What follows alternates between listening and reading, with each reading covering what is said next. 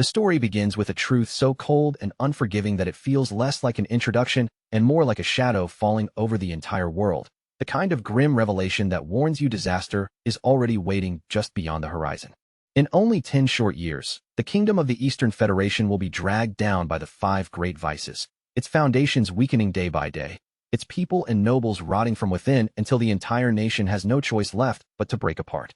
And once that catastrophe finally comes crashing down, there will be almost nothing left behind except ruined cities, broken noble bloodlines, and a homeland stripped bare of the glory and peace it once proudly held. Desperate to keep that doomed future from becoming real, Count Alan Palladio chooses to stand as an overseer, placing himself close to the source of the coming disaster so he can watch it carefully before it has the chance to fully awaken.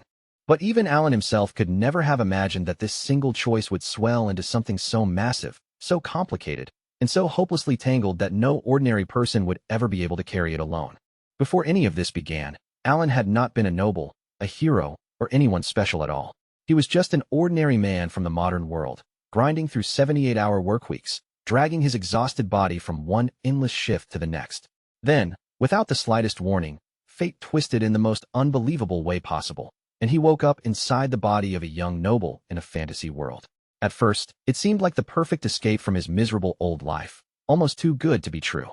But that dream shattered quickly.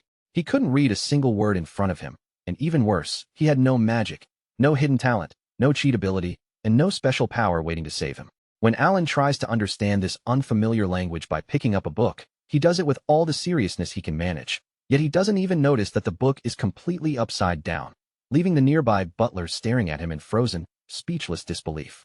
A little later, when dinner is carried into the room, a maid places a luxurious meal right in front of him, and Alan immediately dives in with bright-eyed excitement, enjoying every bite as he fully tastes the ridiculous comfort and extravagance of his new noble life. Even his bath is prepared for him without him needing to lift a single finger, and for a brief, blissful moment, Alan can only think that being the young master of a count's household might actually be paradise. Servants attend to him, comfort surrounds him, and he is allowed to rest without worrying about work, money, or exhaustion. But no matter how perfect it feels, one enormous problem keeps pressing against the back of his mind.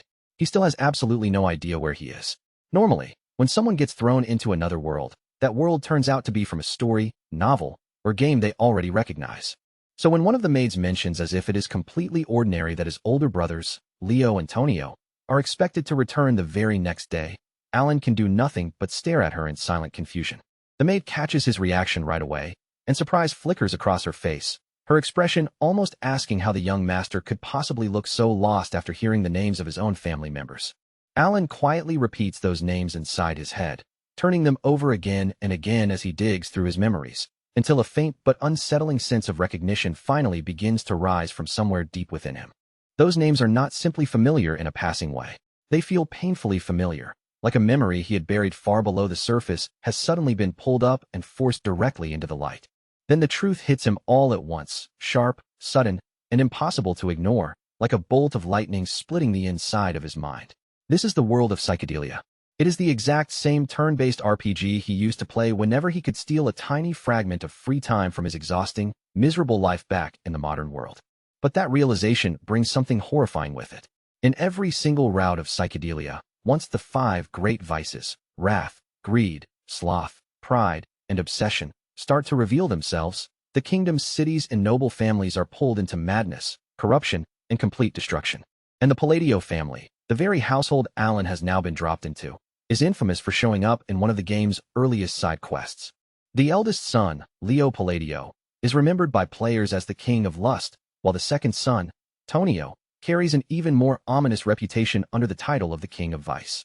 The instant Alan understands what those titles really mean, the strength drains from his body, and he collapses down onto his knees as the memories of this world come rushing back with painful, merciless clarity. This mansion, this family, and this exact situation are not random at all. Every piece of it belongs to the very first subquest from the game. When Alan starts looking around with that memory in mind, the mansion suddenly feels disturbingly familiar, because every detail matches what he remembers from psychedelia, right down to the heavy atmosphere lingering in the halls.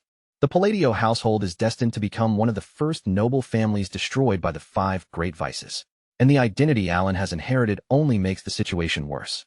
He is now Alan Palladio, the third son of the family, a minor villain who is fated to meet a truly miserable end. As that brutal truth settles over him, his face remains strangely blank, almost impossible to read. And somehow, even after realizing that death is waiting for him 10 years from now, the first thought that flashes through his mind is still how much experience that quest used to give in the game. That night, Alan lies rigid beneath the soft covers of his bed, his body surrounded by comfort, yet his eyes remain wide open as fear grips him too tightly to let him sleep. At that moment, he honestly starts thinking that maybe going back to his soul-crushing office job would be better than staying in this beautiful but doomed fantasy world.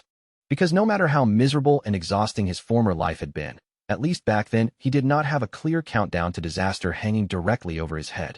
The idea that this peaceful, luxurious noble life is guaranteed to end brutally in exactly 10 years frightens Alan more deeply than even 6 months of unpaid wages ever could. But even with that fear pressing down on him, he refuses to simply lie there and wait for death to arrive. If he already knows the events that are supposed to happen in this world's future, then maybe that knowledge can become the only real weapon he has in his powerless hands. If Alan can bend the path of fate before it hardens, and stop the 5 vices from rising the way they did in the game, then he may be able to save not only the kingdom itself, but also the quiet, comfortable life he has only just begun to enjoy. In theory, it even sounds possible, because at this point in the timeline, the people destined to become those terrifying disasters are still only children. The real problem is painfully simple. Alan has no strength of his own, no magic to rely on, no combat skill, and no special gift whatsoever, which leaves him wondering how someone this powerless is supposed to challenge and rewrite destiny. 2 months later, Alan finally manages to make his first truly important move, though in reality, the dangerous work itself is handled by someone far more capable than he is. His knight, Evan, returns with the mission completed, having successfully rescued a group of orphans from a facility where human experimentation was being carried out. He reports that the children who survived have been placed safely under the care of a girl named Yudia Bloodia. Alan gives a small nod in approval, quietly relieved that he entrusted the mission to Evan, because the knight has proven himself to be reliable, skilled, and exactly the kind of dependable person Alan needs standing beside him. But because Alan's face barely shows emotion anymore, Evan cannot tell whether that tiny nod is meant to be genuine praise, a casual acknowledgement, or nothing more than cold indifference from his lord. Hoping to make his feelings a little easier to understand, Alan forces an awkward smile onto his face, but the expression comes out so stiff and unnatural that Evan can only think he may never fully get used to his master's strange new demeanor. Evan still remembers the Alan from before, a young master whose moods were always easy to read, whether he was cheerful and bright or gloomy and withdrawn. Back then, every feeling showed clearly on his face, but now Alan seems unnervingly still, as if his emotions have been locked behind a blank mask. Alan himself quietly suspects that taking over this body may have done something strange to his expressions, leaving his face almost frozen, as though it no longer understands how to move the way he wants it to.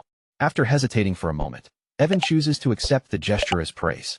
Meanwhile, Alan reflects that Evan is one of the rare, truly honest people in the corrupted world of psychedelia, a loyal knight who would never betray the person he has decided to serve.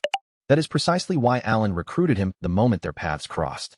Then Evan returns the conversation to the mission itself, reminding Alan that the main reason he had been sent to the testing facility was to rescue Yudia Bloodia, and Alan calmly confirms that he is correct. Evan then admits that, after seeing the situation for himself, he understands why Alan went so far out of his way to save that particular girl. Even with all his years as a mercenary, after encountering countless dangerous people, unusual talents, and strange powers, Evan can tell at a single glance that Yudia Bloodia is not an ordinary child. Her strength is so abnormal, so far beyond what he expected, that Evan can barely understand how someone like her ever allowed herself to be locked away and imprisoned in the first place. Because of that, he cannot help questioning why Alan did not bring her straight back to the manor, since leaving a child with that much potential in an orphanage feels like an unbelievable waste. Alan agrees with him aloud, keeping his voice controlled and calm, but his true thoughts are completely different. He knows it might look as though he is ignoring Yudia's value, yet leaving her there is actually one carefully placed part of a much larger plan. The truth, hidden behind Alan's calm expression, is that Yudia Bloodia is not human. In the original timeline of the game, she forms a pact with a being from another realm and eventually becomes the living incarnation of wrath, one of the 5 great vices that would later spill countless lives across the kingdom. But because Alan interfered early, that horrifying future has already been knocked off its original course. What he wants now is for Yudia to grow up in peace, far away from the corruption that once twisted her destiny into something monstrous. In Alan's mind, That means he has already managed to neutralize one of the 4 remaining disasters before it ever has the chance to fully awaken. Of course, none of that is information he can actually explain to Evan, so Alan chooses the safest path available. He keeps his expression steady, lets himself seem mysterious, and simply tells Evan that the time is not right yet. Evan is clearly curious about what his master's vague words are supposed to mean, but he chooses not to press the matter any further. Every important supporting figure has a path of their own, and Evan decides to trust Alan's judgment, promising that he will respect his wishes. Count Alan Palladio gives Evan a quiet but firm command. Everything connected to this incident is to be buried so deeply that no outsider will ever be able to reach it. Then, without drawing attention, he makes sure the orphanage receives more than enough support, giving the rescued children a chance to sleep, eat, and live in comfort instead of trembling in fear. After that, Alan takes out a sealed letter and places it directly into Evan's hands, instructing him to deliver it personally to Yudia Bloodia. When Evan asks what sort of message is written inside, Alan simply meets his gaze with a composed expression and brushes the question aside, saying it is nothing more than a simple letter asking how she is doing. Alan then explains, in that calm voice of his, that after everything Yudia Bloodia has been forced to endure, he wants to soothe her heart even a little and show her that someone out there is still concerned for her well-being. Evan accepts the order at once, without the slightest sign of doubt. He lowers his head respectfully, promises Alan that the letter will be delivered as quickly as possible, and before long, he is already riding away from the manor on horseback. Once Evan has gone and silence settles back over the room, Alan finds himself wondering whether those words will truly bring Yudia any comfort. But deep down, he knows the letter is not just a kind little check-in. Hidden within it are several lines he remembers from the original game. In that original story, after Yudia Bloodia had already transformed into the embodiment of wrath and begun tearing the kingdom apart, the Archbishop once spoke of a strange phrase, a kind of spell said to be capable of reaching even a non-human existence like her. The words were something along the lines of casting agony out from the shadows by using the light born from the grace of the fallen. Alan never really understood what that cryptic phrase was supposed to mean, but in the game, those words managed to reach Yudia Bloodia for just one fleeting instant, even though she still ended up killing the Archbishop immediately afterward. That did not necessarily mean the spell had failed, and it did not mean the words themselves were empty or useless. The true problem was timing. Those words reached her far too late, after her rage had already swallowed her heart so completely that there was no peaceful place left inside her for them to take root. Now, Alan believes that if those same words can reach Yudia Bloodia while she is still young, before wrath fully settles into her soul, they might be enough to gently push her fate away from the path of destruction. With wrath handled for now, or at the very least delayed long enough to give him a small pocket of breathing room, Alan prepares himself to shift his focus toward the next great vice waiting somewhere ahead. Even so, he cannot stop thinking about how ridiculous this entire plan sounds when he says it plainly. Trying to win over a future monster by sending her one mysterious poetic sentence feels absurd even to him. Still, since all of these sins seem to worship some unknown higher being with terrifying intensity, Alan can only assume that maybe those strange words carry a deeper weight than he understands. From his point of view, their devotion feels less like faith and more like outright fanaticism. Meanwhile, the scene shifts to Yudia Bloodia herself. She sits there with Alan's letter held in her hands, her eyes locked onto the page, and judging from the tense look on her face, the message has not put her in a pleasant mood at all. Evan stands close by, quietly watching her reaction, but the longer he observes her, the more he feels an unbelievable surge of mana swelling from that small body, building in the air like the heavy pressure before a storm breaks. In silence, Evan admits to himself that Yudia Bloodia may be the strangest person he has ever met. Her face barely moves, her voice remains unervingly calm, and yet the power spilling out of her body is screaming something entirely different. Then Yudia Bloodia slowly turns her gaze toward Evan and asks him to confirm just one thing, whether Count Alan Palladio truly wrote this letter with his own hand. The instant Evan gives her a nod, whatever restraint she had left snaps apart. Rage bursts out of her tiny frame, and her mana explodes outward with the force of a sudden violent storm. The pressure is so overwhelming that even Evan, a battle-hardened warrior who has survived more dangerous situations than most men could imagine, feels a real chill of fear crawling up his spine. The mana surrounding her grows so dense that it almost seems to take physical shape in the air, something normally possible only for those who have reached the master level. Her anger burns sharp and unfiltered, like the fury of a jealous lover furious at being denied the attention she longs for. Desperate to keep the situation from spiraling completely out of control, Evan suddenly remembers what Alan told him earlier, that it was simply not the right time yet, and, with no chance to think it through, blurts those words out on instinct. And somehow, In a way Evan could never have predicted, that single sentence actually works. Yudia Bloodia freezes where she stands, and the violent aura around her stills. In her mind, the phrase inside the letter suddenly becomes a secret message meant only for her, a hidden promise that only her master could have prepared. Evan can only stand there in stunned silence, completely unable to grasp what he just witnessed or why a few vague words were enough to change her mood so abruptly. Still wrapped in that unsettling devotion, Yudia Bloodia declares that she understands Alan perfectly. The cold loyalty in her voice carries the same dangerous feeling as a fanatical vampire-like guardian from another tale. After all, she is the daughter of monsters, the Scarlet Queen Yudia Bloodia, the girl who was once destined to become Wrath itself. Back at the manor, Alan feels quietly satisfied, convinced that he has managed to buy himself at least a little more time to enjoy the comfortable noble life he is trying so desperately to protect.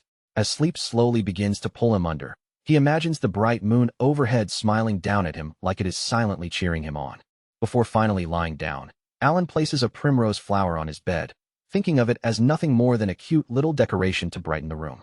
In his mind, his wish is perfectly simple. He just wants a peaceful, luxurious life where disaster does not come crashing through his door. Is that really such an unreasonable thing to ask for? What Alan does not realize is that in the Astria kingdom, primrose flowers are not treated as harmless decorations. They are used in funeral rites, placed on the wounds or graves of the dead. As a symbol, it could not be a worse omen. The next morning, Alan sits in the library, nearly buried beneath a miserable avalanche of books that almost feels like it is mocking him for being unable to read. He is trying to research the third vice, or as he privately calls them, the landmines, and the entire process is pushing his patience to the breaking point. Before much longer, Evan returns once again and gives his report, telling Alan that they have successfully rescued another child, just as Alan had instructed. Alan immediately asks whether the child was treated gently after being saved from the underground slave market. Evan assures him that she was handled with proper care, but before the conversation can move any further, the library doors suddenly burst open with a thunderous crash, sending papers flying through the air. The person who storms in with that much noise and force is none other than Tonio, the second son of the Palladio family.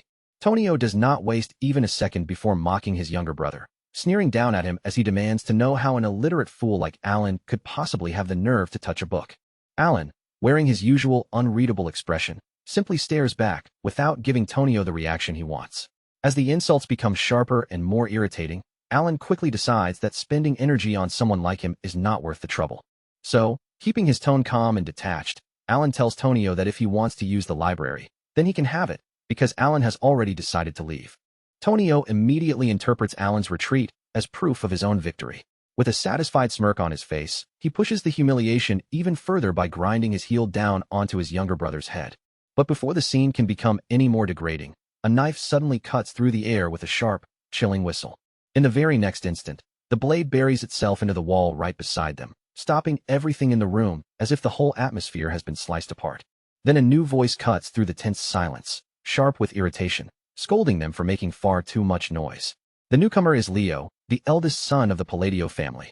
Almost immediately, Leo and Tonio turn their hostility on each other, snapping back and forth as their argument flares up like this kind of violent sibling clash has happened far too many times before.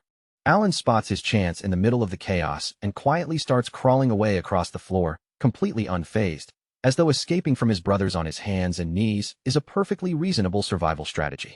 He remembers that in the game, the Palladio family was destroyed fairly early, but seeing his brothers in person makes him understand just how dangerous, unstable, and powerful this household truly is. These two brothers are constantly at each other's throats, locked in a never-ending struggle over who will eventually seize the position of family head. Leo controls the city's underground pleasure network and is known as the King of Desire, while Tonio holds power over the region's largest drug operation, earning himself the title of King of Vice. As the two of them clash right in front of him, Alan decides there is absolutely nothing to gain from being dragged into their madness, especially if he wants to protect his peaceful, comfortable life. So, with the same deadpan face as always, he literally crawls away from the battlefield, while Evan follows behind him with perfect calm, as if this absurd escape is completely normal.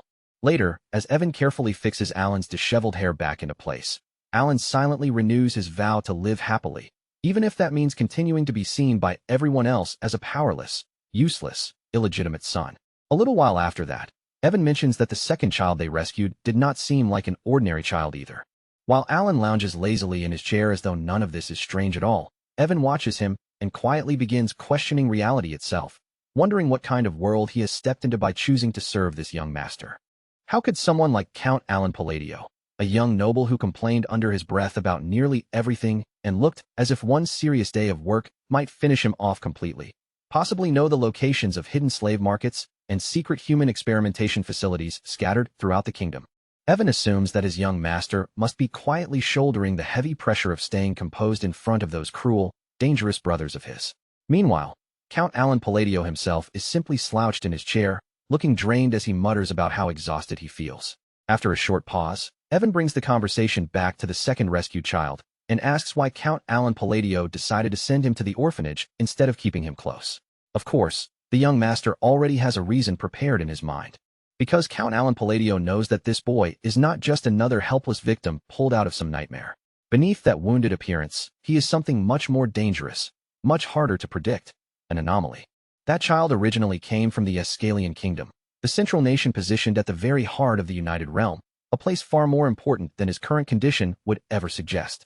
And in the world of psychedelia, this boy is none other than Deus Macallion, the second major boss who is destined to leave a massive impact on the story. In the game's original route, after being dragged through slavery, cruelty, and horrifying abuse, Deus Macallion eventually becomes the living incarnation of the sin of sloth, spreading devastation across the land on a scale that feels almost impossible to comprehend. Many players were left genuinely stunned by just how merciless and painful his backstory was. And ironically enough, despite carrying the title of sloth, Deus Macallion was never lazy at all. He was remembered as someone with relentless willpower and an almost painfully strong sense of justice. The kind of person who would repay kindness with everything he had, but would also return resentment just as fiercely and just as many times over. That is exactly why Count Alan Palladio made sure to give Evan such strict instructions, ordering him to treat Deus Macallion with the greatest possible care, patience, and gentleness from the very beginning. Even now, when Count Alan Palladio thinks back to the nightmare-level boss battles against Deus Macallion in the game, the memory alone is enough to send a cold shiver crawling down his spine. Trying his best to maintain the image of a wise, unreadable noble with secrets hidden behind his calm face, Count Alan Palladio gives Evan the same vague answer he always uses: it is not the right time yet. Evan simply nods, no longer surprised now that he has grown used to his master's strange riddles, and then asks whether the letter sent to Udia Bloodia this time is connected to the second child. Count Alan Palladio confirms that it is indeed connected, though the actual truth behind that letter is far more ridiculous and embarrassing than Evan could ever imagine. Inside the letter, Count Alan Palladio is mostly just venting to Udia Bloodia about how terribly his older brothers keep bullying him, turning the message into something that is somehow both painfully pathetic and strangely hilarious. Even so, he still explains that he asked her to watch over the second child because the boy is not feeling well. Strictly speaking, that part is not a lie at all, since Deus Macallion truly does need time, rest, and safety to recover. Meanwhile, at the orphanage, Deus Macallion sits alone in a quiet corner, carefully trying to hide the wounds, bruises, and old scars covering his body from the eyes of everyone around him. Udia Bloodia steps closer to him, her gaze sharp, cold, and unsettlingly focused as she studies his condition like she is examining something that has caught her curiosity in a dangerous way. Then, in a voice so calm that it becomes disturbing, she asks him whether he has already been broken. A moment later, her tone turns even colder as she brings up the Black Goat organization, and the instant Deus Macallion hears that name, his entire body visibly flinches. With that obsessive and dangerous intensity beginning to surface in her again, Udia Bloodia tells him that even if he has been damaged, he has still been chosen. She congratulates him for being recognized by the Great Moon, the title she has given to their master, Count Alan Palladio. It is painfully obvious that she is already forming some kind of organization around him, and she calmly assures Deus Macallion that as long as he remains loyal, the day will eventually come when he can take revenge. Those words reach something buried deep inside Deus Macallion, striking a place that had been silent until now, and in that very instant, his dormant magic, or perhaps the authority of sloth itself, begins to awaken within him. Pleased by what she sees, Udia Bloodia cheerfully decides that it is time to write her very first reply letter to their master, smiling far too brightly for someone whose body still bears the traces of mana scars. Back at the manor, Count Alan Palladio is surrounded by open books once again, still searching through every clue he can find about the third child, when Evan suddenly bursts into the room with urgent and alarming news. The second son of the Palladio family is dead. Even though Count Alan Palladio already knew that this event was supposed to occur according to the original story's flow, The sheer suddenness of it still hits him hard, shaking his composure before he can properly prepare himself for the reality of Tonio's death. The funeral is arranged almost immediately, and to everyone's disgust, their father appears at the ceremony with 2 escorts clinging to his arms as if he has no shame at all. As Count Alan Palladio stands there watching that disgraceful display unfold right in front of Tonio's coffin, only one thought crosses through his mind. Even for a family as twisted and morally rotten as this one, that behavior crosses a line. In the end, he can only reflect bitterly that psychedelia truly deserves its reputation as the very definition of dark fantasy. As for Tonio's so-called accidental death, something about the whole situation feels strangely off, as if the pieces are not fitting together the way they should. In the original game, Leo had broken down sobbing after killing his brother and claiming the position of heir. But here, Leo stands in front of the coffin with a smirk on his face, not even bothering to fake a single trace of grief. Count Alan Palladio can only stare at him in disbelief and think that, at the very least, Leo could put in the smallest effort to look sad at his own brother's funeral. Still, Count Alan Palladio quickly reminds himself that this is not the problem he should be focusing on. His real priority is still preventing the catastrophe tied to the 5 great sins. A full year passes. Leo takes control of Tonio's criminal network and reshapes all that chaos into something more organized, more stable, and still completely corrupt, while the Palladio estate gradually settles into a quieter rhythm. Over the course of that year, Yudia Bloodia and Count Alan Palladio continue exchanging letters, slowly building a strange kind of pen-pal relationship between a noble trying to avoid disaster and a girl with a terrifying destiny. Count Alan Palladio assumes that keeping this connection alive will almost certainly prove useful to him later, even if the relationship itself feels unusual in more ways than one. Yudia Bloodia regularly writes to him about the orphanage and the children growing up there, and Count Alan Palladio feels a quiet swell of pride whenever he sees that the sponsorship list keeps getting longer month after month. Nearby, Evan happily munches on snacks while commenting that the entire situation is definitely strange, but at least, from the look of things, it seems to be moving in a good direction. Then Evan finally gives Count Alan Palladio the update he has been waiting to hear for all this time. They have obtained crucial information from the Intelligence Guild, an ancient text connected to the 3rd child, the next dangerous landmine Count Alan Palladio must somehow deal with. Count Alan Palladio nearly beams with relief and excitement, because at long last, he can finally take the next step forward, and for once, everything appears to be progressing smoothly. Meanwhile, somewhere else in the kingdom, trouble is already beginning to brew deep inside one of Leo's drug depots. Margot and the other henchmen loudly brag among themselves about how generous their boss is, boasting with swollen pride that his operation has now expanded into the hundreds. But their laughter and confidence are cut short in an instant when chaos suddenly erupts all around them. One after another, the men begin turning against themselves, screaming in raw terror as though some unseen force has seized control of their bodies and is forcing them to move against their own will. The ones standing behind this terrifying attack are none other than Yudia Bloodia and Deus Macallion. Deus Macallion manipulates lethal threads of magic with frightening precision, cutting down the entire group as if their lives are nothing more than loose ends being snipped away. Once the slaughter is over and the depot falls silent, Deus Macallion turns toward Yudia Bloodia and asks whether it was truly necessary to kill every single one of these people. Yudia Bloodia answers with chilling calm, looking back at him as she asks in return whether he actually feels pity for them. Deus Macallion answers immediately, without even the slightest pause in his voice, saying he does not pity them in the least. To him, people who treated human lives like disposable ingredients for making drugs no longer deserved mercy, and in Yudia Bloodia's eyes, erasing them was not murder at all. It was purification, a cleansing that had to be done before their master could one day rise again.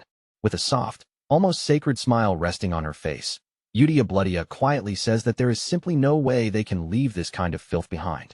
If the day ever comes when their master returns to this place, then every trace of corruption must be swept away before he arrives. Deus Macallion gives a small, silent nod, accepting what she says, or at least convincing himself that he understands her meaning well enough.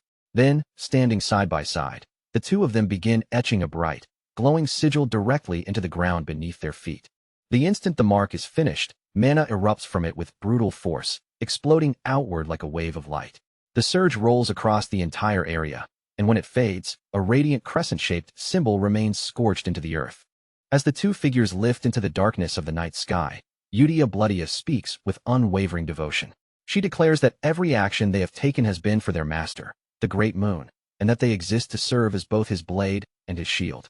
2 full years have passed since those letters first began traveling back and forth.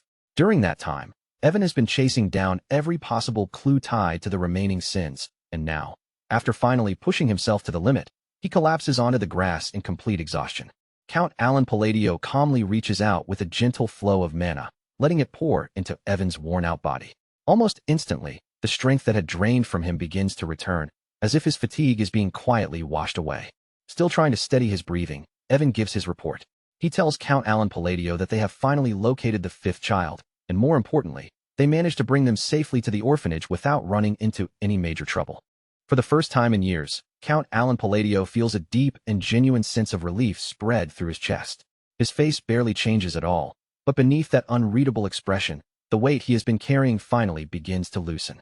He has really managed to do it. Before any of those 5 children could be completely swallowed by sin, he reached them in time and pulled every single one of them away from that fate. To mark the success, Count Alan Palladio treats Evan to cake and tea. In his quiet, restrained way, he acknowledges just how much effort Evan put into tracking down the child connected to greed. Out of all of them, the third child had been the hardest one to find, and there had been moments when it almost seemed impossible. But thanks to Count Alan Palladio's knowledge from the game, they somehow managed to make it work, and now the entire plan is finally falling into place. Evan studies him for a moment, then asks why he does not look happier after such a huge accomplishment. Count Alan Palladio insists that he is absolutely thrilled, but his perfectly blank face makes that claim almost impossible to believe. Even when the view moves in closer on his face, there is still no sign of anything that could honestly be called a smile. He simply sits there with the same emotionless expression as always, making his supposed joy completely invisible. Seeing that unchanging face, Evan can do nothing but let out a long, tired sigh. By now, Evan has spent enough time serving him to understand one thing very clearly. His master is almost impossible to read, no matter what he says. As Count Alan Palladio looks back on everything they have accomplished so far, he admits inwardly that he never imagined the plan would progress this smoothly. In the original game, those 5 bosses only became the great vices after they were broken down by pain and suffering far beyond what any person should ever have been forced to endure. Stopping that transformation before it could even begin once felt like an almost impossible task. And yet, somehow, Count Alan Palladio has stepped in early enough to change the future that was waiting for them. When he asks Evan how things are going at the orphanage now, Evan hands him a letter in response. According to the message, everything is operating smoothly, and the children seem to be growing brighter and happier with each passing day. Count Alan Palladio notes that if the orphanage is truly doing that well, then perhaps there is no need to rush in another caretaker. He is honestly surprised that Yudia Bloodia has managed everything so skillfully, though once he remembers how attached she was to the orphanage in the game, it begins to make sense. As he reads through Yudia Bloodia's letter, he finds warm updates about each child and how they are adjusting. Deus McCallion receives especially careful attention in her writing, and every line seems to reassure him that, for now, everyone is doing fine. For the first time in what feels like a very long while, a faint smile finally appears at the edge of Count Alan Palladio's lips. Deep down, he is truly glad to know that those children are growing up somewhere safe. Noticing that tiny change in his expression, Evan asks when Count Alan Palladio intends to stop keeping his distance and finally visit the children in person. Count Alan Palladio answers in a vague, non-committal way, saying only that the right time will eventually come. But the truth is, he has no intention of meeting them face-to-face anytime soon. The power those children are destined to possess one day frightens him far too much for him to approach them casually. For now, maintaining a bit of distance feels like the safest option. Still, Count Alan Palladio understands better than anyone that if he wants to survive in this dark and dangerous world, he cannot afford to remain weak forever. The answer he chooses is magic, and fortunately for him, this body already carries the potential he needs to walk that path. While Count Alan Palladio is in the middle of his training, Evan casually brings up a new organization that has started making a name for itself across the continent. Apparently, the group is called Blue Moon. Count Alan Palladio acts as though he has never heard the name before, keeping his reaction carefully controlled. Evan then explains that Blue Moon has been targeting corrupt nobles and criminal organizations one after another.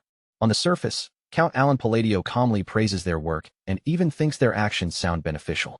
But underneath that composed response, a faint uneasiness begins to stir, because he has absolutely no memory of a group like Blue Moon ever appearing in the game.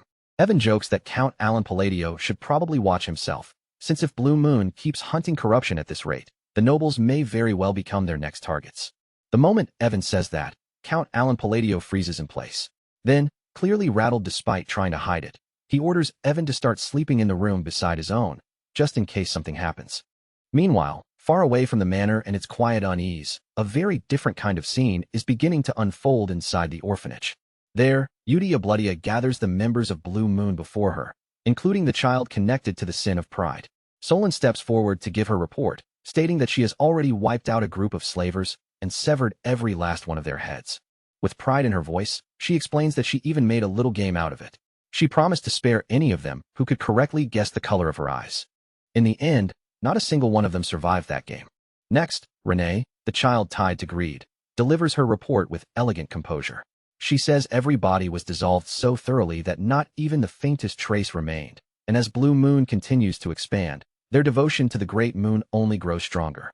After that, Raiden, the one connected to Misophobia, gives his own report and says that the situation in the south has also been fully handled. He explains that he dealt with the illegal human experimentation sites there, and as for those Avalon bastards who had been causing trouble in the region, he reduced them to nothing more than minced meat. These children may have been saved from their original fate, but the calm way they speak and the ruthless things they now do make them honestly terrifying. And standing above them all, the most frightening presence is Yudia Bloodia herself, who listens without a hint of shock and calmly praises each of them for completing their work so well.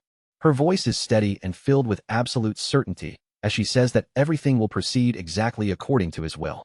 Then she reminds them, as if stating the most sacred truth in the world, that every one of them exists for the sake of the Great Moon.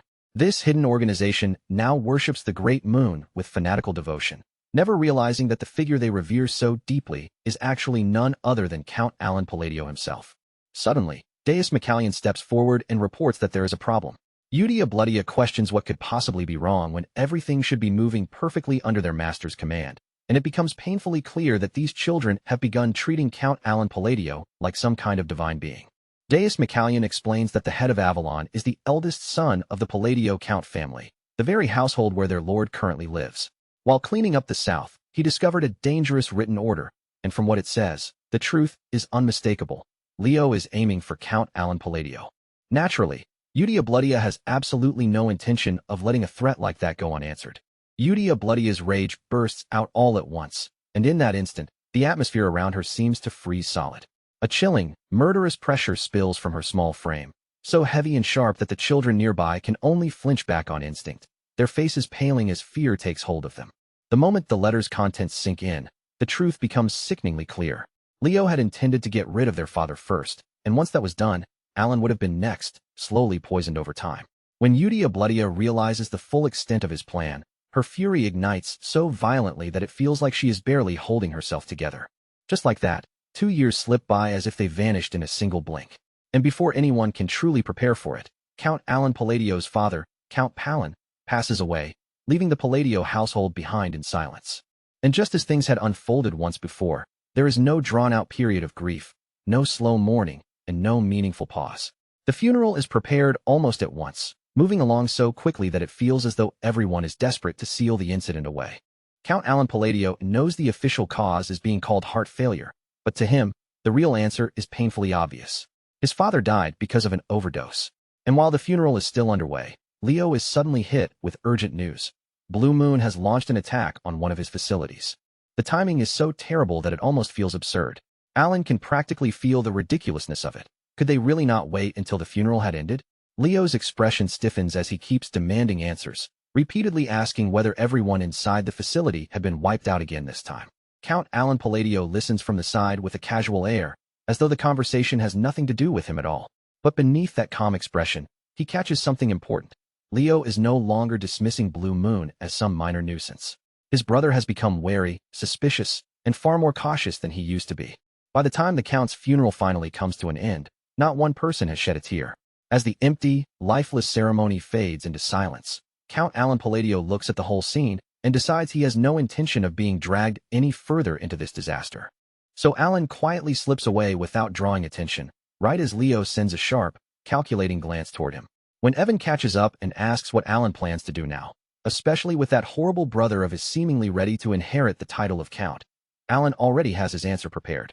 Alan has already begun packing his things, moving with the steady calm of someone who made this decision long before anyone else noticed.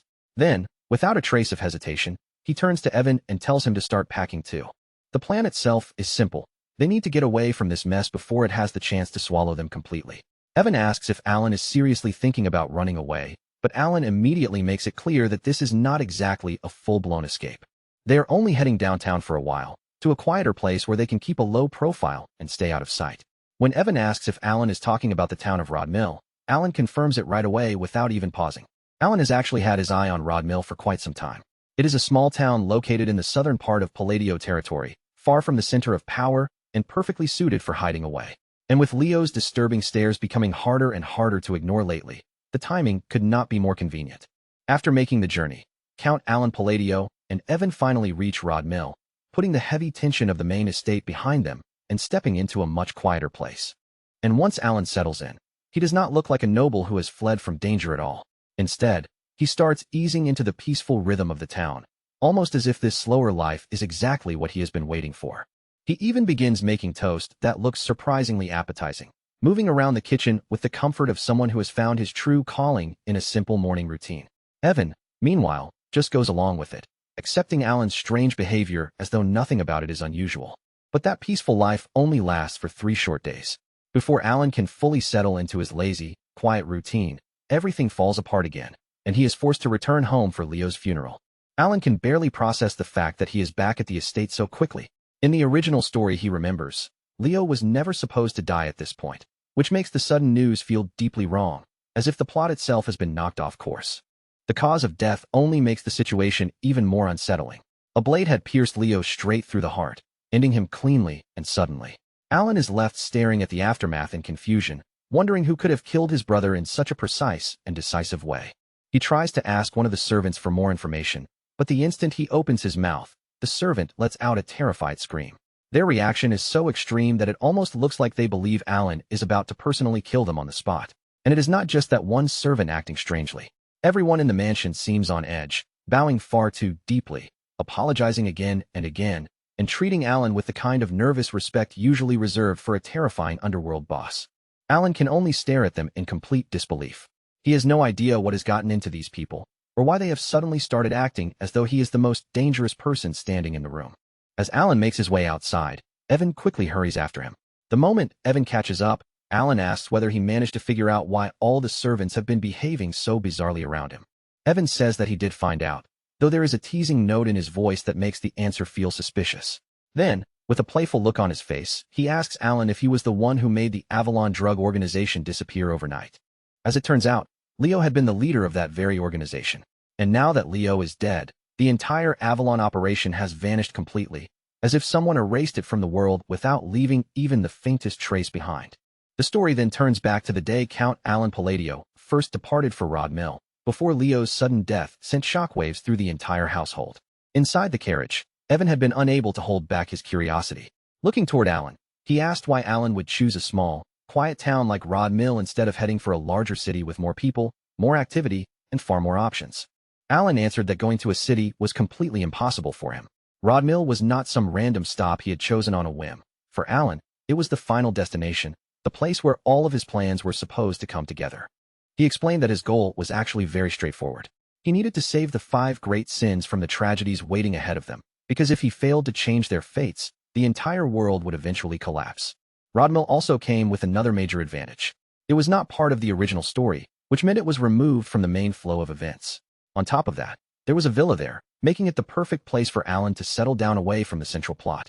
And a villa meant a separate estate, a private little refuge where a lazy noble like Alan could stretch out, relax, and do absolutely nothing without anyone getting in his way. Honestly, when you put it like that, it sounds like exactly the kind of dream life worth chasing. And while we are being honest here, a little support from the audience would also help keep the lights on and give me some badly needed breathing room. But back inside the carriage, Alan puts on a serious expression and answers Evan with complete confidence, insisting that every single thing he does has a proper purpose. Evan, however, has heard that line far too many times already, and he points out that Alan always says the same thing whenever he is trying to dodge a question. Evan tells him bluntly that those small excuses no longer work on him. Alan is visibly caught off guard, his expression shifting as he realizes that Evan has gotten far too good at seeing through his little lies.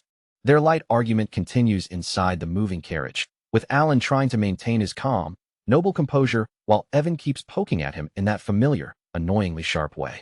At that very same time, Leo stands behind and watches Alan's carriage roll farther and farther into the distance. His eyes narrow as he quietly weighs the possibility of simply killing his brother after all.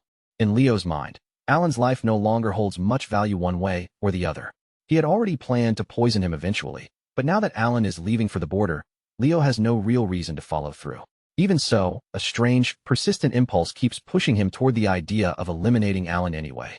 Unable to shake that feeling, Leo turns and gives an order to one of his men, Alman. He tells him to follow Alan's carriage and keep a close watch on his movements. Alman does not obey immediately. Instead, he remains still for a moment, looks back at Leo, and asks whether the order means he is supposed to kill Alan. That single question catches Leo completely off guard, leaving him frozen in stunned silence for a brief moment. After all, Alman has never once questioned him before, no matter how cruel, dangerous, or unreasonable the command may have been. He has always been the kind of subordinate who obeys without hesitation, silently carrying out orders as soon as they are given. So hearing him speak up now feels deeply wrong, almost as if the air in the room has suddenly shifted. Leo begins to remind Alman that his only duty is to follow orders and obey him without asking unnecessary questions. But before Leo can even finish speaking, Alman suddenly moves. In one swift, decisive motion, he lunges forward and drives a blade straight through Leo's heart. Leo's eyes fly wide open in shock as he cries out, demanding to know why Alman would betray him. But Alman answers with unsettling calm, simply saying that he enjoys playing war. It is then revealed that Alman was never truly loyal to Leo in the first place. He is a member of Blue Moon, and his real name is Hidden. Hidden explains that Blue Moon was taught a certain creed. Since Blue Moon exists as Count Alan Palladio's sword, it is only natural that its members act according to the will of their lord. But there is another rule as well. If anyone dares to threaten the great Blue Moon's lord, Count Alan Palladio, then Blue Moon's members are allowed to move based on their own judgment. In other words, they are permitted to eliminate the threat themselves. Hidden reveals that he had been waiting all this time for Leo to finally give the order to kill their lord, and he can hardly believe it took 2 full years for that moment to arrive. Leo tries to argue that his subordinates will never let Hidden get away with this, but Hidden calmly cuts down that hope, saying that once Leo is dead, the entire organization he created will be wiped from the continent forever. With Leo's lifeless body lying in front of him, Hidden looks down at the result with a cold, almost casual expression. Then, in a quiet voice, he remarks that the whole situation is truly unfortunate. If Leo had never been foolish enough to lift his hand against their great master, then maybe his life would not have been cut off so abruptly. At the very least, he might have clung to that wretched existence a little longer, dragging himself through a few more miserable months. Or, if luck had pitted him, even a few more years. Back in the present, Count Alan Palladio is nowhere near that bloody chaos anymore. Far from the screams and the corpses, he has settled into the small, quiet town of Rodmill, finally getting a taste of the calm, peaceful life he had been longing for all this time. There, Alan sleeps as long as his body wants, waking only when he feels like it.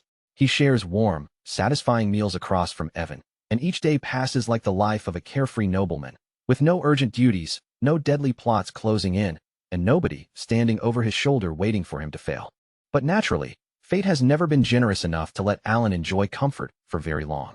Just as those slow, peaceful days begin to feel real, a single letter arrives at his door, slicing straight through the little dream he had barely started to enjoy. The contents of the message are brutally simple. Count Alan Palladio is being summoned back because he is now expected to take his position as the next head of the Palladio family. And with that one piece of paper, Alan's precious carefree life shatters after only 4 short days. No matter how badly he wants to stay in Rodmill, he has no choice but to leave the town behind and return to the Palladio estate. But the instant Alan steps back onto the estate grounds, an uncomfortable feeling creeps over him. Something about the place is clearly different from before, and not in a way he can easily ignore. The maids, servants, and every other staff member all seem strangely tense around him. They lower their heads too quickly, avoid meeting his eyes, and move with the stiff caution of people terrified that a single careless word might cost them their lives, leaving Alan to wonder what on earth has gotten into everyone. Then Evan, wearing that familiar teasing expression Alan knows far too well, casually asks when Alan managed to become the hidden ruler controlling the territory from the shadows. Alan can only stare back at him, completely baffled and unable to understand what he is even talking about. Only then does Alan slowly begin to piece things together. All of this strange behavior must be tied to the bizarre circumstances surrounding Leo's death, and somehow, without him even realizing it, the rumors have dragged Alan straight into the center of the entire mess. In his usual ridiculously dramatic way, Alan begins to fall apart on the spot. Practically sobbing, He turns to Evan and begs him to explain why everyone has suddenly decided to treat him like the villain hiding behind the whole story. Evan, however, calmly lays out the situation as if it should have been obvious from the beginning. Among everyone involved, Alan benefited the most from Leo's death. Right after Alan left the estate, Leo was murdered, and because the timing was almost too perfect, Alan ended up with both a flawless alibi and a clean path toward becoming the next Count. The moment Alan understands just how badly his escape plan has turned against him, frustration floods his face. He had only been trying to run away from the storm, yet somehow his absence made it look like he was the mastermind calmly controlling everything from a safe distance. Evan tries to soften the blow by telling him that the situation is not entirely terrible. After all, Avalon, the dangerous drug organization, has now vanished from the picture, and with Leo gone as well, Alan should no longer have to worry about either of those threats coming after him. Then Evan adds, half in jest, that this also means Alan has officially become the county's new shadow leader, the terrifying mastermind everyone believes arranged the assassination of a sword master. And while Leo may have been rotten all the way through, people still acknowledged him as a sword master in his own right. Alan begins racking his brain, trying to figure out where he should even start if he wants to untangle this disaster. But no matter how deeply he searches through his memory, he cannot think of a single organization powerful enough to erase such an important underworld figure with that much speed. So Alan asks Evan about the group rumored to hunt down other organizations. Evan wonders if he is talking about Blue Moon, and Alan immediately starts considering the possibility that Blue Moon might be responsible not only for Leo's murder, but also for Avalon's sudden collapse. But Evan quickly cuts that theory off before Alan can run too far with it. According to the Information Guild, Blue Moon does not appear to be the organization behind this particular incident. Evan explains that Blue Moon has a very distinct way of operating. They are not the kind of group known for simply scattering bodies everywhere and disappearing. Instead, when they move, they leave behind their mark beneath the image of the moon itself. That is the pattern people usually connect to Blue Moon. But with Avalon, the rumors tell a completely different story, saying every member was discovered with a sword driven cleanly through the heart. Naturally, Evan cannot resist teasing Alan one more time. With a light, almost amused tone, he jokes that it looks like the road to hell has opened up right beneath Alan's own feet. Once the joking finally dies down, Alan turns back to what he remembers from the original game. As far as his knowledge goes, there was never supposed to be any organization called Blue Moon at all, which means they should not be the source of this chaos. But if Blue Moon was not responsible, then who was? While Alan struggles to make sense of that question, the scene shifts away to the orphanage, where Yudia Bloodia is holding a meeting with the other great sins. Yudia Bloodia looks across the group of gathered children, her eyes moving from one face to the next, and asks whether everything went smoothly. Renee, the sin of greed, is the first to answer, confidently confirming that she erased every trace and left absolutely nothing behind.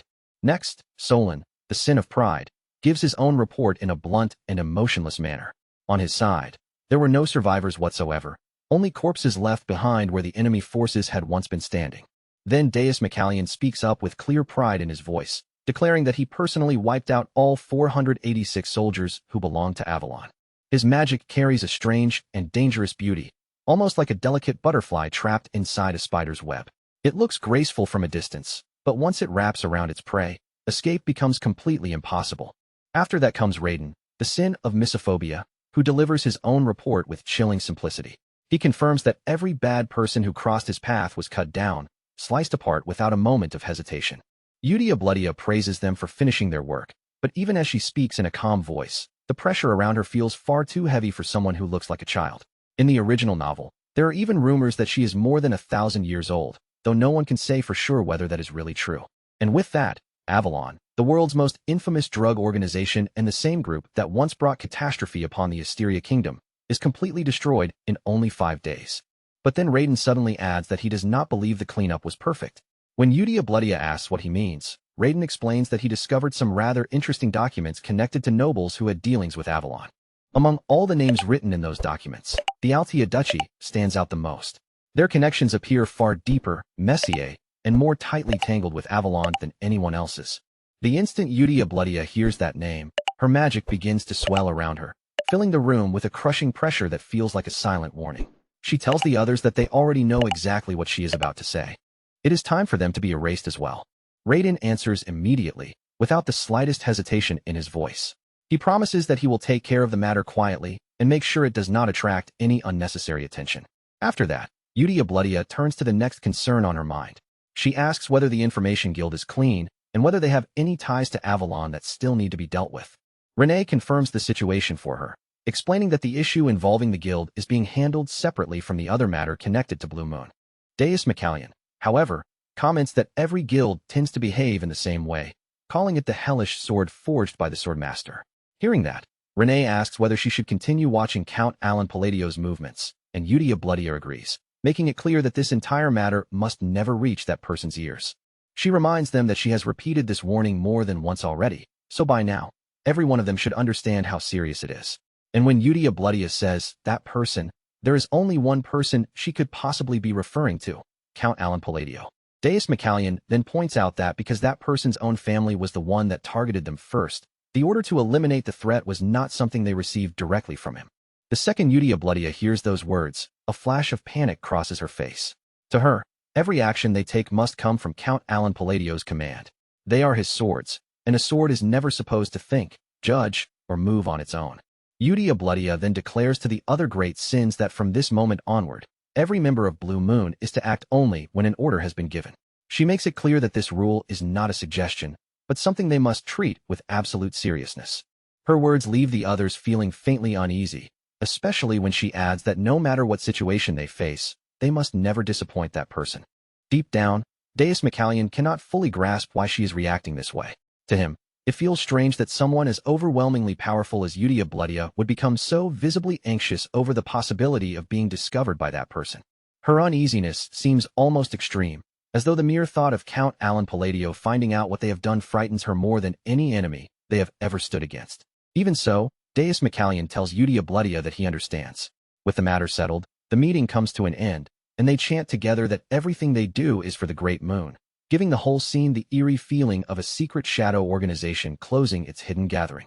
Meanwhile, Count Alan Palladio is struggling against a completely different kind of nightmare. Now that he has officially become the Count of Palladio, he sits behind his desk buried beneath towering piles of documents stacked all around him. Alan explains that after Leo's funeral, an entire month's worth of exhausting responsibilities came crashing down on him all at once. Ever since then, every single day has been packed with duties, decisions, and problems he never wanted to deal with in the first place. Tears begin to well up in Alan's eyes as he complains that all he wants is to laze around and do absolutely nothing. This fool even insists, with complete seriousness, that such glorious idleness is the true meaning of being a noble. Even so, Alan cannot stop thinking about how strange the situation has become. He knows perfectly well that he has made plenty of enemies, but Leo was supposed to die 6 years later, not now. Because of the mysterious circumstances surrounding his brother's deaths, the entire flow of events has shifted, and all the family's responsibilities have now fallen onto him as the sole remaining heir. And just as Alan is already sinking beneath the weight of his work, several county ministers enter the room carrying even more documents in their arms, adding yet another stack of problems to the massive mountain already waiting on his desk. Count Alan Palladio closed his eyes for a brief second, as if that might help him make sense of what he was seeing. The atmosphere in the county had changed so suddenly that it almost felt unreal. For reasons he could not begin to understand, every minister and official now looked brutally serious about their work, wearing the faces of people ready to sacrifice themselves at their desks. It was a complete reversal from the days when Count Palin was still in power, when those same people had dragged themselves through their duties with the dead-eyed misery of students forced to attend class on a rainy morning. Alan merely raised one hand and gave a small, casual gesture, silently telling the ministers to set the documents down on his desk. But in their eyes, that tiny movement carried an entirely different meaning. To them, he seemed to be surrounded by a cold, suffocating aura of death, as if one wrong breath might seal their fate.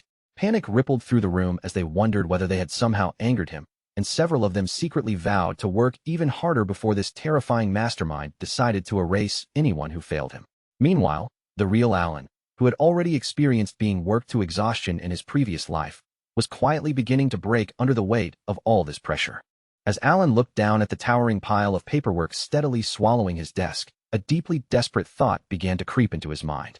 Since the ministers were already acting so unusually motivated, could he possibly just push the entire mountain of documents onto them and let them handle everything instead?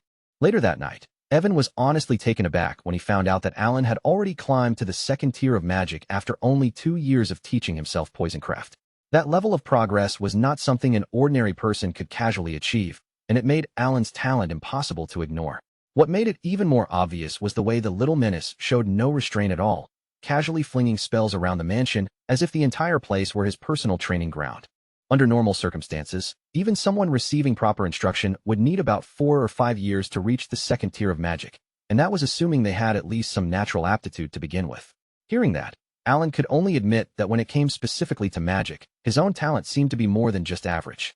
In that one area, at least, he appeared to have been given a fairly decent hand. But beneath that calm little show of confidence, Alan understood the real reason he had pushed himself so hard. He had not been training out of simple curiosity or because magic was exciting. He had thrown himself into it because he needed a way to defend himself, especially when the uneasy feeling around him still refused to disappear. If Alan wanted to use magic properly when danger came for him, especially in a real situation where his life might depend on self-defense, then sloppy mana control would not be enough. He needed to shape it cleanly, move it precisely, and command it without wasting a single drop. And at that moment, after all his effort, he was finally beginning to guide his mana exactly the way he intended. Even with that progress, Alan still could not get rid of the worry lingering in the back of his mind. No matter how much he practiced, one question kept weighing on him. What good was having magic if the power he possessed still felt incomplete, unstable, and unreliable when he needed it most? Alan had already experimented with nearly every kind of magic this fantasy world had to offer. At first, each new spell and every strange system of power had filled him with the kind of excitement that made his heart race. It had felt like stepping into the dream of every fantasy fan. Back then, Alan had truly believed that once he mastered magic, fear would no longer have a place in his life. He imagined that enough knowledge and enough practice would make him untouchable. But now, the feeling was completely different. Instead of feeling powerful, he felt like someone desperately clutching at spells with both hands, trying to keep himself alive in a world that could turn deadly at any moment. Then the cruel reality struck him all over again. Alan's mana capacity was terrifyingly small, and that single weakness placed a hard limit on everything he could do. No matter how sharp his technique became, magic was meaningless without enough mana to support it. In a dangerous world like this, running out of power at the wrong time could easily be the same as signing his own death sentence. As Alan sank further into those gloomy thoughts, the harsh truth behind innate mana became impossible to ignore. A person's mana capacity was not something they could freely choose or casually expand through effort alone. It was more like an athlete's natural weight class, a built-in condition decided before training even began. Some people were born into the world with overflowing reserves, the kind of extraordinary mana pool that gave them terrifying potential from the very beginning. Alan, however, had started with the opposite. His mana supply was tiny, painfully limited, and no amount of ordinary training could simply erase that disadvantage as if it had never existed. Still, even with that depressing reality staring him directly in the face, Alan was not ready to collapse and accept defeat. His situation looked bad, but it was not completely hopeless. Somewhere in all that frustration, there was still one thin thread of possibility left for him to cling to. If every normal method failed, there was still one possible way to deal with his mana problem. Just as Alan was turning that thought over in his mind, Evan suddenly interrupted him and announced that the invitation to the ball had finally arrived. Alan blinked in confusion, staring at him as if he had no idea what event Evan was even talking about. A few days later, the story shifts to a grand aristocratic ball, where the halls are filled with polished nobles, elegant decorations, and the quiet pressure of high society. Into that dazzling scene steps Count Alan Palladio, dressed in an outfit so refined and majestic that, for once, he truly looks like the proper noble everyone expects him to be. The formal clothes suit Alan almost too well, giving him the graceful presence of a young count who belongs in the center of the ballroom.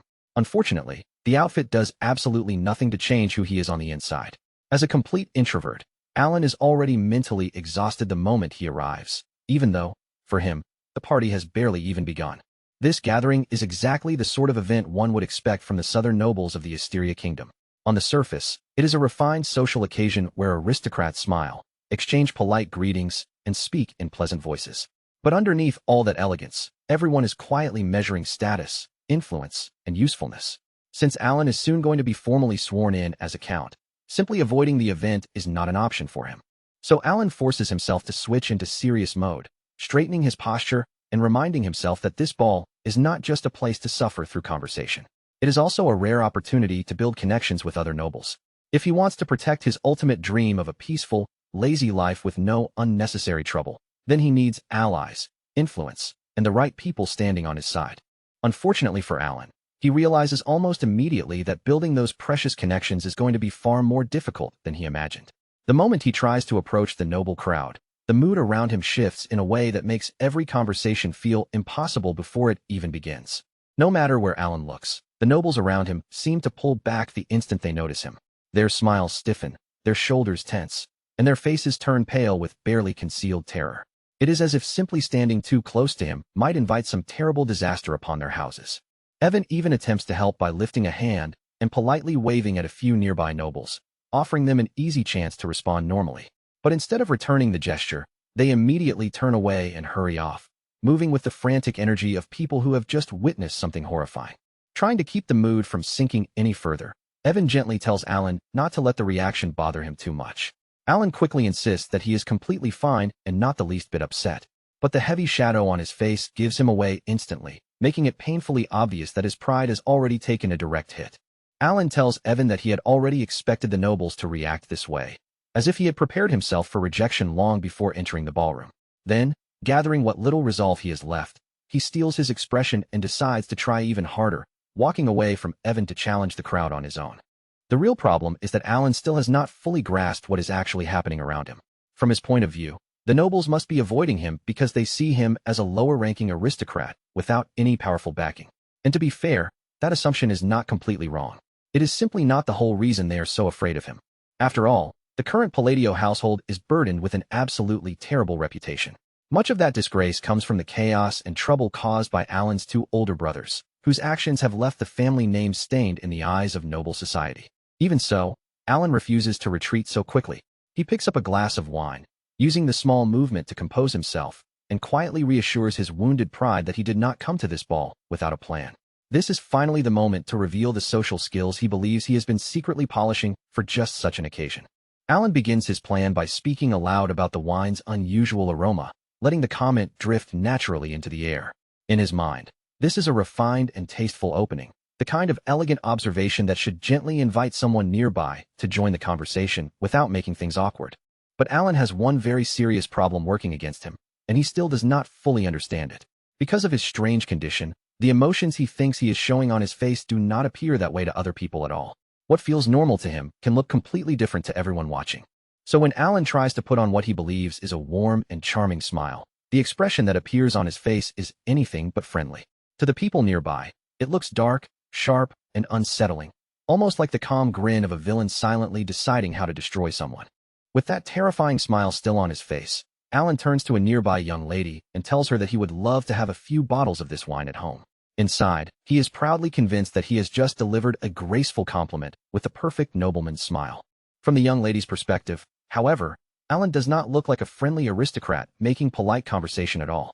He looks more like a demon king issuing a quiet but terrifying demand that cannot be refused. Panic flashes across her face, and she hurriedly blurts out that she will tell her father to prepare the bottles immediately before rushing away from him as fast as her dignity allows. To the nobles watching from around the ballroom, the entire exchange looks horribly incriminating. In their eyes, Alan has just cornered a poor young woman, intimidated her with a smile, and blackmailed her into handing over a limited edition regional wine. The misunderstanding spreads through their gazes in an instant, dragging his already frightening reputation even lower. Evan tries to comfort Alan afterward, clearly seeing how badly the situation has gone. But Alan stubbornly refuses to accept the obvious. He insists that the young lady was probably just shy, clinging to that explanation with desperate determination, as if admitting anything else would completely shatter the last pieces of his pride. Later on, Alan ends up sulking in a quiet corner of the ballroom, withdrawn from the glittering crowd, while Evan happily snacks beside him without a care. Evan then teases him about the growing number of gifts people have promised to send, making it painfully clear that the wine incident was not some one-time accident. Alan's attempts at conversation have apparently been turning into disasters again and again. Every time Alan tries to speak to someone like a normal noble, the other person immediately misunderstands him as threatening them. Instead of chatting, they panic and offer him something valuable, whether it is pinch of citrus tea or some other specialty they think might save them from his wrath. As this pattern repeats, Alan cannot stop thinking that the Palladio name has become far more infamous than he ever realized. With rumors already spreading that Alan killed both of his older brothers, his presence alone has turned into a source of fear among the nobility. Before he even opens his mouth, people have already decided what kind of man he must be. To them, he is not just a young count attending a ball. He is a living symbol of danger. Feeling more defeated with every failed interaction, Alan finally reaches his limit. With the noise of the ballroom pressing in on him and his confidence crumbling piece by piece, he tells Evan that he needs to step outside for a while and get some fresh air. But as Alan makes his way out, something suddenly catches his attention.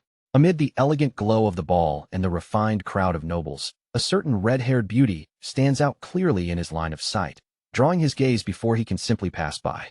Once outside, Alan stands in the cooler air and quietly starts to wonder where everything first went wrong. He had only wanted to make his noble life proceed normally, build a few connections, and move closer to a peaceful future. Instead, every step he takes seems to trigger another misunderstanding, turning his simple plans into an endless chain of social disasters. Then, while Alan is still lost in those troubled thoughts, a soft voice suddenly reaches him from behind. The voice politely asks whether he can spare a moment, cutting through the quiet and pulling his attention away from his frustration. Alan turns around in confusion, searching for the person who spoke to him. At first, he cannot immediately spot anyone standing there, and for a brief moment, he is left wondering where the voice even came from. Only when Alan lowers his gaze does he finally notice the small figure standing in front of him. A cute young girl looks up at him and introduces herself with surprising composure. Her name is Loria Altia, and she is the third daughter of Duke Altia. The moment Alan hears the name Altia, his mind stops on it. That family name is not unfamiliar to him at all. In fact, it is one he clearly remembers from the game, and the recognition immediately makes the situation feel much less ordinary. Alan recalls that the Altia family was one of the three major powers that operated from the shadows in Psychedelia. They were a powerful northern faction, the kind of force whose influence reached far beyond what most people could see on the surface. Realizing that this girl belongs to that family leaves a faint sting of disappointment in him. For one brief and foolish moment, Alan had allowed himself to hope that a normal person had finally come over to speak with him. After everything that had happened inside the ballroom, he had almost wanted to believe this encounter might be simple. At the same time, another question begins to bother Alan. If Loria is truly part of the Altia family, then why does he have no memory of her at all? A family that important should not have slipped through his knowledge of the game so easily, yet this girl does not appear anywhere in the memories he can recall. Loria Altia does not bother easing into the conversation with polite greetings or harmless small talk. She looks straight at Alan with a serious expression and asks him to lend her his strength. The reason is simple, but heavy. She needs protection. Then Loria reveals the truth with a calmness that makes her words feel even more startling. In the very near future, someone is going to try to assassinate her. She says it plainly, as if she has already accepted the danger closing in around her. Loria Altia explains that her situation is not a vague worry or a noble girl's exaggeration. She is in serious danger, and the threat against her is real enough that she has come directly to Count Alan Palladio for help. Before whoever is targeting her can make their move, she needs Alan's strength on her side. But the instant Count Alan Palladio finally looked at her head-on, the doubt he had been trying to bury showed clearly across his face. His gaze lingered on her, heavy and uncertain, as though he still could not tell whether involving himself in Loria Altia's crisis would truly rescue her, or simply pull both of them into an even darker trap. Loria Altia had only managed to stay alive this long because she remained under the protection of her father's mistress, keeping her head down and living quietly in the shadow of the Altia household. But with her father's health suddenly taking a sharp turn for the worse, that fragile shelter was beginning to collapse, and fear started closing around her as she became convinced her older sisters would use this chance to erase her completely.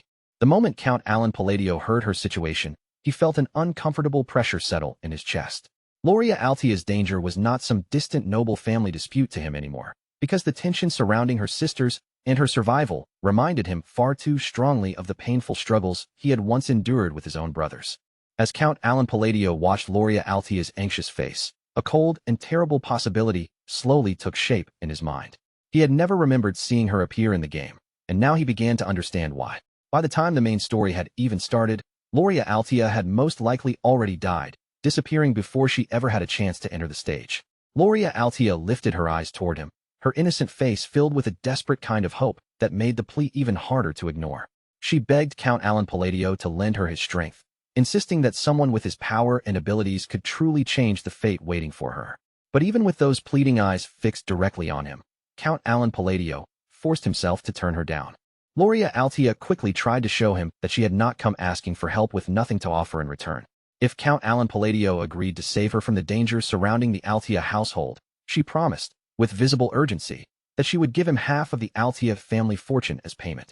Even with that offer on the table, Count Alan Palladio quietly turned away, carrying a painful weight of sympathy deep in his chest. He understood better than anyone how unstable his own magic still was, and giving Loria Altia hope when he could not guarantee her safety, would only be another form of cruelty. No matter how much he wanted to help, he was not the flawless mastermind everyone around him seemed determined to believe he was. As Count Alan Palladio headed back toward the party room, Loria Altia's sorrowful expression refused to leave his mind. With every step he took, the image of her frightened face followed after him, clinging to his thoughts and leaving behind a heavy guilt that he could not simply shake away. Before Count Alan Palladio finally stepped into the party room, he paused only in his heart and silently wished Loria Altia luck. Since he had chosen not to interfere, all he could do was hope that somehow, without his help, she would still find a path to survive. Meanwhile, Deus McCallion and Renee had been observing the entire exchange from a distance. They kept themselves hidden enough not to draw attention, but their eyes stayed firmly on their master, quietly watching every movement and every word without making their presence obvious. After seeing a member of the Altia family personally approach Count Alan Palladio, Deus McCallion and Renee began weighing their next move in low, cautious silence. Neither of them could ignore the meaning behind that contact, so they quietly considered whether this encounter required a response. Deus McCallion, still watching the situation with a serious look, wondered whether Loria Altia's approach was important enough to report. In his mind, the question was whether this should be passed along to Red Moon, the codename they used when referring to Udia Bloodia. Renee, however, remained composed and quickly reassured him that there was no need to panic over this particular girl. Based on the information they had already gathered, Loria Altia appeared to be the only member of the Altia family who was not tangled up with Avalon. Because of that, Loria Altia was probably not the one they needed to worry about at the moment.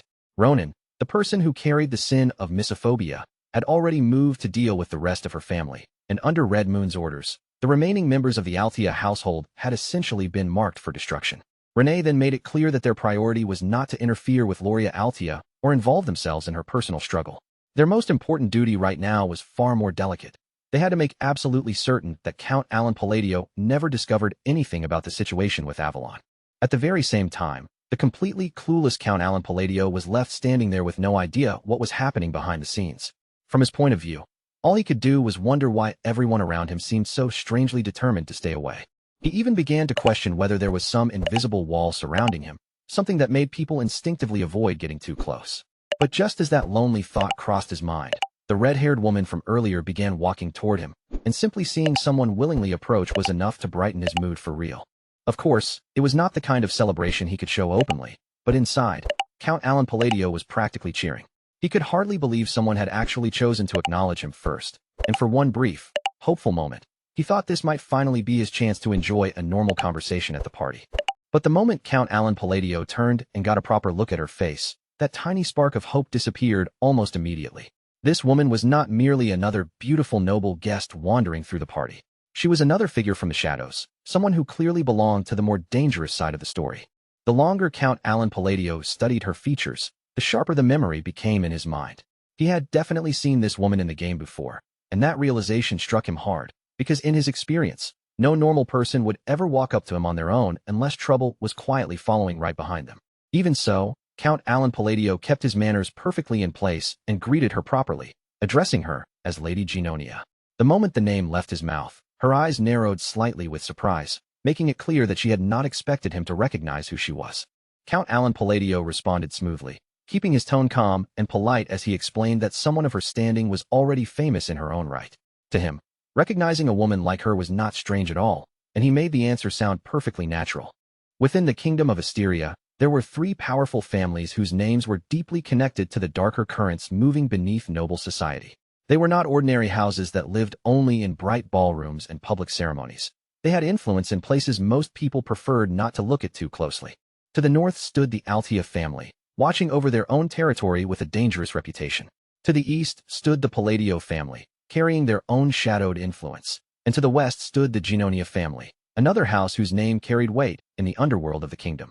The striking red-haired beauty standing before him was Kalia Genonia, the eldest daughter of Count Genonia himself. With her gaze fixed curiously on Count Alan Palladio, she asked whether her name was truly famous enough that he would recognize her so easily. Count Alan Palladio explained it in a way that drew a clear line between their families. The Palladio family's reputation, in his words, was closer to that of a rough gang, loud and intimidating, while the Genonia family operated with the sharp precision and clever structure of an organized criminal syndicate. Just thinking about the Genonia family sent a quiet chill through Count Alan Palladio. What he wanted for his peaceful noble life was a network of reliable connections that could protect his easy future, not dangerous relationships that would drag him even deeper into trouble. And for the comfortable life he dreamed of, he was absolutely convinced he needed to keep his distance from this beautiful, curvy woman who seemed to radiate danger with every smile. So Count Alan Palladio chose the safest path he could think of. With a graceful bow and a carefully controlled, respectful smile, he praised Kalia Janonia's beauty in the smoothest tone he could manage, making the compliment feel almost like a polite farewell disguised as flattery. But Kalia Janonia was not the sort of woman who would simply let him slip away after one elegant compliment. Before Count Alan Palladio could fully escape the conversation, she stopped him right there and told him that there was something she wanted to discuss with him. Count Alan Palladio answered politely, saying that he would be happy to speak with her, but pointed out that far too many eyes were on them at the moment. Outwardly, his tone remained courteous and composed, but deep down, he was desperately hoping she would take the hint and simply leave him alone. Kalia Janonia only smiled at his response, as though his careful wording had confirmed exactly what she had already suspected about him. With that knowing expression still on her face, she told Count Alan Palladio that he was just as the rumors had described. Then Kalia Janonia added that she looked forward to meeting him again, leaving the words hanging in the air with a mysterious weight. After saying that, she walked away, leaving Count Alan Palladio standing there completely baffled by what had just happened. As Kalia Janonia's red hair disappeared farther into the crowd, Count Alan Palladio stared after her in confusion, silently wondering what in the world she had meant. Her words felt like some kind of hidden message or coded warning, but before he could spiral too deeply into overthinking, he quickly pushed the thought aside.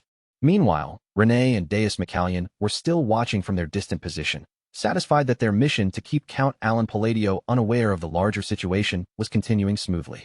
But just as things seemed under control, Deus McCallion noticed something that immediately changed the mood. From where they stood, their attention shifted toward the window near Count Alan Palladio's position. Their eyes narrowed as they looked past the party atmosphere and focused on that spot, sensing that something was wrong just beyond their master's awareness. There, they spotted someone who had apparently been secretly following Count Alan Palladio for quite some time. The instant Renee and Deus McCallion confirmed the presence of that hidden threat, both of them moved without hesitation, rushing out to deal with it before it could get anywhere near their master. The next day, Count Alan Palladio and Evan found themselves far from the party, standing deep inside a forest where the air felt heavy and still. Evan glanced around uneasily at the trees and the rough terrain ahead, then asked whether this was really the canyon Alan had been searching for all this time. Evan pointed out how strange the place looked, his unease growing as he stared into the darkness ahead. It was already midday, so sunlight should have been pouring straight down into the canyon, yet the path before them remained unnaturally dim. Count Alan Palladio, however, barely seemed to register Evan's concern. Count Alan Palladio was far too excited by the realization that he had finally reached his true objective. As they moved deeper inside, he joked that if this place ended up being empty like the others, he might honestly cry. But the moment his eyes caught the symbols carved into the walls, his mood shifted, because he knew at once that this was the real location. Count Alan Palladio explained that back in the game, discovering this place had been almost laughably easy. In reality, the entire reason he had come all the way south, hiding his true purpose behind the excuse of attending the ball, was so he could find this exact labyrinth with his own 2 eyes. This place was called the Labyrinth of Whispers, a hidden location built around 8 rooms filled with riddles. Anyone capable of solving every challenge inside would be rewarded with a powerful artifact, and that artifact was precisely the prize Count Alan Palladio had come all this way to claim. With absolute confidence in his voice, Count Alan Palladio declared that he had already memorized everything the Labyrinth of Whispers could throw at him. Every route, every trap, every puzzle, and every hidden danger inside this place had been engraved into his memory. At last, the 2 of them arrived before an enormous door that towered over them like the entrance to another world. Count Alan Palladio slowly looked up at it, and despite everything he already knew, he could not hide the awe spreading across his face as the real entrance stood before him. The labyrinth felt far more vivid, heavier, and more overwhelming in reality than it ever had through a screen. Back when it was only part of the game, Count Alan Palladio had challenged this place so many times that he practically knew it by heart, but seeing it in person was something else entirely. Evan, however, could not hold back his confusion and asked how Count Alan Palladio had even known that a hidden place like this existed. Without thinking carefully, Alan casually replied that he had been here many times before, leaving Evan staring at him in complete confusion as he tried to understand what that was supposed to mean. A second later, Count Alan Palladio realized he had almost said something he absolutely should not have revealed. He quickly forced out a laugh, brushed the comment aside as if it had only been a joke, and then hurriedly suggested that they stop standing around and head inside. Once Count Alan Palladio and Evan stepped into the labyrinth, danger appeared almost immediately, giving them no time to settle in. Monsters emerged in front of them, while enormous golem hands loomed nearby, each one looking powerful enough to crush a human body as easily as snapping a dry twig. Evan stared at the creatures and the massive stone hands, wondering whether they were part of the riddle itself. If Count Alan Palladio gave the wrong answer, those giant hands clearly would not show them any mercy, and one mistake could end with both of them being smashed on the spot. Count Alan Palladio, however, did not show even the slightest trace of fear. With a calm expression and steady eyes, he began working through the riddle as though the deadly monsters and the massive stone hands surrounding him were nothing more than harmless background scenery. Watching Count Alan Palladio remain so composed in the middle of such obvious danger, Evan could only stare in disbelief. His master stood there calmly solving the puzzle, even though one wrong answer might cost them their lives, and Evan could not understand how anyone could stay that steady under such pressure. Evan could not stop his thoughts from drifting back over the 4 long years he had spent serving beside Count Alan Palladio. Even after watching him up close for all that time, his master still felt like a person he could never fully read. One moment he was saving orphans, the next he was paying off debts that seemed completely unrelated to him, then helping slaves regain their freedom, and even sending strange messages that looked meaningless at first. The more Evan remembered, the more convinced he became that his young master was an incredibly unusual person. And yet, standing there now as he watched Count Alan Palladio face each riddle with such calm and effortless certainty, Evan felt that same confusion growing even stronger. No matter how carefully he looked at his master's expression or movements, he could not figure out how any of this was supposed to make sense. Count Alan Palladio had barely ever spent much time outside the estate, and yet here, inside this ancient labyrinth, he moved as if every turn, every wall, and every hidden mechanism had already been mapped out in his mind. Even so, Evan understood exactly why he continued following him without a word of complaint. No matter how strange or impossible his master's decisions looked at first, they somehow always led to something good in the end.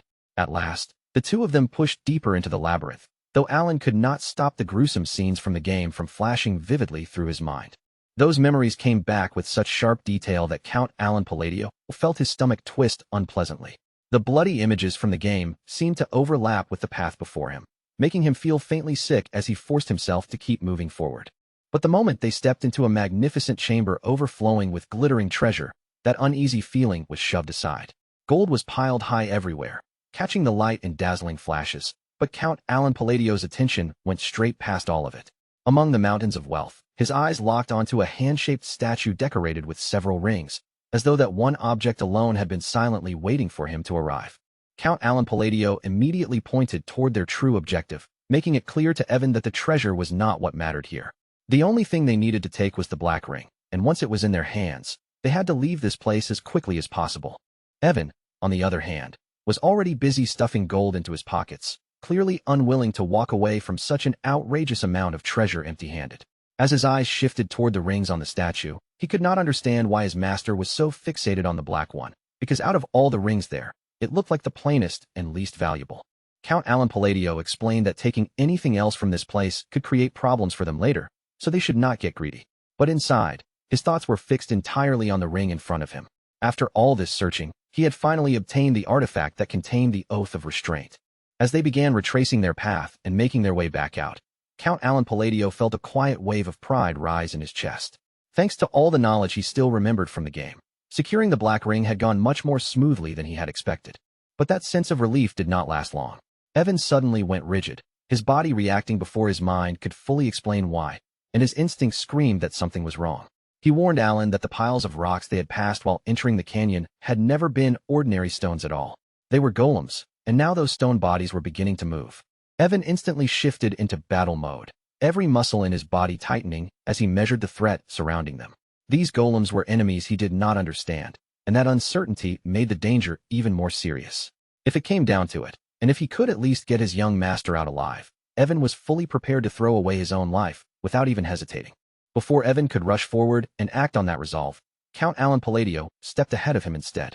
With an almost unnervingly calm voice, Alan told Evan to stand down, because he would be the one to deal with the golems himself. As the enormous stone bodies began shifting into attack position, Evan urgently called out to him, telling him that they needed to find an escape route first. His eyes were not focused on winning a fight head-on, All he cared about in that moment was getting Count Alan Palladio out of danger. With the golems pressing closer from every direction, Evan shouted another warning, his voice sharper with panic. He told Count Alan Palladio that second-tier magic would never be enough against monsters of this scale, and trying to face them directly could get him killed. But Count Alan Palladio did not step back. He planted himself firmly in place, his expression steady and confident, then invoked the oath of restraint. In that very instant, the black ring responded, awakening with a presence that seemed to change the air around him. Suddenly, the world around Count Alan Palladio became strange and distorted, as though time itself had slowed down to a crawl. The movement, the danger, even the looming golems all seemed to freeze, and before he could fully grasp what was happening, he was pulled into an entirely different dimension. Inside that otherworldly space, a powerful voice echoed out, deep and overwhelming. It introduced itself as a fragment that had inherited the great will of Nasala, and then commanded Count Alan Palladio to declare the two restraints he wished to place upon himself. Count Alan Palladio quickly realized that he had been thrown into a much more intense version of something he already recognized. Back when this was only a game, this entire moment had simply appeared as a choice window on the screen. But now, actually standing inside that dark, star-filled expanse, with a mysterious voice reverberating around him and a massive face looming before him, the experience felt completely different. It was far more overwhelming than casually clicking through a menu. The Oath of Restraint was an absorption-type artifact, and its effect was exactly what the name suggested. It allowed the user to impose restrictions on themselves, and in exchange for accepting those limits, they could draw out even greater power. Even though Count Alan Palladio understood the artifact's mechanics from the game, knowing the rules did not make this moment feel safe. The sheer pressure carried in that voice was so intense that his body trembled slightly before he could stop it. The voice pressed him again, demanding that he declare his first restraint. Count Alan Palladio raised his hand, forming a precise sign with deliberate movement as he prepared to give his answer. He stated clearly that from this point forward, every time he used magic, he would always perform the hand signs of Babylonia. His voice did not waver as he placed that first limitation upon himself. The voice then asked what he desired in return for accepting such a restraint. Count Alan Palladio answered without hesitation, saying that he wanted the power to bend the laws of the world just a little further than before. The mysterious voice accepted his declared wish, and with that answer, it granted Count Alan Palladio the power he had requested. For his second restraint, Count Alan Palladio declared that whenever he used magic, he would strictly chant the words of Babylonia. Once again, the voice asked what desire he intended to fulfill through taking on that restriction. This time, Count Alan Palladio answered with even greater boldness. He said that he wanted more power, enough strength to push back against the laws of the world themselves. For a brief moment, even that strange and overwhelming entity seemed to fall silent. Its reaction made it feel as though Count Alan Palladio's request had actually caught the being off guard. That sudden pause made Count Alan Palladio worry that he might have chosen something wrong. To stay safe, he had even copied the exact skill icon from the game as closely as he possibly could. By selecting both the hand sign restraint and the word restraint, he believed he should be able to reach the highest possible magic attack power. After all, Count Alan Palladio had played through the game so many times that every useful combination had been burned into his memory. As far as he knew, there was no reason this setup should fail. At last, the entity spoke again, confirming that the restraints Count Alan Palladio had chosen had been accepted. Then it thanked the human who had remembered every gesture and every hidden mystery that belonged to the forgotten god. Count Alan Palladio had absolutely no idea what those words were supposed to mean. But before he could think too deeply about it, he noticed the ring beginning to absorb into him, which proved that the restraints had been successfully applied. Before that strange space disappeared completely, the entity told Count Alan Palladio that it would always watch over him as the one destined to inherit its will.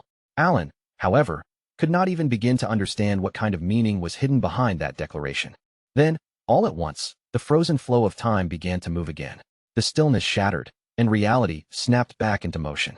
The moment the real world returned around him, the golems were already in the middle of their attack. Their massive stone bodies came crashing straight toward Count Alan Palladio. Evan desperately tried to rush to his side, reaching out as if he could still grab his young master and pull him away before the attack landed. But Count Alan Palladio had already begun casting his magic. He stood firmly in place, refusing to move, as power started gathering around him and focusing into his hand. A small laugh slipped from Count Alan Palladio as he looked at the spell forming in his palm.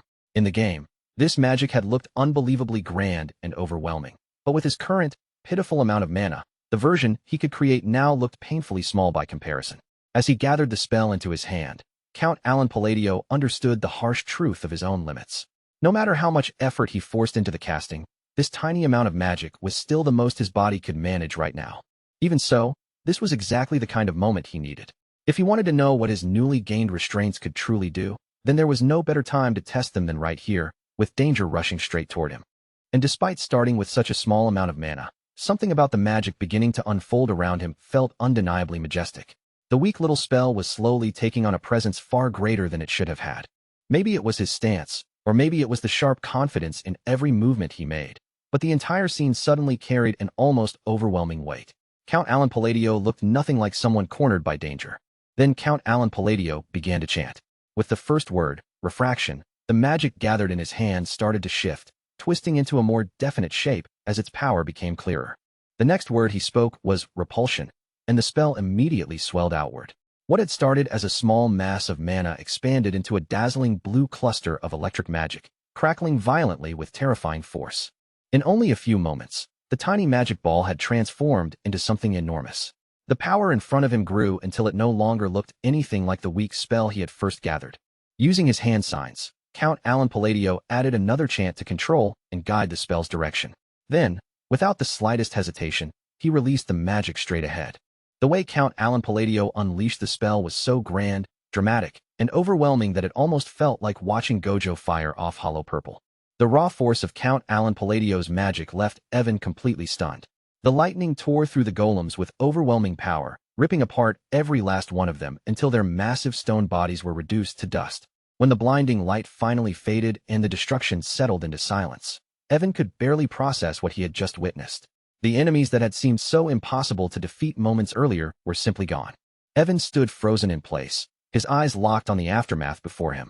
Disbelief spread across his face as he stared at the ruined remains of the golems, wondering what on earth had just happened right in front of his eyes. Evan stood there staring at Count Alan Palladio, his eyes fixed on him as though the person in front of him had suddenly become a complete stranger. After everything he had just witnessed, he could not hold the question back anymore, and he asked Count Alan Palladio directly if he had been hiding that kind of terrifying power from them all along. But Count Alan Palladio did not answer with pride, nor did he flash the kind of confident smile someone might wear after revealing a trump card. Instead, he only shook his head quietly, almost carefully, as if he wanted to make absolutely sure Evan did not walk away with the wrong idea about what had just happened. Evan let out the thought that had been pressing down on his chest. In the 15 years he had spent living as a mercenary, crossing battlefields, surviving ambushes, and hunting monsters with his own hands, he had never once seen magic behave like that. Still struggling to steady his breathing, he looked at Count Alan Palladio and asked again if he was truly certain that spell had only been second-tier magic. Count Alan Palladio answered that it was, confirming the tier as calmly as he could on the outside. But beneath that composed response, he was every bit as unsettled as Evan, because the result standing before them was so absurd that even he could not make proper sense of it. In the privacy of his own thoughts, Count Alan Palladio was forced to acknowledge one thing with absolute clarity. Whatever had happened here was completely different from the way the same mechanics had worked in the game he remembered. Back in the turn-based battle system of Psychedelia, magic did not simply erupt at full strength all at once. It could be built up one turn at a time, strengthened carefully through precise hand signs, or reinforced through carefully selected incantations. And during the chain lightning spell he had just cast, Count Alan Palladio had pushed that process further than usual. One after another, he had layered all 4 incantations onto the spell, stacking their effects as the magic gathered. Not only that, but he had also added the corresponding hand signs on top of those incantations. By combining both methods together, the spell had effectively gone through the equivalent of 5 complete turns of magical buildup before it was released. Put simply, Count Alan Palladio had not been trying to unleash some forbidden miracle. From his perspective, he had merely followed the ordinary enhancement rules normally used when preparing a powerful, large-scale lightning spell. But the restraint oath binding him changed everything. Because of that oath, every single spell he used required both hand signs and incantations, no matter how small or routine the magic was supposed to be. In other words, each spell was not merely being cast, it was being reinforced again and again, even when he had never intended for the final effect to grow that extreme. Even with that explanation in mind, Count Alan Palladio could not deny how excessive the result had been. The second-tier magic he had released had left behind devastation far beyond anything he expected, and the sheer scale of it had caught even him completely off guard. Meanwhile, Evan had no desire to keep digging into the theory behind it. At that moment, he was simply grateful that they were still alive. With exhaustion written all over him, He dropped himself down heavily and muttered that somehow, watching that battle from the sidelines had drained him even more than fighting with his own hands. Once Evan finally managed to catch his breath, he looked toward Count Alan Palladio and asked who in the world could have created such an unpleasant canyon in the first place. Count Alan Palladio paused, searching through his memories, and then recalled that the Labyrinth of Whispers had actually gone by another name back in the game.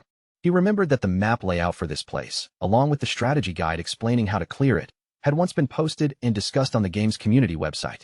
At that time, the players had not called it the Labyrinth of Whispers. They had known this area by the name Labyrinth of Faleon. So Count Alan Palladio told Evan that someone named Faleon was probably the one connected to its creation. But after everything that had just happened, Evan looked so worn down that he barely had enough energy left to show any real reaction to that answer. Then Count Alan Palladio reached for Evan and urged him to come back home with him, saying there was something he wanted to test once they returned. That sudden spark of enthusiasm made Evan give him a strange look, as if he could not understand why his usually lazy master had become so unusually motivated today. As they prepared to move, Count Alan Palladio started organizing the logic in his mind. Whenever he chose a hand sign that matched the attribute of the spell he was casting, the spell's raw power would rise accordingly. And when that hand sign was paired with the correct incantation, the very nature of the magic would be strengthened even further. That was how the original game mechanics had been designed to work. But there was one difference he could not ignore. In the game, the spell's appearance usually stayed more or less the same, while only the damage numbers increased behind the scenes. In this world, however, each incantation seemed to physically reshape the magic itself, changing the form of the spell right in front of his eyes. That led Count Alan Palladio to a new question. Was this strange transformation a rule of this world itself, or was it happening only because his own control over mana was unusually precise? He decided that once his mana recovered, he would have to test the matter properly and see what was really going on. For now, though, the strongest thing he felt was relief that the situation had somehow ended without everything completely falling apart. As Count Alan Palladio and Evan got ready to leave on horseback, Renee remained concealed nearby. She had followed Count Alan Palladio without revealing herself, and from a safe distance, she quietly watched the two of them prepare to depart. Only after they were gone did Renee hurry toward the canyon.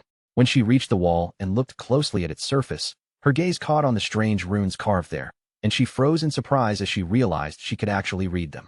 Those markings were glyphs from the Alanth Empire, ancient words carrying the weight of a forgotten era.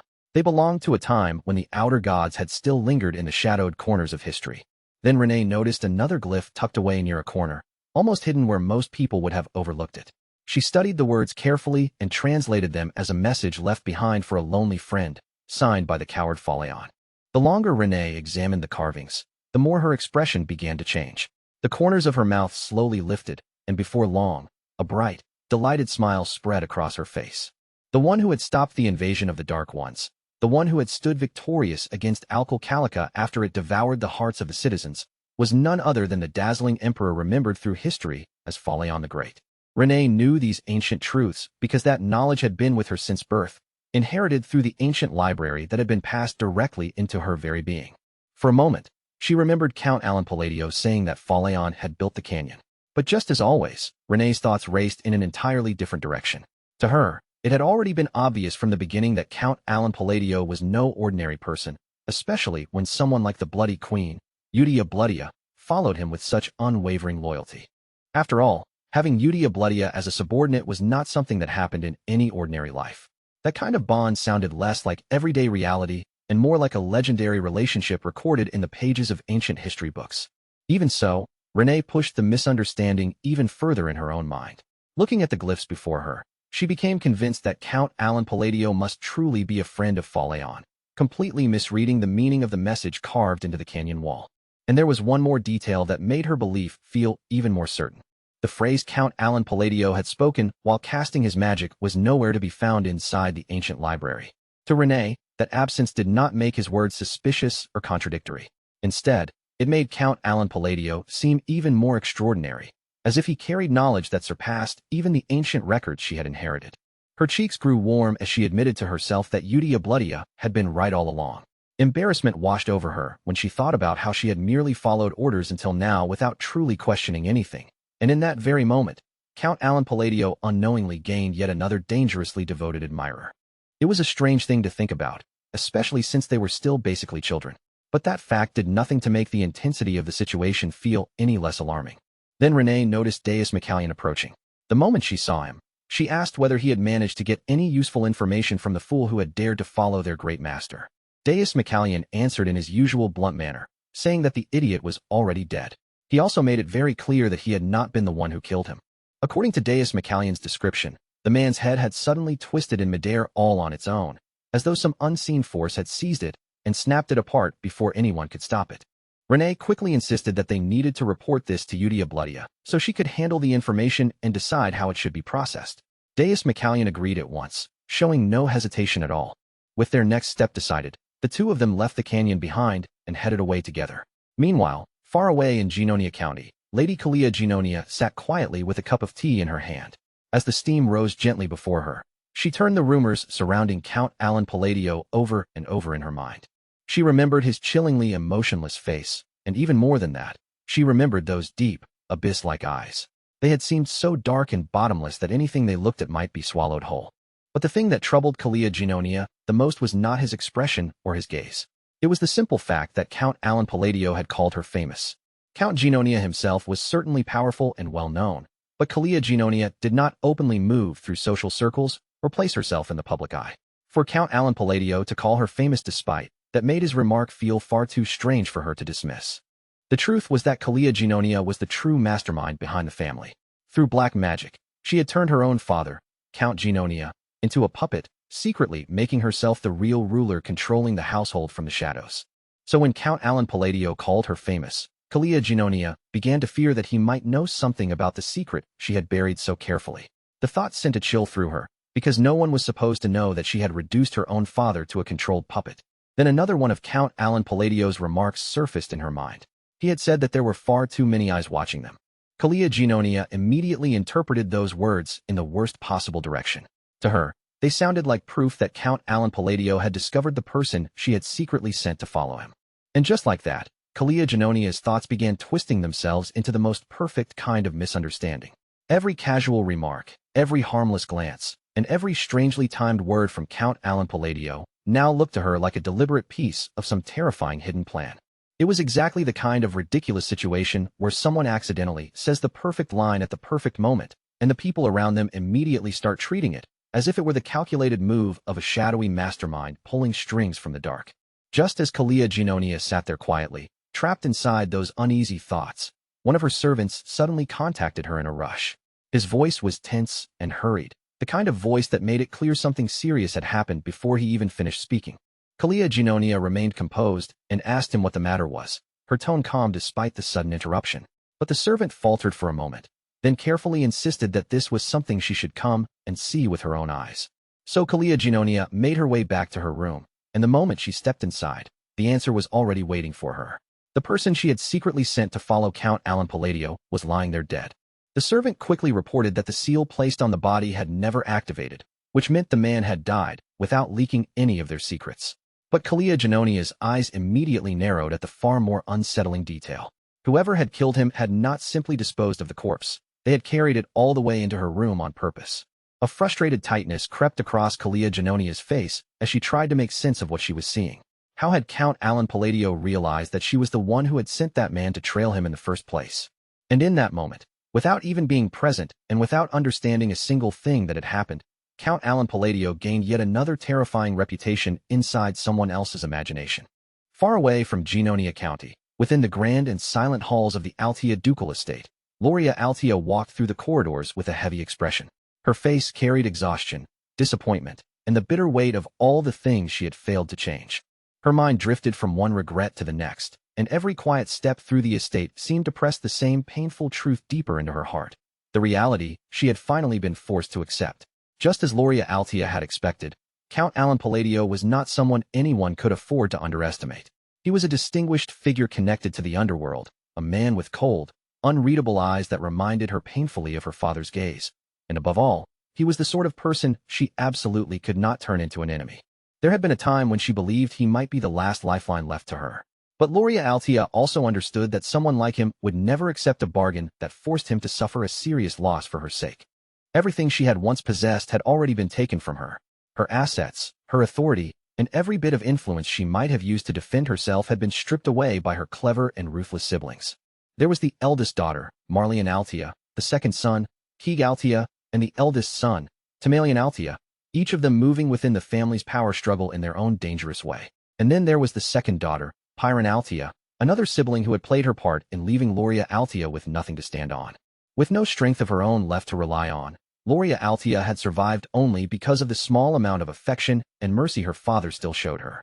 But even that fragile protection now felt like it could disappear at any moment. As Loria Althea walked deeper into the estate, swallowed by despair, she quietly whispered that she no longer knew what she was supposed to do. The moment Loria Althea entered the mansion, the maids rushed toward her in a state of complete panic. Their faces had gone pale, their voices trembled as they called out to Lady Loria, and then they delivered the impossible news. Lady Pyran Althea and Keeg Althea had taken their own lives. Loria Althea froze on the spot. Her eyes widened, her body went stiff, and her thoughts began spinning so violently that for a moment, even breathing felt difficult. Those siblings were not the type of people who would ever surrender quietly. They were the kind who would sooner turn their blades against their own family than give up. So the idea that they had taken their own lives made absolutely no sense. A cold, crawling fear seized Loria Althea's heart, and she immediately forced herself to ask what had happened to Tamalian Althea and Marlian Althea. Soon after, she was guided to an even more horrifying sight, one so brutal and suffocating that the very air around her seemed to grow heavy and impossible to breathe. There, Tamalian Althea and Marlian Althea lay lifeless before her. Their swords had been driven into each other's chests, making it look as though the two of them had killed one another at the exact same moment. Loria Althea's whole body began to tremble as terror surged through her. Her mind screamed for an explanation, unable to understand why this had happened or how such a sudden and bloody tragedy could have unfolded inside the estate. At that very same time, outside the Althea estate, someone had already begun slipping away from the chaos left behind. Raiden moved away from the area swiftly and quietly, a faint smirk tugging at the corner of his mouth. As he left, he murmured to himself that the targets had been successfully eliminated. Back inside the mansion, Loria Althea suddenly remembered the words Count Alan Palladio had spoken earlier, the ones that had hinted that good things would soon happen. The memory sent an icy chill racing through her veins. Then the realization struck her like a blade through the chest. The true mastermind behind Count Alan Palladio's household, the man who had concealed his claws and waited patiently for the perfect moment to seize power, had finally begun to move. This was what he had been talking about all along. In just one night, everything had changed. Loria Althea had become the only remaining successor of the entire ducal family. A bitter, unsteady laugh slipped from her lips as the truth sank in, and she wondered what kind of monstrous devil she had made a pact with. But even as that fear settled heavily over her, Loria Althea understood one thing very clearly. There was no turning back anymore. The people who had betrayed Count Alan Palladio had already met horrifying ends, and there were far too many examples for Loria Althea to pretend otherwise. So no matter how dark the road ahead became, she told herself she had no choice but to keep walking the path she had chosen. At that moment, the fear trembling in Loria Althea's eyes slowly hardened into something sharper. Beneath the terror, a new resolve began to burn, quiet but unmistakable. 2 months passed, and one day, an extravagant gift arrived from the Althea ducal estate, addressed directly to Count Alan Palladio himself. The instant Evan saw what had been delivered, his eyes widened in genuine surprise. He stared at it as though he could hardly believe something like this had actually appeared in front of them. It was a bottle of Sir Nance wine, an unbelievably rare luxury drink said to cost thousands of gold for just a single bottle. Evan looked at it in amazement, openly admitting that he had never expected to see such a treasure with his own eyes. When Count Alan Palladio read the letter that accompanied the gift, he realized it had not been prepared by the former Duke Althea himself. The sender was Loria Althea. It seemed the youngest daughter had personally arranged the gift, and that only confused him further. Why would she send something this valuable to him? The question weighed on his conscience, reminding him that when she had desperately needed help, he had not truly been able to do anything for her. Count Alan Palladio turned toward the servant and asked if the gift was really meant for him. The servant confirmed it immediately, explaining that the Duchess herself had prepared it and personally ordered him to deliver it. The moment Count Alan Palladio heard that phrase, the Duchess herself, he paused. Only then did the truth finally sink in. The youngest daughter, Loria Althea, had become Duchess Althea. Soon afterward, Loria Althea was seen inside her office, surrounded by documents and the heavy responsibilities that came with her new position. When she finally finished her work, she leaned back in her chair, stretched her arms, and quietly remarked that 2 months had passed in the blink of an eye. After her father's funeral, following his death from illness, she had completed the succession ceremony and officially become Duchess Althea. As Loria Althea looked around the office, her thoughts drifted back to the past. There had once been a time when she had not even been allowed to set foot in that room. The deaths of her siblings had been sudden, violent, and almost impossible to believe. Yet not a single person had suspected Loria Altia, because she had a clear alibi. At the time everything happened, Loria Altia had been attending the ball, and by then, the hidden organization she once controlled had already been destroyed by her own siblings. So when Loria Altia returned to the mansion that night, she had truly been powerless. There were no forces left under her command, no people she could move, and no hidden hand she could use on her own behalf. Only later did Loria Altia begin to understand just how deeply Count Alan Palladio must have calculated everything from the beginning. On the surface, he had rejected her desperate request with cold indifference. But while everyone believed he had turned her away, he had secretly cleared every obstacle from her path with terrifying precision. Loria Altia could not help wondering how far into the future he had already planned. She had not even informed him about her father's funeral because she had not wanted to trouble him, and yet he had still helped her anyway. To her, that could only mean one thing. He must have had a reason for doing it. In Loria Altia's mind, the answer became painfully clear. Count Alan Palladio needed Altia for some hidden piece of his grand design. Even after Loria Altia had managed to bring every subordinate faction and hidden organization under the Altia banner, the weight pressing on her heart did not disappear. She understood all too well that this achievement, impressive as it looked from the outside, still fell far short of the enormous power Count Alan Palladio kept concealed behind his calm and unreadable expression. And if that was the case, then Loria could only reach one conclusion. There had to be something he desired from her. A man like Count Alan Palladio, someone who had climbed through the darkness of the underworld using nothing but terrifying instinct and flawless business sense, would never have come near her without a purpose. If there was one thing Loria held that Alan did not yet possess, it was her ability to influence the political stage from the shadows. At least for now, he needed the authority, reputation, and pressure carried by the Altia name. So Loria forced her lingering unease down and fixed her mind on the role she was meant to perform. She believed that when the proper moment arrived, that distinguished person would surely reach out to her once again. Still, hidden deep beneath all that calculation, Loria found herself hoping for something far simpler, that the gift she had sent him out of gratitude would truly be to his liking. Meanwhile, in another place entirely, Count Alan Palladio stood inside his private quarters as one of Loria Altia's servants bowed low before him. With his head lowered in respect, the servant declared that he would act according to Alan's guidance from then on. Alan remained completely still, his thoughts tangled as he tried to process the report he had just received. Loria Altia, the woman who had once lived with death hovering over her shoulder, had somehow become a duke. The reality of it felt so strange that his mind refused to accept it all at once. Nearby, Evan watched Alan's troubled expression in silence, quietly wondering what kind of problem had managed to disturb him this time. After that, several more months passed in the blink of an eye, and time moved steadily forward until the world had reached 5 years before the original story was supposed to begin. Then one day, Evan hurried into the room with excitement written clearly across his face and called out to Alan. Out of long-standing habit, he nearly addressed him as young master, but he quickly caught himself and corrected the title to Count. Alan responded in his usual composed tone, pointing out that the formal succession ceremony had not even taken place yet. Even so, since an entire year had already gone by, he admitted it was not exactly strange for Evan to start calling him Count now. Even while saying that, Alan released a small, quiet sigh. No matter how calmly he acted, becoming the Count had never once been part of the future he originally intended for himself. But since he had already settled into the position, Alan decided there was no use grumbling about it forever. If he was going to carry the title of a noble either way, then he might as well make proper use of the power that came with it. Evan then stepped closer and presented him with a letter, explaining that it had arrived from Udia Bloodia. Alan accepted the sealed paper with a thoughtful hum, his eyes lowering to the letter resting in his hand. As the two of them made their way into the library, Alan asked whether there had been any progress in tracking down the assassins responsible for Leo's death.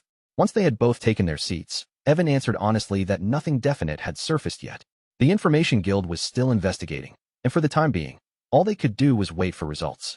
After that, Evan looked at Alan with open curiosity and asked what he intended to pursue next, assuming revenge was no longer the goal guiding him.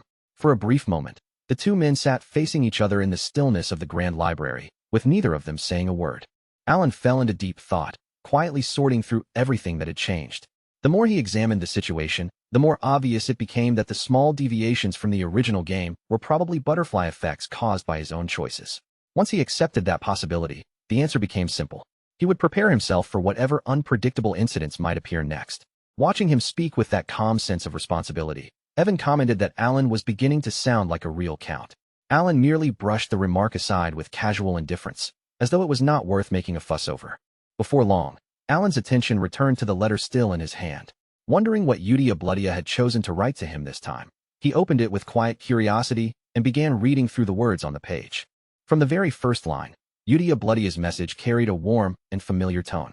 She asked whether Alan had been doing well, then explained that everyone on her side was also fine, spending their days much as usual while each of them chased the things that interested them. According to her, Deus McCallion's puppet shows had improved so much that they could almost be called professional performances, while Shelley was happily playing, studying, and learning alongside her friends. Renee, as quiet as ever, spent her days reading books and creating small things with her hands. Raiden, on the other hand, had unexpectedly found a new hobby and was now carefully looking after his own garden. As Alan continued reading, a gentle smile appeared on his face before he even realized it. These monthly letters had become a familiar and deeply precious part of his life. Every time news about them reached him, it brought a quiet warmth into his chest. Even though he had never met them face to face, simply knowing that they were growing up safely filled him with a calm and lasting satisfaction. Then, as he reflected on the contents more carefully, a sudden realization came over him. Those 5 children he still pictured as small and fragile were not really little children anymore. Evan noticed the subtle change in Alan's expression and seemed to understand what had crossed his mind. He quietly pointed out that the children were now old enough to begin stepping out into society. In fact, some of them had already left the orphanage sooner than expected. The children Alan had once given orders to save had grown to the age where they could start walking their own paths. Only then did Alan fully grasp it. The 5 children from the orphanage were no longer the weak, delicate little ones he remembered from the beginning. Time had passed, and they had truly grown. In silence, Alan accepted that reality. The moment had finally come for him to let them go. Evan looked surprised by Alan's decision and reminded him that those children had been gathered together because each one carried some kind of wound. But Alan answered calmly, reasoning that there was no need to keep them sheltered there forever. Their time had come to move forward into the world. Alan told himself that he had done more than enough to prevent them from awakening as deadly sins, so they should be safe now. Evan agreed, saying that since they had all grown up healthy, it was natural for them to take the next step. As Alan listened, his thoughts drifted back toward the information he remembered from the original game. In the original story, every boss battle had its own rough foundation, revealed little by little through the character's background. Yudia Bloodia, for instance, had possessed the talent of faith. Deus McCallion, by contrast, had carried a natural gift for the sword, a talent that shaped the path meant for him. Renee had been blessed with a talent for study, Solon with the instincts and strength of a fighter, and Raiden with the rare talent of an apostle. If each of them was guided toward the path that matched their talents best, then there was no doubt they would grow and flourish in their own ways. The thought left Alan feeling quietly pleased, and inside his mind, he judged the plan to be perfect. Since he was already considering their futures, he decided he should also prepare a proper gift suited for each of them. After all, Alan had already intended to send gifts to them eventually. Now that the time had come for them to step forward, the gesture felt more appropriate than ever. Before long, evening quietly settled over the mansion, softening the light and bringing the long day toward its end. And as the day finally drew to a close, Alan's work also reached its stopping point. Evan stretched both arms with a relieved groan, loosening the stiffness from his body, and said he would step outside for a short while before coming back soon. Alan waved him off without much concern and casually said goodbye. Once he was left alone in the quiet office, a small smile crossed his face as he wondered whether, someday, after those children became successful and influential, he might receive something from them in return. His expression grew softer as that thought lingered. More than anything, he hoped the letters he sent would help guide the children forward and give them the confidence to take their first firm steps into the wider world. Far away from Alan's mansion, Yudia Bloodia eventually received the newest letter he had sent. She gathered everyone together and announced that orders had arrived. This time, however, the message was different from before. Instead of one shared instruction meant for the whole group, each of them had been given a separate letter. The room immediately grew quiet, and their expressions turned serious as they began reading the words addressed to them individually. Solon could barely hold back her excitement. Her eyes shone brightly as she unfolded her own letter with eager hands, as if a brand new path had suddenly opened before her. At the same time, Yudia Bloodia finished reading the message Alan had sent and excitedly told everyone that new orders had arrived. Alan had written instructions for each of them personally, and that fact alone was enough to surprise the entire group. But before they moved any further, Yudia Bloodia suggested that they should also read the previous letter. Since these new orders seemed to require careful attention, Solon spoke up in a cute, puzzled voice, pointing out that until now, only Yudia Bloodia had been able to read the earlier letters. Yudia Bloodia explained that because Alan had now given every one of them a personal order, it meant he had judged the time was right for them all to see the contents with their own eyes. Alan's letter made Solon and the others react like curious kittens crowding around something unfamiliar. Solon awkwardly began reading the first line aloud, saying, "How have you been lately? It seems you have many talented friends. If you need anything, let me know." Renee tilted her head and remarked that it sounded like nothing more than ordinary small talk, but Yudia Bloodia only smiled knowingly. Yudia Bloodia understood at once that Alan had deliberately kept the opening simple and harmless. After that greeting letter, this had been the first true order Alan issued. He had identified the targets to be eliminated, assigned each mission, and instructed them to report the results afterward. It was also during that same period that he entrusted Blue Moon to Yudia Bloodia. Now that everyone could finally see the meaning behind it, they realized Alan had personally chosen each of them, and all the Sins were thrilled by the thought that they might someday meet him.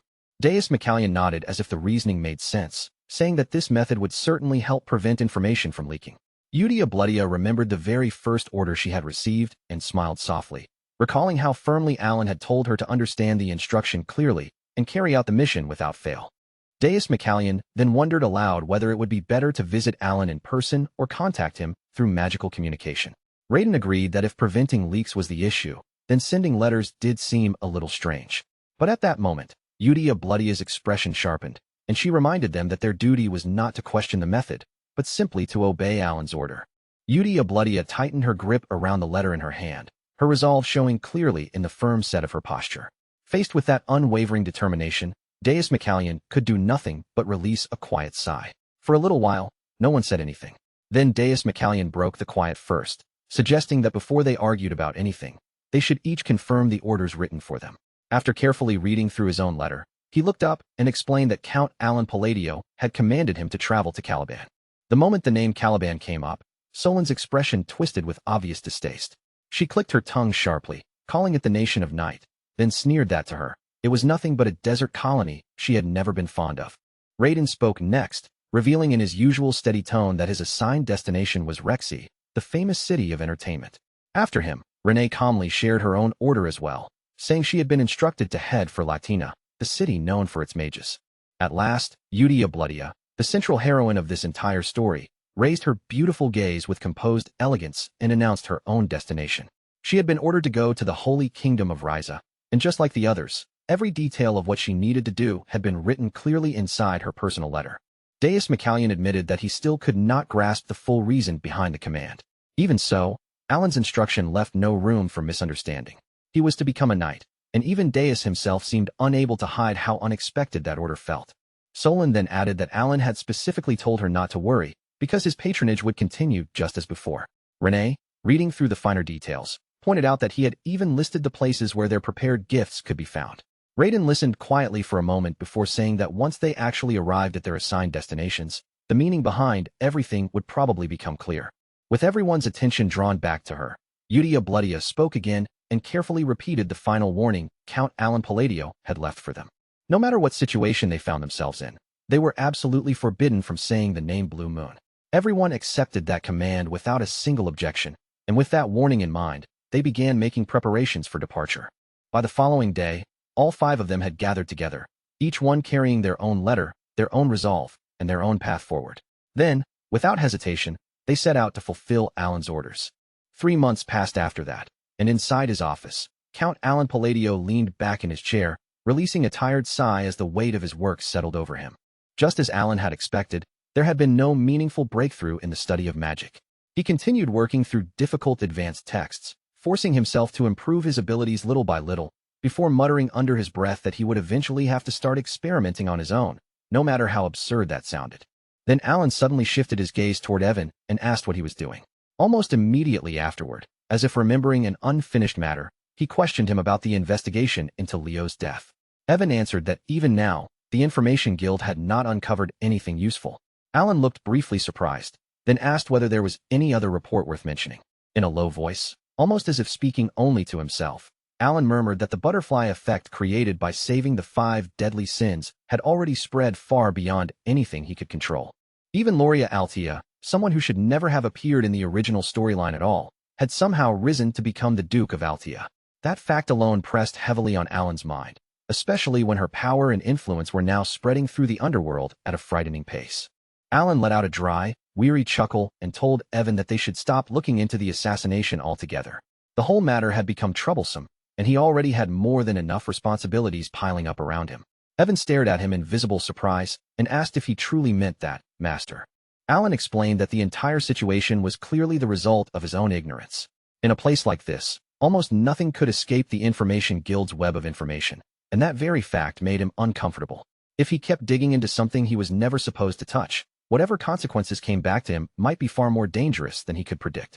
He muttered that if one careless investigation ended up dragging him into some unexpected disaster and getting him killed, then pursuing the truth would be completely pointless. In the end, Alan reasoned that groups like that had no reason to harm him as long as he did not interfere with their affairs.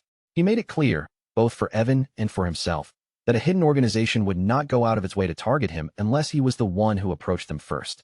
That was why Alan believed there was no longer any benefit in continuing the search into Leo's death. Evan accepted the decision with a nod and said he would notify the guild to end the investigation. Just then, Evan seemed to remember another piece of news. He reported that Deus McCallion had apparently been appointed as a knight in Caliban. Alan lifted his head with clear surprise, then answered that, for Deus, that was certainly good news. Another 3 months slipped by before Evan entered the room again, this time carrying snacks with him. After addressing Alan as Count, he said there was another matter to report. Apparently, Deus McCallion had gone even further and created an entire knight order of his own. The moment Alan heard that, he immediately straightened in his seat. A knight order? If Deus had already advanced far enough to establish something like that, then he had to be at least on the level of an expert. Alan could not help wondering whether Deus might already be standing close to the realm of a sword master. Evan confirmed that Deus had indeed reached the level of sword expert. Alan fell silent for a moment, thinking about how little time had passed since Deus had first been appointed. Across the continent, students were already whispering about him, saying that within 10 years, the world might witness the birth of a 5th Master Knight. Alan raised an eyebrow and repeated the thought back to himself. Deus McCallion, the future Master Knight, the man people were now calling the Sword of Caliban. Evan gave a small chuckle and confirmed it, saying Deus was truly incredible and that Caliban must be in a complete uproar because of him. Every time he displayed his swordsmanship, his reputation grew stronger, more people gathered around him, and Alan quietly found himself admiring just how far Deus had come. 6 more months passed after that, and by then, almost an entire year had gone by since the 5 deadly sins had left the orphanage and started walking their separate paths.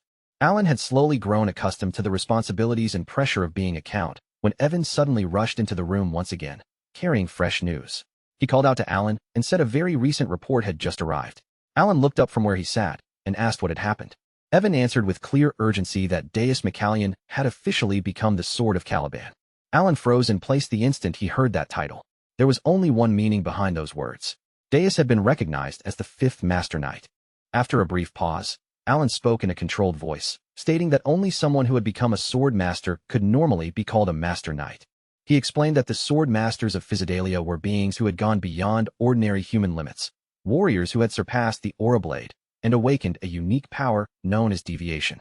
Alan looked straight at Evan and asked if he was truly saying Deus had already become a sword master. Evan quickly cut in to clarify the situation, explaining that Deus was only standing at the very edge of that level. He had not yet created his deviation, but the nation had granted him the title of Master Knight regardless. And there were reasons for that decision. Deus had not only defeated the 4th sword in a duel, but Caliban had also recently lost one of its Master Knights in battle against the Northern Barbarians. Alan paused, letting that information settle, then acknowledged that Caliban and the Northern Barbarians had already been locked in war for more than 10 years. Evan continued the explanation, saying that simply learning to sense mana and control it properly usually required around 5 years. Creating a deviation, on the other hand, often demanded several decades of training and experience. The first sword, Reharnett, had only become the youngest Master Knight in history when he reached the age of 32. He had been holding a sword since he was 5 years old, and even among gifted warriors, his strength had been considered almost impossible to match.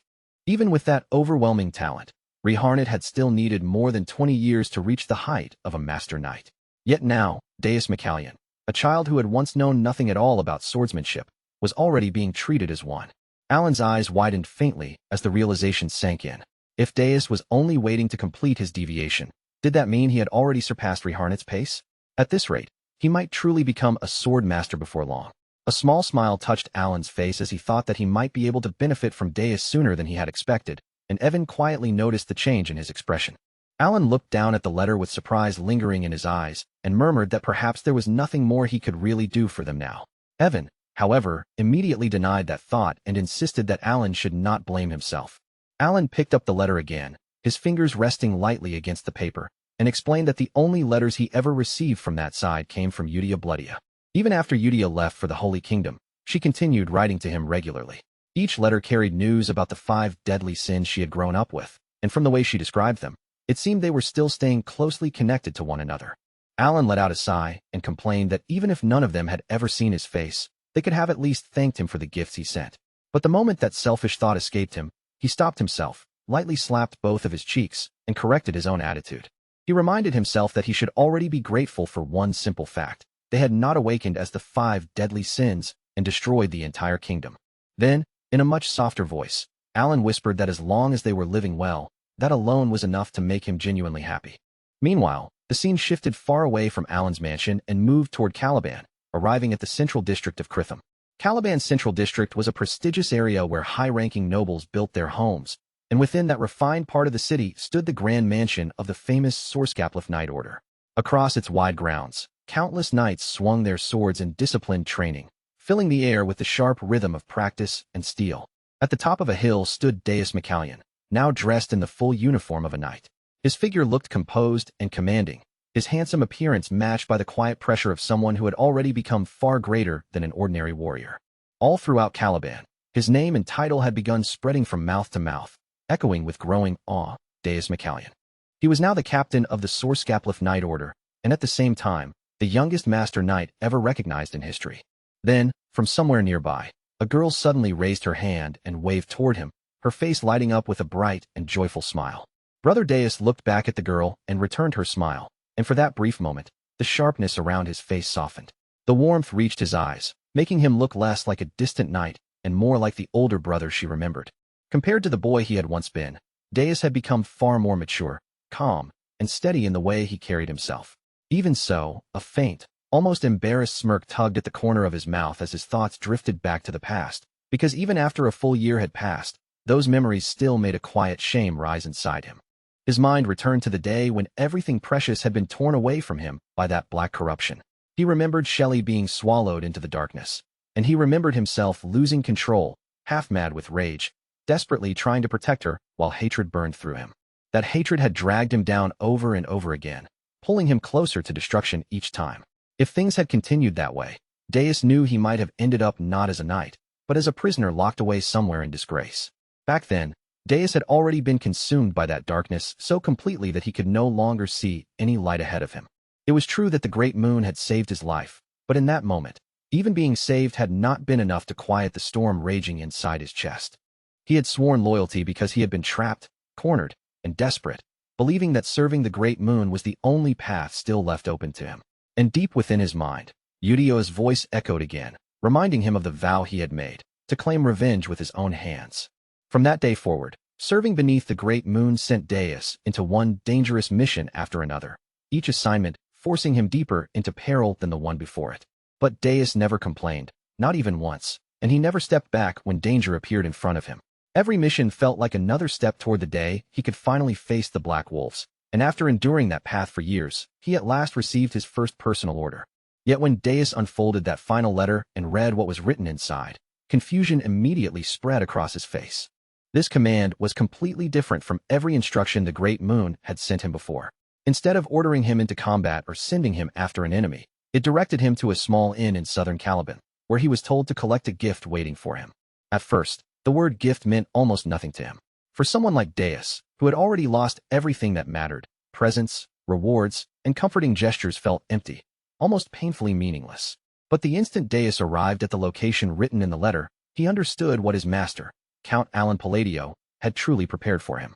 The gift waiting there was Shelley herself, his sister, alive and safe, standing right before his eyes as though the nightmare he had been trapped in had finally come to an end.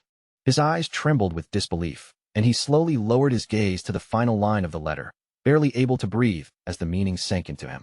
The Great Moon's gift had not been gold, power, or status.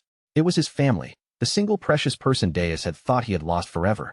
At that moment, Deus completely broke down. Tears streamed down his face without stopping as he rushed forward and pulled Shelley into his trembling arms. Shelley could only stare at him in stunned silence, as if she could not believe her brother was truly standing before her. And to Deus, the sister he held in his arms was worth more than his own life. He hugged her even tighter, almost as though she might vanish again if his grip loosened for even a second. Through broken sobs, his voice cracked as he tried to speak, repeating again and again that the sister he had believed was dead was alive right there in front of him. With years of pain and sudden relief crashing together inside him, Deus looked at Shelley with shaking eyes and asked what had happened to her after the moment he lost her. Shelley began crying too, clutching tightly to her brother's arm while forcing a small and gentle smile onto her face, as if she still wanted to comfort him even while her own tears kept falling. A little later, once the first overwhelming wave of emotion had finally calmed, the two siblings sat across from one another with warm cups of tea placed between them. After Shelley managed to steady her breathing and calm herself enough to speak, she slowly began telling Deus everything that had happened. She explained that after those people dragged her away, she had been trapped for a long time in a darkness so deep and suffocating that it felt as though it would never end. As she spoke, those memories returned with painful sharpness. Shelley remembered being locked inside a pitch-black cage, waiting helplessly for the moment someone would drag her out and kill her. Then, when her turn finally came and there seemed to be no escape left, someone terrifyingly strong appeared before her, moving with a power that overwhelmed everything around them. That person grabbed Shelley's hand and pulled her toward the light, giving her a chance to break free from the darkness and survive. Years later, just when Shelley was about to be sold off to a slave merchant, another powerful figure stepped into her path and protected her once again. A blade flashed through the attackers in an instant, cutting them down and saving Shelley's life for the second time. That rescuer was Evan, Count Alan Palladio's knight and aide, the very person who had saved Shelley, Deus's precious younger sister. Back in the present, Shelley explained that after all those events, she had continued receiving precious medicine from a sponsor. Holding Count Alan Palladio's letter close to her chest, she repeated his words with quiet, steady confidence. She told Deus that the letter had been delivered directly to her, and that Count Alan Palladio had never once failed to send the medicine and support she needed. The name written on the letter was Count Alan Palladio, and the message shock spread across Deus's face as he whispered that the Great Moon had been protecting Shelley under his own name this entire time. What he could not understand was how the Great Moon had discovered their situation in the first place. Deus had never told anyone about his family. Only Udia had noticed the black lamp that once targeted him. His expression darkened, and he gripped his own shoulders as the question pressed heavily on his mind. How had the Great Moon known everything? To anyone who knew the stories, the Great Moon was an unmatched prodigy, someone who seemed capable of seeing through secrets that should have remained buried deep within darkness. At the same time, fragments of memory began flickering through Deus's thoughts, and every one of them connected back to Udia. Confusion and disbelief pulled at him from all directions, until those scattered pieces of memory suddenly began locking together into one terrifying picture. He remembered the uneasy way Udia always acted whenever she spoke about the Great Moon, the nervous edge in her voice, and the way she repeatedly reminded him that a sword could never move on its own without its master. A heavy darkness passed through Deus's mind as he realized that the foolish one had been him all along. And yet, even beneath that crushing realization, a faint glimmer of hope still remained. He remembered the words he had once heard. The Great Moon already knew everything, and had been leaving hints behind for the child who would be forced to survive alone. As that meaning finally struck him, Deus's body trembled, and even his voice shook under the weight of it. Shelley's concerned voice pulled him back from that spiral of realization. She looked at him anxiously and asked why he had suddenly gone so still and stunned. Deep inside, Deus understood the truth. His own sword had dared to move without permission, and yet the Great Moon had still chosen mercy instead of punishment.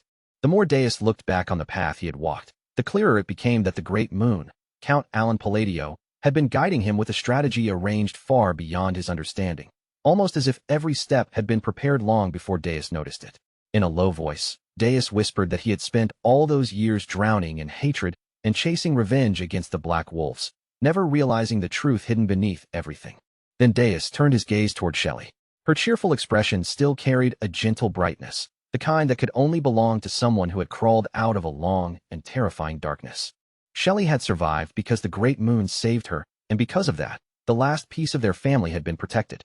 To Deus, the life she still held was a gift far too precious to measure. Then his thoughts twisted again as Udia's words echoed inside his mind. She had always told him that one day, he would understand why she followed that truly terrifying man, the Great Moon. Deus finally understood that Eudia had never been a mindless fanatic, nor someone blindly clinging to faith. She had reached Caliban and become a knight through her own will, and yet she still prayed to Count Alan Palladio as though he were a god. Now Deus understood the reason. Determination sharpened his expression as he declared that his mission was to rise to the very pinnacle of Caliban, stand as a master knight, and create his own knight order filled with the finest swordsmen, all devoted to the great moon. He also understood why Eudia had always called Count Alan Palladio her god and lifesaver. Her loyalty to him was absolute, without even the slightest trace of doubt.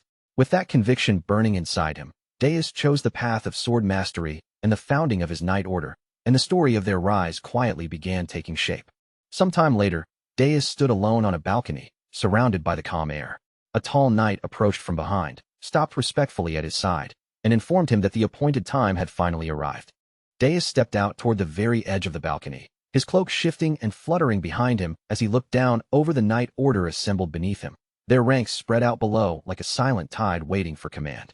With his eyes fixed firmly on the soldiers standing before him, Deus declared that this expedition would become the Solar Skeleton's very first stepping stone, the first true mark they would carve into the path ahead. To Deus, hardship was never something to fear or avoid. Pain, exhaustion, danger, and the weight of battle were all things he had already accepted as part of the road he had chosen. His hand tightened around that beautiful yet terrifying sword, its presence almost mesmerizing as it rested in his grip. Then Deus spoke of the day he longed for most, the day he could finally offer his gratitude to the great moon and repay him in a way that would truly satisfy him. Beneath the pale moonlight, his eyes burned with unwavering resolve, filled with absolute loyalty toward the greatest prodigy of their era, and he silently vowed that he would prove his worth. Not long after that, the Solar Skeleton Knights began their march. Their expedition against the barbarians had officially begun, and one by one, they moved out from the estate with purpose in every step. Afterward, Deus sat outside in silence for a while, letting the strange calm of the place settle around him. Perhaps it felt so peaceful because the people under his command had finally grown into warriors strong enough to stand on their own without being constantly guided. Meanwhile, Count Alan Palladio sat quietly with an open book in front of him, his eyes lowered as he examined the notes spread across the pages and followed the lines of writing one by one. He muttered under his breath that everyone seemed to have flown off somewhere without him, leaving him behind in this strange quiet. And honestly, at that moment, he had absolutely no desire to take in even a single new piece of information. His life had become more chaotic with every passing day, as if trouble kept piling itself onto his shoulders. Even so, Alan forced his scattered thoughts to settle down and made himself focus on the research sitting right in front of him. He even grumbled jokingly to himself that he really needed to stop writing in cursive, deciding that from now on, his handwriting had to be much clearer if he wanted to understand his own notes later. After returning from the labyrinth, he had thrown himself into studying the strange phrases he had encountered there. A quiet chuckle slipped from Alan's lips as he looked over the completed reports, satisfied that he had finally managed to finish organizing them. Leaning back slightly, he began reviewing the ideas, theories, and magical principles he had been carefully analyzing. At the center of his research was the reinforcement of magical imprints, along with the strange way refraction behaved when it was applied inside spells. According to Alan's notes, refraction did not simply strengthen a spell in a straightforward way. It amplified the flaws inside a completed spell and allowed its range to spread outward, while repulsion twisted the spell structure itself and changed how a projectile shifted after being fired. Even after spending so much time studying it, Alan still found the phenomenon incredible. With the universal law in his hands, that strange power capable of interfering with the very rules that shaped reality, he could force magic to move far beyond the boundaries it had originally been meant to obey. From what Alan had observed so far, blue light reinforced parallel forms of magic, including electrical attacks. He had also developed a method where diffraction let a spell pierce directly through its target, creating a critical effect at the exact moment of impact. When Alan had used that method against the golem earlier, the enormous creature had vanished in an instant. No matter how massive or sturdy its body had appeared, it had still been completely vaporized before it could endure the attack. For Alan, the rule behind the magic was always the most important part, and not even a single phrase in a spell could be allowed to fall out of place. But with the amount of mana he currently possessed, a spell on that scale could only be used once per day. The fatigue afterward weighed heavily on him, and it had taken him a painfully long time just to understand even this much.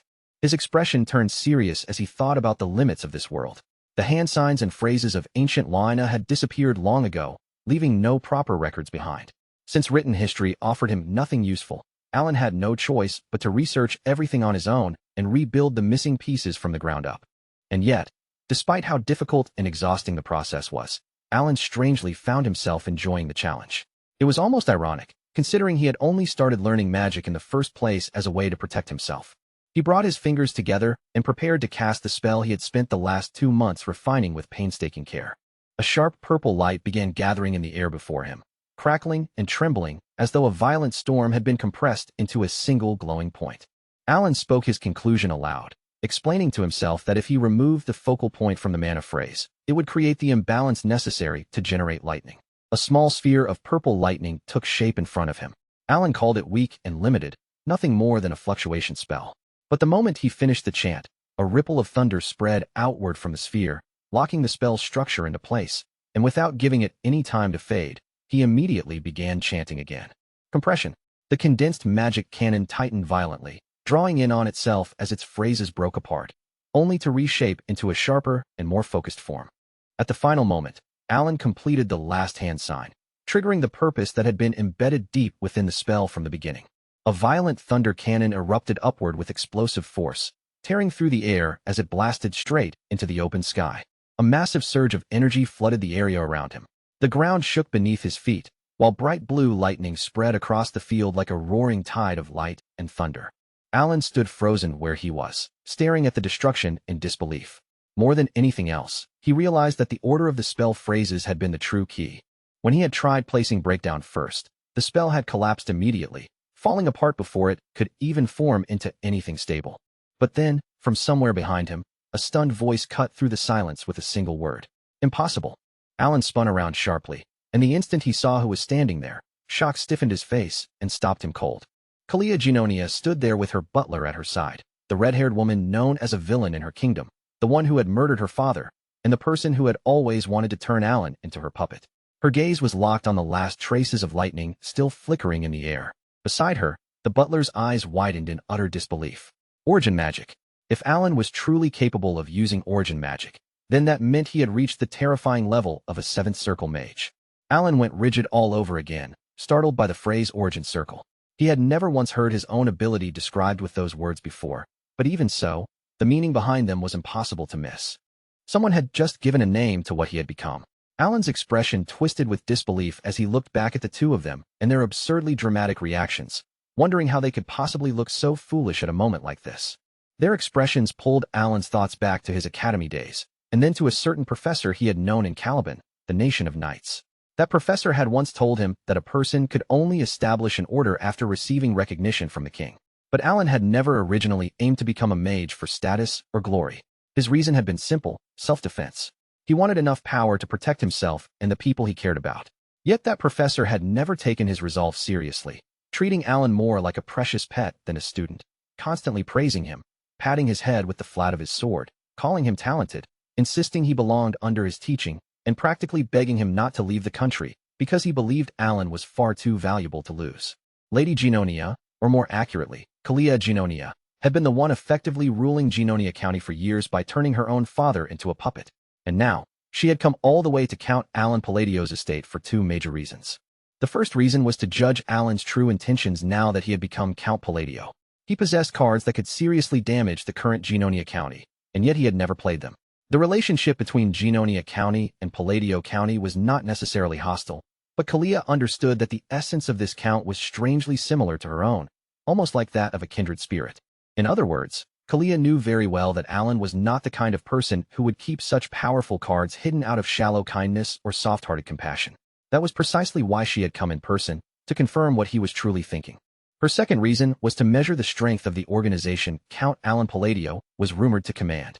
Of course, Kalia understood that simply meeting the Count face-to-face would never be enough to expose the full scale of whatever shadowy power stood behind him. Even so, Kalia had one method that might allow her to glimpse the edges of that hidden force. She had brought the wizard Byankle with her. Byankle had once proposed a new theory within the Magic Tower about the magic of a forgotten era, and that theory had earned him considerable academic praise. Later, however, he had been expelled because of his excessively inhumane magical experiments. Even then, his ability had not faded. As a 5th-tier mage, he had enough power to wipe out an entire battalion of soldiers on his own, and Kalia had secured an alliance with him by supporting his research. Kalia's reasoning had been simple. If a detection specialist like Biankle, a mage standing at the edge of the 5th tier, accompanied her, then he should have been able to easily measure the caliber of those guarding Count Alan Palladio. Guards alone would never reveal everything about an organization, but observing the level of the people assigned to protect the Count would naturally offer clues about the force he commanded. At least, that had been Kalia's original reason for bringing Biankle along. Inside the reception room of Count Alan Palladio's estate, Kalia subtly shifted her gaze toward Biankle. He still had not fully closed his mouth, and his face remained tense with a deeply anxious expression. The sight surprised Kalia more than she wanted to admit. As far as she knew, Biankle was not the sort of man who would ever make such a foolish face in front of anyone. He was usually arrogant, dismissive, and unwilling to speak politely even to her, the woman funding him. But now, his expression was completely different. Shock still clung to him just as it had earlier, and beneath it, Kalia could even catch traces of fear, something she had never once seen from him before. As Kalia watched Biankle from the corner of her eye, unease mixed with curiosity inside her. If a man like him was reacting this badly, then one thought naturally surfaced in her mind. Could the magic they had witnessed earlier truly have been an origin spell? That thought lingered only briefly before Kalia pushed it away and turned her full attention back to the person seated before her, meeting Alan's gaze directly. His eyes were exactly as she remembered them, cold, unreadable, and empty of obvious interest, as though he found no real value in the situation unfolding before him. Then Alan spoke in a chilly voice and asked what had brought her to the county. Kalia was the first to break the silence properly. Lowering her tone, she apologized to Count Alan Palladio and admitted that she had been rude. Although she still appeared publicly as Lady Genonia, she addressed the Count with respect, apologizing both for stepping into his training grounds and for arriving without warning. She added that she had wanted to meet him for a very long time and began to explain the reason for her visit, but Alan cut her off before she could continue. He told her there was no need for her to blame herself, but there was one thing he wanted to make clear. What I used was not origin, Alan said in a flat, even voice, his calm tone making the air in the room feel colder than before. Without raising his voice or showing the slightest emotion, he added that the wizard Kalia Genonia had brought with her must have misunderstood what he had witnessed. Alan continued as though the matter was not worth bragging about at all, explaining that his own magical ability was nothing particularly impressive. If he had to judge himself honestly, he would only place himself around the 2nd tier, and the mage standing beside Kalia Genonia should have already realized that the spell he saw had no real practical value. Of course, Kalia Genonia did not believe a single word of Alan's explanation, not even for a moment. Even though Kalia Genonia was not someone deeply trained in magical theory, she could still tell at a glance that the power Alan had displayed was far beyond anything ordinary. She quietly shifted her eyes back toward Biankle, only to be startled all over again. His expression looked even worse than before, stiff and sour, as if something had gone terribly wrong. And yet, behind that frozen face, he seemed to understand exactly what Alan's words really meant. This was not an explanation. It was a warning, telling him to keep silent about what he had seen there. Biankle forced his mouth to move and stiffly admitted that it seemed he had been mistaken.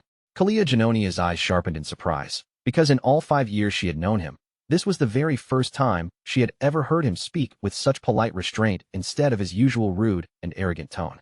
Alan let out a small sigh, as if the entire misunderstanding had become tiresome, and said that Biankle seemed capable enough to have already noticed the truth.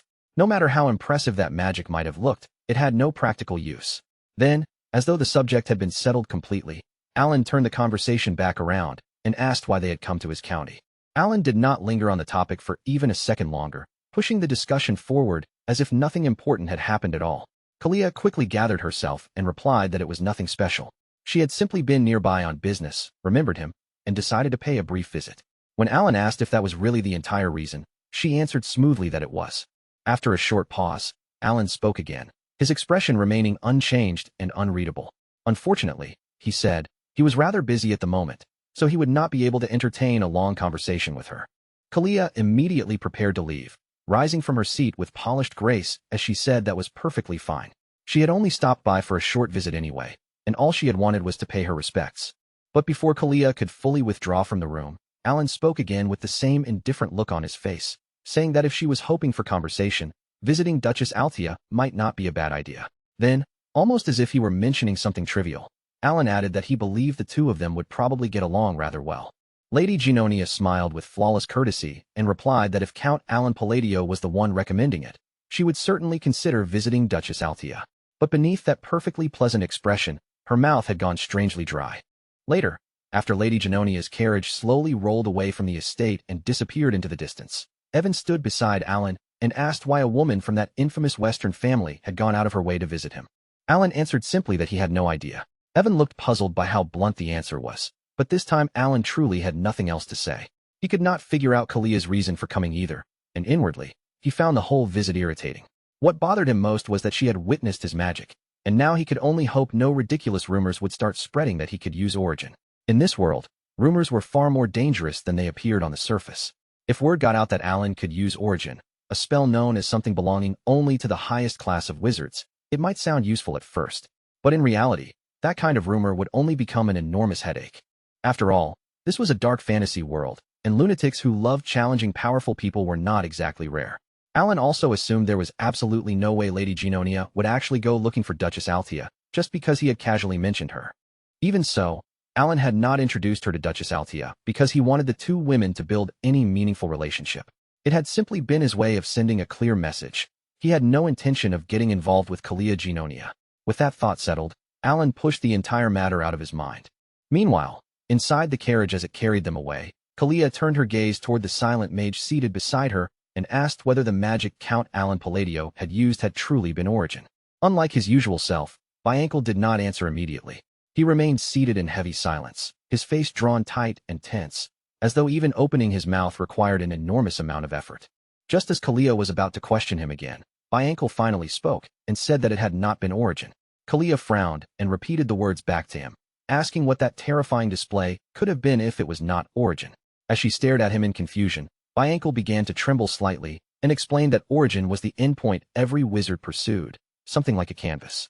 He explained that Origin was a canvas granted only to those who had established their own magic as a truth. Upon that unchanging foundation, they could draw their personal laws, using special arrangements and manifestation formulas that belonged to them alone. That, Bianca said, was what wizards called Origin. But then Bianca swallowed hard, his throat tightening before he continued. Count Alan Palladio's magic was different.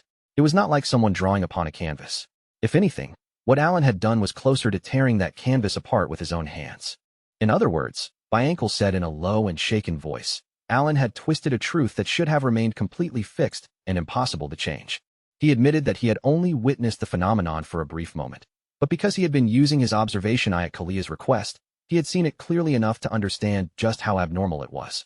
Bianca muttered that Alan had fixed lightning in place, even though lightning was something that should never stop moving. He had bent the laws in order to collapse a spell that had already manifested, and yet, somehow, he had still forced that same magic to appear flawlessly. It was an impossible miracle, something that should not have been able to happen. And behind that miracle, Bianca started to say something more, only for his voice to suddenly cut off. The image of Count Alan Palladio from earlier flashed sharply through Bianca's mind, frozen at the exact moment Alan had unleashed that unbelievable magic. At that instant, Alan's eyes had revealed a talent normally attainable only after someone reached the 6th tier, even if they gained it later in life. Bianca himself had only barely touched that level after climbing to the peak of the 5th tier through his own hidden talent. Those were eyes capable of perceiving the world itself, jet black and red eyes, with 2 crimson rings circling each pupil, appearing the very moment the Count used his magic. As Bianca remembered those eyes, he could not stop fear from spreading through his own. If his guess was right, then when Count Alan Palladio used that magic, he had brushed against the power of a forgotten ancient god. But Bianca violently severed that thought before it could go any further, even using magic to force his own mind away from that dangerous path. Because Bianca had studied ancient knowledge, he understood better than most how deadly it could be to chase the truth behind such things too deeply. After a long and heavy silence, he gave Kalia one final piece of advice. Never make an enemy of him. Do not oppose Count Alan Palladio. That was all he could safely say. After that, Bianca fell silent once again. Lady Genonia also said nothing, letting the inside of the carriage sink into a tense and uneasy silence that seemed to press down on both of them. At the same time, Kalia naturally remembered Alan's expressionless face and the calm, measuring way he had looked at her, as though everything before him had already been weighed and dismissed. Without realizing it, she let out a self-mocking smile, because Bianca's warning had made her understand something very clearly. From the very beginning, trying to grasp Count Alan Palladio's true intentions had been meaningless. And with that realization came another, colder truth that settled deep in her chest. She had already become nothing more than a pawn placed somewhere on his chessboard. Then, about 5 months later, a full 2 years had passed since the children had been sent away to walk their separate roads. Inside his office, Alan calmly lifted his gaze and asked Evan if there was any new information, especially any news concerning that particular kid. Evan shook his head and answered that there was still no word about the children, Count.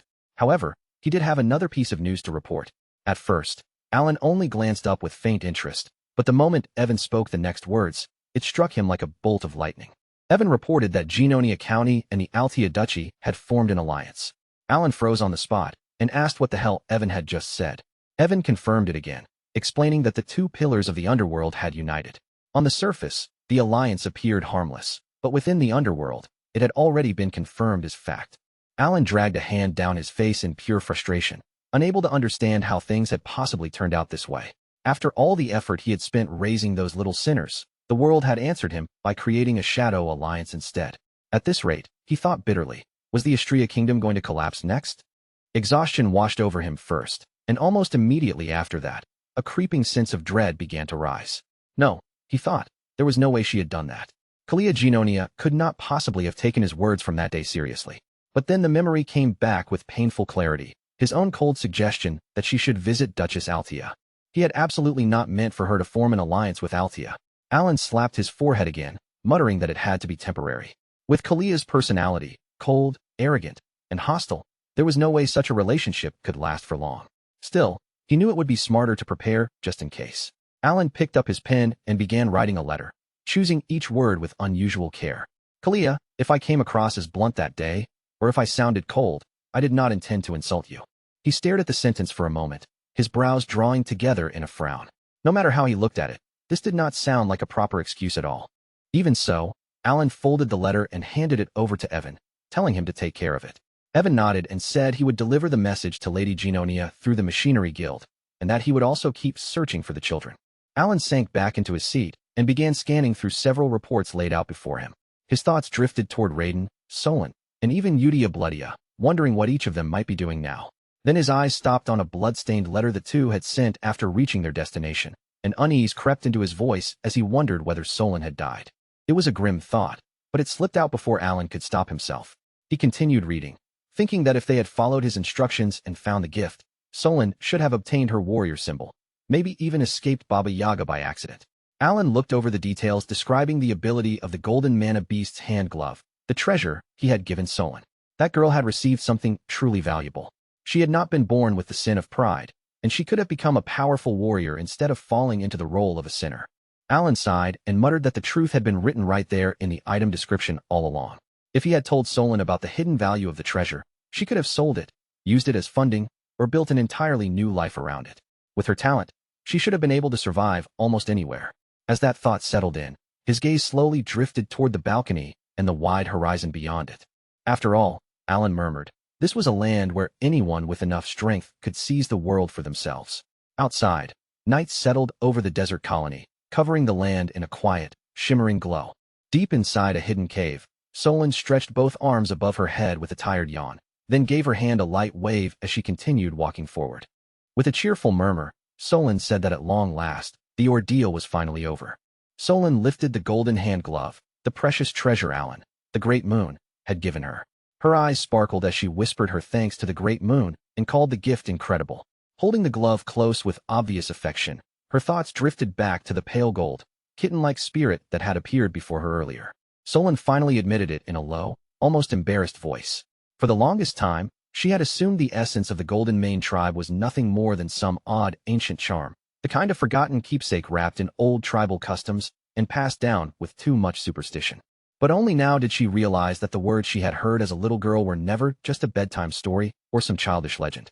As that truth settled heavily inside her chest, memories she had buried long ago began to rise one after another from the depths of her heart.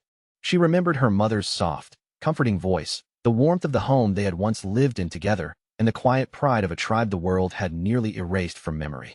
Her mother had told her that their Lenjin blood came from the Golden Mane tribe itself, the descendants of those once honored as kings above all beast kin. The essence of the Golden Mane tribe was not some simple family heirloom to be admired and forgotten. It was a high relic that had been handed down for centuries, a sacred treasure said to bestow its bearer with overwhelming power and a divine authority tied to their ancient bloodline. Back in the present, deep within the desert cave, Solon held her breath without even realizing it. Her eyes were fixed on the very essence she had only known from childhood stories, now sitting right there before her as something real, shining, and impossible to deny. The moment Solon slipped on the golden glove, a brutal wave of pain tore through every part of her body. It was sharp, vivid, and crushing, impossible to shut out no matter how hard she tried. Within her own consciousness, she was thrown into trial after trial, each one clawing at her mind as if it wanted to shatter her spirit completely. Even so, Solon endured every bit of it. She forced herself to keep standing because she remembered the day she had nearly died as nothing more than a test subject, and how the great moon had reached out and saved her life when everyone else had abandoned her. That memory struck directly into her heart. She had once been a nameless orphan, discarded and treated like she had no value at all, but Count Alan Palladio had stepped into her life and changed the direction of her fate forever. As she spoke, emotion shook her voice so badly that the words almost broke apart. He was the one who had given her the strength and the chance to chase revenge against the dark dragon, the monster who had murdered her parents and torn apart every piece of the life she once knew. Solon tightened her fist, and in that instant, a golden aura erupted from her palm, blazing across the cave like sunlight tearing through a wall of darkness. She declared that she had to repay the grace of the great moon, and as her determination hardened, golden essence surged violently from her body, shaking loose dust from the cave walls around her. She stared down at her glowing hand in stunned awe, slowly realizing that this power had never been meant to turn her into just another ordinary gladiator. As she tested the strength of the glove, she could feel her awakened lineage roaring through her veins, like a beast inside her blood had finally opened its eyes. At that moment, Solon understood exactly what path she had to walk. She would become the strongest gladiator alive, gather every scattered relic of the Golden Mane tribe, and restore the honor, pride, and lost glory that her people had been forced to leave behind. Once again, golden light burst outward from her body. Only this time it was even brighter and fiercer than before. The radiance flooded the cave in a roaring wave of power, filling the darkness with a force that felt almost impossible to hold back. Raising her hand high above her head, Solon made her vow with unwavering conviction burning in her eyes. One day, no matter what it took, she would slay the dark dragon. A short while later, Solon stepped out from the cave and into the open desert air. The night stretched wide around her, and she slowly lifted her gaze toward the beautiful moon shining silently above the endless sand. With calm confidence returning to her voice, Solon said that everything she had gained, and everything she would choose to do from this moment on, existed for the sake of the one who had saved her. Then, standing steady beneath the moonlight, Solon gathered herself completely and declared that the time had finally come to begin. After 500 long years, the Golden Mane who once commanded the greatest of all beast kin, the kings among their race, would rise again beneath the glow of the blue moon. Elsewhere, Count Alan Palladio stood with a stack of documents in his hands, quietly reading through the details written across the pages. As his eyes moved over the information, a faint and half-buried memory stirred somewhere in the back of his mind. Before that thought could fully take shape, Evan spoke up and reported that the Information Guild had finally obtained news about the children. He admitted that he had meant to tell Count Alan Palladio back at the training ground, but had completely forgotten. So Count Alan Palladio calmly placed the documents down and asked what he had found. Evan went on to explain that Solon had been doing extremely well in the colony, so well that the Allied group had even started calling her the Golden Flash. Count Alan Palladio stiffened slightly at the name, feeling as though he had heard it somewhere before, but the memory refused to come into focus. In the end, he simply let out a small breath and said he was glad she was doing fine. Evan nodded and added that in that land, strength was the one thing that decided everything.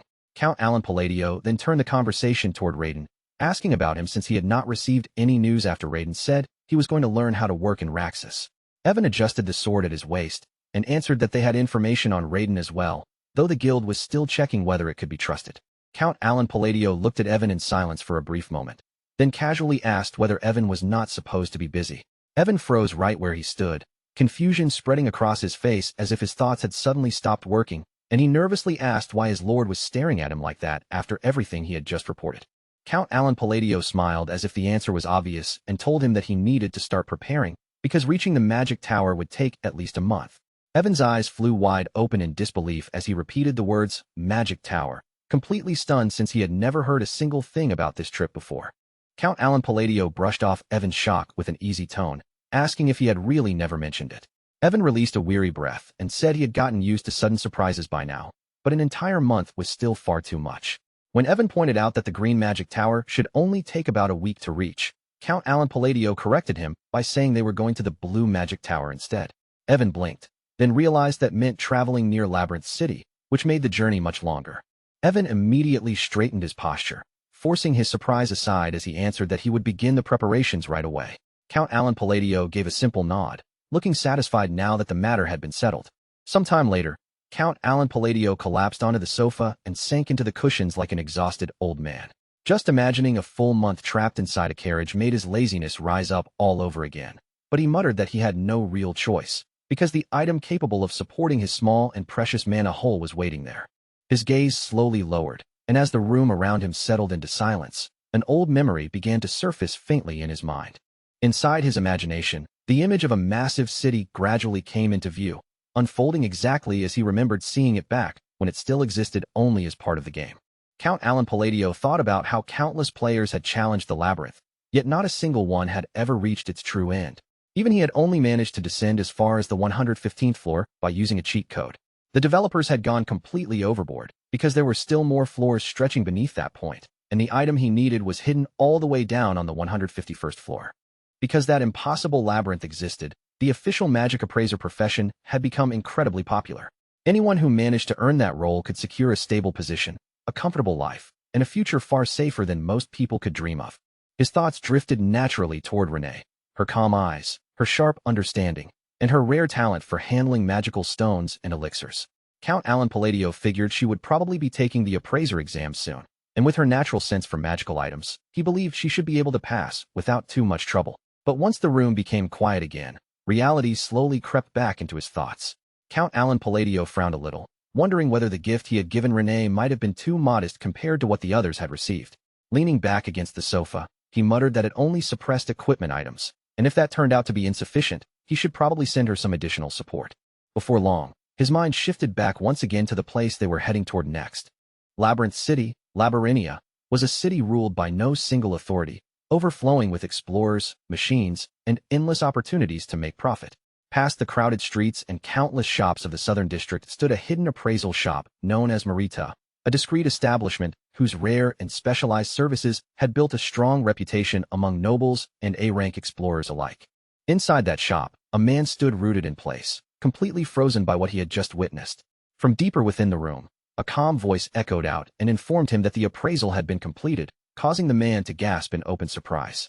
Only then did the scene reveal the truth. The masked girl standing in front of him was Renee, her identity concealed so thoroughly that no one would recognize her at first glance. Holding an object carefully between both hands, she explained with quiet confidence that the device could ignite a flame through mana. The Lord nodded, thanked her as he always did, and reached out to examine it for himself. The Lord studied the lamp in his hand with great care, turning it slightly as his eyes traced over its shape and details. Then he murmured that it was a relic capable of being imprinted, and asked what kind of ability had been placed into it. Renee answered in a calm and steady voice, explaining that even a small amount of mana would allow the flame to keep burning for at least an hour. The Lord smiled, clearly impressed by how much the efficiency had improved, and praised the result. Renee received his thanks with the same composed politeness she always showed. For a brief moment, a gentle silence settled over the appraisal shop, softening the air between them after the completed appraisal. Then Renee slowly removed her mask, and the tension in her expression eased just a little, as if she could finally allow herself to breathe without pretending. But that small trace of softness did not last for long. Her gaze soon shifted toward another item resting quietly on the nearby table. She reached out and picked it up with careful, gentle hands, studying its details closely before saying that this item, too, could be imprinted. In truth, Merita's fame had spread because of these extraordinary imprinted abilities, rare effects that customers could not find anywhere else no matter how far they searched. Inside the shop, a mystical item rested upon a pedestal like something too important to be handled carelessly. In Renee's memory, Count Alan Palladio's words seemed to echo around it, reminding her that this was a gift from the Great Moon, an item sent directly by him. She stepped closer to the eye-shaped device, watching the faint blue flames swirl inside it behind layers of sealed energy. Excitement slowly rose inside Renee's chest, and a small smile touched her lips as she whispered that when the Great Moon first told her to become an appraiser, she had not understood the reason behind his command. But whenever Renee thought of Count Alan Palladio, that meaning began to feel a little clearer. To her, his true identity was Philean's friend from the forgotten age of the Outer Gods, and every action he had taken was part of a greater purpose meant to eliminate the Dark Ones. When Renee had first read Count Alan Palladio's letter telling her to go to Labyrinth City and become a magic appraiser, She had not been able to connect that instruction to anything so grand or world-changing. Later, however, Renee came to believe that Count Alan Palladio wanted her to build influence within the Labyrinth Empire, creating a foundation strong enough to eventually reach the Magic Tower. Even now, though, a quiet question lingered in her mind as she wondered what becoming an appraiser truly had to do with killing the Dark Ones. Renee stepped fully into the appraisal room, her attention fixed ahead, and softly whispered the function of the Eye of the Stalker, an item designed to repeatedly identify objects below a certain mana threshold in order to assist with appraisal. This was not the kind of relic anyone could casually touch or study like a normal magical tool. Even standing close to it carried a deadly pressure, as though a single careless movement could be enough to end someone's life. Red, demonic chains were wrapped tightly around the artifact, binding it in place, while a thick, suffocating darkness seeped out from between the links little by little. Whatever power slept inside that thing, it was completely different from the clean, structured wisdom of ordinary magic. Renee moved with great caution, slowly extending her hand until her fingertips brushed against the crimson chains. The moment her skin made contact, her eyes sharpened, and she murmured under her breath that she had never seen this material recorded in any library she had searched before. But before she could examine it further, the device began to tremble violently in her hands. A fierce surge of energy exploded from within the relic, and one by one, the seals wrapped around it started cracking apart. A dazzling blue flash suddenly burst through the room, washing over every wall and flooding the entire space with brilliant light. And in that instant, the Eye of the Stalker awakened completely, opening as though it had finally remembered the purpose it had been created for.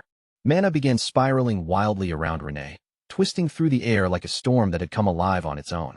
She leaned closer to the awakened relic, her eyes narrowing with a determination that did not waver for even a second. If she wanted the power necessary to fight the Black Wolves, then she had no choice but to awaken this item with her own hands. And with quiet devotion burning beneath her voice, she whispered that it was all for the Great Moon. Renee quickly understood that the relic was not yet in its completed state.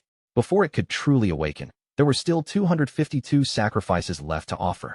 Each time a proper sacrifice was given, the relic would absorb something from that offering in exchange for increasing its own stats, and with every successful tribute, the divine eye would immediately change and evolve. But the requirement was horribly strict. The relic would not accept just any magical object placed before it. It would only respond to specific high-tier artifacts, and if even a single incorrect item was used as a sacrifice, the entire accumulated stack would disappear in an instant. Renee saw the truth of it with absolute clarity. This relic was demanding not random offerings, but a large number of high-grade sacrifices, each selected with perfect precision, before it could finally reach its complete form. And once it fully awakened, it would become a weapon worthy of being entrusted by Count Alan Palladio, the Great Moon himself. A fierce excitement began to build inside Renee, blending together with the resolve already burning in her chest. No matter how difficult it became, she wanted to bring the relic to its perfect state. In a quiet voice, she murmured that appraising every relic with flawless accuracy and choosing the correct high-tier sacrifices for imprinting was a role only she could fulfill. Renee lifted the divine eye-shaped relic with both hands, holding it carefully as though the weight of her entire fate rested within it. She had been born with the Library of Eternity, and everything she possessed existed for one purpose: killing the Black Wolf. Her voice lowered, steady and filled with unwavering faith, as she declared that all of this was in accordance with the will of the Great Moon. 3 weeks passed, and at last, Alan arrived before the Blue Magic Tower. The Tower Master was away, and waiting in the entry hall was a small young girl with a face so adorable that she almost looked harmless. But the second she opened her mouth, that cute impression vanished under her sharp and impatient tone. She told Alan to state his business quickly and leave, since the Tower Master was not present.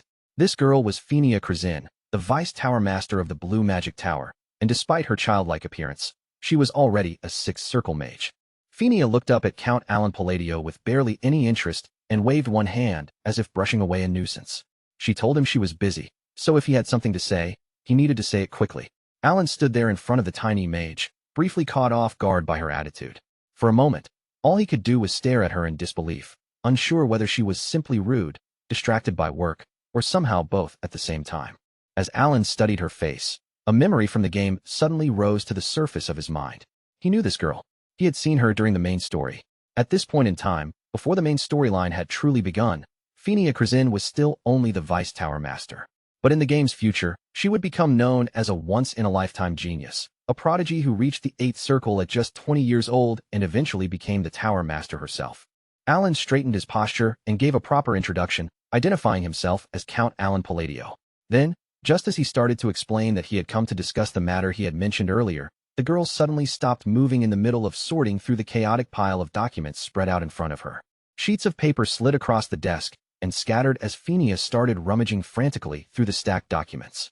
She muttered to herself while flipping page after page, saying she needed the correct file for that matter and wondering where it had disappeared to. Still caught in her own mess, she asked Alan what he had just said, then suddenly blurted out whether he had really claimed he could eliminate the time gate. While she continued digging through the papers for the missing file, Alan kept his composure and explained the situation in an even voice. The time gate, he told her, was cracking. Alan explained that the time gate was connected to a mysterious subspace, one that had a habit of appearing in locations where magic was used frequently. Once it took form, it created a monolith that caused severe damage, and through that unstable distortion came demons, disasters, and all kinds of chaos that could not be ignored. Phineas immediately activated a detection spell. Magical light shimmered in her eyes as she scanned Alan from head to toe, measuring him with cold precision. A moment later, she scoffed, completely unimpressed, and asked what exactly he planned to accomplish with talent as low as his. With another dismissive flick of her hand, Phineas ordered him to leave. Alan froze for a brief moment, realizing that this conversation was already moving in the wrong direction. He needed her cooperation, and without it, there was no way he could reach the time gate. Keeping his voice steady, he insisted that he still needed an answer. But Phineas squeezed her eyes shut, looking utterly irritated by the entire exchange. In a sharp and accusing tone, she said he probably wanted to eliminate the time gate only so he could claim the treasure hidden inside, adding that every person who came to her made that exact same kind of excuse. Phineas slammed her hand down onto the desk, her voice rising as she demanded whether Alan had any idea how many people showed up every single day with the same story. Alan felt deeply wronged by the accusation, but he swallowed down his frustration and forced himself to stay calm. He told her he was telling the truth, and if she guided him to the time gate, he would prove it himself.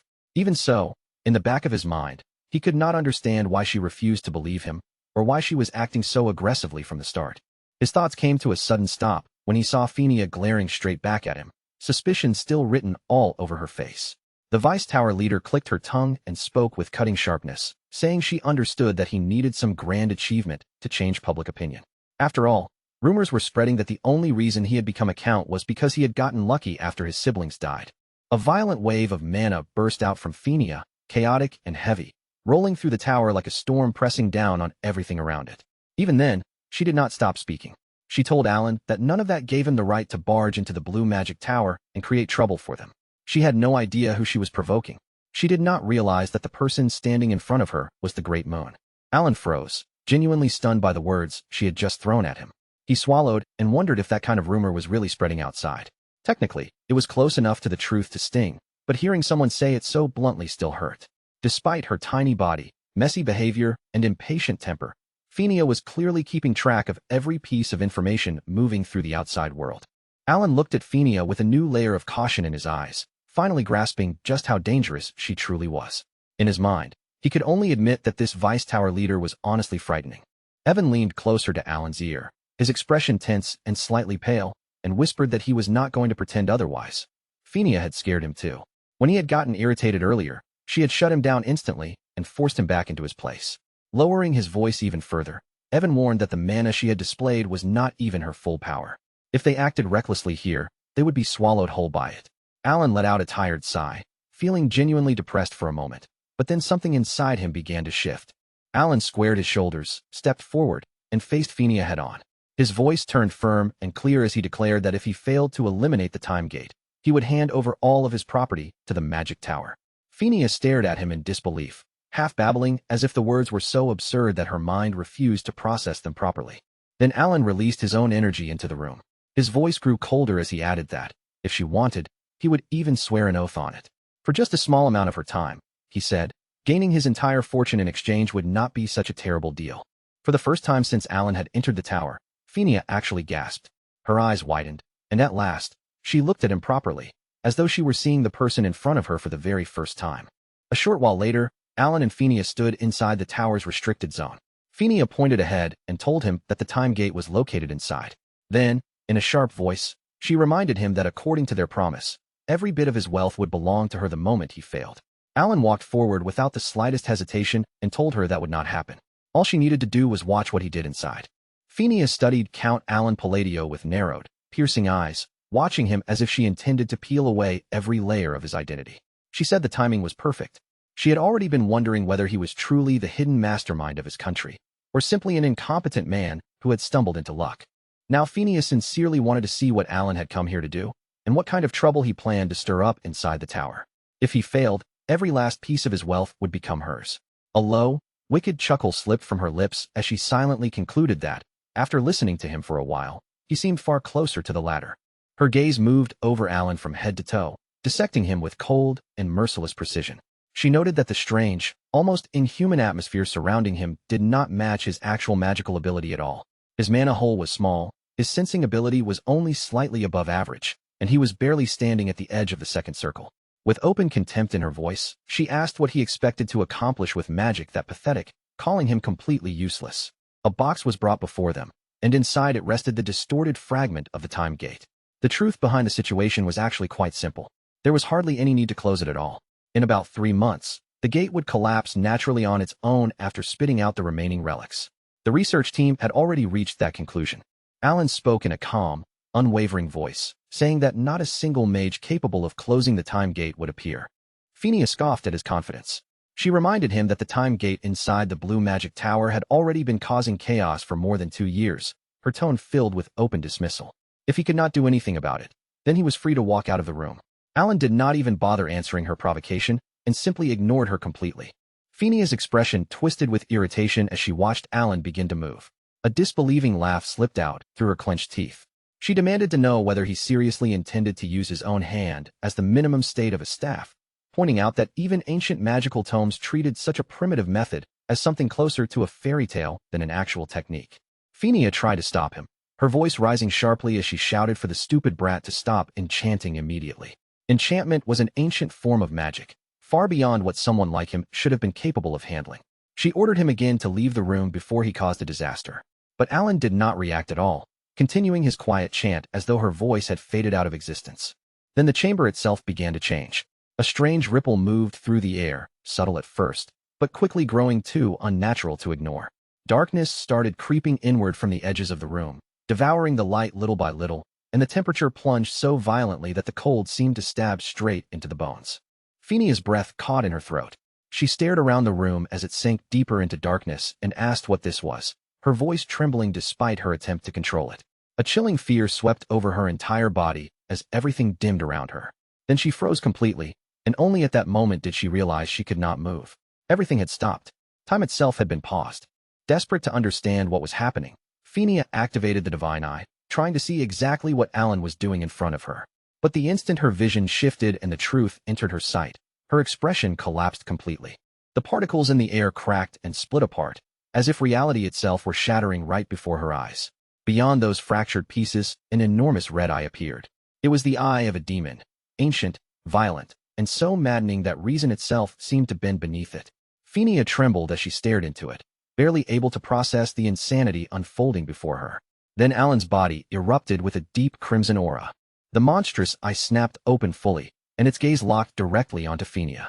The killing intent pouring from it was so overwhelming that it felt as if her very soul had been frozen solid in place. Phineas could not breathe. She could not even force herself to look away. Her thoughts raced in panic as she wondered what Alan was trying to accomplish inside the time gate. How could someone who was barely touching the second circle create something like this? And what was the connection between that demon's eye, the great moon, and Renee forging the divine eye to slay the black entity? The room trembled beneath the crushing pressure, shaking as though the entire chamber might collapse at any second. When Phineas finally managed to raise her head again, she saw the dark demon god's eye still lingering behind Alan, watching from within the shadows like an existence far beyond anything humans were meant to understand.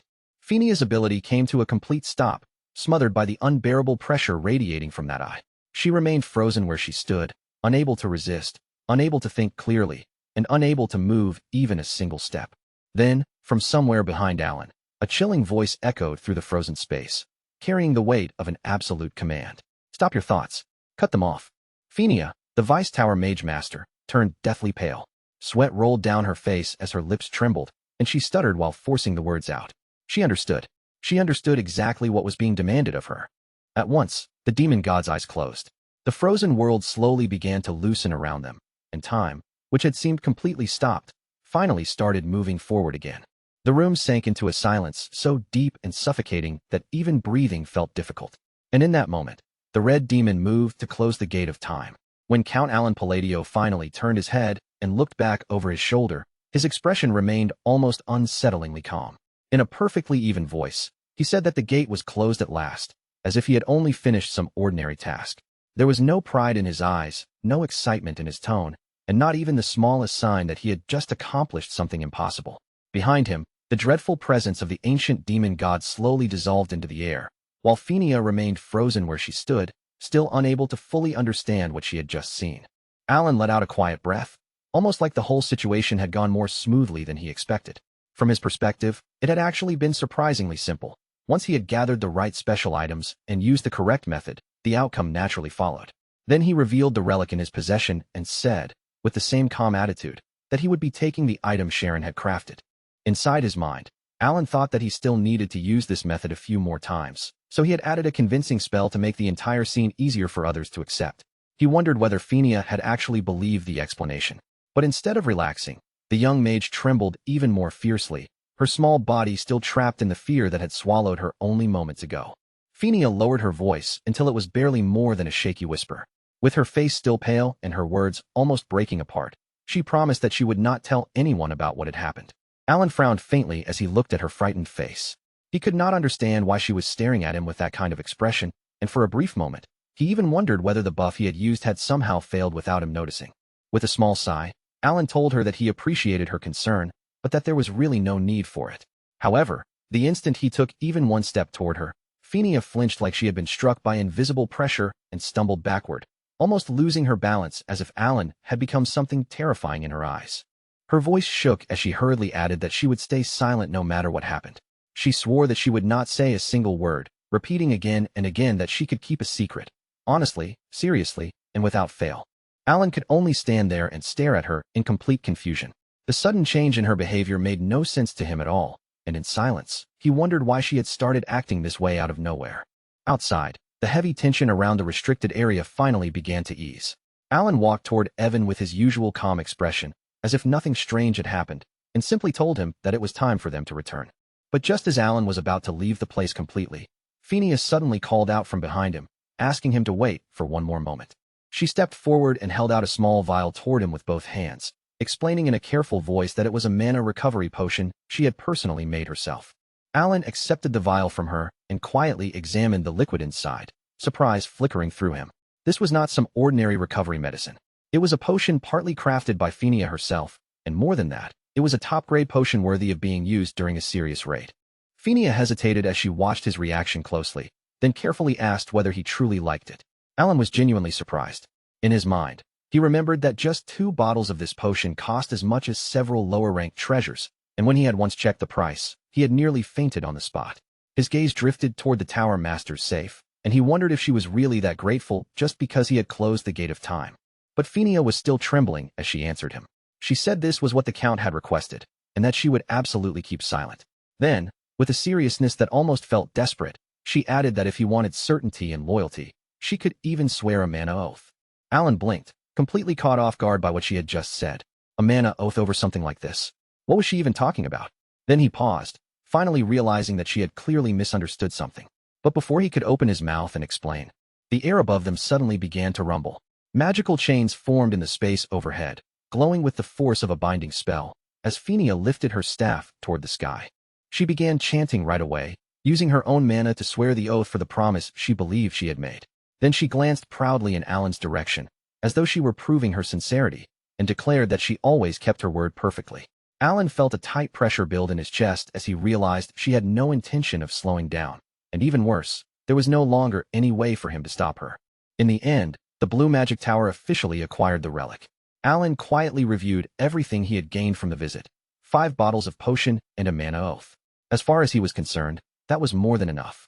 No matter how strange and confusing the process had become, the trip had absolutely been worth it. Outside the tower, the atmosphere finally settled into a calmer rhythm. Alan climbed into Evan's carriage, leaving the Blue Magic Tower behind as the tension of the visit slowly faded into the distance. Evan looked closely at the treasure in Alan's hand, studying its rough and primitive appearance with open curiosity. He asked if that was the item from the gate, saying it must have been difficult to obtain even though it looked far cruder than he had expected.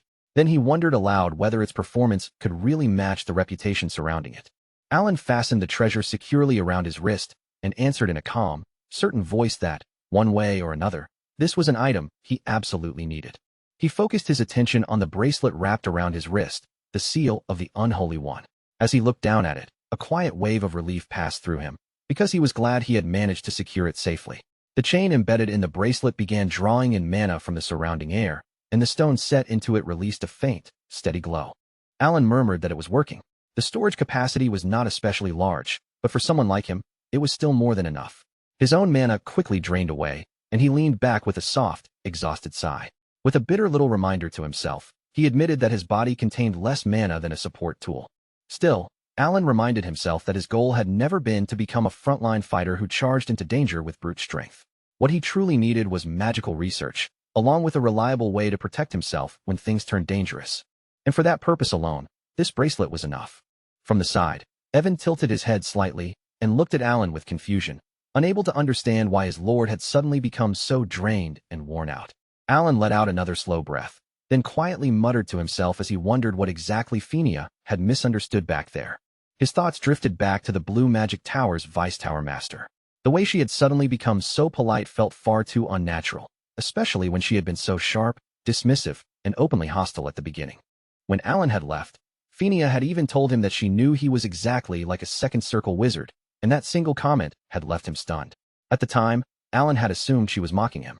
But the way she reacted afterward felt strangely familiar, and that familiar feeling was what bothered him the most.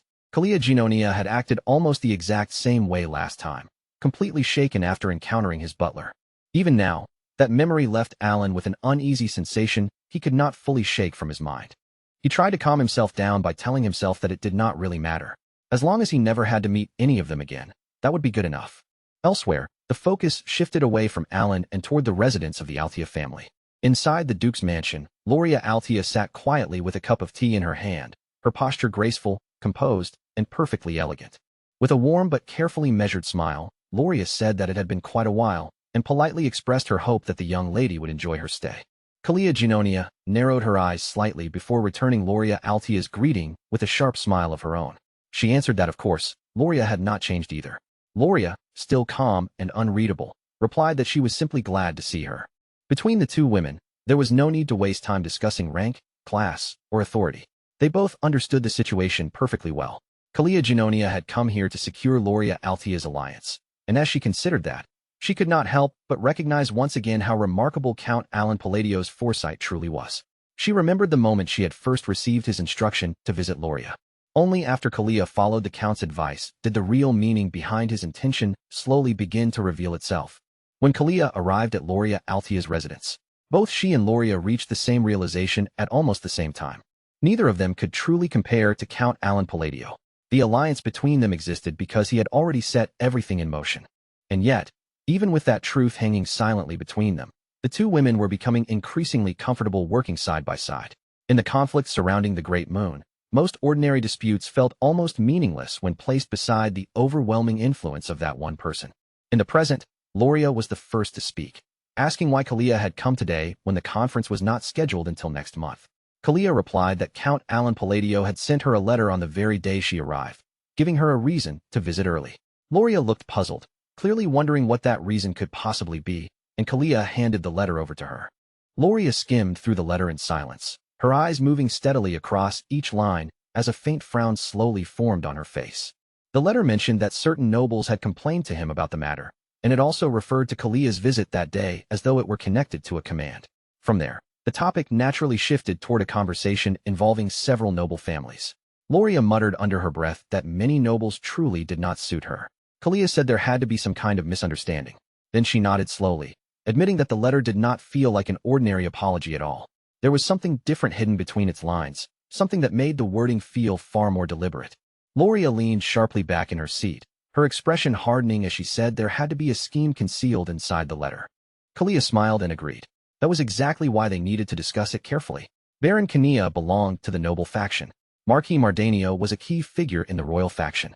Viscount Valanda was also connected to the royal faction, and Loria Altea herself stood as an important figure among the nobles. Loria summed up the situation in a brief, thoughtful voice, saying that Count Alan Palladio did not appear to be siding with either faction. Kalia Ginonia continued from there, her expression growing sharper as the deeper meaning hidden inside the letter slowly began to take shape. Kalia Ginonia finished Loria's thought in a low voice, the edge in her tone making the room feel colder. In other words, Count Alan Palladio was planning to drive out the nobles who were already walking down the path toward extinction. The moment that conclusion settled between them, both women felt a silent chill creep through their bodies. And the longer they sat with that idea, the more disturbing it became. Count Alan Palladio was already a man they considered dangerously impossible to read, and yet he had sent something that appeared to be nothing more than a simple apology letter. But through their eyes, that harmless-looking letter had transformed into something far heavier, a quiet warning, almost like a threat hidden beneath polite words. Loria Altea slowly raised her eyes as the pieces began fitting together with frightening clarity. This had to be why Altea needed her public reputation, and why the title of Duke had been placed in her hands. And if the Hangman of the West was truly standing beside Count Alan Palladio, then every strange detail finally connected with terrifying certainty. Kalia Ginonia gave a slow, composed nod, her face calm, but her eyes carrying a sharp, calculating light. If their interpretation was correct, then they could not simply sit still. They needed to discuss a new plan immediately. But what kind of plan would that be? It would be a plan built entirely around the misunderstanding surrounding Count Alan Palladio. His letter had only been an ordinary apology, but the two women were now convinced he was quietly preparing to remove entire noble factions from the board. Kalia Ginonia understood at once how useful that misunderstanding could become, and with a faint, knowing smile, she began turning that confusion into the foundation of another scheme. The focus then returned to the blue magic tower, where Phinia Krazin had collapsed forward across her desk. Her small body lay slumped over scattered papers and open documents, as if every bit of strength had been drained out of her all at once. The Tower Lord approached her with a serious expression, looking down at her weakened state before asking her to explain everything in detail. He wanted to know what had happened, why she looked so shaken, and what could possibly make someone like Phinia lose the sharpness she usually carried so proudly. Phinia slowly lifted her head from the desk, her face still pale, weary, and drained of its usual arrogance. But just as her trembling eyes came into view, the scene shifted away from the tower and returned once again to Count Alan Palladio. Alan was sitting outside as if the terrifying events from earlier had never happened at all, casually eating a roasted sweet potato with the relaxed air of someone taking a peaceful break after a long and exhausting trip. Evan looked at him closely, concern clear in his expression, and asked whether he was really all right. Alan nodded while holding the roasted sweet potato in his hand, admitting that he had nearly fainted back there. But even after saying that, he still took another bite and calmly remarked that it tasted delicious. He let out a soft breath, and this time, the exhaustion showed clearly in the way his shoulders lowered. In a quiet, worn-out voice, Alan muttered that he wanted to go home. After all, Udia Bloody's letter should be arriving soon, and Alan clearly wanted nothing more than to return, sit down somewhere quiet, and read it in peace. The scene shifted to the Holy Kingdom, where a beautiful open sky stretched above the sacred land. Inside the sanctuary, Udia Bloodia stood dressed in her priest robes, surrounded by an atmosphere so still and holy that even the air around her seemed to carry a quiet blessing. She looked elegant and radiant, almost breathtaking as she stood there, as though the light of the sanctuary itself had gathered around her and wrapped her in a gentle glow. Anyone who saw her in that moment would naturally find themselves wondering what kind of fate waited ahead for a girl with such an extraordinary presence. Her beauty felt like a divine blessing, pure and graceful at first glance. And yet, beneath that radiance, there was something else about her, something that quietly suggested she might one day become something far more frightening. Sometime earlier, back at the Blue Magic Tower, Celia Micardo had just returned from a long journey when a faint but unmistakable unease brushed across his mind. He stopped in place, his brow tightening slightly as he focused his senses. The presence of the time gate, which should have still been there, had completely disappeared. Concern rose in him immediately, and without wasting another moment, he went straight to find Phinia Krazin. When Celium entered her office, he found Phinia collapsed over her desk, visibly exhausted and completely drained. The moment she noticed his arrival, she forced herself upright and reported that every task he had entrusted to her during his absence had been completed. Celium froze for a moment, because this was the first time he had ever seen her act like this. Normally, the Vice Tower Master would greet him with irritation, sharp complaints, or even brag about how she had made another arrogant newcomer cry. Seeing her so subdued made the entire office feel strangely heavy. Celium asked in a calm voice whether something had happened. But Phinia did not answer him right away. Instead, she folded forward again and rested her forehead against the desk, as if even speaking required more strength than she had left. Celia Micardo quietly watched her, studying the silence around her with a concern that slowly deepened. Phinia had become Vice Tower Master at an absurdly young age, blessed with such overwhelming magical talent that arrogance had almost naturally grown alongside it. At one point, her pride had been so high that it was nearly impossible to deal with. Even so, Celium had never gone out of his way to correct that personality, because in his mind, geniuses like her would always reach a wall eventually, a moment when they finally understood just how small their achievements really were. Celium had always believed that once Phinia reached the seventh circle, humility would come to her on its own. But seeing her shaken this badly before that point made the situation feel deeply strange, almost unsettling. Celium let out a slightly awkward laugh and mentioned that his business trip to the north had taken longer than he expected. Then, trying to keep his tone casual, he asked whether she had been buried under too much work while he was away. Only then did Phinia finally begin to speak, her face still drained of color and her voice missing nearly all of its usual bite. She explained everything she was still able to explain, choosing each word with unusual care while deliberately avoiding the parts she could no longer reveal. Phinia revealed that the time gate had been closed, and the person responsible for closing it was Count Alan Palladio. But she could not explain how he had done it. Bound by a mana oath, she stated plainly that she was unable to say anything more. Besides, she added in a tired, almost hollow voice, even if she had wanted to explain further, there truly was not much she could describe in detail. Celium lightly tapped his temple as he sank into thought. What kind of phenomenon could reduce Phinia, a girl overflowing with pride and confidence, into such a quiet, subdued state? Was it some form of incomprehensible magic, or something even closer to origin magic itself? Celium gently placed a hand on Phinia's head, and this time, she did not swat it away. She was too exhausted and shaken to react at all, and that one small detail told him just how deeply the experience had affected her. With a faint smile, Celium leaned back slightly and turned the name over in his mind. Count Alan Palladio of the Asteria Kingdom was far more interesting than he had expected. The scene then shifted to Count Alan Palladio's residence. A full month had passed since Alan returned from the Blue Magic Tower. After obtaining the Mark of the Corrupted, he had thrown himself almost completely into magical research, focusing especially on phases and how they could be applied within structured magical arrays. As Alan continued writing, his hand suddenly stopped above the page. He realized he had uncovered a new rule connected to the use of phases. There seemed to be a clear relationship between where a phase was placed and how it functioned, but the exact structure behind that relationship still remained just out of reach. At that moment, footsteps sounded behind him. Alan turned, briefly startled out of his thoughts, and saw Evan standing at the entrance like a knight who had just walked into a scene he was not mentally prepared to witness. Evan stared at the surroundings in disbelief, his eyes slowly moving across the ruined training ground as he tried to take in the scale of the destruction.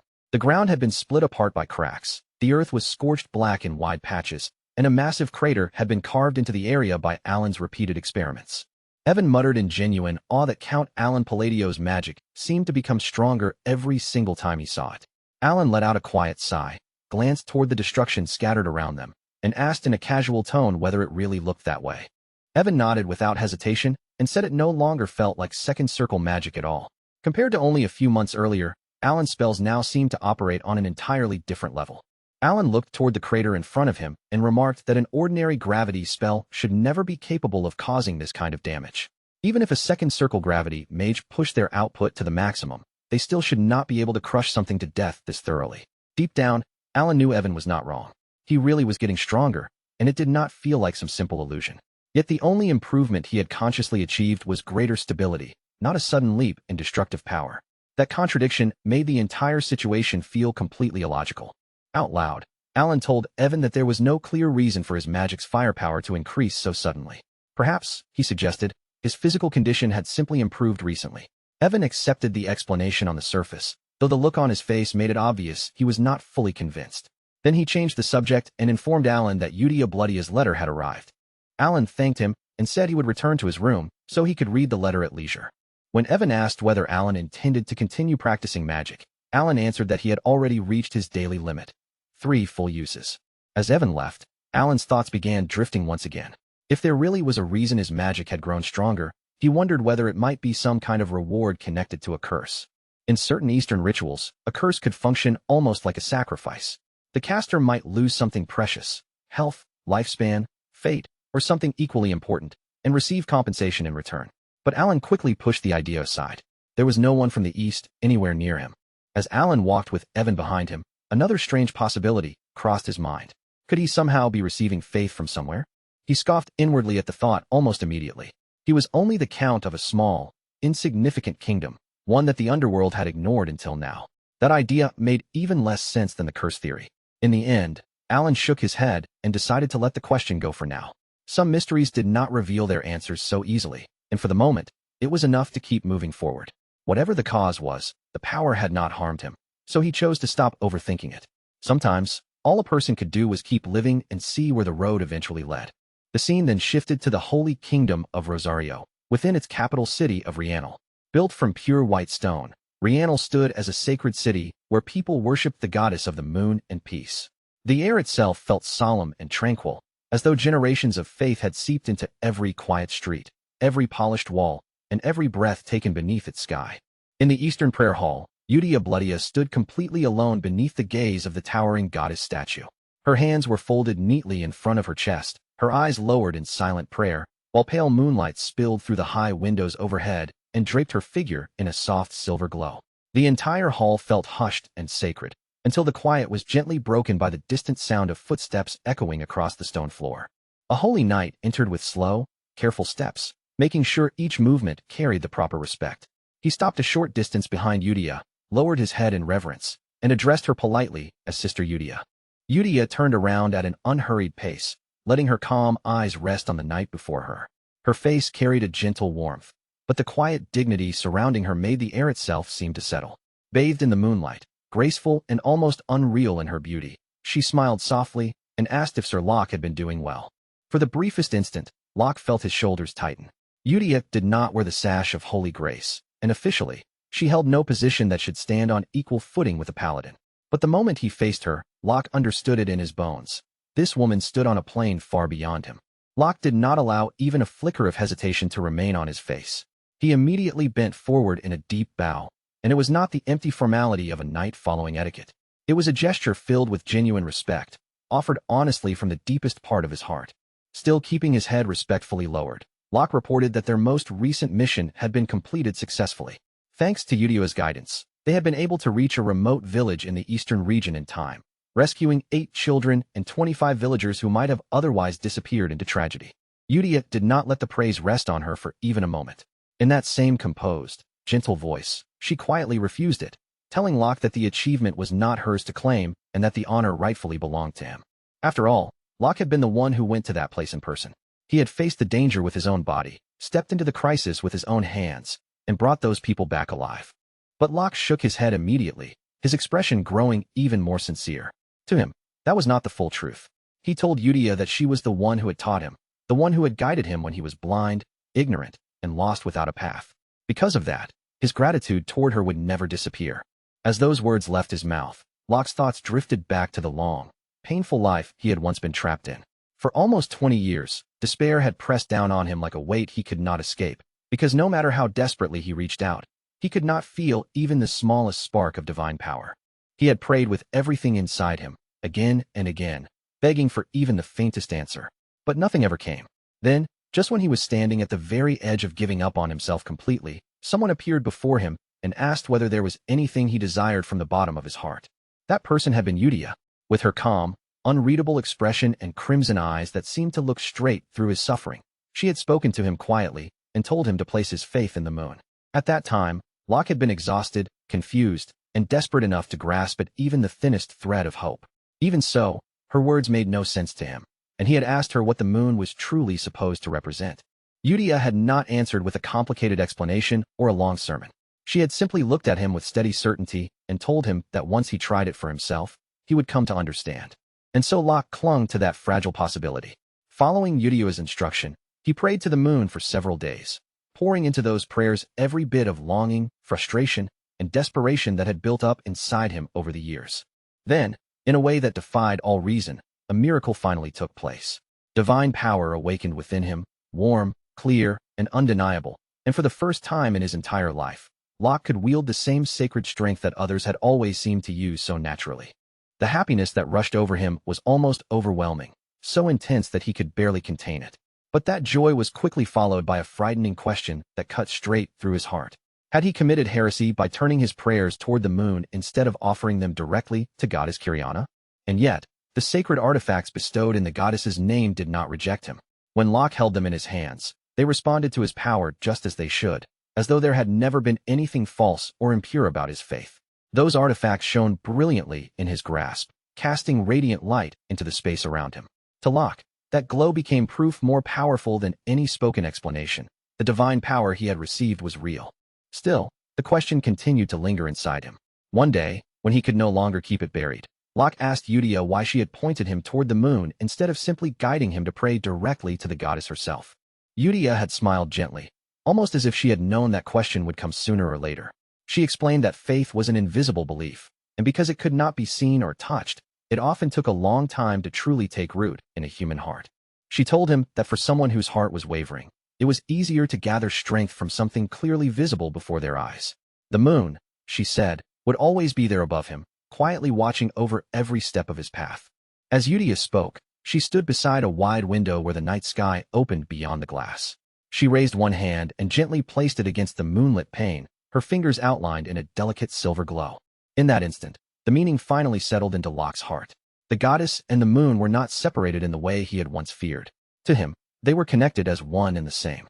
For people burdened by doubt, faith sometimes needed a shape their eyes could follow.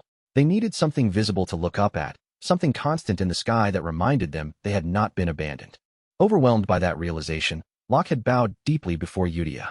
Every word of gratitude he gave her came sincerely from the bottom of his heart, carrying with it the weight of all the hopeless years she had helped him move beyond. Back in the present, Eudia's soft voice gently pulled Locke out of those memories. She told him that if he truly wished to express his gratitude, then he should join her in prayer. Eudia turned once more toward the largest statue of the goddess, standing before it with flawless posture and serene composure. Moonlight washed over her calm smile and dignified silhouette, making her appear less like an ordinary sister of the church and more like a divine figure who had quietly descended into the hall. Locke answered her without even the slightest pause, his voice carrying absolute certainty. If that was what Eudia wished, then he would gladly stand beside her and pray as many times as she asked. Eudia then told him that he had arrived at exactly the right moment. The prayer ceremony was about to begin, and many believers had already gathered throughout the hall, waiting quietly in solemn anticipation.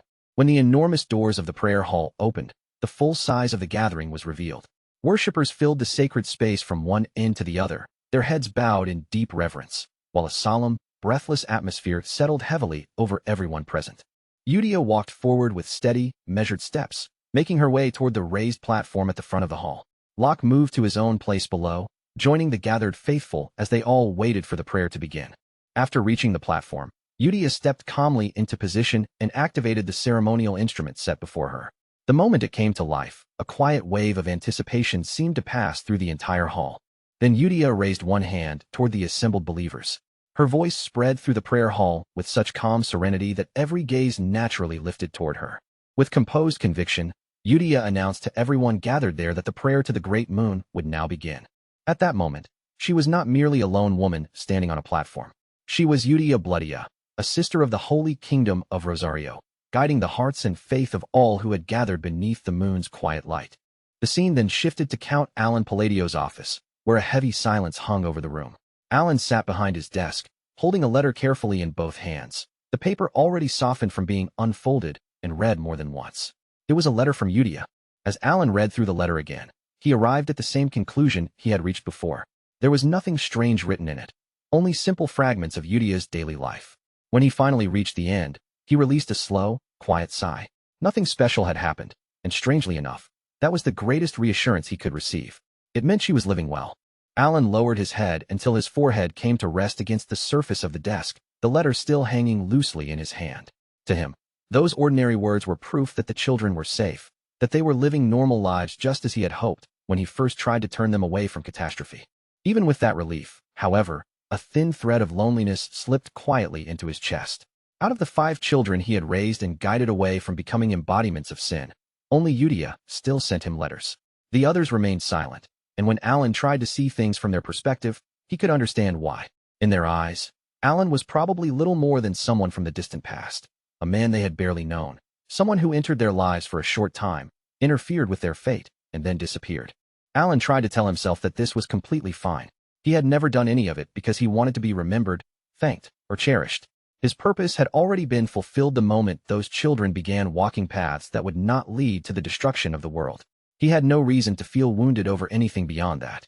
He repeated that thought silently again and again, as though if he forced the words through his mind enough times, his heart would eventually accept them as the truth. Even so, the weariness on Alan's face was impossible to hide. Yudia now had a busy life of her own, filled with duties and responsibilities, and yet she still continued to write to him regularly without fail. One part of him found comfort in that steady connection, but another part of him felt a quiet ache he did not want to acknowledge, a small and stubborn loneliness that he kept trying to bury beneath reason. Just then, a voice sounded from inside the room. Evan asked if Alan was busy. Startled, Alan jerked his head up from the desk, and only then realized that Evan had been standing there without him noticing at all. He muttered that Evan had frightened him and asked whether he had been there the whole time. Evan answered with his usual calm composure. He explained that he had remained there because new intelligence had just arrived from the Information Guild. Those words immediately pulled Alan's attention into focus. He told Evan to give the report, and Evan explained that the information concerned one of the children. Alan urged him to continue at once. Then Evan revealed that the report was about Raiden, the child Alan had previously asked him to investigate. According to the confirmed information Evan had received, Raiden had become a pirate. Alan froze where he sat, visibly thrown off by what he had just heard. The word echoed in his mind with disbelief. A pirate meant lawlessness, violence, bloodshed, and cruelty, everything completely distant from the peaceful future he had imagined for that child. Forcing himself to swallow the shock rising in his throat, Alan fixed his gaze on Evan and demanded a full explanation. Evan continued the report without stopping, his voice controlled and even, as though he had already expected Alan's shock and prepared himself to move past it. He explained that, among all the rumors currently spreading through the Information Guild's network, the ones receiving the most attention were tied to Solon and Deus Macallion. The moment Evan spoke Solon's name, Alan's eyes narrowed slightly, and the vague haze of surprise in his expression vanished as his focus sharpened all at once. According to Evan's information, Solon had already built up an almost unbelievable record in official combat matches. 32 consecutive victories, without a single defeat breaking the streak. Since earning the title of Baba Yaga required a fighter to reach 100 wins, Solon had already cleared nearly one-third of that brutal path toward the terrifying name. When Alan fully understood the number Evan had just given him, his expression changed in an instant. 32 wins was not a small achievement by any means. Before Evan could smoothly continue the report, Alan cut in and asked who currently held the longest winning streak. But even before Evan had a chance to answer, the memory surfaced in Alan's mind on its own, and he spoke the name aloud himself. The Lion King. That was the warrior known for holding a staggering record of 41 consecutive victories, a number that had made his reputation almost legendary. Evan gave a small nod in confirmation, then calmly told Alan that his memory was exactly correct. Alan leaned back a little in his chair, letting the weight of that comparison sink in. In the game he remembered, the Lion King had been ridiculously powerful, the kind of character who only joined the player's party for a short time, but could tear through battlefields as if raw strength alone could decide the outcome of every fight. The Lion King had never been merely another talented fighter. He was a symbol of overwhelming dominance, one of the few extraordinary beings whose existence helped maintain the military balance of the entire colony. And now, Solon was moving closer and closer to that same realm. The realization sent disbelief creeping through Alan's chest. She was already approaching the strongest pillar the colony had to offer. Pride rose in him first, because she had survived and grown far beyond what he once feared for her. But right behind that pride came unease. He had guided her away from becoming a calamity, yet her strength was now brushing against the domain of monsters. Before Alan could fully settle that feeling, Evan shifted to the next report. This time, Evan turned the subject to Deus Macallion. The intelligence they had gathered stated that Deus had personally killed one of the 8 barbarian chiefs, a man known by the name Kurga of the Snowfield. The instant Alan heard that name, his face tightened.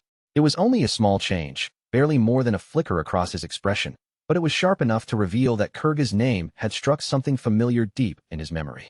Evan continued with more caution now, explaining that Kurga had led a barbarian faction notorious for grotesque and horrifying rituals. Through blood sacrifices, they altered their own bodies, twisting themselves into monstrous forms. Noticing the subtle shift in Alan's face, Evan hesitated just slightly before asking whether Alan happened to know anything about them. Alan did not answer him aloud. His mind had already moved somewhere far away, back into memories only he possessed. He knew those barbarians all too well. In the game, their tribes had appeared over and over as savage enemies, and Alan had fought them more times than he could count before eventually becoming the one who destroyed their god, Ulchalus. As Alan silently sorted through those memories, one crucial point stood out above everything else. Ulchalus could only manifest after the 5 deadly sins had gathered together. And if that condition no longer existed in this world, then under the current circumstances, there should be no possible way for Ulchalus to appear. Only after confirming that logic in his own mind did Alan finally speak. His voice came out calm and steady as he said there was no longer any need to worry about Deus. Evan's expression brightened slightly at Alan's confirmation, and he added that Deus was now being spoken of as someone who stood on the same level as Reinhardt, the first sword. That comparison made Alan fall quiet for a moment. Reinhardt was not a name that could be used casually, and placing Deus beside him meant something far heavier than simple praise. As Alan sat there considering the meaning behind that report, one thought slowly formed in his mind. Perhaps the time had finally come for him to meet Deus in person. Evan then moved on to the 4th report, and this time, the subject was Renee. He explained that Renee had become an appraiser, a rare kind of specialist who could examine artifacts and engrave them with black runes, markings capable of dramatically strengthening the abilities those artifacts already possessed. Alan's surprise was sincere, and it showed clearly on his face. He murmured under his breath that he had not even known a profession like that existed in this world. The idea immediately sparked his curiosity, but underneath that interest, a quiet sense of relief also washed through him. Then, just as quickly, Alan's expression shifted again. The curiosity that had been rising in him was pushed aside as a much more urgent realization struck him, tightening his focus and pulling his thoughts back to the matter that worried him most. Alan looked directly at Evan, his gaze fixed and serious, and cut straight to the point he truly cared about. The real issue was Raiden. He wanted to know whether Raiden had genuinely become a pirate. Evan answered without hesitation, though he began by giving Alan the necessary context. He asked whether Alan knew about the 7 archipelagos scattered off the coast of Rexus City. Then he explained that those islands were infamous as the gathering place of the greatest pirates of the current age, a lawless domain where ambition and strength determined everything. Only after setting that stage did Evan reveal the truth. Raiden had become the captain of the 1st archipelago, the largest and most influential territory among all 7 of those pirate-controlled islands. The moment Evan finished saying it, Alan reacted as if a bolt of lightning had struck straight through his chest. He sprang up from his seat so abruptly that his body almost looked like a rag doll being jerked upward by invisible strings. Alan shouted that it was impossible, but even as the words burst out of him, a strange, bitter sense of déjà vu flooded through his mind. Memories from his previous life began surfacing one after another. He remembered old internet posts he had once laughed at, especially one ridiculous comment where someone joked that they had donated for years hoping Raiden could live proudly, but normally, only for him to end up becoming a pirate anyway. That absurd joke had somehow turned into reality before Alan's eyes. Alan felt tears nearly welling up as he muttered that he had not sent Raiden to Rexus so the boy could become a pirate. Evan, remaining composed even in the face of Alan's obvious distress, calmly pressed on and continued explaining the rest of the situation. He said that Raiden possessed an exceptional talent for locating enemies and sensing danger across the sea. More than that, Evan reminded Alan that Raiden was a rare sea godkin, a being naturally tied to the ocean itself and able to move through water with complete freedom. Evan continued by explaining that the waters surrounding Rexus were filled with priceless relics left behind by ancient eras. Because of that, he had originally recommended that Raiden become a treasure hunter, a path with both tremendous prestige and enormous potential. But somewhere along the way, the situation had expanded far beyond that straightforward future. Evan pointed out that the captain of a major pirate archipelago was, in practice, nearly the same as a lord ruling over an island territory. That kind of position did not bring wealth alone. It also carried political influence, command over followers, control of forces, and almost absolute authority over the surrounding waters. Alan could no longer pretend this was a small or ordinary development. He sank back slightly as his thoughts scattered in several directions at once. Out of all the questions crowding his mind, the one that troubled him most was how Raiden had managed to defeat the previous captain of the 1st archipelago. Alan understood the truth of those seas better than most people ever could. Every captain who ruled one of the 7 archipelagos was a superhuman monster in their own right, and none of them had ever been defeated in naval battle. If Raiden had somehow overturned that established order, then there was only one explanation Alan could accept.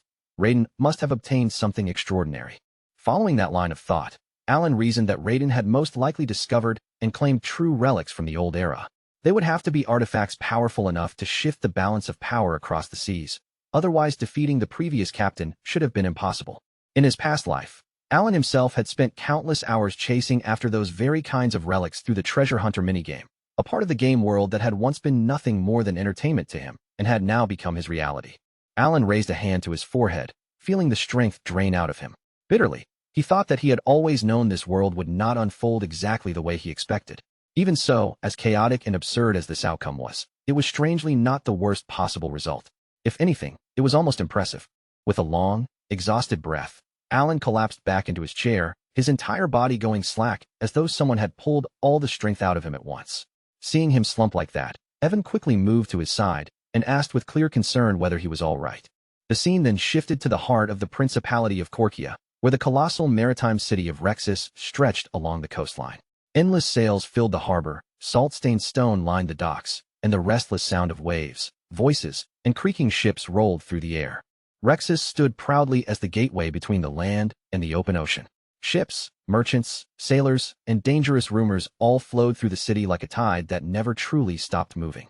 Beyond that sprawling coastline lay the infamous 7 pirate paradises. These were territories where ordinary law had almost no power, places where blood, strength, greed, and fear decided who stood above the rest. Among those 7 territories, the first archipelago held the highest position. It had once belonged to the great pirate Alcride, known as the Red Slayer, a man who secured the protection of the so-called Heavenly King by offering outrageous amounts of wealth and tribute. But that reign had ended on the day Alcride was defeated. The one who brought him down was Raiden. Now, Raiden stood on a rooftop overlooking the sea, his cloak tugged and stirred by the evening wind. The setting sun spread deep red light across the horizon, and a faint smile rested on his lips, the expression of someone who had climbed to the top through blood, danger, and fire. He was now the captain of the first archipelago. Raiden leaned back slightly, rolled his shoulders, and cracked his neck with a lazy motion.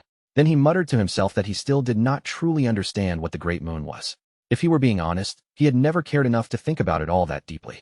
At first, the Great Moon had only been someone he felt grateful toward from a distance, a mysterious figure who had changed the fate that should have destroyed him. Raiden had once been destined to die as a vivisection slave, cut apart piece by piece on a cruel table with no future left to hope for. But because of the Great Moon, he had encountered Udia Bloodia. And because that meeting had taken place, the power sleeping inside him had finally awakened. If Raiden spoke honestly, however, he felt that what he had been following all this time was less the will of the Great Moon and more the will of Udia herself. Even during the time when he acted as the Blue Moon, it had never felt to him like pure devotion toward some faraway divine being. To Raiden, it had felt much closer to walking the path Udia had quietly pointed out for him. So when an order finally arrived directly from the Great Moon, wrapped in vague words telling him to become a treasure hunter, Raiden had no idea what he was supposed to make of it. After all, what could treasure hunting possibly have to do with the revenge he had sworn to carry out? No matter how he turned the idea over in his mind, the connection did not make sense to him. As that question remained in his thoughts, the atmosphere around him seemed to grow heavier. His mind gradually darkened, and painful memories began rising from the deepest parts of his past. Long ago, his clan had lived quietly on a forgotten island, hidden away from the gaze of the outside world. No one knew they were there, and they had never gone out of their way to harm anyone. Then the Black Things came. A mysterious power descended without warning, crashing into their peaceful lives and turning everything into a massacre, leaving his people surrounded by fear, blood, and death. The few who managed to survive fled across the sea to another continent, desperately trying to escape the nightmare that had destroyed their home. But even after crossing those waters, they were hunted down by people who called themselves hunters.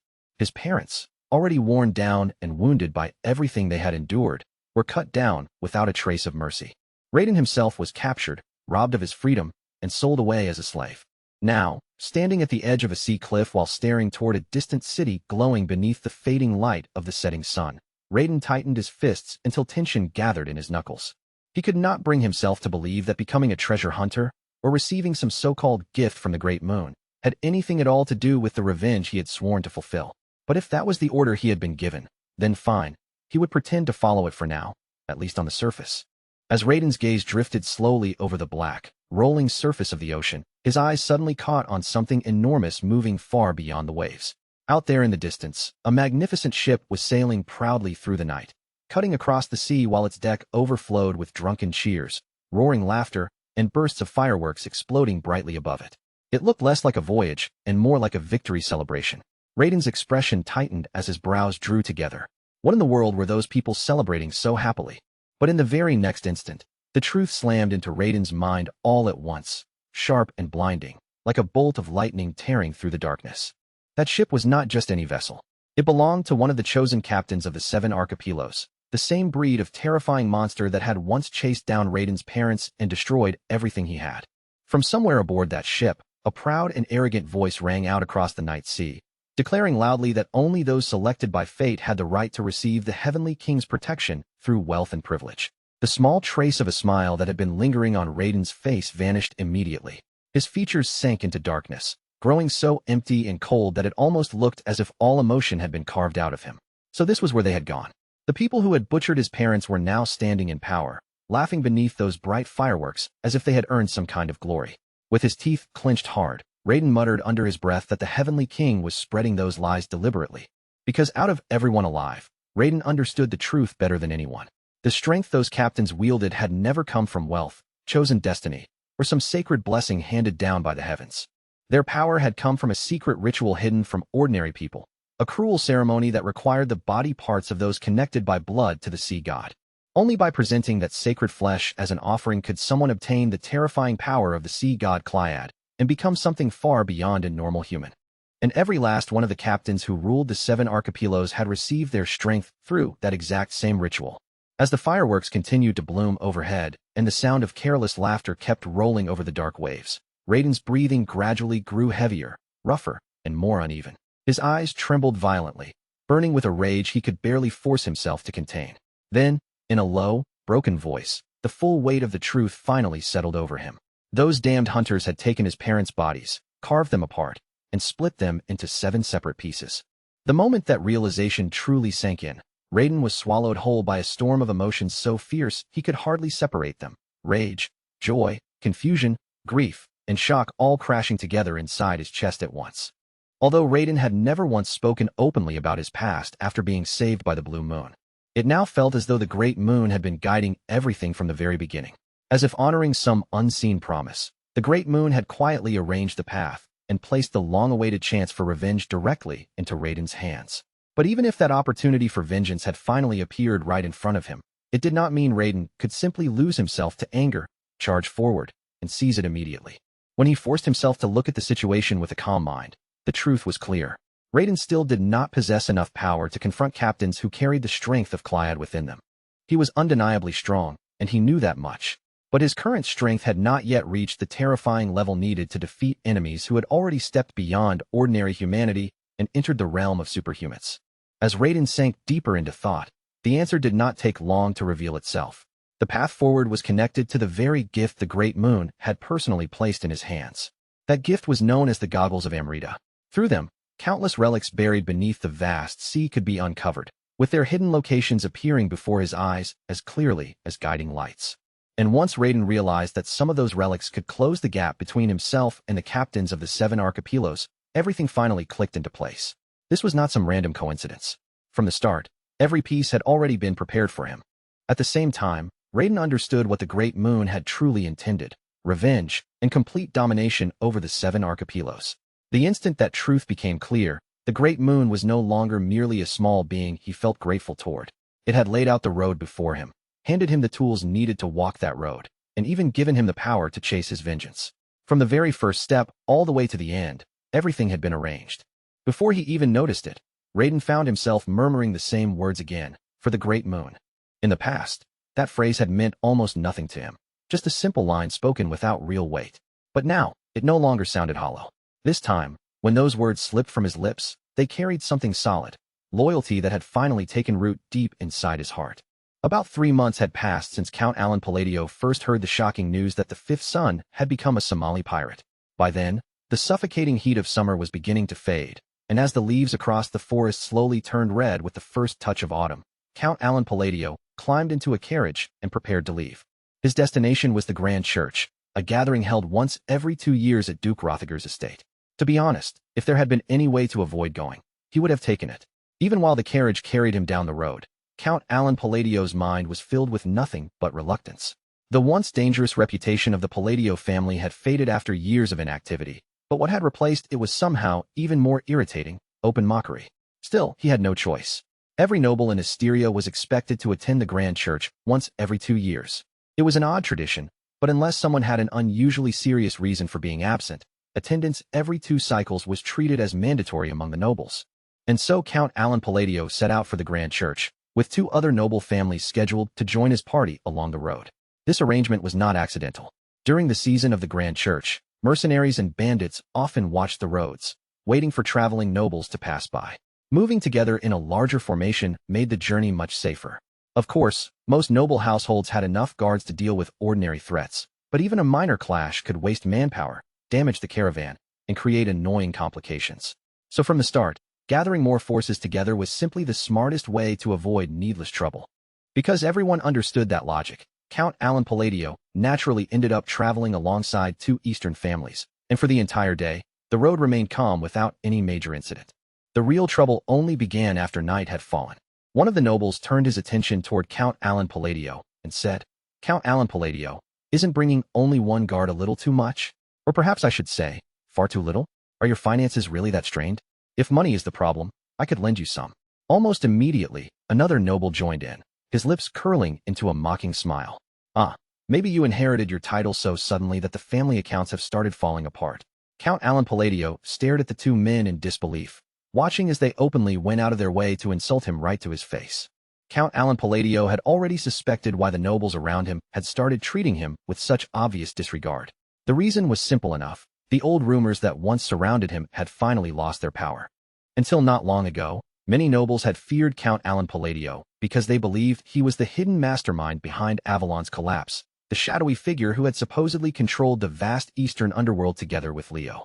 But after Count Alan Palladio inherited his title, years went by without him doing anything especially remarkable. Slowly, the nobles stopped seeing him as some terrifying mastermind lurking behind the curtain. Ever since the days of Count Alan Palladio's grandfather, the Palladio family had been infamous as a household that always kept one hand deep in the underworld. The exact scale of their control changed depending on the era, but one fact never changed. The Palladio family had always dominated the eastern underworld. But after Count Alan Palladio became the head of the family, that shadowy influence disappeared. With the Palladio family no longer ruling from behind the scenes, the eastern underworld broke apart, and the pieces were snatched up by packs of wolves who had once survived only by feeding on scraps outside the Palladio domain. Naturally, the power of the Palladio family weakened along with it. After all, a large portion of their strength had always come from the enormous wealth that flowed in through the underworld. But once Count Alan Palladio became count, he stopped using that money to preserve influence and intimidation. What he wanted was not some grand criminal empire hiding beneath noble society. He wanted a peaceful, comfortable, and wealthy life, the kind of easy life that any noble would envy. And in that sense, he had already gotten exactly what he wanted. However, because he had withdrawn so completely from the underworld, whispers soon began spreading among the nobles. Maybe the current Count Alan Palladio had never been a mastermind at all. Maybe he had simply been lucky enough to stumble into the title by chance. As more years passed and Count Alan Palladio continued doing absolutely nothing suspicious or impressive, that rumor slowly hardened into what everyone accepted as truth. In the end, his reputation sank until people saw him as nothing more than a lucky fool who had become count in place of the real mastermind. A few nobles still remained wary of him, but even they were gradually being pulled toward the same conclusion. After all, if Count Alan Palladio truly had the power to bring Avalon down in a single day, then why had he never shown that power again? Count Alan Palladio had expected a certain amount of that attitude, but he had not imagined that people would actually walk up to him just to mock him directly. He lifted his gaze toward the 2 nobles and saw sly, unpleasant expressions sitting clearly on both of their faces. He did not know either man personally, but the crests engraved on their carriages told him exactly which families they belonged to. They were old enough to know better, and yet the way they were behaving was unbelievably childish. Count Alan Palladio quietly laughed to himself as he took in their wrinkled faces, their smug little smiles, and the petty satisfaction they were trying so hard not to show. It did not take him very long to understand why these 2 nobles had come all this way just to provoke him. He realized, so that was it. This was basically a gathering of victims. The Palladio family had been notorious, but they had also been powerful enough to shape the underworld around them. Because of that, they had given certain advantages to nearby families while exploiting those same families far beyond what was necessary. Among the households most often treated like disposable tools were the Krilled Count family and the Eidlon Count family. In other words, the families that had suffered under the Palladio family's rule were now pouring all of that old resentment onto Count Alan Palladio. Of course, the person who had actually used and exploited them had not been him at all, but Leo, the first son of the Count family. So in truth, Count Alan Palladio had no real reason to be treated as their enemy. But to the two nobles eagerly throwing insults in his direction, the person behind the title was irrelevant. What mattered to them was simple. He was the Count of Palladio. One of them sneered. All those underworld forces your family once had, did they vanish because you were too incompetent to manage them? The other Count instantly followed up. And your carriage looks rather neglected as well.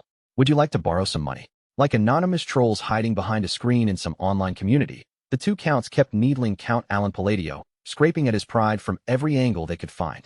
For a moment, Count Alan Palladio simply thought that the whole thing was becoming annoying.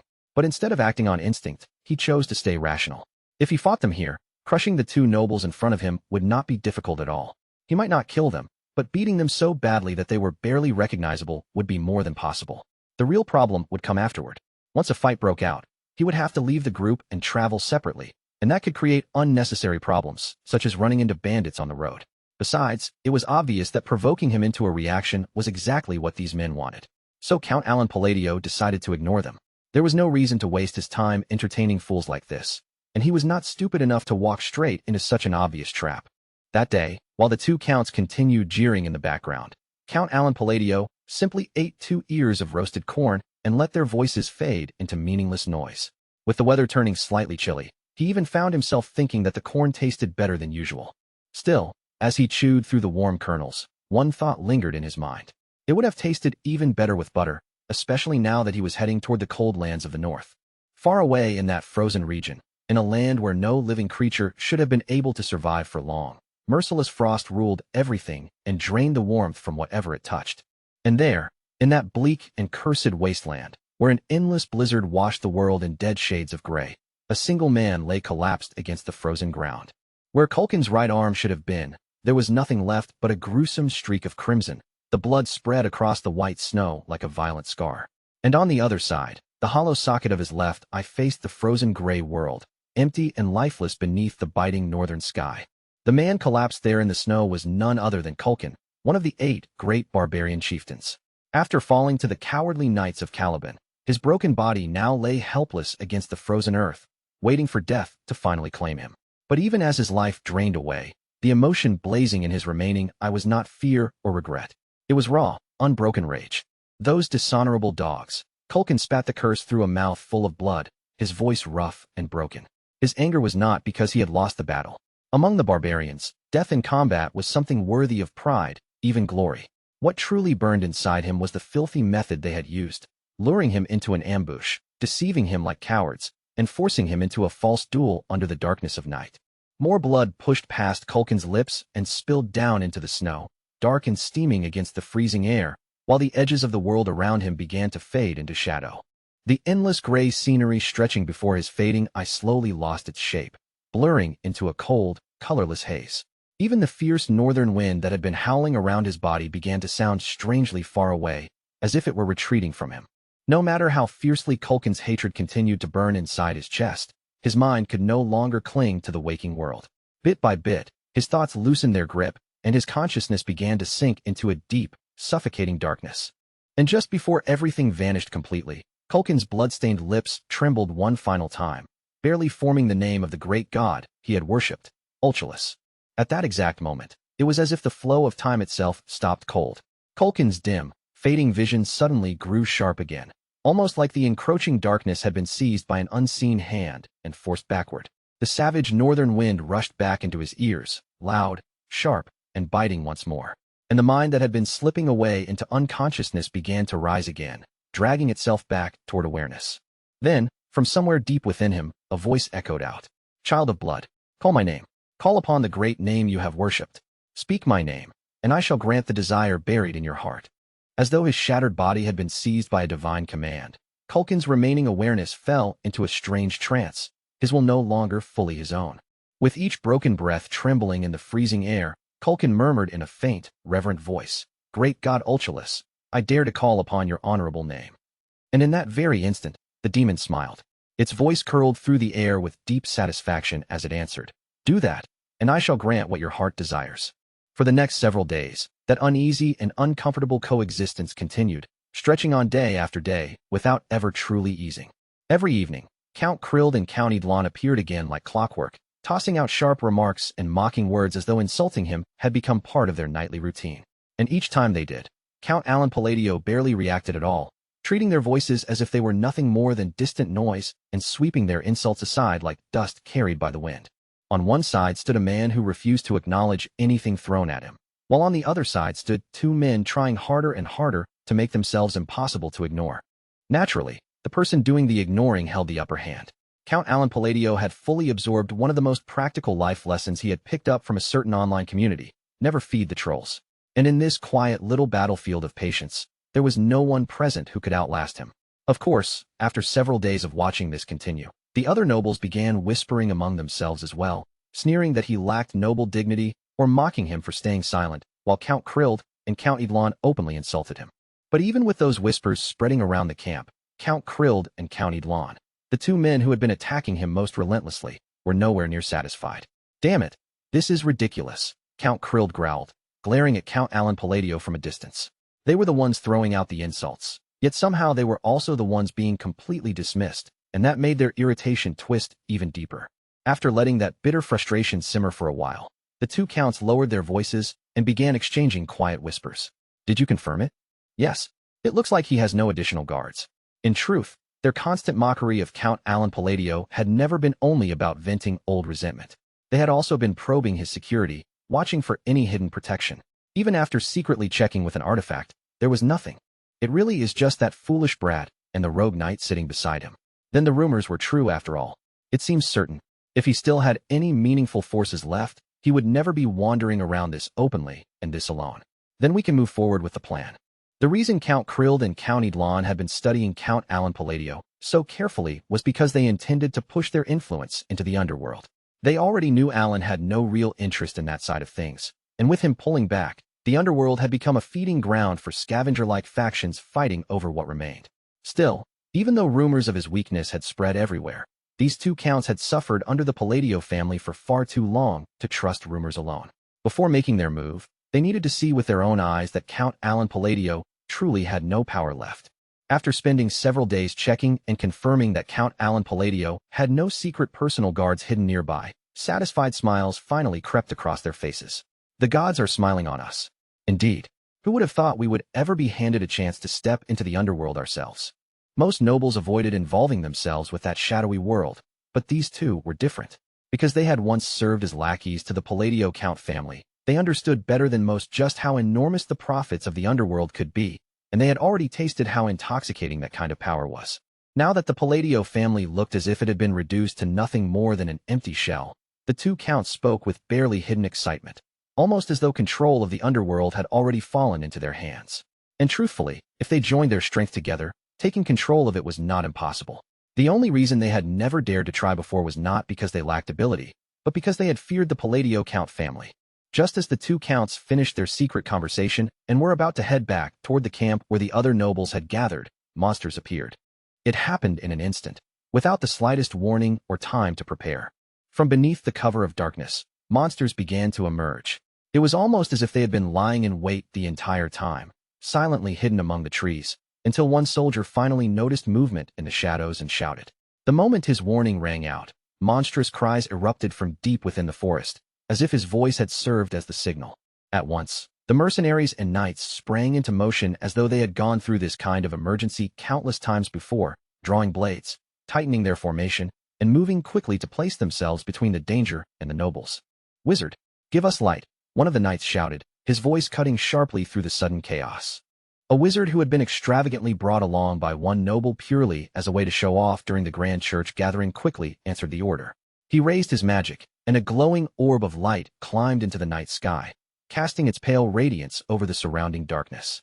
In the very next moment, the mercenaries and knights, who had been shouting, moving, and preparing noisily just seconds earlier, fell into complete silence. The light spread across the dark forest and revealed goblins. Normally, goblins were common creatures in wooded areas, and with strength no greater than a child's, they were not considered especially dangerous to anyone except inexperienced mercenaries. Even if the rusty blades and crude bows clutched in their small hands could still injure someone, they were hardly enough to make seasoned mercenaries or trained knights tremble. Goblins only became truly troublesome when they gathered in large numbers, and even then, a group of a few dozen could usually be driven off without too much difficulty. but when their numbers were so overwhelming that they seemed to occupy the entire forest in front of them, filling the darkness from one side to the other. Then even trained knights and battle-hardened mercenaries could no longer laugh them off as harmless forest pests. And making the tension even heavier was one chilling fact. The goblins standing before them were clearly not ordinary at all. One knight stared into the glow-soaked darkness, his eyes fixed on the creatures ahead, and his voice shook with a mixture of fear and confusion. What on earth is that? The problem was not simply that they were facing goblins. It was the twisted state of their bodies. Purple crystals protruded from their flesh in grotesque clusters, spreading across their limbs, torsos, and even their heads, as though some horrifying plague had infected them and warped them into unnatural monsters. Then the situation turned even worse. Someone suddenly shouted, "Wait, isn't that Mark?" Among the swarm of goblins, the corpse of a veteran mercenary who had been assigned to outer surveillance was being viciously torn apart. Clutched in the hand of a massive goblin hung what remained of Mark's body. The mercenaries who recognized the sight felt fear surge up through them like ice water. This can't be happening. Mark, the mutilated corpse before their eyes, had been an experienced fighter capable of handling dozens of ordinary goblins on his own. The fact that he had been killed before he could even report the approach of such a massive horde told them one terrifying truth. The mutated goblins in front of them were nothing like the ordinary goblins they knew. The knights standing beside the mercenaries understood that the situation was grim as well. Even if the enemies had only been a few hundred normal goblins, the battle would still have been disadvantageous, because the knights had nobles to protect. Goblins were cunning creatures, and that burden gave them an easy weakness to exploit. While the mercenaries stood frozen by the goblins' grotesque appearance and the brutal sight of Mark's death, the knights capable of sensing magic noticed something even more disturbing. They could feel magic power moving through the goblins' bodies. Even a small amount of mana inside a monster could dramatically strengthen its flesh, and the knights knew all too well just how dangerous that made the creatures in front of them. Just as the knights grimaced at the goblins' twisted howls and braced themselves for the charge that seemed only moments away, a wall made of stones and rubble suddenly burst up from the middle of the goblin horde. Every gaze snapped toward the sudden eruption at once. The wizard who had created the light spell recognized it immediately. Rock wall, a third-tier spell. Then, when the translucent barrier of a second-tier shield formed beyond that newly risen wall, the despair tightening the knights' faces slowly gave way to confusion. The goblins' vicious, bloodthirsty gazes were no longer fixed on the camp. Instead, every one of them was now staring directly at the wall that had appeared in their path. A calm voice rang clearly through the air. Enhance. And almost immediately after that first command came another. Compress. With a sharp cracking noise, the translucent sphere began to shrink rapidly inward. As the sphere contracted, the stone wall inside it bent, twisted, and warped under the overwhelming pressure before finally collapsing inward with a heavy, crushing force.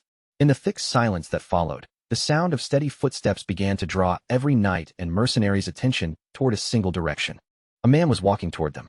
Even though death seemed to be pressing down over the entire camp, his expression remained completely unchanged, calm and indifferent as he approached the battlefield.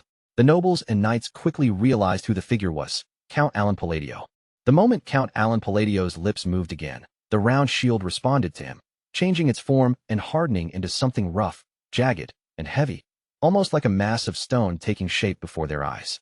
At first glance, it was no larger than a soccer ball, just an ordinary-looking lump of stone, the sort of thing someone might see lying beside a road and walk past without even bothering to look twice.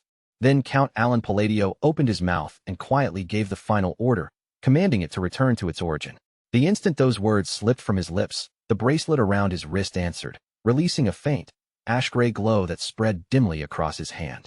A heartbeat later, the compressed stones exploded outward with terrifying violence. Shards scattered in every direction like a shotgun blast, tearing straight through the clustered goblins and ripping apart dozens of their bodies in an instant. The attack was so sudden and so brutally fast that no one there even had enough time to properly blink before it was already over. Nobles, knights, and mercenaries all stood rooted in place, staring with their mouths half open as the magic-empowered goblins were reduced to mangled chunks of flesh. And among the stunned crowd, Count Kralda and Count Edlon looked especially shaken, their eyes stretched so wide it almost seemed as if they might tear apart. With every stare now locked onto him, Count Alan Palladio did not boast or even raise his voice. He simply faced forward and spoke calmly, telling them to stop standing there in a daze and ready themselves for what came next. It was as if that steady voice cut through the fog in their minds. The knights and mercenaries snapped back to themselves, tightening their grips around their weapons and lifting their swords once more. The fear that had been creeping through their chests only moments before vanished almost completely, as though Count Alan Palladio's magic had swept it away along with the goblins. In the end, the battle against the goblins ended in victory. Once the knights and mercenaries regained their composure, the front line stayed firm, and when another group of enemies tried to circle around and attack the nobles from behind, Count Alan Palladio's magic crushed them again, quickly shifting the entire battlefield in their favor. Of course, with hundreds of mutated goblins attacking at once, there was no way for everyone to escape unharmed. Even so, considering the scale of the ambush and the danger they had faced, the number of casualties was surprisingly low. The fighting finally came to a true end when one of the knights stepped forward and drove his blade straight through the head of the very last goblin, still moving. After the soldiers checked the area and confirmed that no more enemies were stirring, long, exhausted sighs of relief spread through the camp.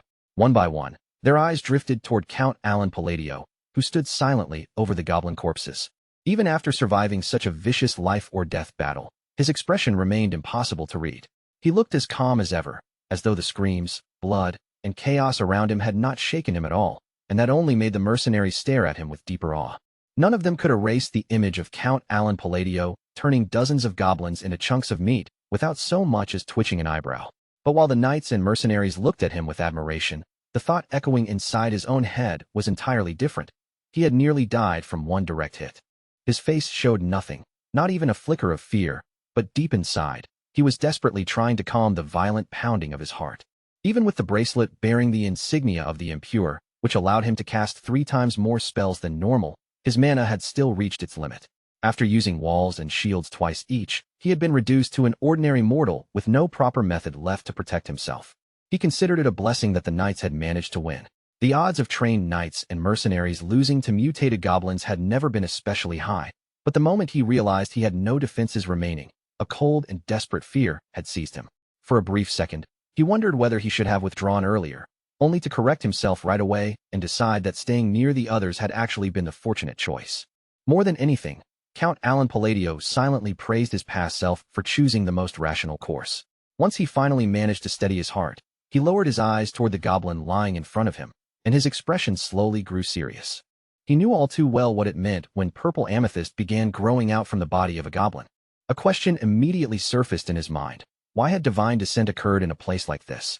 It was a strange and ominous phenomenon that appeared among the monsters of the continent whenever an outer god attempted to descend into the world.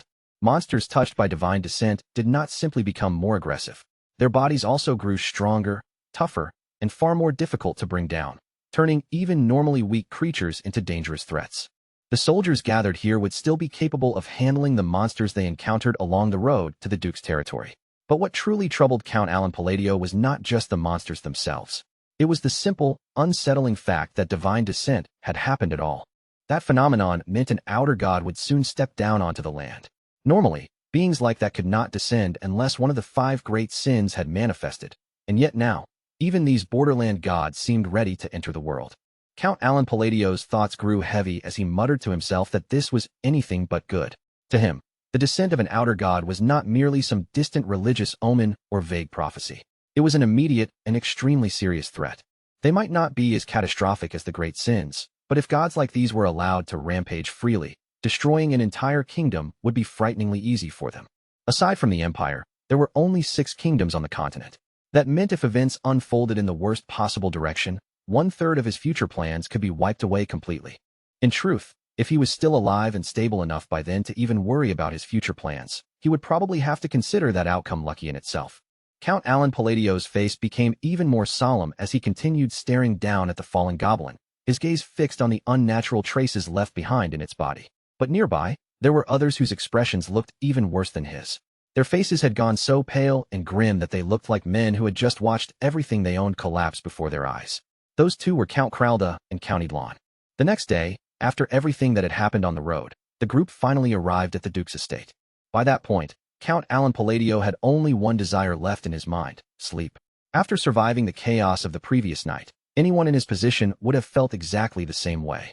Inside the grand halls of Count Alan Palladio's castle, a lavish party was already underway.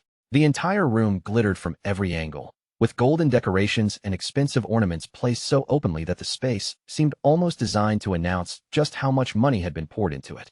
Count Alan Palladio casually noted that the whole place seemed built for one purpose: to flaunt wealth as loudly as possible. He even thought that if one of those gaudy pieces disappeared, no one would probably notice right away. And yet, underneath all the gold, noise, and elegance, the atmosphere felt strangely uncomfortable. Not far away, several young noble ladies looked around with shining eyes, praising Duke Rothager's talent and influence. The Duke accepted their attention with a flirtatious smile, clearly enjoying the praise, while those standing close to him watched with worried expressions and voiced concern over his health. As Count Alan Palladio observed the nobles smiling, flattering one another, and performing their little social roles, he quietly thought that nothing good ever came from joining their circle. He had no desire to become part of that suffocating world, even though he still had to endure the required formalities. Just then, a voice called out to him from somewhere nearby, cutting into his thoughts. Count Alan Palladio turned his head, only to see the same two irritating nobles from before standing there once again. This time, however, they looked completely different from their earlier arrogant selves. Trembling with obvious fear, they approached him cautiously while carrying gifts like fine clothes and gold coins, addressing him with stiff, forced politeness as Count Alan Palladio. They bowed their heads and respectfully asked for just a brief moment of his time. Then they presented him with the highest quality meat from their territory, urging him to accept it, and even added that they sincerely wished to support his land. Count Alan Palladio wondered what had suddenly caused this dramatic change in attitude, and he fixed them with a cold, sharp stare. The moment they met that piercing look, both nobles panicked on the inside, taking his expression as something far more grave and terrifying than he intended.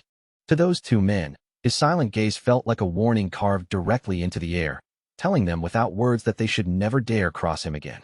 Their fear had actually begun the day before, right after the battle against the goblins had ended. At that time, the two nobles had watched Count Alan Palladio destroy the goblins using nothing but his mana. The sight had struck them speechless, leaving them frozen where they stood, overwhelmed by the sheer terror of what they had witnessed. One of them shakily asked the other whether he had seen it as well, and the other noble, clearly struggling to keep his nerves from unraveling, could only answer that it had been magic. Not long afterward, another noble urgently called out to Baron Amon, asking, almost begging, to borrow the wizard he had brought along. Baron Amon was left stunned by the sudden request, especially because he had only invited a third-tier wizard in the first place to show off his wealth. The two nobles pulled the wizard aside under the excuse that they had a question for him. Then they asked about the Pavok magic they had just seen, assuming that even at most, it must have been second-tier magic. But the wizard immediately denied that assumption. He confirmed that it was not second-tier magic at all, and went on to explain that the spell Count Alan Palladio had used was far beyond anything he himself could cast. The instant those words reached them, both nobles went rigid with shock. If the wizard was telling the truth, then the magic they had witnessed had to be third tier, or perhaps something even higher. From there, they arrived at a terrifying conclusion. Count Alan Palladio possessed overwhelming power, even if the whole situation had first appeared to be simple luck. To them, this was no longer an opportunity. It had become a complete disaster, and after offending someone like him, their chances of surviving felt almost non-existent. Then, as if to make their fear even worse, they remembered the rumors surrounding Count Alan Palladio, rumors that described him as cold, cruel, and the kind of man who concealed his true nature behind an unervingly calm face. Convinced that Alan had only allowed them to keep breathing this long because of the bribe they had shoved forward, the two nobles sank even deeper into hopelessness. They had no courage left to argue, no strength to resist, and no confidence that they could protect themselves at all, so they could only stand there trembling and pray that fate might grant them even the smallest trace of mercy. Alan's cold, murderous glare would not leave their minds.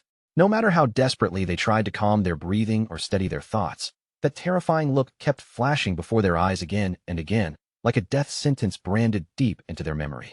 Unable to endure the pressure any longer, the two men huddled close together and clung to each other like terrified children seeking shelter. Their shoulders shook uncontrollably, their faces twisted with fear, and in the end, the terror they had been holding back finally spilled over into helpless tears. Back in the present, the two nobles were still shaking so badly that they could barely remain upright. With their pride completely crushed, they bent low before Count Alan Palladio and begged him to spare their lives.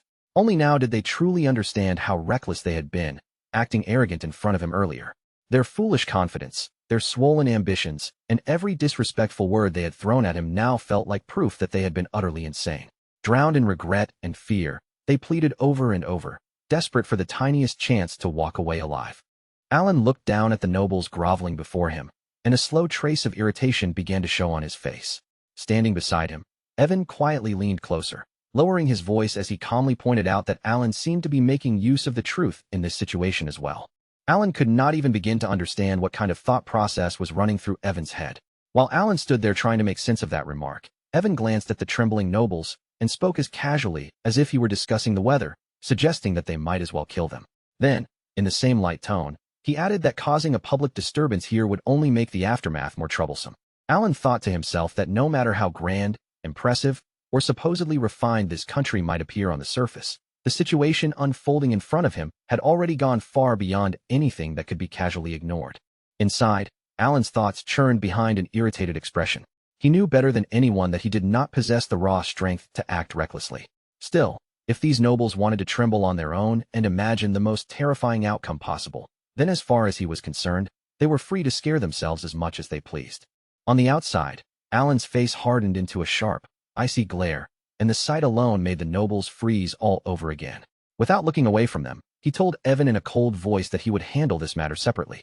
The moment those words reached their ears, the nobles completely broke down. Tears poured down their faces as they became absolutely convinced that everything was over. In their minds, this was no longer a small mistake or some unfortunate misunderstanding. It had become a disaster on a terrifying scale, and they were already as good as dead. A little later, the scene returned to the party hall, where Alan had finally found a place among the gathered guests and settled down to eat. As Alan calmly enjoyed the food arranged before him, his mind drifted toward Evan, whom he had already sent to the Information Guild. He hoped Evan would come back with fresh reports about the nobles and whatever movements were unfolding in the shadows. Then, while idly sweeping his gaze across the hall, Alan noticed two men standing nearby, leaning close and speaking to each other in hushed voices. Alan quickly sensed that their conversation was not something meant for ordinary ears. Using magic to sharpen his hearing, he focused on the faint sound of their voices and caught the quiet exchange they were trying so carefully to keep hidden. As Alan listened in, the two men began discussing rumors connected to a certain baron. Their voices dropped even further when they mentioned Loria Altia and Count Genonia, admitting that the matter had become difficult to overlook. According to what they said, those nobles had already started gathering people around them and forming factions of their own. One of the men then spoke in a wary tone, admitting that he had never trusted that alliance from the very beginning. Alan heard all of this, but at first, he did not feel any real sense of danger. To him, the conversation did not sound serious enough to panic over, and there seemed to be no reason to treat it as an urgent threat. After all, the two dark families had never exactly been famous for getting along. Alan reasoned that even if they were trying to cooperate right now, an alliance built on that kind of history would probably crumble on its own before too long. With that thought in mind, Alan relaxed again and brought his attention back to the food in front of him. He took another bite, genuinely impressed by the flavor, and found himself thinking that the egg tart in particular was unbelievably delicious. But as he continued listening from his seat, the quiet exchange between the two men suddenly took a turn that was far more unexpected than anything he had anticipated.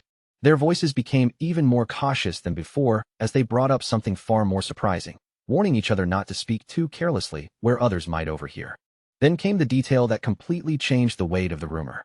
According to them, the true head of that faction was not either of the two nobles they had just mentioned. The instant the name Palladio slipped into the conversation, Alan's hand stopped moving. His eyes widened just a little, and for a brief moment, he could only stare ahead in stunned silence. The men continued speaking without hesitation, stating plainly that the person standing at the very center of that faction was none other than Count Alan Palladio himself. Alan was so shocked that the egg tart simply slipped from his fingers. Before he even realized he had let go, the pastry dropped out of his hand and fell away. Inside, Alan's thoughts jolted into complete confusion. He could not understand what in the world those men were talking about, or how his name had somehow been dragged into the center of that ridiculous rumor. He carefully searched through his memories and recalled that he had only seen Loria Altia once, and even that it happened when she was still young. As for the young Kalia Genonia, he had met her only a few times at most. On top of that, the current Count Genonia had never even met Alan face to face.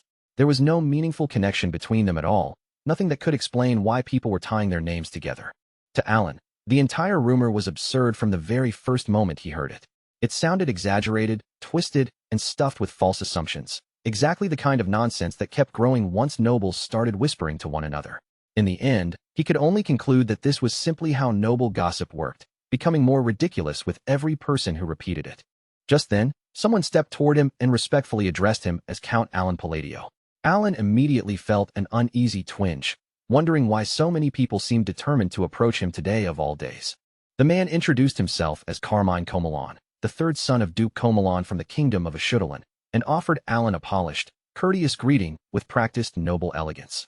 Alan found the introduction rather dull, though he did make note of one thing. Even nobles from allied nations attended gatherings at the ambassador church. Keeping his face composed and his posture proper, he returned the courtesy and introduced himself as Count Alan Palladio. Carmine smiled as he looked at Alan and remarked that he had heard Alan had truly become a count. His tone carried a strange blend of envy and curiosity, and as he studied Alan's face, he wondered aloud whether there was some hidden secret behind it. Watching the exchange from the side, Evan silently observed Carmine's attitude and thought to himself that it was almost impressive how boldly fools chose to speak these days. Before the conversation could move any further, another man suddenly stepped between them and cut Carmine off. In a sharp voice, the man confronted Carmine directly, accusing him of ignoring the nobles of the kingdom of Asteria and insulting them through his careless behavior. Carmine immediately panicked and hurried to deny the accusation. Inside, his thoughts spun in confusion, wondering where exactly things had gone wrong when he had assumed the entire situation was harmless. Carmine Comelon was known as a dazzling, romantic man who had arrived from a faraway land with confidence practically shining around him. As the youngest of his line, he had come with the intention of taking Yanga as his wife. Wearing a charming smile, he invited the gathered guests to taste the wonderful tarts that Yiga had brought, hoping to leave behind a graceful and impressive image. After some time had passed, Carmine approached Yungai and politely asked her to share a dance with him. Inwardly, he reflected that a perfect woman did not appear before him every day, treating this moment as a rare opportunity he could not afford to waste.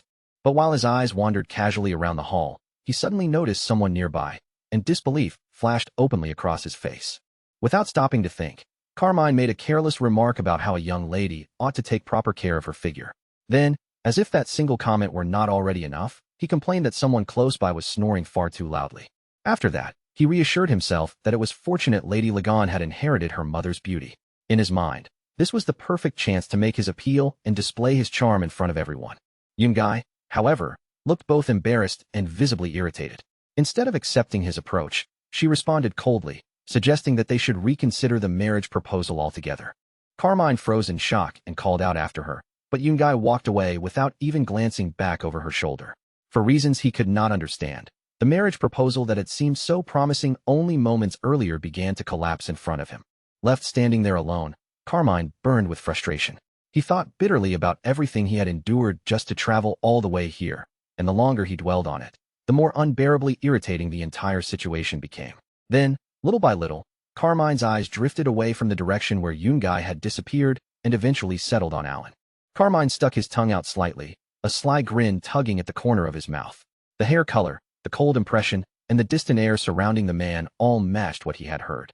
In Carmine's mind, the pieces clicked neatly into place, and he decided that this had to be Count Alan Palladio. He remembered the rumors saying the Count was nothing more than a lucky fool with no real connections. To Carmine, someone like that seemed like the perfect target for venting his frustration, and he quietly decided that he would make his move the next day. Back in the present, several nobles and dukes fixed Carmine with sharp, condemning stares. They reprimanded him for forgetting the respect required in a place like this, and reminded him that the kingdom of Ashudalan had long stood as an ally. Carmine immediately panicked, waving off the accusation and insisting in a strained voice that he had never intended to show disrespect.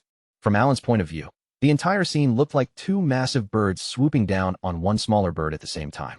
The pressure hanging in the air was obvious, but to Alan, the whole situation felt strange, abrupt, and deeply confusing. Even nobles with only a shallow understanding of politics could recognize how important the three figures gathered there were.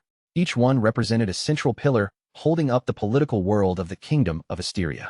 Duke Rothiger, one of the leading figures of the aristocratic faction, pointed out that Duke Comelon was a major pillar of Ashudalan. Marquis Mardanio, a powerful voice among the royalists, questioned whether Carmine was looking down on Asteria itself. And Count Palin, the core of the centrist faction, openly wondered why Carmine was behaving with such blatant rudeness. Duke Rothiger did not ease up in the slightest. If anything, he pressed Carmine even more heavily, his voice low but unmistakably threatening as he suggested that Duke Comelon might have been looking down on them. The moment those words landed, Carmine Comelon's complexion went pale.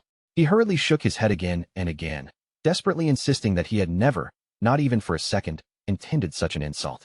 Before Carmine could even steady himself, Count Palin immediately stepped in and pushed the matter further. With a sharp look, he questioned what possible reason Carmine could have for calling nobles by their names so casually. That single question shattered what little composure Carmine had left.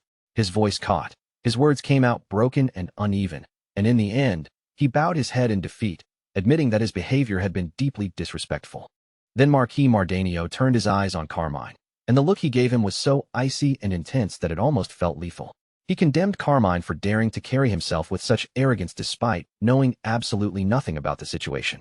Carmine stiffened on the spot, his body locked in place, unable to gather even one convincing word in his own defense. Alan stood nearby and watched the whole exchange unfold without saying a word. The more he observed, the more he realized how disastrously unlucky Carmine had been, getting pushed forward like a shield at exactly the worst possible moment. At the same time, Alan finally understood why that nobleman's earlier attitude had felt oddly familiar to him. In the end, Carmine lowered himself deeply before the three nobles and offered a proper, formal apology. Marquis Mardanio answered him with a calmness that felt colder than shouting. He made it painfully clear that an apology alone could not simply wash away the consequences of what had already happened. Then, with a cutting edge of sarcasm, he asked whether Carmine believed military service could also be brought to an end with nothing but a few sorry words. Carmine had no response. He could only remain bent over, apologizing again and again, while the Marquis repeated the point and made the weight of Carmine's mistake press down even harder. As Alan continued watching from the side, the whole scene became unbearably awkward, almost like seeing an old wound reopened right in front of him. Carmine eventually stepped back and withdrew, his eyes wet with tears. Under his breath, he muttered that he had committed an offense so rude and reckless that he had nearly thrown away his own life over it. Only after that did Duke Rothager shift his attention toward Alan, asking whether he was all right. Alan answered calmly and said he was fine, but beneath that steady expression, his thoughts were anything but peaceful. He still could not make sense of why everyone around him was treating him so strangely today. An unfamiliar pressure settled over him, quiet but suffocating, heavy enough that even Alan felt a faint trace of fear. Even after the suffocating tension in the hall finally began to loosen, Alan's sharpened senses did not relax. Through the lingering noise of the banquet, he caught the hushed voices of two nearby nobles, their quiet conversation slipping clearly into his ears. The nobles whispered that the truly important figures had already started making their moves, and that the rumors spreading through the banquet seemed to have been true after all. If Altia and Ginonia were both going to step fully into the political arena, they murmured, then the influence of the one rumored to stand above them, Count Alan Palladio, would become something no one could afford to overlook. The moment Alan heard that, the reason behind all this chaos finally clicked into place. The rumors surrounding him had swollen far beyond anything he had expected, growing into a political storm on its own. If it continued spreading like this, it would only drag even more trouble toward him. So Alan decided that the smartest move would be to prove the rumor false as quickly as possible. Just then, Marquis Mardanio spoke up, noting that he had never truly been given the chance to have a proper conversation with Count Alan Palladio. Alan paused for a brief moment, caught off guard by how suddenly all that attention had turned directly toward him. The three nobles immediately read Alan's silence in their own way, assuming that he was hesitating because he was an exceptionally busy man. They mentioned that they had heard he had recently taken up the study of magic, then carefully brought up a precious relic they had managed to acquire. It was an artifact capable of storing magical power, and they wished to present it to him as a gift. And as if that alone were not enough, they added that they had prepared several other offerings as well, politely asking him to accept their small gesture of goodwill. Alan quietly considered the situation and began to think that accepting these gifts might actually be the fastest way to shut down this ridiculous rumor.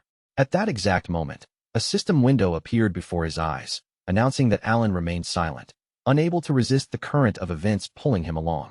A moment later, another notification confirmed the result.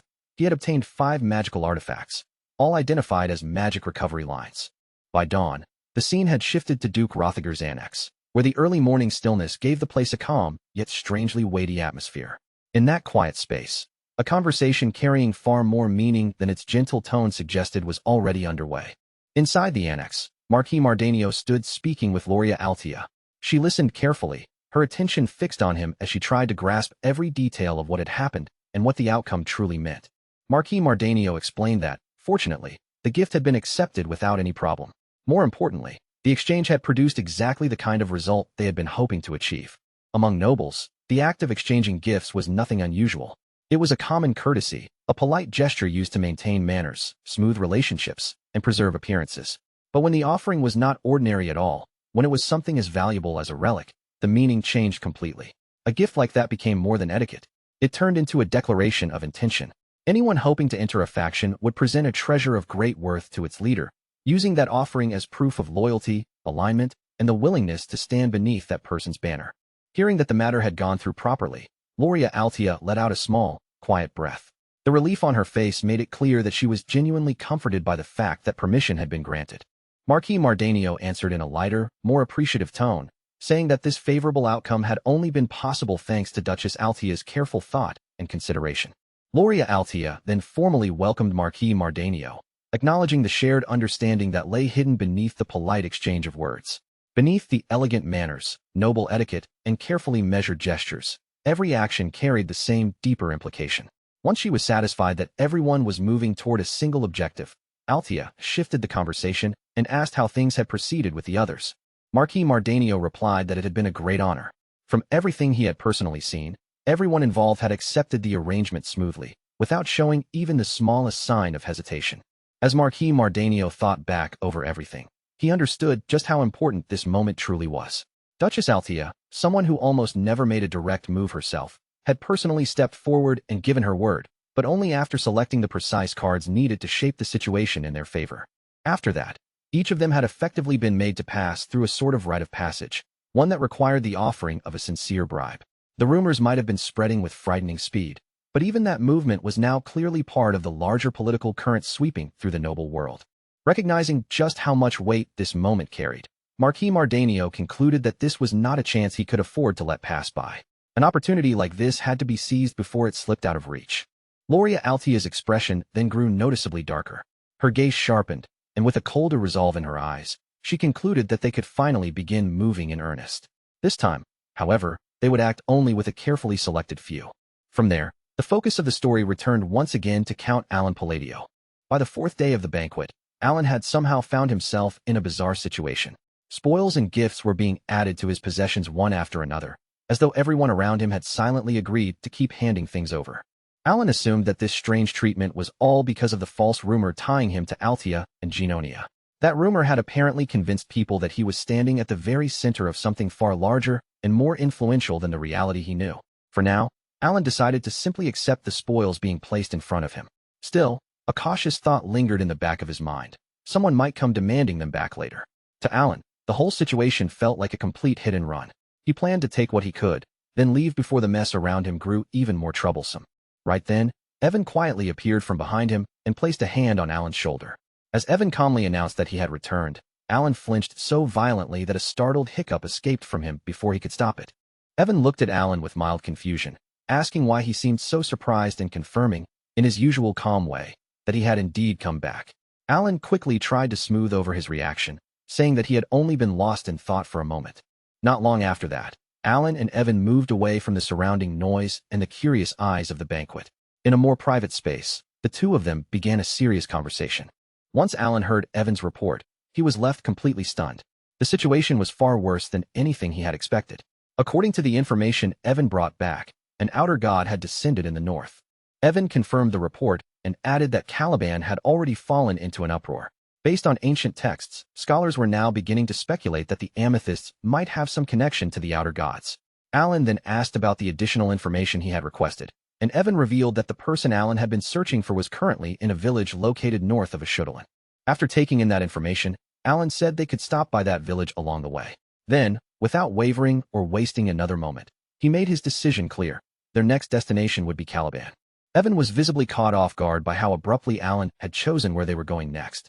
He struggled to understand why Caliban, of all places, had suddenly become the destination. And from Alan's serious attitude, Evan could tell that he intended to head north immediately. Alan told Evan that he would explain the details once they were already on the road. For now, there was no time to stand around discussing everything, so he ordered Evan to prepare for their immediate departure. Evan accepted the command without raising a single objection. He turned away at once and left to arrange everything they would need for the journey ahead. Once Evan had gone, Alan let out a long, heavy sigh. He had honestly hoped things would never reach this point, but now that they had, there was no longer any room for denial or hesitation. Beings of calamity, such as the 5 great sins and the outer gods, were not threats that could be predicted through normal logic or ordinary information gathering. There was no reliable way to know which outer god would descend, nor when such a divine descent would take place. The timing, the identity of the being, and the chain of consequences that would follow were all buried in uncertainty. That very uncertainty was the reason Alan had been gathering information so urgently and trying to move as fast as possible. Even so, he had never imagined that events would accelerate at such a terrifying and dangerous pace. As fragments of information, old memories, and possible future outcomes flashed rapidly through his mind, Alan began to recall the countless things he had experienced back when he was playing the game. After witnessing hundreds of possible outcomes, the ending he feared most now took shape clearly in his thoughts. The allied kingdoms would collapse one after another, crumbling into ruin as they wasted their strength on pointless wars across lands already tainted by otherworldly power. And at the very end of that catastrophic chain of events, Alan's own life would be destroyed in an instant. Alan reminded himself that he had already prepared a plan to confront this crisis. The odds were still uncertain, but at the very least, he was not facing it without any idea of what to do. Once an outer god descended, it would go through a stabilization period lasting several months before awakening as a living god. During that limited window of time, it would not yet be able to use its full power as a heroic spirit. That brief period before awakening was the best chance to strike. There was no guarantee that the plan would succeed, but Alan knew that if he wanted to change the future, he had no choice but to try. For Alan, this was the only remaining path that could still possibly lead him forward. With his resolve finally set, Alan's thoughts shifted for a brief moment. In the middle of everything, he found himself wondering what that kid might actually like. After sorting through his thoughts and steadying himself, Alan sat down and began writing a letter. 1 week later, the story moved forward once again. The vice commander moved closer to his superior with a serious look on his face, then presented the letter Alan had written with both care and urgency. Even before a single word was read aloud, the heavy atmosphere around them made it clear that this was not an ordinary message. The commander took the letter, unfolded it, and began scanning through its contents. But as his eyes moved down the page, he quickly realized this was not some casual correspondence from Alan. It was an official order, and the moment that truth sank in, his face hardened with visible shock. He did not pause to question it or hesitate for even a breath. Turning straight toward the vice commander, he gave him a firm and unmistakable command, and the vice commander immediately snapped upright, responding with a sharp, disciplined acknowledgement. The commander ordered him to inform everyone at once that the next northern schedule would be pushed back by 2 entire weeks. His tone left no room for confusion. The original plan had been changed, and that change took effect immediately. The scene then shifted far away to Pakran, a quiet village resting in the northern region beyond the kingdom of Ashudalan, where the atmosphere was much calmer than the tension they had just left behind. When Alan noticed the figure standing ahead of him, his steps seemed to pause for a brief moment. Surprise flickered through him, because he honestly had not expected to find the person he was looking for so quickly or so easily. The encounter happened so suddenly that even Alan could not help but feel that things had lined up a little too conveniently. It was almost suspicious how easily the person he needed had appeared right in front of him. Standing before them was a bright and cheerful-looking child, his face open and friendly, with none of the guarded caution one might expect. He greeted them with warm energy, as if meeting strangers was something exciting rather than intimidating. Alan's gaze settled carefully on the boy, and in only a moment, he understood why the child felt so different from everyone else. This was Eliban, the protagonist and playable character from the roguelike turn-based RPG, Psychedelia. Seeing Eliban in person made Alan quietly admit that a protagonist truly did stand apart from ordinary people.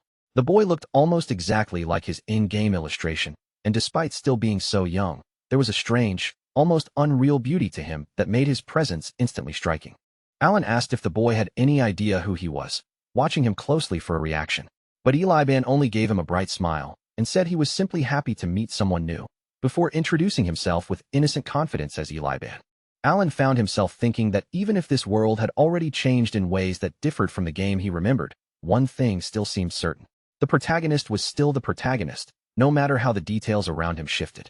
Someday, Eliban was meant to rise far beyond this quiet moment.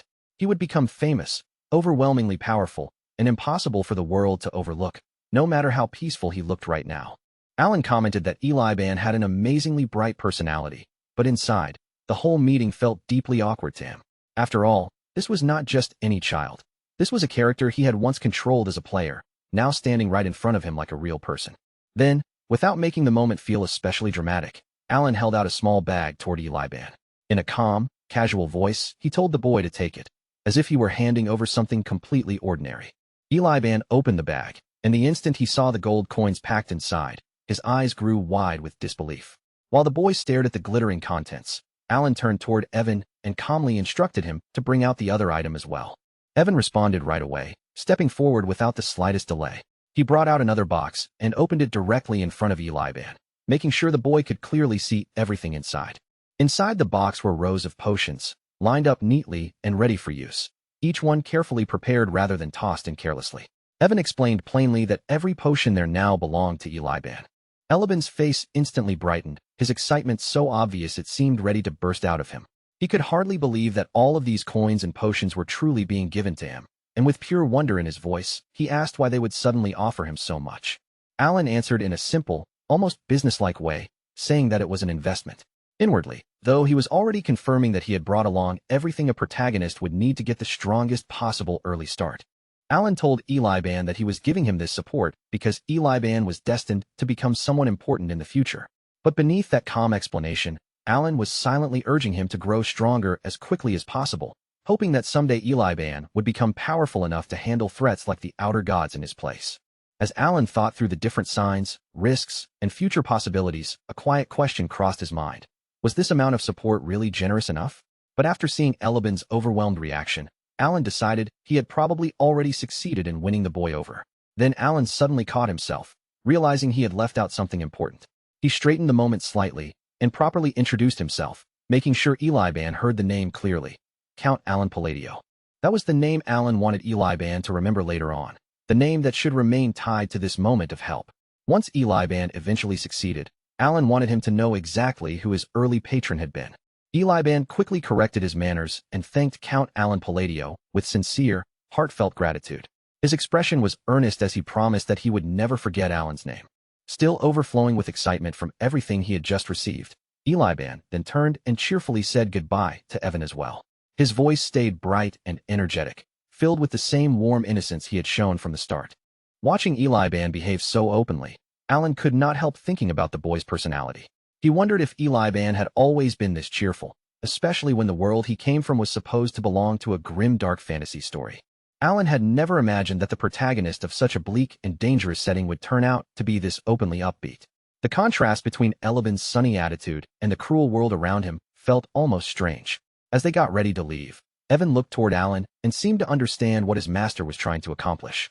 Still, he pointed out that they were leaving after barely having a real conversation with the boy, but Alan simply replied that Eliban was sharp enough to figure things out on his own. Deep inside, Alan knew very well that his own life was on the line, and he did not have the time or freedom to slowly build a close personal bond.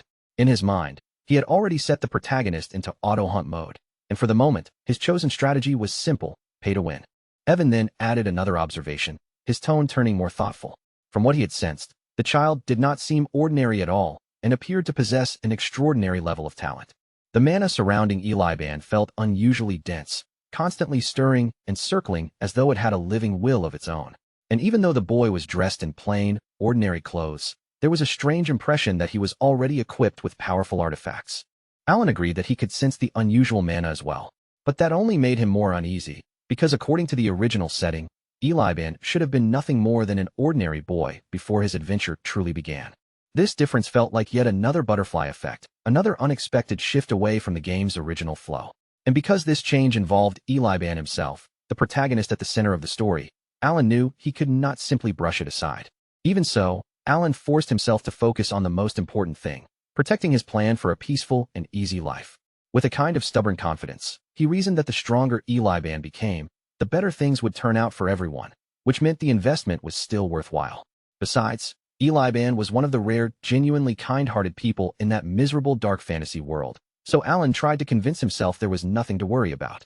But only a moment later, a small trace of doubt slipped quietly into Alan's mind. Suddenly, the idea that Eliban was truly kind-hearted did not feel quite as certain as he wanted it to be. Alan then turned his attention back to Evan and brought up the name Deus McCallion.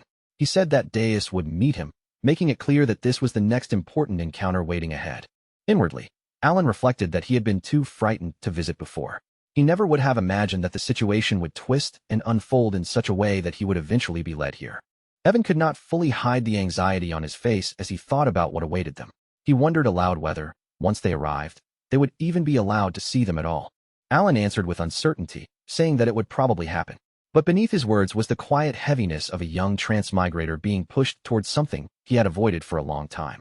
After that exchange, Alan returned to his room and began carefully checking every item he had prepared and brought with him. Evan looked at the clutter spread around him in disbelief and asked why Alan had bought so many seemingly random things, only for Alan to calmly explain that they were not random at all. They were bribes for his future lifeline. 10 days later, their long journey finally brought them to the capital of Caliban.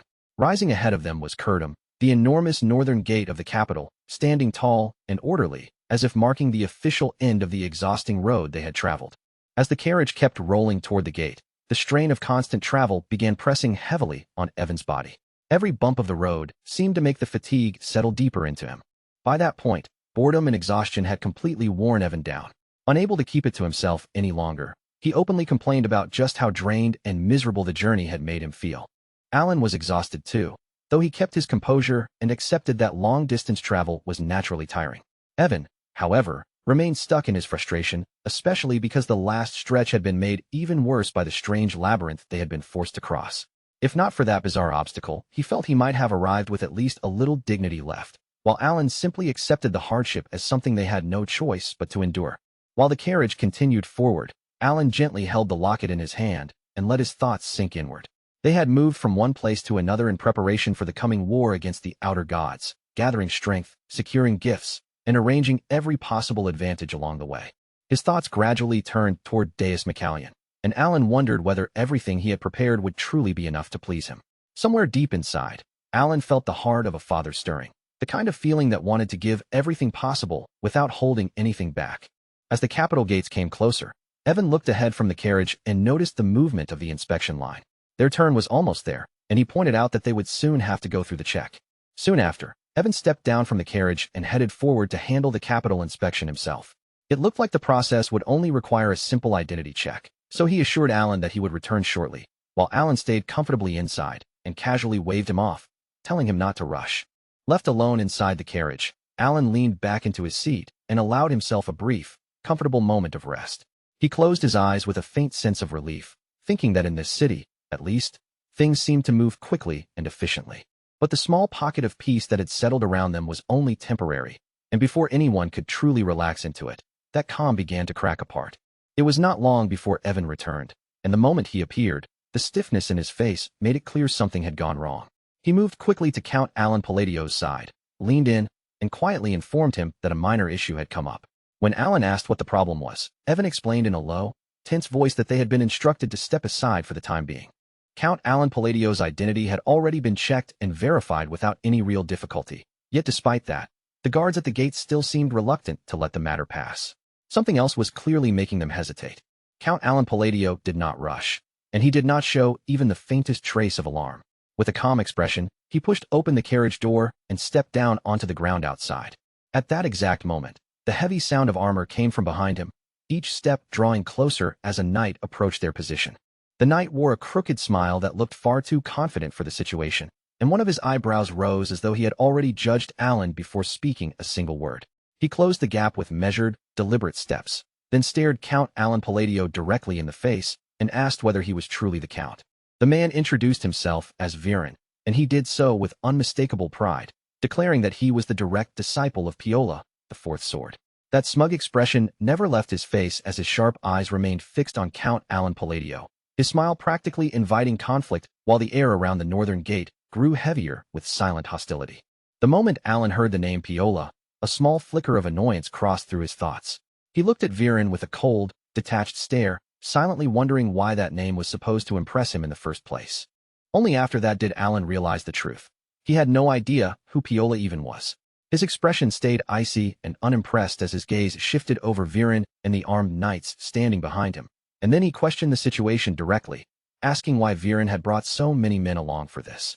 Viren answered as if his behavior made perfect sense, explaining that a friend of his from the Asteria kingdom had contacted him. According to that friend, Viren owed Count Alan Palladio a debt. Alan rejected the claim at once, his voice flat and cutting as he made it clear that nothing like that had ever happened. Alan's irritation grew sharper as the answer became painfully obvious. The so-called friend could only be that theatrical and unstable man, Carmine Comelon. With boredom already creeping into his tone, Alan asked whether Viren's friend was Carmine.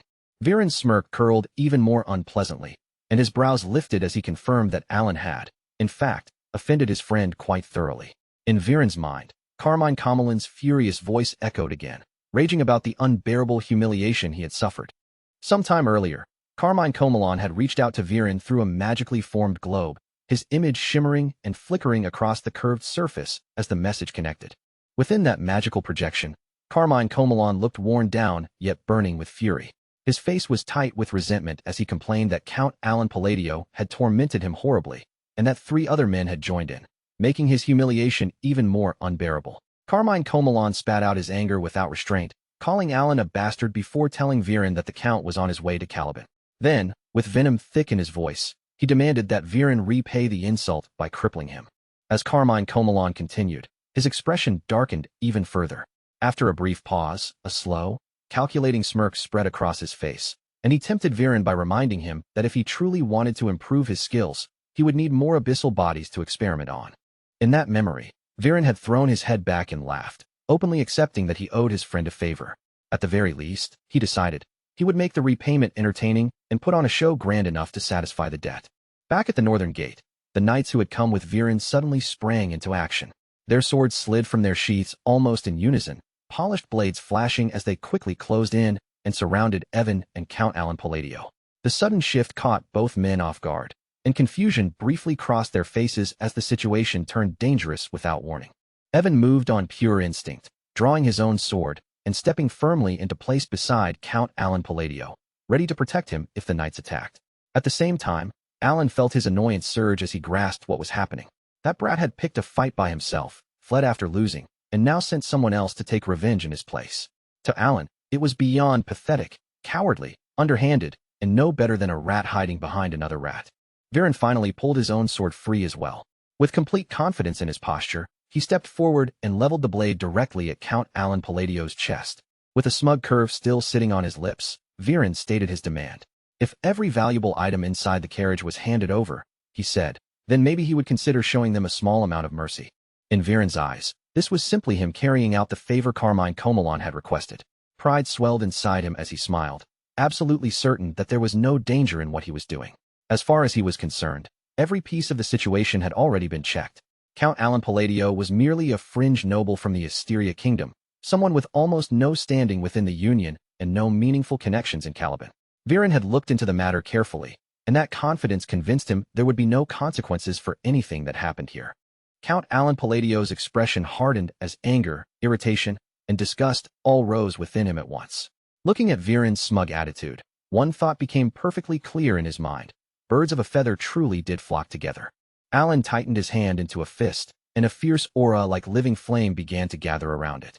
The energy burned with violent pressure, aimed straight toward Viren as though it could be unleashed at any second. At the very same time, Viren rushed forward with a wild grin stretched across his face, charging head-on toward Count Alan Palladio without the slightest hesitation. Even as Viren's attack closed in, Alan remained strangely composed. In the back of his mind, he believed that even if this situation became a little troublesome, his master would surely take care of smoothing over whatever aftermath followed. But before the two of them could crash into each other, a figure appeared behind Viren in a blur. A powerful hand seized him by the neck and stopped his charge instantly. Viren screamed out in pain as the sharp sound of cracking bone rang through the air, and then the person gripping him lifted him completely off the ground. The pain hit Viren so hard that the strength drained from his fingers all at once.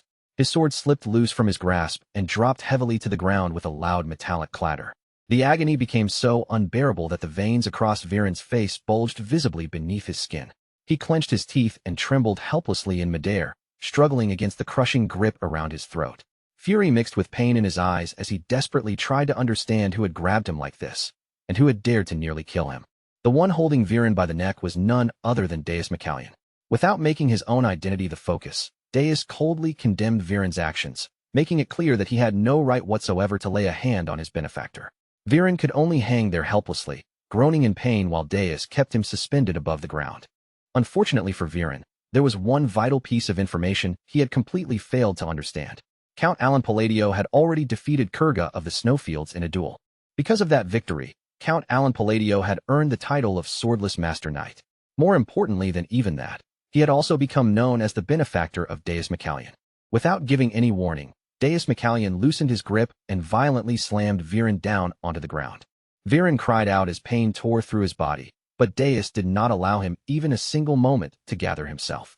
He kicked him again and again, every blow landing with merciless force. Then Deus bent down and grabbed Viren by the hair, his fingers locking in place with a grip as hard and unyielding as iron. With overwhelming strength, Deus forced Viren down and glared at him from above, his eyes cold and deathly, leaving no trace of hesitation or mercy in his stare. After that, Deus turned his gaze toward the knights who still surrounded them. His warning came quietly, but the meaning was unmistakable. If even one of them dared to move, they would face consequences far beyond anything they could imagine. A moment later, Deus drove a brutal kick straight into Viren's chest, striking him with terrifying force. The impact was so powerful that blood burst from Viren's mouth as his entire body was launched backward, flying through the air before crashing violently into the distance. Count Alan Palladio could only watch in stunned silence. As he looked at the knights standing before him, recognition slowly settled over him. This was Deus McCallion as he existed now, in the present day. Deus then made it clear to Viren that he should consider himself lucky they were in a place where killing was forbidden. Viren, already barely able to move after the beating he had taken, struggled just to remain upright and leaned weakly against a nearby tree for support. In the very next instant, Deus stepped in again and drove his knee hard into Viren's chest, smashing him back against the tree with a violent crash. Viren's face had begun to swell from the force of Deus's attacks, but Deus showed no intention of stopping. He continued striking him relentlessly, without giving him the slightest trace of mercy. Punches and kicks came down one after another, each blow landing before Viren could even properly recover from the last, leaving him trapped beneath an unbroken storm of punishment. Nearby, Evan glanced toward Count Alan Palladio and commented that the strike had been rather impressive. At those words, Alan's thoughts drifted back to Deus's furious declaration, the moment he had condemned Viren for daring to touch his benefactor. Only then did the realization fully settle into Alan's mind. Deus McCallion had truly called him his benefactor. When Deus was younger, gratitude might have been understandable, but now that he had grown into an adult, Alan had assumed the young man would not care much about someone he barely knew. Deus had never even sent him a single reply, and yet in this moment, Alan felt as though he had received every possible reward for raising a son. Alan quietly admitted to himself that Deus really had grown up, even if he still thought of him as a troublesome rascal. Even so, there was no denying how far he had come. Looking at the man Deus had become, Alan felt it was obvious who had supported him, and he recognized that Deus had matured into an exceptionally upright young man. With that thought in mind, Alan reflected that this must be what it felt like to see a son raised properly. A deep and unexpected pride rose inside his chest, warm and heavy, like the satisfaction of a father watching his child stand tall. Then another heavy impact rang across the area, the sound cutting through the tense air once again. Evan then teasingly pointed out that Alan did realize his son was currently beating someone senseless. Alan, refusing to acknowledge any of it, answered calmly that he could not hear a thing. Deep inside, Count Alan Palladio understood exactly what had pushed Deus McCallion into such a terrifying rage.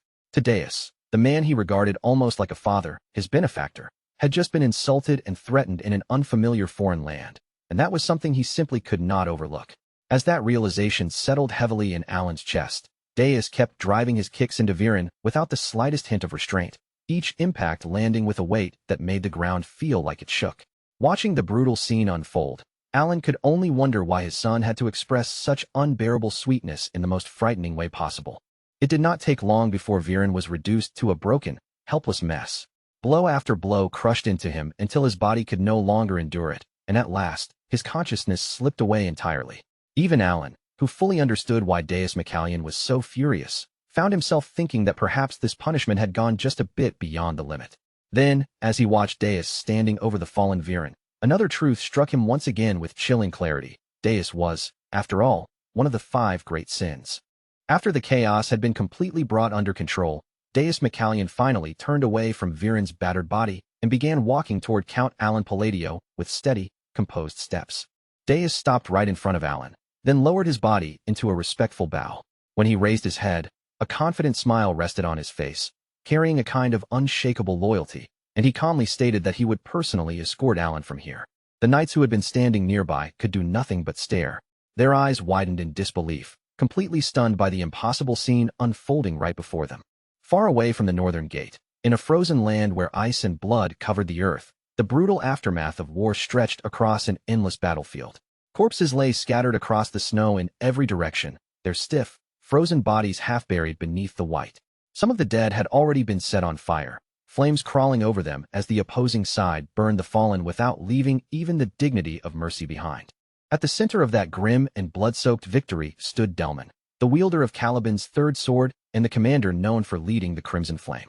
Drunk on triumph, Delman raised his sword high above his head, letting the blade gleam against the cold light of the battlefield. His voice rang out across the snow as he declared that one of the 8 chieftains, the mighty Culkin, had been destroyed along with his entire tribe, and that the Red Flame Knights had claimed victory on the kingdom's land.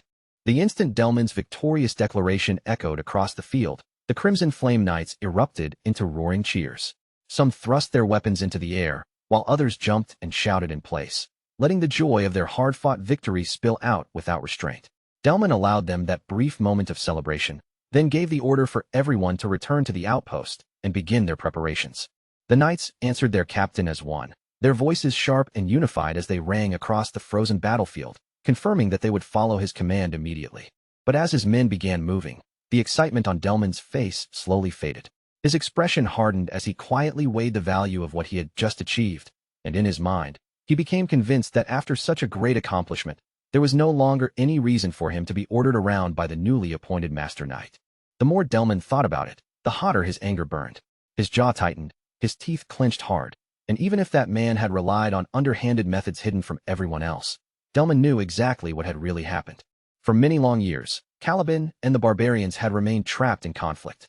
Yet even that relentless war had always carried its own form of honor, its old traditions, and unspoken rules that both sides understood without needing to put them into words.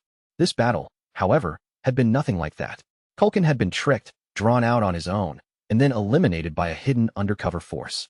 Delman remembered the massacre of the Great Khan's knights, and he knew better than anyone how unfair the entire operation had been. By taking advantage of the momentum created by the battle, they had wiped out the whole tribe in one overwhelming sweep. Delman cursed bitterly under his breath, spitting out his hatred for that bastard. He remembered how that same man had submitted a victory report, proudly claiming credit for defeating Kurga of the snowfields. And the worst part was that everything had unfolded because Delman himself had demanded a decisive outcome from the expedition. Culkin's body had disappeared somewhere amid the confusion and violence of the battlefield. But even if he had somehow managed to survive the fighting, the poison that had been used on him would have eventually finished the job. In the end, Delman convinced himself there was nothing left to do except return to Caliban and report that the mission had succeeded. A smug smile began to pull at his lips as he stepped forward, but then, his movement stopped cold. Near the forward base in the distance, a single man stood perfectly still. Confusion flickered across Delman's face as he narrowed his eyes and stared at the lone figure standing there. Then the man slowly turned to face him. The moment Delman recognized who it was, rage surged through his entire body, and without wasting even a heartbeat, he gritted his teeth and swung his sword. Flames exploded from Delman's blade, roaring upward as burning fire ripped through the freezing air. But even while he attacked, a strange uneasiness crawled up his spine, because one thought kept ringing in his mind with absolute certainty. Culkin should already have been dead. As Delman looked more closely, a crushing aura began to rise from Culkin's body. In the darkness pooling around his shadow, Delman could almost see the outline of something demonic taking shape, as if a monster were slowly emerging from within him.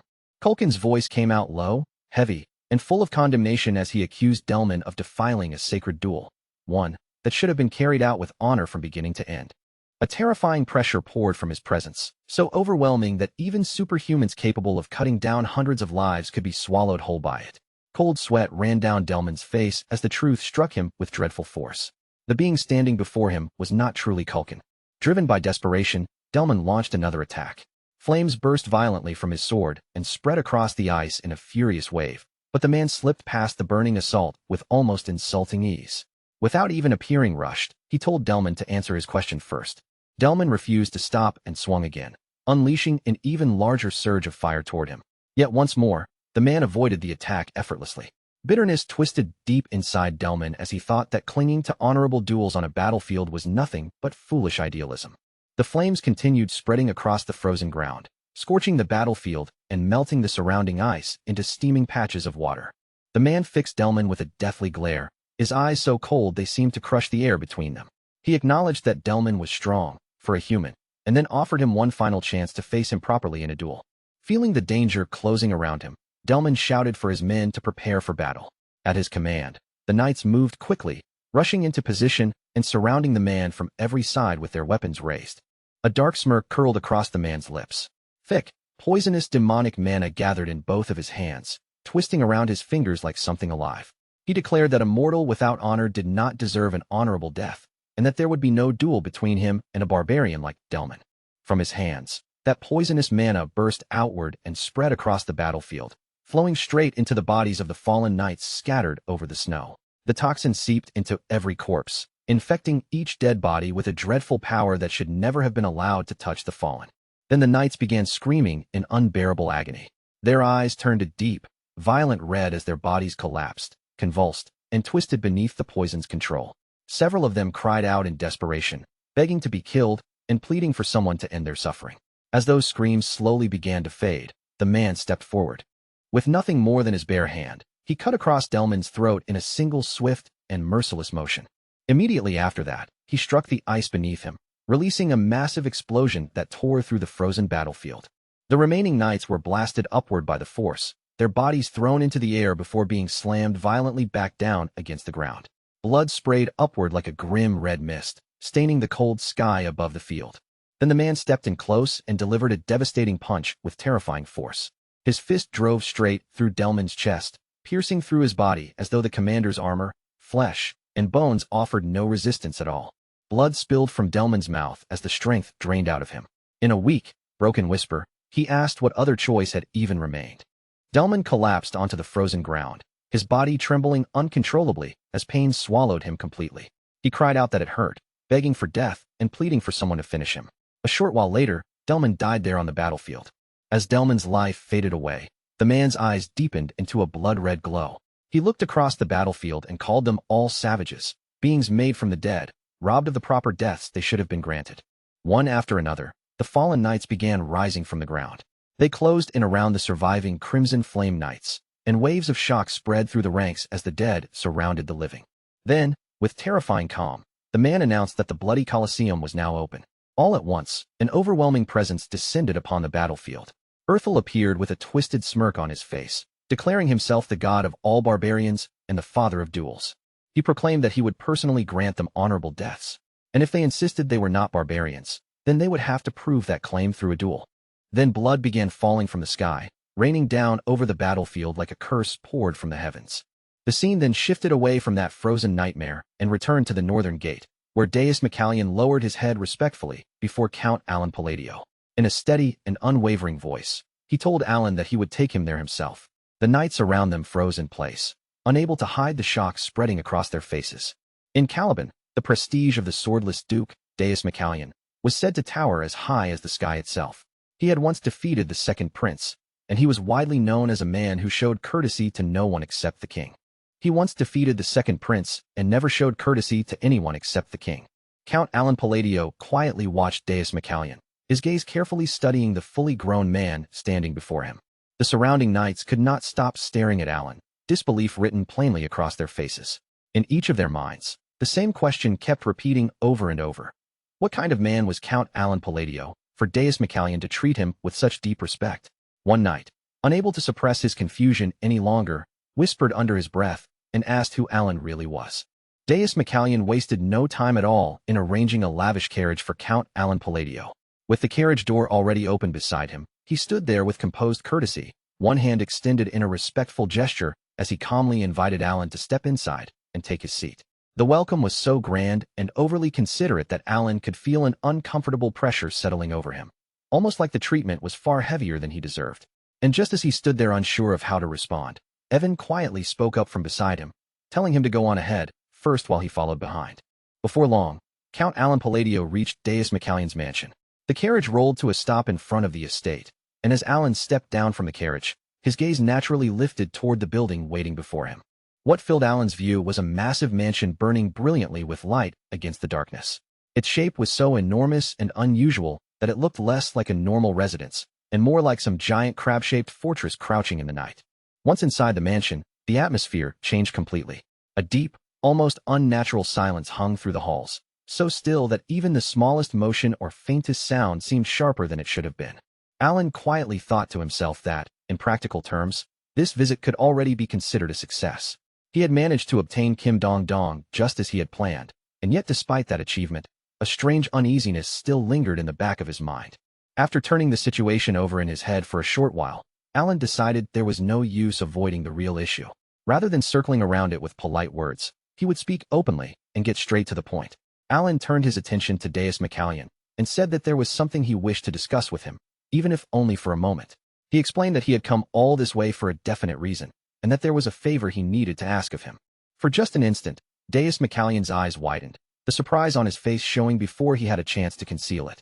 He asked whether Alan had truly come to make a request of him, then immediately encouraged him to say whatever it was. Alan gave a small, controlled nod, as if steadying both his thoughts and his voice. Then, keeping his tone even, he told Deus that he would explain everything clearly from the beginning. Deus McCallion answered without even a moment of delay, saying that it would be an honor to help Alan. But deep down, he grasped the meaning of the situation at once. This was not an order being forced upon him, but a personal request coming directly from the benefactor he respected. Then Deus McCallion spoke again in a calmer, more formal tone, suggesting that they should sit down first and talk through the matter properly instead of discussing it while standing. The two of them soon took their seats at a tea table. For a brief stretch of time, no one said anything, and the quiet inside the room seemed to press down even more heavily than before. Alan found himself glancing at the seating arrangement and wondering whether the master of the mansion was not supposed to take the head seat.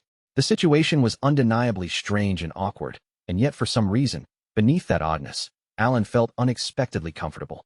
After a long silence, Alan finally opened his mouth again. He said that he had two requests to make, and admitted from the start that neither of them might be easy for Deus to accept. Then he continued, explaining that he needed to travel north and wanted Deus McCallion to accompany him.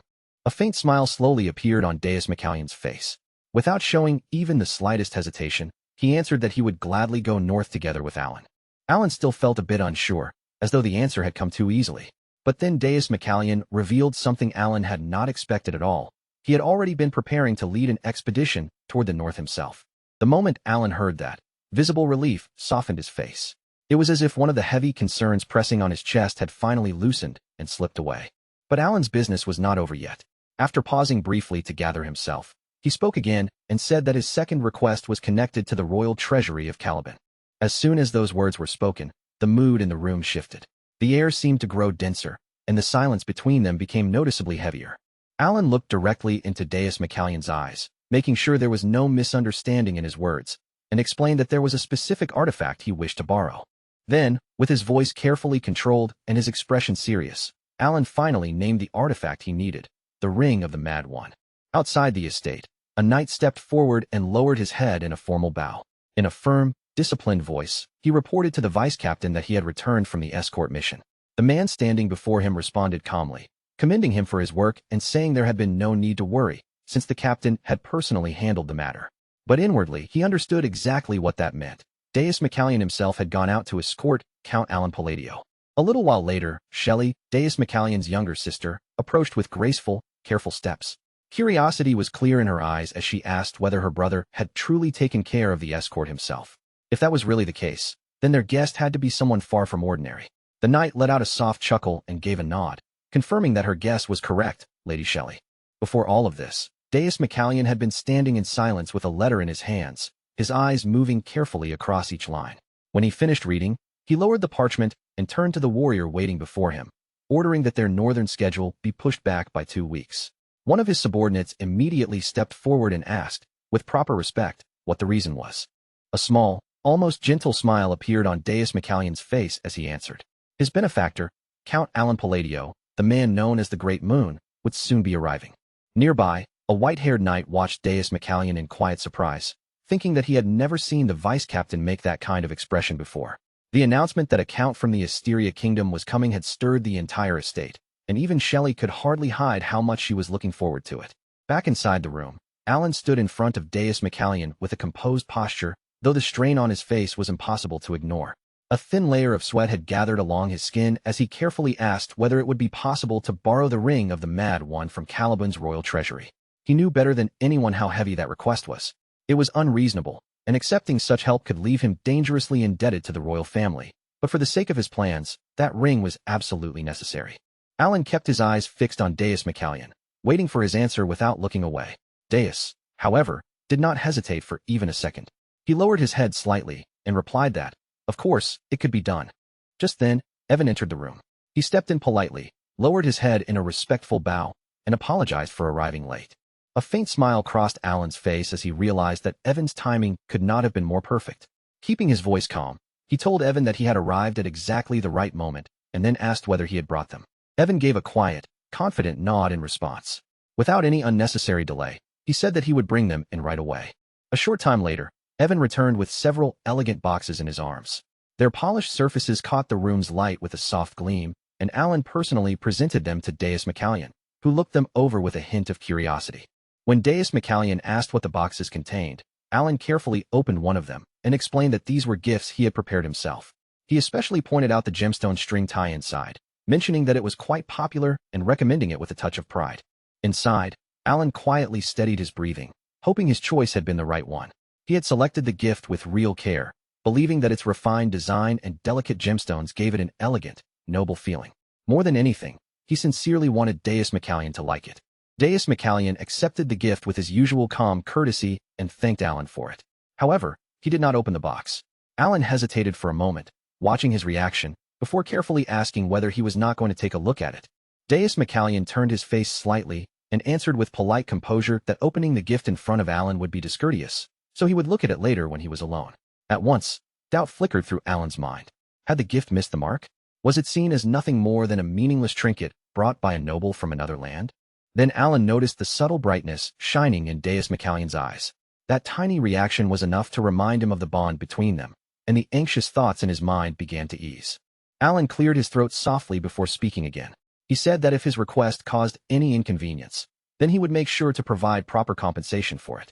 After a short pause, Deus McCallion answered in a firm voice that he would retrieve the ring of the Mad One immediately. Alan then asked carefully whether Deus had heard exactly where it was being kept. Deus replied in his usual calm manner that it was inside the royal treasury of Caliban. Alan's brow tightened a little as he asked whether obtaining something from a place like that would not be extremely difficult. Deus McCallion answered quietly, as if he were discussing something completely ordinary. Under normal circumstances, he said, it would take approximately 1 week. A silence followed after that. Deus seemed to sink into thought, and Alan and Evan waited patiently for him to continue. But when no further answer came, Alan sighed inwardly and began thinking through the political complications that might be involved. For a brief moment, Alan even wondered whether the situation might become so troublesome that he would need to deploy 50 elite disciples just to make the retrieval possible. Suddenly, Deus McCallion's expression sharpened with serious resolve. He asked whether he should begin at once, as if he were ready to move immediately. Alan quickly shook his head and told him there was no need to take things that far. Deus McCallion gave a small nod, accepting Alan's answer without argument. Then he said that he understood, and that he would still retrieve it as quickly as possible. A strong wave of gratitude welled up inside Alan. It was painfully obvious that Deus McCallion was prepared to fulfill his request no matter what method had to be used. At last, their conversation came to an end. With the main matters settled, the group began preparing to leave the room. Just then, Shelley suddenly burst into the room, her voice bright with excitement as she called out to her brother. At the same time, Evan's expression warmed when he saw her. He greeted her with a gentle smile, calling her Lady Shelley and saying that it had been a long time. The two of them greeted one another with the easy, affectionate warmth of siblings meeting again after many long years apart. Count Alan Palladio remained standing without a word, quietly watching the pure, unguarded happiness blooming across their faces.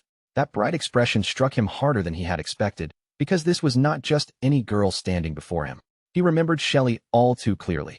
She was the child he had once personally ordered Evan to save. In the original course this world should have taken, Shelley was never supposed to be here at all. Her ending had been far crueler than this peaceful moment, because long before she could ever smile in front of them like this, she had already been destined to die in a terrible tragedy. But now, with Shelley alive and standing right in front of him, Alan could see the resemblance with unsettling clarity. The shape of her face, the air around her, even the quiet impression she gave off. Everything about her was so similar to Deus that it almost startled him. Yet that small warmth hanging in the atmosphere disappeared almost immediately. Without warning, Deus stepped forward, his face cooling in an instant as he moved between Evan and Shelley like a wall. He gently pulled Shelley just a little behind his back, shielding her from view, then fixed Evan with a sharp, narrowed stare. His voice came out low and freezing. "Address me properly. I am not your brother. I am Mr. Deus." For one brief moment, both Alan and Evan were too stunned to react, as if the mood had been cut apart in front of them. Evan fumbled awkwardly, trying to smooth over the sudden tension.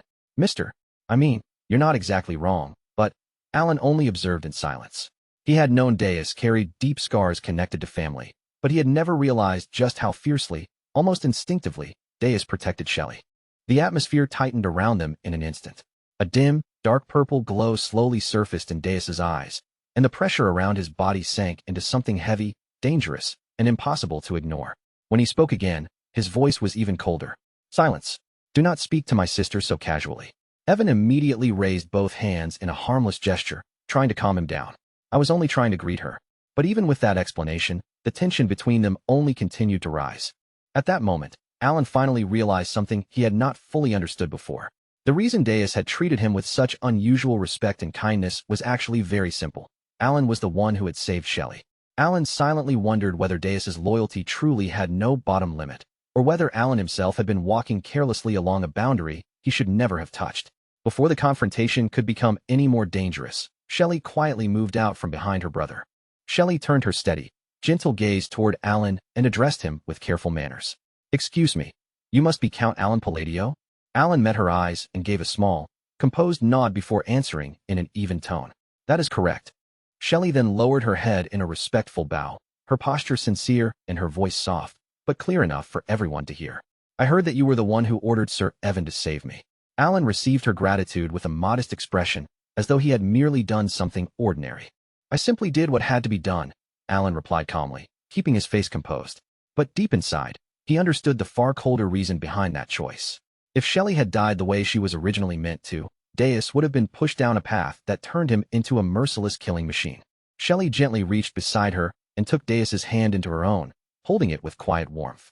Then, still facing Alan, she spoke in a soft, heartfelt voice. Truly thank you.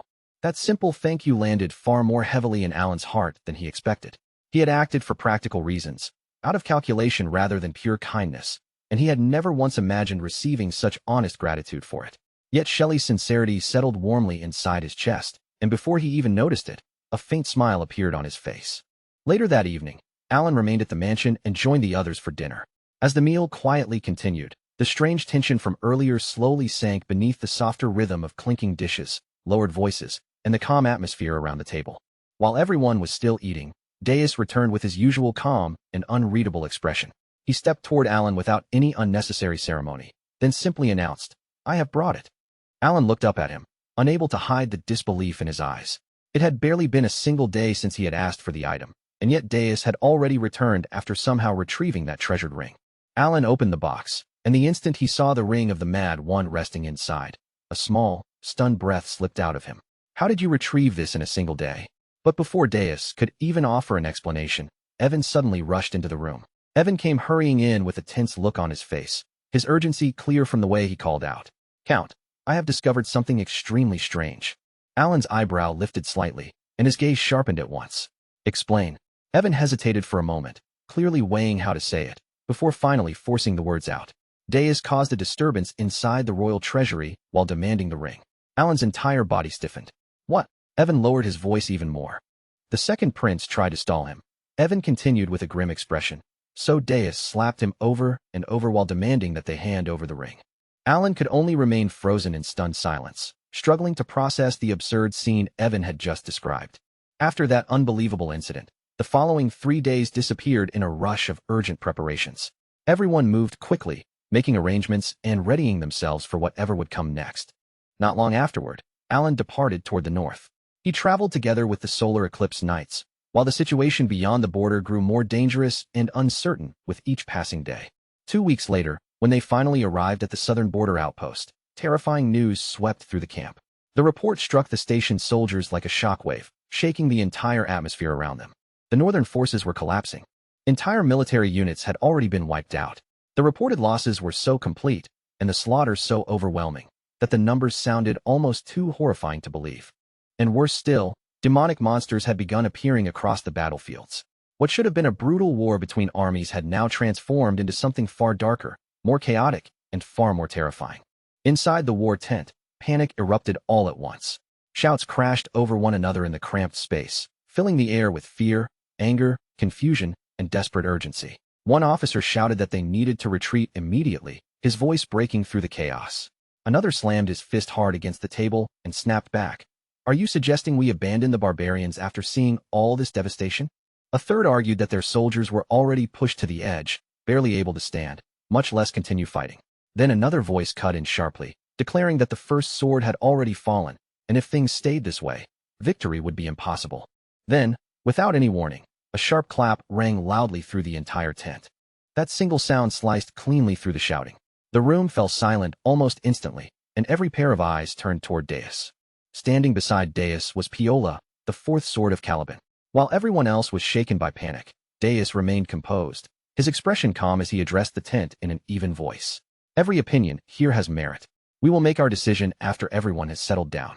Later, outside the camp, Piola's expression stayed dark and severe as he explained the situation in a quieter voice. The outer god is sweeping through our bases using armies of the undead. His tone grew heavier as he continued, each word carrying the weight of grim news that could not be softened. The third sword has fallen. And the second sword, Chiran, Piola added, his face tightening, is critically wounded. Deus stared out toward the far horizon, his eyes fixed on a presence that ordinary people would never be able to recognize. I can already feel it. Piola nodded grimly. The mana drifting in from the distance was overwhelming, distorted, and soaked in a strange red aura. Only warriors who had reached the realm of three opened eyes could sense that horrifying corruption with such clarity. Piola frowned as that oppressive presence continued to weigh on his senses, refusing to fade from his mind. That aura keeps bothering me. Perhaps retreat really is the wisest option after all. Just then, Deus narrowed his eyes, noticing something unusual rising somewhere within the camp. Smoke. What is that? Across the camp, Alan was seated calmly beside a small flame, casually roasting a sweet potato as though the battlefield, the spreading panic, and the collapsing northern front had absolutely nothing to do with him. Deus stared at him, unable to fully hide his disbelief. That is a sweet potato. Alan looked almost disturbingly relaxed, sitting there as if a brutal war and the destruction of the northern forces were nothing more than distant background noise. Suddenly, raised voices broke out from behind them. A young woman snapped sharply at two soldiers. I told you, the treatment is complete. I came here to investigate the barbarian ritual. One soldier pleaded that saving lives should come first, but she cut him off coldly and without hesitation. All you can do now is watch over him. Deus lifted his head slightly, recognizing her presence almost immediately, and murmured, the wise master of blue magic, she has arrived. The woman was still visibly irritated, her temper crackling in the air, but then she suddenly stopped dead in place.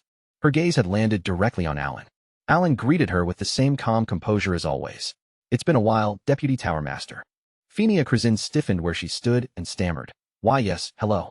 Her head dipped down like a frightened kitten, and the fierce hysteria she had shown only moments earlier disappeared without a trace. Alan tilted his head slightly and asked, how have you been? Phenia answered in a tiny, nervous voice, choosing every word with visible care. I've been well. Deus watched the exchange in complete confusion. This was the same woman he had once viewed as overbearing, terrifying, and overwhelmingly powerful, yet now she was shrinking in front of Alan like a stray cat caught in the rain. In silence, Deus could only wonder whether he had been ignorant about something this entire time. Then Alan turned slightly toward her and spoke with that same relaxed calm. Vice Tower Master, may I ask you for a favor? Without raising his voice or adding any pressure, he continued. Could you make a potion of Levidion? Phenia instantly bowed her head and replied without even a moment of hesitation.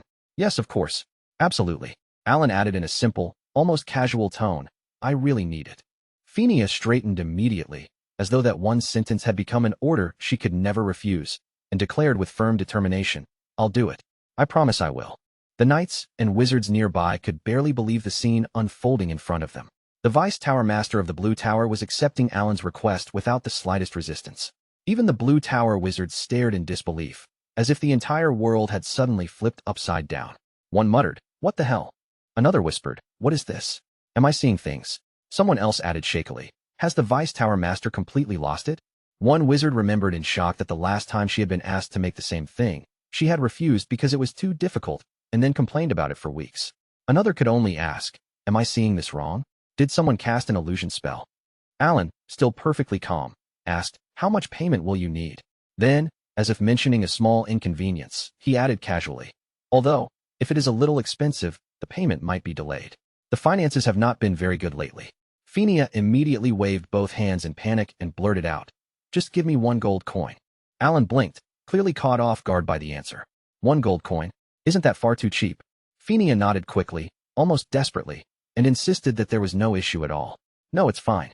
Yes, it's completely fine. Alan gave a faint smile and replied, well then, I won't refuse such a generous offer. The knights and wizards around them could only stare blankly, unable to make sense of what they had just witnessed.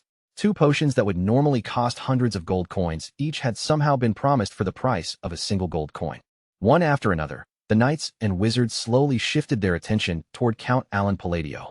A moment ago, their faces had been empty with pure disbelief, but now their eyes were filled with unmistakable admiration, as if they were silently acknowledging him as someone far beyond their understanding. And if any of them had been wearing hats, they looked ready to remove them in respect right there. Phinia Krazin could no longer stand the strange, suffocating pressure that seemed to gather around Alan. Her whole body snapped into a deep, almost exaggerated bow, and she shouted with far too much energy, right then, I'll whip up this concoction immediately and serve it piping hot. The next second, she launched herself away like a rocket, fleeing the scene so quickly that she practically vanished from everyone's sight. Alan merely blinked after her, left standing beneath the weight of all those stunned and worshipful gazes. Deep down, he was fairly certain some huge misunderstanding had taken root around him, but since the potions had landed in his hands this easily, he decided there was no real need to dig too deeply into such convenient good fortune. A few hours later, the mood in the camp changed without warning. Deus McCallion and his aide had been in the middle of a serious discussion when the surrounding air suddenly grew dense and oppressive, as if something dark and unnatural had begun crawling through the night. The aide stiffened immediately, his face tightening with alarm as he asked, "Did you feel that energy?" Deus rose from his seat with slow, controlled movement, his expression calm but frighteningly serious.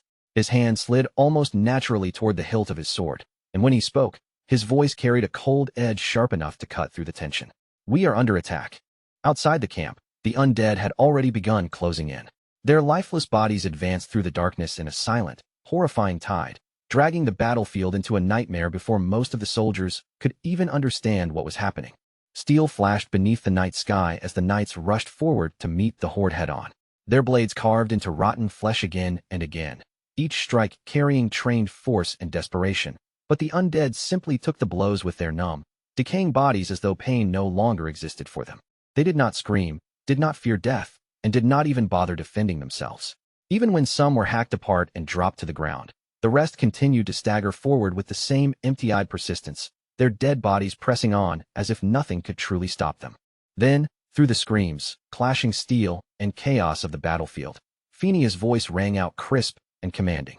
She lifted her staff high into the cold night air, mana gathering around her in a sharp, glittering rush, and declared, "I shard."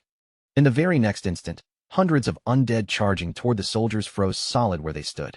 Their rigid bodies cracked from within, splintering apart piece by piece, before shattering in a brilliant burst of ice and magic that lit up the battlefield like a deadly winter storm. But even Phinia's dazzling spell was not the sight the soldiers held on to most desperately. On that terrifying battlefield, the true pillars of hope were the two master knights standing firm against the undead tide, Piola and Deus. And between those two, it was Deus who seemed to command the entire battlefield with his presence alone. The moment he moved forward, hundreds of undead around him suddenly froze in place, their corpse-like bodies locking up as if time itself had stopped only for them. Then Deus swung his sword in one flawless horizontal arc. The motion was so clean and effortless that it barely looked real, yet every frozen undead caught within its reach was split perfectly in half. With just a single strike, hundreds of corpses collapsed and scattered across the ground. The soldiers who witnessed that impossible display felt the light return to their eyes. Their fear had not vanished completely, but seeing Deus standing there before them, cutting through the enemy like an untouchable force, gave them a fragile hope to cling to again. But that fragile hope was crushed almost immediately. A deafening explosion tore across the battlefield, swallowing the brief moment of courage in a blast of sound and force. The outer god had descended. For one horrifying moment, even the undead stopped moving, as if the entire field recognized the arrival of something far above them. A thick cloud of ashen dust surged through the air, spreading like a curtain dropping over the world. As the dust slowly rolled away, a massive figure emerged from within it. He carried the outward appearance of a barbarian, but there was nothing human left in the feeling he gave off. His towering body looked monstrous, his skin was a chilling blue, and his presence pressed down on the battlefield like something beyond mortal reach. Then Ulchalus's voice echoed across the ruins. "Barbarian, do not defile the sins of those who do not know honor." At his command, the undead began rising once again, and in that instant, the entire direction of the battle shifted. Before anyone could even recover from the shock, Piola disappeared from where he had been standing. In the blink of an eye, he reappeared directly in front of the outer god. As one of Caliban's fastest master knights, a warrior blessed with divine speed, Piola struck faster than most eyes could follow. His blade drove straight toward Ulchalus's heart before the giant seemed to have any chance to respond. But the result was horrifying. The sword tip barely sank into his chest at all. Ulchalus lowered his gaze toward the blade lodged shallowly in his body and released a dull, unimpressed sound. Then his contempt-filled eyes shifted onto Piola, and his voice dropped into something freezing. Barbarians know no honor. The air around him seemed to crack beneath his words as he continued. Those who do not uphold honor abandon their very existence. Furthermore, they forsake the nobility of the soul. In the next instant, Piola's body collapsed. His head had been cut cleanly from his neck before anyone nearby could even follow the movement. Yet Ulchalus continued speaking as if nothing meaningful had happened at all. There is no honorable death for those who disregard all value. Then Piola's headless corpse twitched. Slowly, with an unnatural, puppet-like motion, the body pushed itself back upright. A wave of horror spread across the battlefield like poison sinking into the air. Everyone understood the truth at the same moment. This fight had already been lost. Fear swallowed the soldiers. Despair crushed the knights and wizards, and even Phenia and Deus could feel the unbearable weight of that realization pressing down on them. They had sensed from the very beginning that something terrible was waiting for them, but the being standing before them now surpassed anything they had imagined. And while despair smothered the battlefield, one man began walking forward, step by step, neither rushing ahead nor shrinking back. In a calm voice that cut through the silence, he began to speak. Almighty God of duels, Ulchalus, in accordance with the great oath of Calgunius. His face stayed strangely composed, almost as if he had already seen this terrifying moment play out countless times in his mind. Then he continued, I, Alan Palladio, in the name of the great oath. Count Alan Palladio stepped forward into the god's presence and completed the challenge. Demand a duel of Babylonia. With a smooth turn of his wrist, Alan lifted his arm, and the deep gray glow of his bracelet spread across the battlefield as he stood directly before a god. The giant's expressionless eyes settled on Alan with crushing intensity. Alan met that monstrous gaze head-on, his own face unreadable and calm, without allowing even the smallest tremor of fear to show on the surface. Then a low hiss slipped out from between the giant's lips. Ulchalus slowly breathed out, and little by little, a wide smile began crawling across his monstrous face. Suddenly, Ulchalus erupted into thunderous laughter, roaring so loudly that it felt as though the entire battlefield shook along with him. Ha ha ha ha ha. The ground trembled beneath that terrifying joy, and the pressure pouring from him was so overwhelming that even the undead, who had been spreading despair only moments before, seemed to falter beneath it. Ulchalus raised his voice with genuine delight and declared, Good, very good, noble one. That laughter was not mockery. It was real joy, bright and almost ecstatic, as if Alan's challenge had awakened something sacred within him. The contempt that had surrounded Ulchalus moments earlier melted away, replaced by a divine rapture that twisted his expression with delight. Then, in a booming voice, he proclaimed, I, Ulchalus, accept your duel under the Great Pact. The moment Ulchalus made his declaration, every undead creature on the battlefield moved at once. It was as if a single invisible command had pulled all of their ruined bodies into motion. They began gathering in a massive circle around Ulchalus and Alan. Blood poured from their bodies, dripping onto the ground and spreading outward until a dark red line began to mark the boundary of the duel. And just like that, a blood-red coliseum formed around them, an arena made from ash, corpses, slaughter, and earth stained deep with blood. Ulchalus lifted his voice once more and proclaimed, Under the Great Pact, until the duel is over, no one may interfere with this sacred battle. The instant his words ended, the undead bodies exploded apart, and a towering crimson wall surged upward around the arena. Ulchalus smiled broadly, his face filled with pure, almost childlike delight. To him, this terrifying battlefield had transformed into the perfect stage, the sacred arena he had been waiting for. Alan, on the other hand, showed absolutely nothing.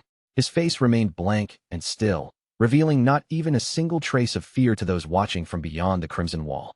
But beneath that calm mask, Alan was trembling. In a voice so low it barely escaped his lips, he whispered, I want to go home. Behind his motionless expression, terror had wrapped itself tightly around him.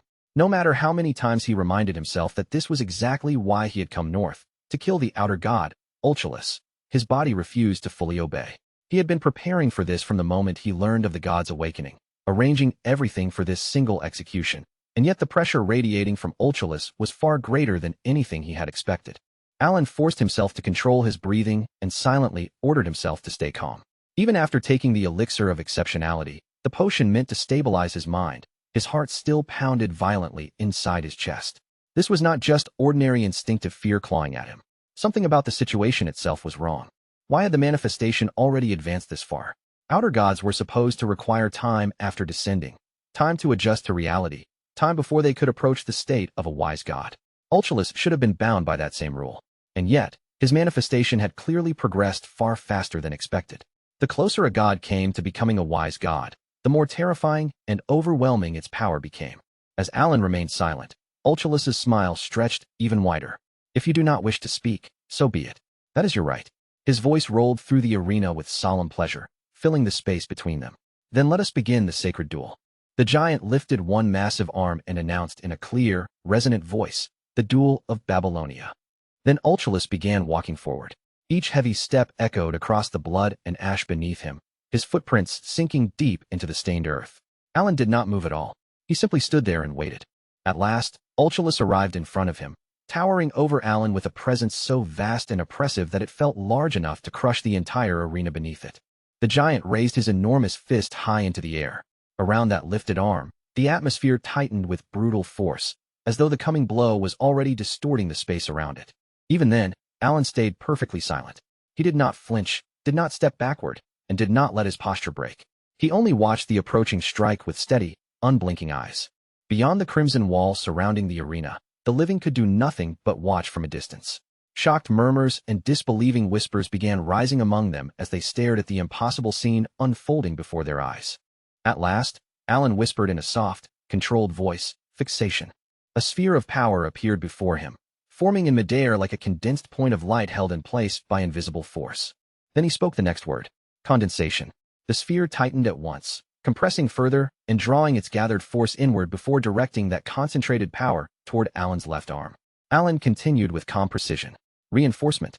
A deep, heavy light began to radiate from his arm, crawling along it with growing intensity. Then he completed the sequence and declared, "Intensification."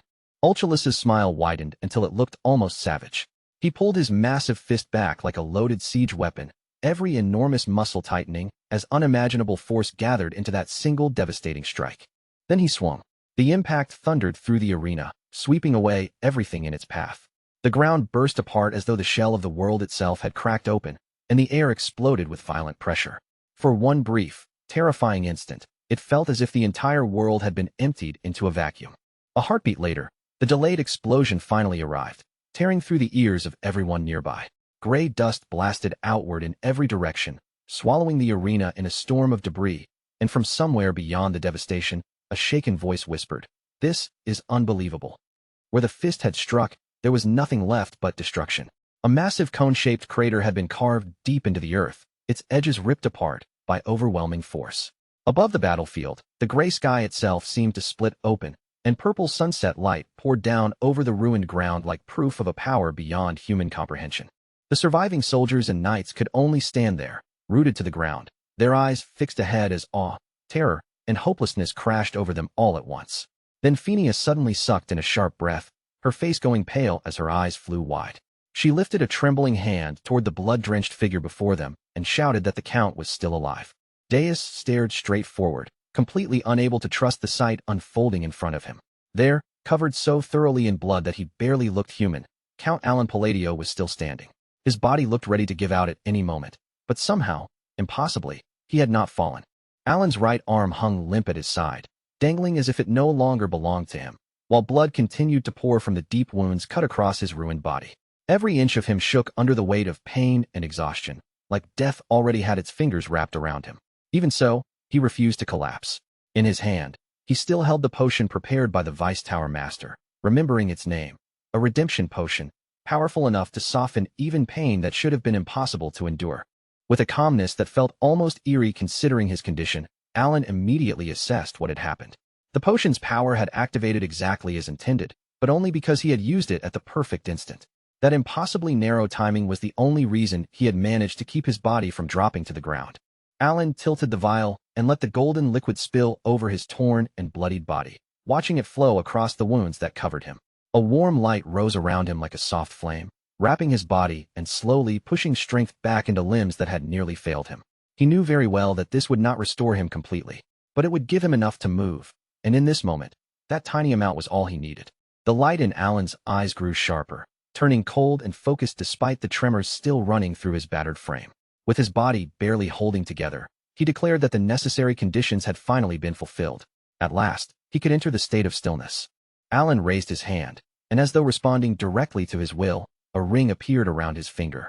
Brilliant golden light burst from it, slicing through the red mist hanging over the battlefield and pouring fierce radiance across the blood-stained ground. As he activated Binding Summon, Alan announced that the moment he had been waiting for had finally arrived. Deep inside, he murmured that now, at long last, it was his turn to attack, the one chance he had endured everything for. Alan understood that anyone who truly wanted to fight Ultralus had to grasp one crucial truth before anything else. Before the clash even began, they first needed to read the rules of the duel and fully understand how those rules would shape the battle.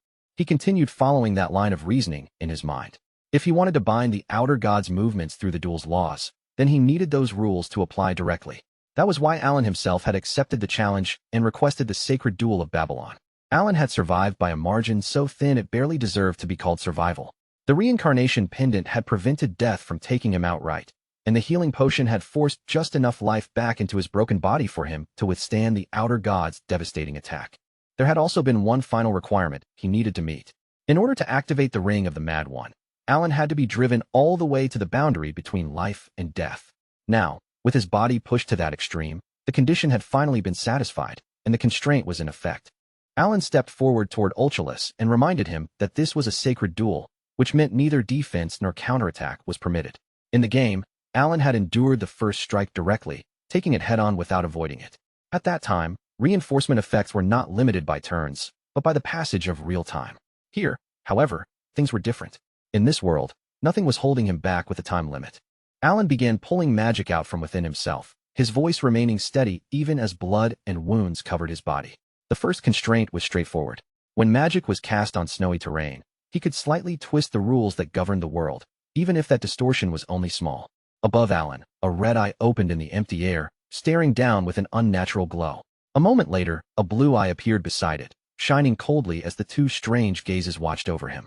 Under their presence, Alan activated diffraction. Magic began gathering in front of Alan's extended hand, condensing into a visible mass of raw power. Without breaking his focus, he moved on to the second constraint.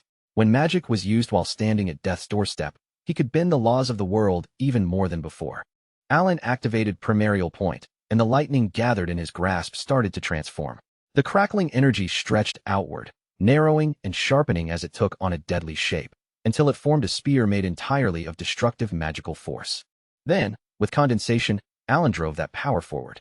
The spear of compressed lightning shot out from him, tearing through the space between them as it flew straight toward Ultralus. Alan layered extinction onto the spell, and the magic changed yet again.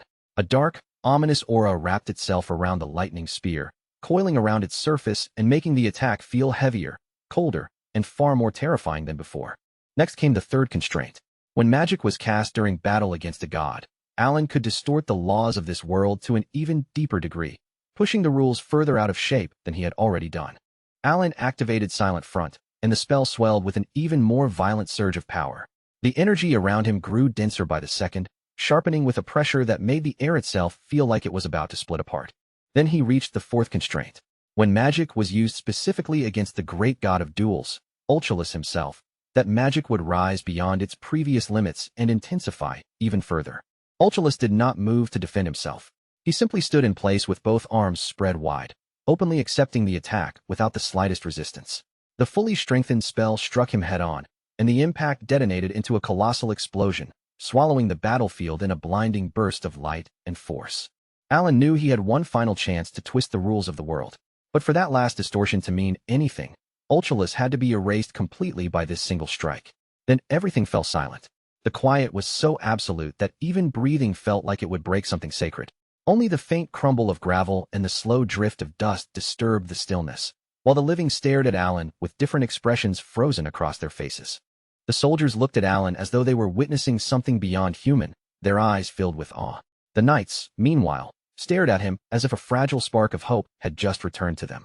But Alan, standing at the center of all those desperate gazes, showed nothing on his face. Beneath that emotionless mask, however, he was begging with everything left inside him. Please, please, please. He prayed that this one blow had erased the outer god from existence. But the moment Alan looked forward, he knew his prayer had not reached the heavens. The giant still remained, towering against the dimming light of the sunset with both arms raised, as if celebrating victory. A massive hole had been blasted clean through his chest, and yet his expression was filled with pure joy. Then his low voice rolled through the battlefield, and he called Alan's attack impressive. Even though his heart had been pierced through and destroyed, the giant smiled with unsettling brightness, as if the wound meant almost nothing to him at all. That impossible scene gripped the soldiers and knights with more than ordinary fear. It filled them with stunned reverence, leaving them unable to tear their eyes away. But for Alan, that smile carried only bottomless despair. In silence, he admitted the truth to himself. It was over. His attack had connected with Ulchalus perfectly, exactly the way he had planned. But the terrifying problem was now painfully clear. The spell had destroyed only the heart. It had failed to erase the entire body. Because the strike had not completely obliterated Ulchalus, Alan's defeat was now certain. Yes, he had succeeded in destroying the outer god's heart, but against a being like Ulchalus, that was not enough. Something so far beyond human understanding would not disappear simply because one vital point had been pierced. As if to prove Alan's fear correct, Ulchalus continued standing proudly in the same place, his broad smile never fading. Burn marks scorched his massive body, and the hole in his chest gaped open where his heart had been destroyed. Even so, he carried himself with a majestic ease that made the injury look almost meaningless. Then, in a voice soft enough for only Alan to hear, he quietly said that Alan had still been holding on to his will. The giant's words were strange, difficult to understand, and almost felt like a riddle spoken from a place beyond ordinary knowledge. As Alan heard them, he slowly lowered the hands he had been holding together in a seal, his gaze fixed on the impossible being before him. Even now, the effects of the highest-grade potion were still working through Alan's body. His wounds had not vanished, and every motion still felt painful, awkward, and deeply wrong. But he had recovered enough to move. Unfortunately, in this situation, the ability to move hardly meant anything at all. The outer god looked down at him with what sounded like genuine admiration and called him impressive. Then he addressed Alan as a noble one, saying he had never imagined that Alan would possess rank within himself. Alan could not understand what the outer god was trying to say with those words.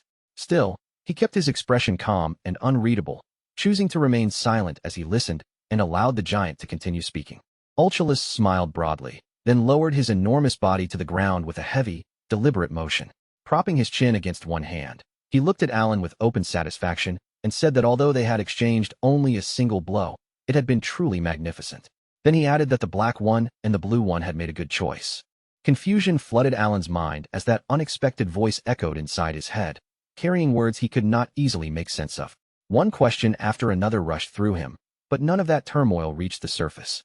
His face stayed perfectly blank, giving away nothing of what was happening inside. Ulchalus continued in a calm voice, almost sounding pleased. Since he had lost the duel, he said he would give Alan a gift, and together with that gift, he would also grant him authority. With a grin still on his face, Ulchalus told Alan to remember them, the ones who continued to preserve the mystery and legacy of the forgotten great god. By then, nearly half of Ulchalus's gigantic body had already faded away, and his crumbling form was disappearing faster with every passing second. Even as his body continued to vanish, Ulchalus's smile only grew warmer. He told Alan that when the usurpers finally crawled out from their restraints, Alan should summon him. Not by the false, insulting names that others had spread, but by his true name. Alan had earned the right to do so. When that time came, he was to call him the god of chaos and disorder. With his final words, Ulchalus thanked him. Then the outer god disappeared completely, leaving behind only the lingering impression of a smile filled with expectation. Alan remained standing in silence, watching the empty place where the outer god had vanished, before his eyes slowly lowered to the accessory that had been left behind. Under the deep red light of the setting sun, Alan stared expressionlessly at the empty space where the outer god had stood moments before. Once the giant was gone, the frozen land, once filled with the voices of the dead, fell into a bitter silence. Only the sharp wind continued to sweep through the emptiness. The restless undead, who had finally been given the chance to die, found peace at last. Around the battlefield, the living began to move again, slowly gathering themselves and carefully sorting through what remained of those who had fallen. Roughly a day later, the expedition had finished its impossible mission of capturing the outer god. With that terrifying task finally behind them, the group set out once more, beginning the journey back toward Caliban. Inside Alan's carriage, Phineas sat across from him while he prepared to continue questioning her. Alan calmly said they would move on to the next question, but before he could properly begin, Phineas immediately cut in and answered that yes, he was a rank 2 mage. Alan corrected her without missing a beat, telling her he was rank 3. Phineas instantly adjusted her answer, nodding along as though that had been exactly what she meant all along. She agreed that he was rank 3, then awkwardly wondered out loud where her head had gone, trying to cover her mistake as best she could. Alan then asked what she knew about the blue things and the black things. As he spoke, he watched her carefully, searching her face in reaction to see whether that question might draw out anything useful. Phineas shook her head in obvious distress and quickly insisted that she knew absolutely nothing. She said she had never seen a black thing or a blue thing before, and swore that she was telling the complete truth. Her answer came so quickly that Alan was left speechless for a moment, wondering whether she had even paused long enough to think. Realizing there was probably nothing worthwhile to get from her, he simply nodded. The instant Alan nodded, Phineas sprang out of the carriage as if she had been waiting for permission the entire time. She thanked him, tossed out a hurried farewell, and escaped before he could say anything else. Watching her rush away, Alan thought that he had not even told her she was allowed to leave yet. Then he muttered that if people kept thanking him over such small things, he might really start believing he was some sort of dark criminal. Now alone again, Alan let his thoughts return to the battle. One question bothered him more than anything else. Why had Ulchalus vanished when Alan's attack had failed to destroy him completely? The Outer God's final words had not cleared anything up. If anything, they had only left Alan with a deeper pile of questions. Beside Alan rested the belt Ulchalus had left behind. He looked down at it and immediately recognized it from the game, admitting to himself that he had definitely seen it before. What made the situation strange was that, in the game, the bracelet had come with a proper explanation. It was the Belt of the Forgotten, the reward granted after defeating Ulchalus. Its effect was simple, but incredibly dangerous. It doubled the damage dealt by the wearer, while also doubling the damage the wearer received. When Alan examined the item more closely, he noticed a strange inscription carved cleanly into its surface. The words read, "O you who have inherited his will, let your steps lead you to Kahala, the city of ancient gods." Alan stared at the message in silence, his brows slowly knitting together as he muttered that he had never seen anything like this before. And as the meaning of those words sank in, a single thought began to rise in his mind. If he followed this clue to Kahala, would he finally uncover something truly important? Just then, a sharp knock struck the door, snapping Alan out of his thoughts. When he opened it, Deus was standing on the other side with his usual solemn expression, looking as serious as if he had come to report a national crisis. Alan blinked and asked what had happened. Deus answered with absolute sincerity, explaining that the mage had dared to leave without properly seeing Alan off, then calmly asked whether Alan wanted him to kill her for such disrespect. Alan immediately raised a hand and stopped him before that terrifying suggestion could go even one step further. Keeping his voice as calm as possible, he told Deus there was absolutely no need to do anything like that. But beneath that composed expression, Alan could only wonder whether the people around him were beginning to spiral in a direction that was getting far too dangerous. At that exact same moment, somewhere else, Phineas suddenly felt a cold shiver crawl straight up her spine. She hugged her arms around herself and wondered uneasily if someone out there was talking badly about her. Of course, she had no idea that, without even being present, she had just come frighteningly close to having her head removed. 2 weeks later, in Kidram, the capital of Caliban, Deus made his way into the castle to deliver his final report. With that formality completed, the northern expedition was officially brought to an end. While he was there, he also returned the Ring of Radiance, neatly closing one more matter from their long and exhausting journey. Alan, meanwhile, had no intention of lingering around. He immediately began preparing to leave, because now that the Outer God had been eliminated, there was no real reason for him to remain in Caliban any longer. In his mind, the matter was settled, the danger was gone, and his business in that land had finally reached its end. With a deeply pleased expression, Alan looked toward the carriage waiting nearby. It was packed full of gifts, far more than he had ever expected to receive. The king of Caliban had clearly read the mood quickly and, hoping to maintain friendly relations, had loaded Alan's carriage with all sorts of generous offerings. Alan swept his gaze over the slightly excessive pile of gifts and nodded with clear satisfaction. Then he turned back toward Deus, his mood relaxed, and said they would meet again next time, as though this farewell was nothing more than a temporary pause before their paths inevitably crossed once more. Alan had already started to turn away when Deus suddenly called out and asked if he could ask something. Alan paused mid-step, looked back over his shoulder, and asked what it was. After nearly a month together, from the northern expedition all the way back to the capital, Alan had rarely seen Deus ask a question so directly. Most of Deus's respect had always shown through quiet actions rather than words, so Alan waited patiently for him to continue. For a brief moment, Deus said nothing. He stood there in silence, as if turning the question over in his chest before daring to let it out. Then, finally, he looked at Alan with a serious, earnest gaze and asked in a low voice whether he, too, could become stronger. Alan was momentarily caught off guard, because from his perspective, Deus was already anything but weak. He studied the boy standing before him, wondering what could have pushed him to ask a question like that. After thinking it through, Alan guessed that the magic he had used against the outer god must have left an enormous impression on Deus, making the respect Deus already felt toward him grow even deeper. Once Alan reached that conclusion, he answered without any hesitation. Of course Deus could become stronger. When Deus asked if that was really true, Alan gave him a firm nod and told him that as long as he continued putting in effort, there was nothing stopping him from climbing as high as he wished. And Alan was not simply saying that to comfort him. Deus, like the others connected to the five sins, had possessed extraordinary natural talent long before the gods ever descended into the world. In Deus's case, even without depending on any special ability, his swordsmanship alone gave him the skill and potential to become a sword master through pure technique. After all, he had already reached that level in just 1 year.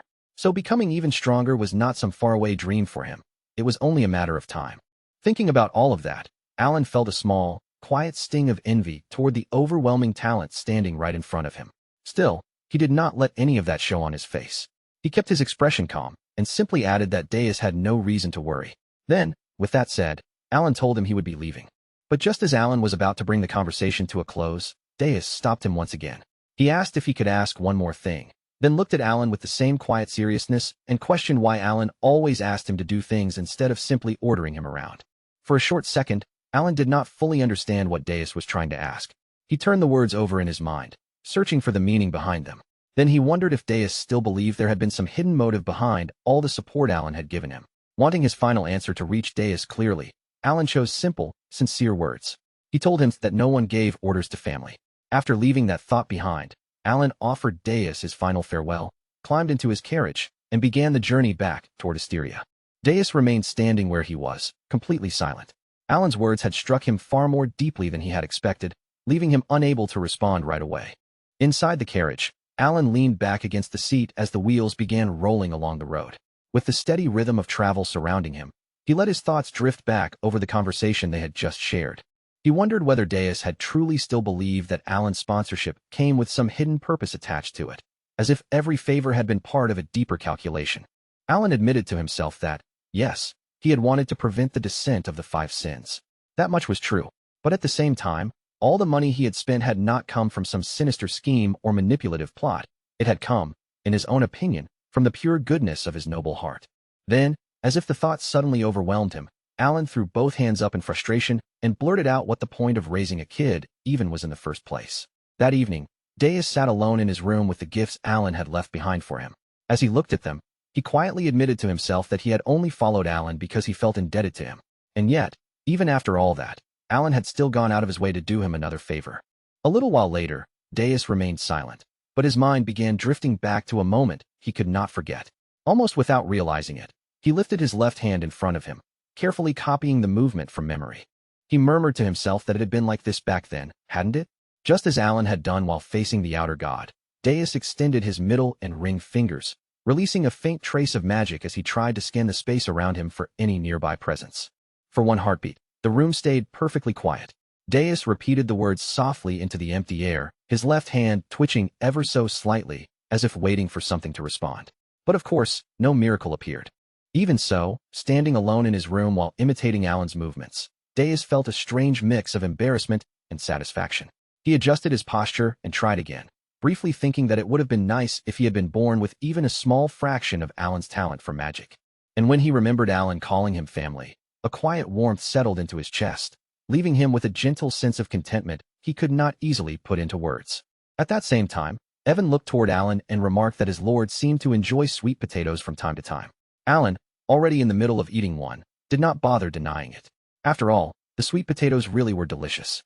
When Alan finally returned to the Count Alan Palladio estate, almost 3 months had passed since he had last been home. The moment he stepped inside, he stretched his stiff shoulders and let out a tired mutter of relief. At last, he was home. After such a long journey, all he wanted was one simple luxury, a quiet, peaceful, completely uninterrupted nap. Without wasting even a single second, Alan headed straight toward what he believed was his bedroom. He reached the door, sighed with relief, and pushed it open. Then he froze in place. The faint smile on his face slowly disappeared, because the room in front of him was not his bedroom at all. It was his office, and waiting inside was a towering mountain of documents, stacked so high that it looked less like paperwork and more like a fortress built specifically to imprison him. The endless piles of paper almost seemed to stare back at him from across the room, silently greeting their exhausted master. "Welcome home, Count. Now please take your seat and finish every last piece of work waiting for you." Alan slowly pulled the door shut again, turned around with a perfectly calm expression, and began walking away as if he had not seen a single thing inside that room. In an even voice, Alan told himself he must have opened the wrong door. He took 3 steps away, then 5, then 10, steadily increasing the distance between himself and that cursed office. But just when escape started to feel possible, his feet abruptly stopped. After standing there in silence for a long moment, Alan let out a heavy sigh and rubbed his face with one hand. Right, who was he trying to fool? Since the work would have to be finished sooner or later, he turned around and trudged back toward the office like a man walking toward his own execution. Such was the tragic fate of an overworked noble. Before long, Alan was seated at his desk, one hand writing while the other stamped documents in a relentless rhythm. Page after page passed beneath his hands, and with each one, it felt as though a little more of his soul was floating out of his body from sheer exhaustion. As he stamped another sheet, he muttered with grim determination that once this backlog was finally cleared, he was taking a vacation no matter what. Even if the kingdom collapsed, he leaned back in his chair with a weary sigh and wondered when he would ever get to enjoy the peaceful, noble life he had dreamed of. After somehow defeating that mountain of work, Alan rewarded himself with a full week of vacation. He threw himself completely into the lazy life he had always imagined, sleeping in late, toasting bread in the morning, and ending the day with a perfectly cooked steak for dinner. That simple, leisurely routine brought him a kind of happiness that even powerful magic could not hope to match. But even while surrounded by that rare and precious peace, Alan could not remain completely idle for long. Even during his long-awaited vacation, his mind stubbornly refused to stay quiet. No matter how comfortable the days became, his thoughts kept circling back to the dangers waiting beyond his estate. Alan understood one thing very clearly. An otherworldly being had already appeared once, and if one had managed to descend into this world, then others could do the same. Now that the 5 great sins had been sealed, the world had unknowingly entered a completely new stage. Rather than denying that reality, Alan decided to accept it for what it was. If saving the 5 great sins had created this butterfly effect, then occasional visits from otherworldly beings were still better than the original disaster. At least those beings left signs before they arrived. The 5 great sins, on the other hand, would have crashed into the world like a bomb without the slightest warning. So throughout that week, even while enjoying his supposed vacation, Alan quietly continued gathering information and digging deeper into his magical research. Eventually, Alan clicked his tongue and muttered that he would need to go to Colony if he wanted proper information. Normally, he preferred investigating matters himself instead of relying on the Information Guild, but this time there was a major obstacle. The location of Kahala, the city of ancient gods, had still not been discovered. Alan folded his arms and sank into thought, carefully comparing the situation with the memories he still had from the game's psychedelia. If those memories were accurate, then the hidden city should be discovered sometime during this very year. In the original story, Kahala had been found 3 years before the protagonist left the village. And according to Alan's calculations, the timing lined up perfectly with the current year. So for the moment, all he had to do was wait. At that exact moment, the door opened. Evan stepped into the room, only to frown almost as soon as he entered. He glanced around uneasily, rubbed his arms against the sudden chill, and asked Alan why it was strangely cold inside. Alan blinked, clearly caught off guard by the question. Then Alan looked down and noticed the ice magic circle he had unconsciously drawn across the floor. Little by little, the entire room had begun freezing over around him. Scratching his head awkwardly, Alan said it seemed like his research was working. Apparently, his small magic experiment had accidentally turned his office into a refrigerator.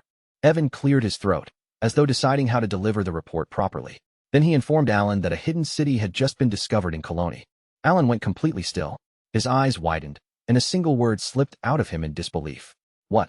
The timing was so perfect it almost felt suspicious. For a moment, he genuinely wondered whether the world itself had been secretly listening in on his thoughts. Meanwhile, far away from Alan's estate, another meeting was beginning in a completely different place. The members of Blue Moon gathered once more, their distant figures appearing through the familiar glow of the shared communication crystal. Blue Moon normally held these meetings only once every 6 months. Because its members were scattered across distant regions, they rarely gathered in person. Instead, they relied on a crystal orb crafted by Renee, speaking through its light as if seated around the same table. Most of the time, these meetings were shockingly short, often wrapping up before even 10 minutes had passed.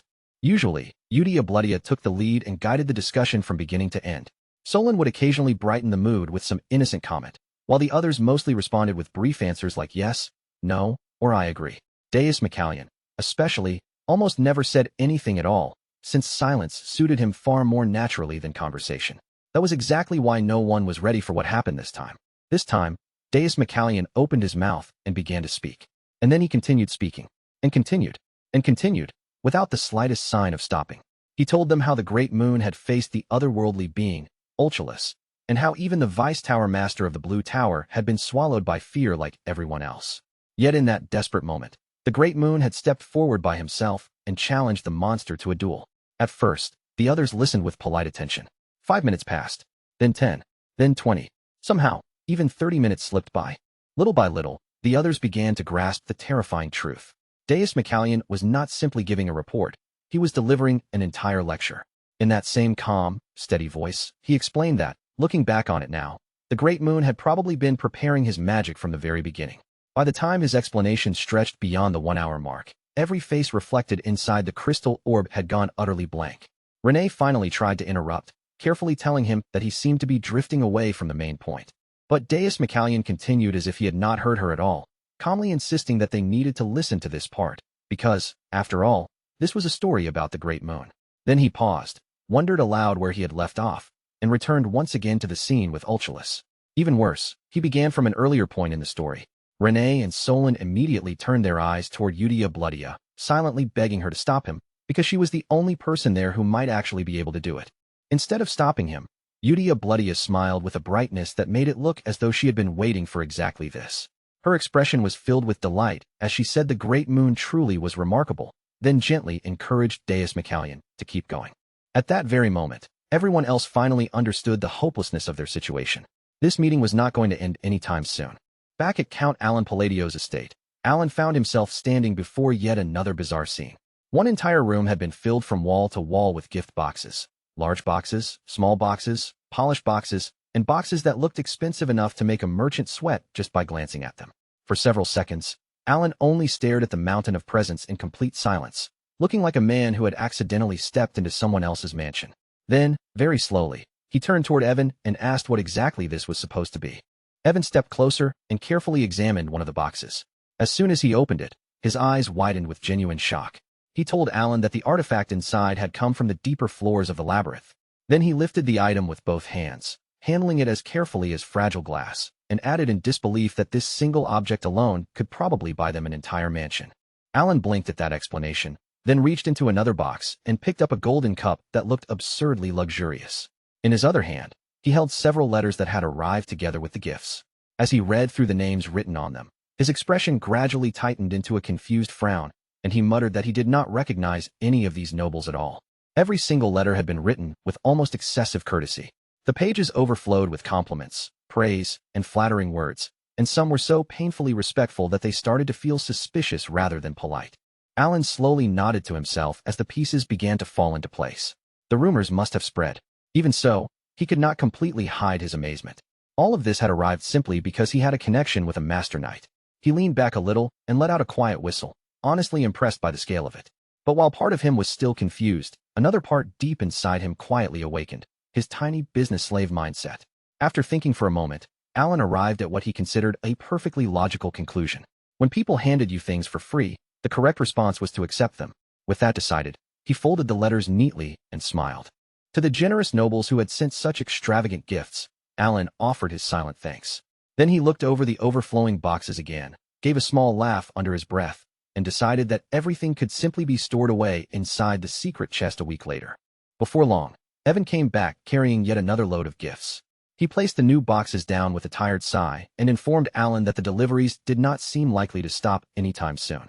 Alan stared at the growing pile with widened eyes, then slowly nodded, as if he had finally accepted this strange new reality. Leaning back with a proud look on his face, Alan thought to himself that this must be the power of knowing a master knight. He crossed his arms, assumed Deus McCallion must be doing well, and even decided that the kid was finally behaving like a proper son. In his generous mood, Alan also chose to forgive Deus for never writing back. What Alan did not realize, however, was that these gifts were actually bribes from nobles hoping he would allow them into his faction. In Alan's mind, they were simply friendly presents. Even after an entire month had passed, the gifts still continued to arrive. By then, Alan finally began to feel a faint sense of embarrassment. Looking down at a jewel box so luxurious it almost felt unreasonable to accept, he sighed and wondered whether he should return the more outrageous ones. At the beginning of summer, just as the endless flood of gifts finally started to slow down, the Grand Assembly opened in Teria, the capital of the Asteria Kingdom. Unfortunately for Alan, he was running late. Because of that, a very rare and unusual sight appeared in the capital that day. Count Alan Palladio walking quickly, his steps carrying visible urgency. Evan followed behind him and called out that he would see him later. Alan barely slowed down, pushing forward as he desperately tried not to let anyone notice that he was late for the very first Grand Assembly he had ever attended. As Evan watched Alan's unusually fast pace, he could not help looking surprised. For his master to move that quickly, Evan assumed the situation must truly be serious, and that Alan was genuinely in a hurry. Then Evan noticed something else. Several nobles who had been standing nearby had begun trailing after Count Alan Palladio, quietly following his movement, as if his hurried steps carried some hidden meaning only they were meant to understand. Alan finally arrived before the massive doors of the assembly hall. Without wasting time, he pushed them open with force and stepped inside, only for his entire body to freeze the moment he crossed the threshold. The center of the hall was completely empty. Alan blinked at the vacant space, then let out a quiet sigh of relief. So he had not been late after all. As that realization settled over him, he remembered the research he had done before coming here. According to what Alan had learned, the royalists were supposed to sit on the left, while the aristocrats occupied the seats on the right. He looked toward the wide empty space in the middle and concluded that the center area must be reserved for neutral nobles. Alan nodded with the confident expression of a man who believed he had perfectly understood the situation. He decided he would simply take a seat in the back and keep himself as unnoticed as possible. But the instant he stepped forward, he felt that something was slightly off. The nobles who had followed him into the hall were now staring directly at him. Alan's eyes widened in confusion as he wondered what was happening. Hadn't all of them been outside just a moment ago? Then another uneasy thought slipped into Alan's mind. Were they judging him because he was trying to sit in the back? Not wanting to look suspicious or strange, Alan immediately changed direction and began heading toward the middle row instead. But the nobles continued staring, and their expressions only grew more shocked with every step he took. In their minds, however, they were thinking something completely different. Why was he not going to the front? Eventually, Alan gave up trying to understand the atmosphere and decided that, fine, he would just sit in the front row. The instant Alan lowered himself into a front row seat, every noble in the hall sat down as well, almost perfectly in unison, as if they had all been waiting for his silent permission. Alan slowly looked around the hall in growing confusion, scratching his head as the realization unsettled him. Were all of them seriously waiting for him to sit first? Then he frowned to himself and wondered whether no one else had been brave enough to take the front row. Leaning back in his seat with a tired sigh, Alan could not understand the appeal at all. What was so good about sitting this close to the faction leaders? To him, the front row looked less like an honor and more like a place where trouble would find you first. Soon after, the presenter stepped forward and formally announced the start of the Grand Assembly. The meeting began, and the presenter declared that, on this day, a new faction would be officially recognized as one holding voting rights. That faction was called Culpa. Alan blinked when he heard the name, but he did not give it much serious thought. More than anything else, he simply hoped the meeting would move along quickly and end as soon as possible. Then the presenter suddenly called out Count Alan Palladio's name, identifying him as the president of Culpa. Alan jolted in his seat and answered automatically out of reflex. But in the very next instant, his thoughts came crashing to a complete halt. Inside his head, one question was screaming at full volume. What was Culpa? Alan quickly turned around, hoping to find even one person who looked as confused as he felt. Instead, his gaze landed on Loria Altia and Kalia Genonia, who were seated together. Both of them were looking straight at him with expressions filled with pure admiration, as if everything happening in that hall was unfolding exactly the way they believed it should. Alan's mind stopped functioning. Why were those two sitting side by side? Had Genonia and Altia somehow formed an alliance? And had that alliance been named Culpa? He could feel his sanity slipping through his fingers piece by piece. More importantly, how had those two managed to remain in the same room without trying to destroy each other? Then the presenter addressed him again, politely asking whether Count Alan Palladio, as the president of Culpa, would like to say a few words. Alan slowly turned his face back toward the front of the hall. His expression went completely blank as the full weight of the question settled over him. And in that very moment, a truly horrifying realization struck him. The president of this mysterious, suspicious, and potentially dangerous faction was apparently none other than Alan himself. Far away in the northern lands, where the cold wind never seemed to stop blowing and gray earth stretched endlessly beneath a bleak sky, lay the place where a terrifying battle had recently taken place. It had been a battle between an outer god and the Count of Asteria. Now, however, the battlefield had fallen into a heavy silence, transformed into a graveyard filled with countless markers for the unfortunate souls the expedition had been unable to recover. Among those graves, a mysterious figure stood quietly. He wore a black sacred robe, and several ominous black accessories hung from his waist and hands, clinking softly whenever he moved. His face was hidden beneath a deep hood, but from the way he slowly looked around, it was clear he was carefully studying the battlefield. At first, his mouth twisted slightly, as though what he saw did not quite make sense to him. But after his gaze swept across the area a few more times, a faint smile slowly began to appear on his lips. The hooded figure spoke with amusement, calling the sight interesting. His tone sounded strangely cheerful, almost out of place in the middle of that bleak, grave-covered land. Even more unsettling was the voice itself, which seemed to overlap in layered tones, making it impossible to tell whether the person beneath the hood was male or female. As the hooded figure continued scanning the battlefield, his eyes eventually stopped on one particular spot on the ground. It was the exact place where the outer god had vanished, the same place where, in a rightful duel, Count Alan Palladio had delivered the final blow. The figure stared at that spot for a moment, then murmured with curiosity that he wanted to see how far this would go. After a brief pause, he added in a playful tone, asking whether they should watch. Leaving behind those mysterious words, he turned away without hesitation, as if he had already seen everything he needed to see. Meanwhile, inside the Grand Council Hall, Alan was struck by a deeply unsettling thought. In complete disbelief, he realized that he had somehow, without meaning to, become the leader of a group formed through a shadowy alliance. The whole situation sounded exactly like the title of some cheap web novel. The moment that horrifying truth fully settled in, Alan felt as if the world around him had tilted sideways. He grabbed his head with both hands and squeezed his eyes shut, desperately trying to hold together the last remaining pieces of his sanity. After the Grand Council meeting finally ended, Alan somehow found himself being guided into a banquet celebrating the birth of the Culpa faction. He did not remember agreeing to attend. He did not even clearly remember standing up from his seat. And yet, before he could make sense of anything, he was already there. Then Kalia Ginonia was the first to break the silence, her tone calm, but carrying that unmistakable hint of quiet satisfaction. She looked over everything in front of her as if the entire situation had finally clicked neatly into place, and with a faint smile resting on her lips, she asked, "How about this? Don't you think it's perfect now?" But to Count Alan Palladio, there was nothing even remotely perfect about what was happening. On the outside, he kept his expression steady and composed, standing there like he understood every word. But inside, he was completely lost, because he genuinely had no idea what Kalia Ginonia was talking about. That was when Duchess Altia quietly joined in, her face turning thoughtful, almost as if she had already reached the obvious conclusion before anyone else could say it. Looking at the situation with calm certainty, she said, "It seems everything has fallen into place exactly as Count Alan Palladio intended." The instant those words reached Alan's ears, it felt like someone had poured 50 oversized question marks directly into his brain. His face remained perfectly calm, but behind that controlled expression, he was screaming in total confusion. "What are you talking about? Who arranged all of this? And more importantly, when did I ever do anything like that?"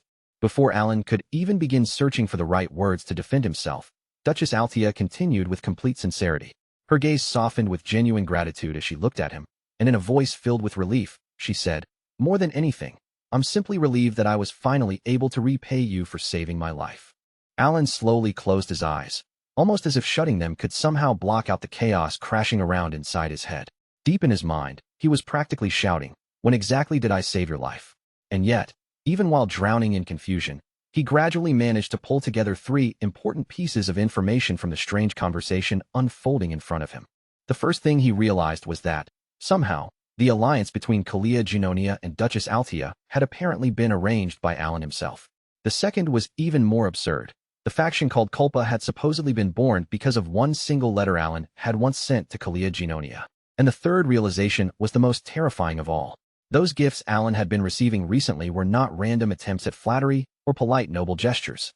They were offerings from nobles who wanted to enter Culpa, carefully presented as requests for approval from the faction's leader, who, to Alan's horror, was apparently him.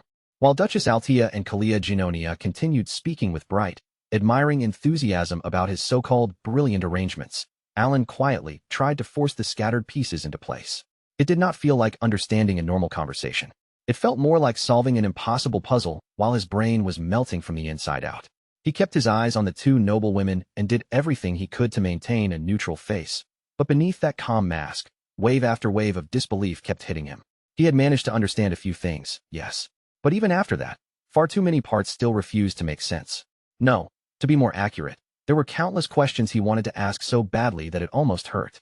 Inside his mind, Alan desperately tried to reason it out. Unless I secretly have some kind of Jekyll and Hyde personality hidden inside me, there is absolutely no way I ordered Kalia Ginonia to do anything. I never told anyone to form an alliance, I never gave instructions behind the scenes, and I definitely never planned any of this. Then another thought struck him just as hard, making the whole situation feel even more ridiculous.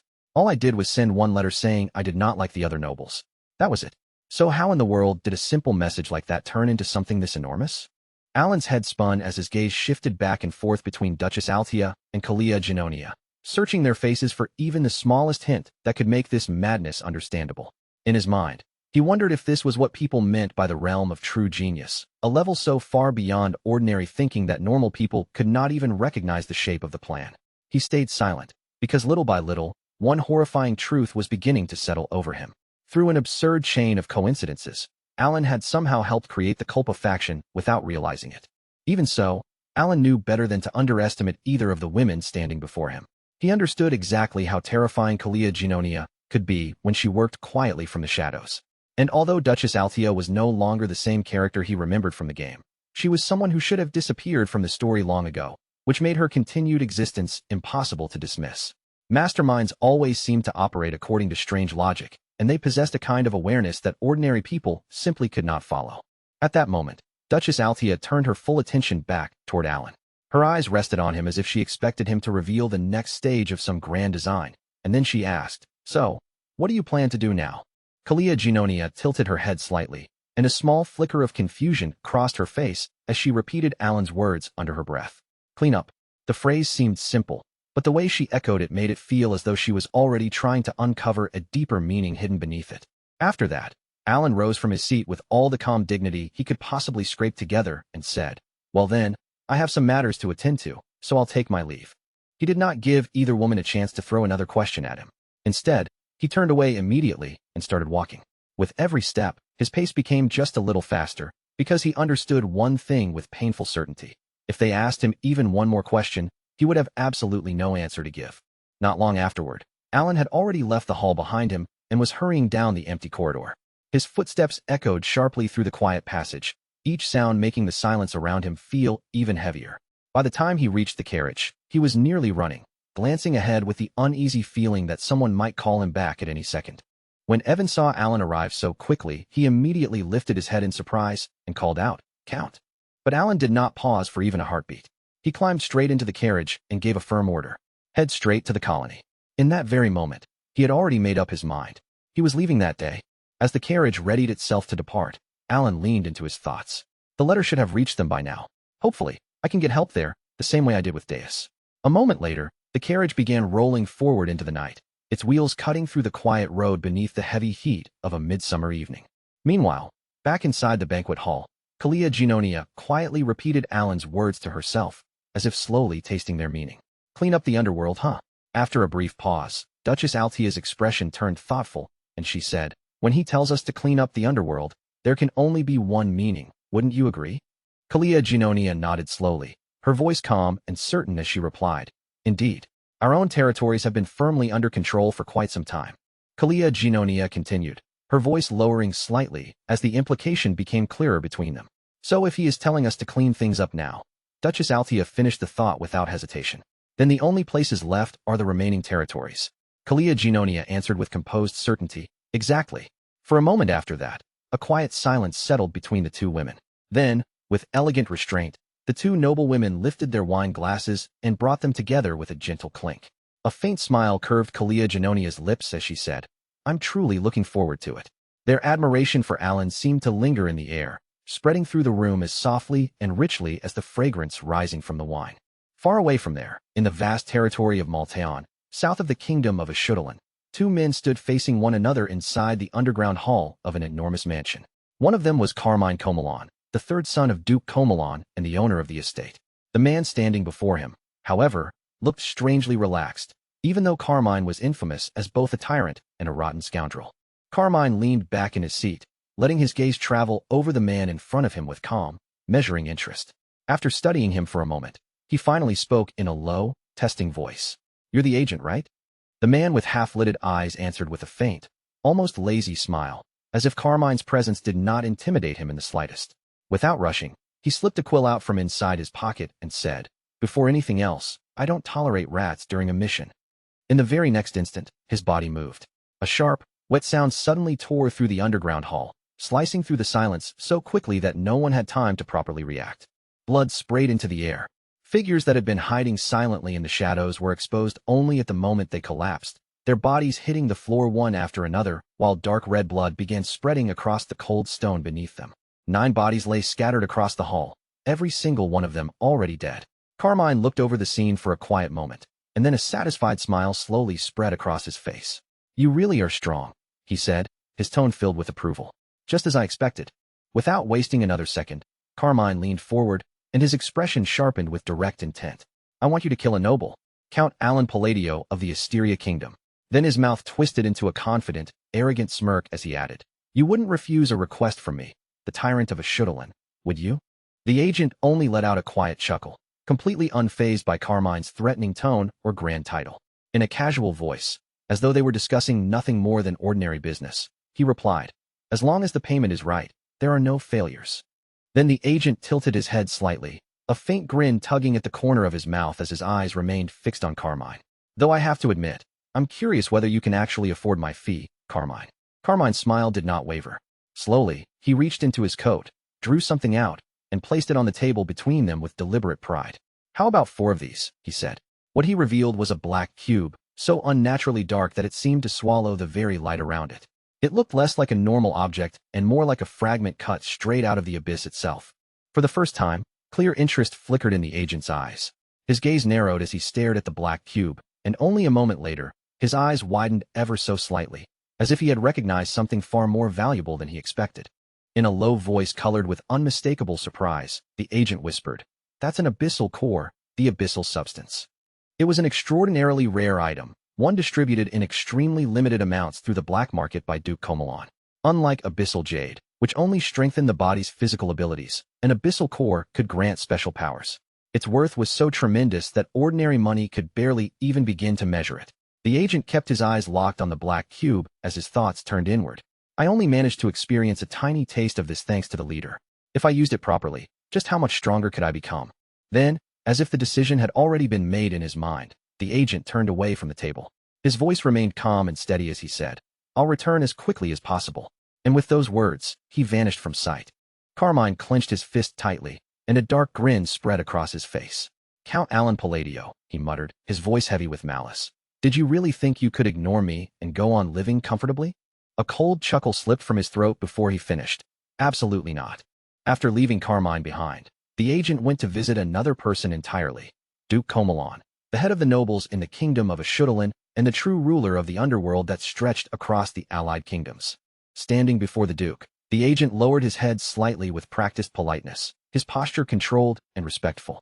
Then, in a measured voice, he asked, "Will this be acceptable?" Duke Comelon looked profoundly bored, as though the matter in front of him was hardly worthy of his full attention.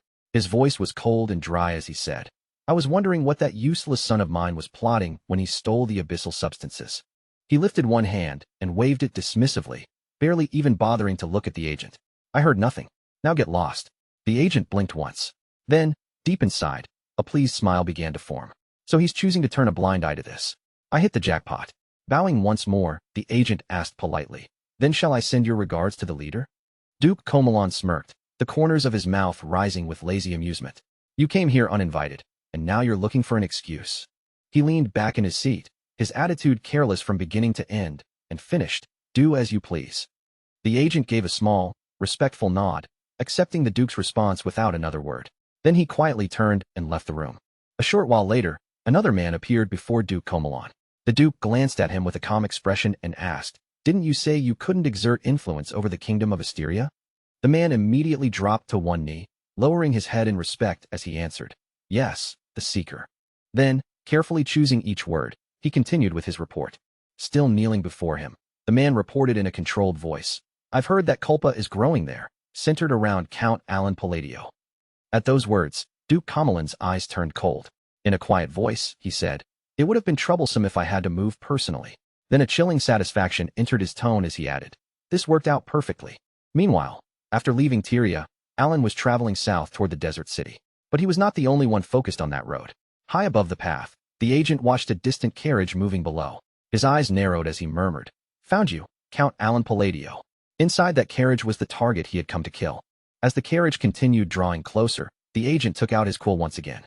Watching from above, he thought, "The abyssal core is tempting, but something still bothers me." In truth, killing Count Alan Palladio should have been simple.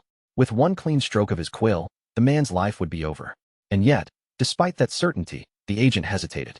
The agents were not afraid of Deus Macallion. Each of them possessed power on the level of a sword master, enough strength to stand among the truly dangerous. Even so, creating unnecessary enemies was always a troublesome thing, no matter how enormous the payment might be. The agent raised his quill without showing even the smallest trace of hesitation. Thick black ink began to leak from the tip, spreading outward through the empty air like a shadow that had come alive. In a low voice, almost gentle enough to sound apologetic, he murmured, "Sorry, it's just business." Then, with one smooth motion, he drew a clean horizontal line across the space in front of him. But in the very next moment, a terrible sense of wrongness passed through him. The agent blinked once, and his expression slowly changed as his mind finally registered what his body already knew. "Wait," he muttered, lowering his eyes. His right hand was gone. It had not been wounded, severed halfway, or left dangling by a thread. It had disappeared completely. For one strange, silent second, he only stared at the empty space where his hand should have been, then whispered in confusion, "I feel like I'm missing something important." Then the pain arrived all at once, crashing into him after the delay like a storm. His face contorted, his entire body locked up, and the agent released a scream so sharp it ripped through the air around him. Before that scream could even fully escape his throat, another devastating impact struck him head-on. His body was hurled backward with brutal force, flying through the air before smashing hard into a tree, the trunk shaking from the collision as he crumpled against it. When the agent finally forced his head up, his breath caught deep in his throat. His eyes lifted toward the figure in front of him, and for the first time, his entire body froze in place. Standing there before him was a boy with black hair and clear blue eyes. He looked young, far too young to be giving off the kind of pressure that now filled the air around them like an invisible weight. The agent stared at the boy in utter disbelief, trying desperately to push words out of his mouth. But no matter how much effort he put into it, his lips would not move, not even slightly. Panic slowly surfaced in his eyes as the truth sank in. His body had stopped listening to him. Then the boy smiled, bright and cheerful, as if nothing about this terrifying scene was unusual at all. With the relaxed tone of someone making casual conversation, he said, "How unfortunate." The boy continued speaking with a calmness that made every word feel even colder. "If your target had been anyone else, you might have lived through this." He paused for just a brief moment, letting the meaning settle, then lowered his voice and added, "But unfortunately for you, it was the Count." And before those words could even fade from the air, the boy disappeared from sight as suddenly and silently as he had arrived. 2 weeks and 3 days had passed since Count Alan Palladio departed from Tyria, the capital of the Kingdom of Asteria. By now, he was crossing the southern desert, the one route he could not avoid if he wanted to reach Colony. Endless sand stretched around him in every direction, while the heat pressed down like a burning weight, making each breath feel thick and exhausting. Evan wiped sweat from his face with a look of dramatic misery, as if the desert heat had personally chosen him as its victim. "It's filthy hot," he groaned, his voice full of complaint. "If only I had an ice crystal stone." Then he stuck out his tongue and started panting like a dog beneath the blazing sun. The sight was so ridiculous that Alan glanced at him in silence and thought, "I would laugh. But honestly, I'm suffering too." That was exactly why Alan had chosen to join a caravan in the first place. Crossing a desert like this alone was not bravery. It was practically the same as volunteering to die.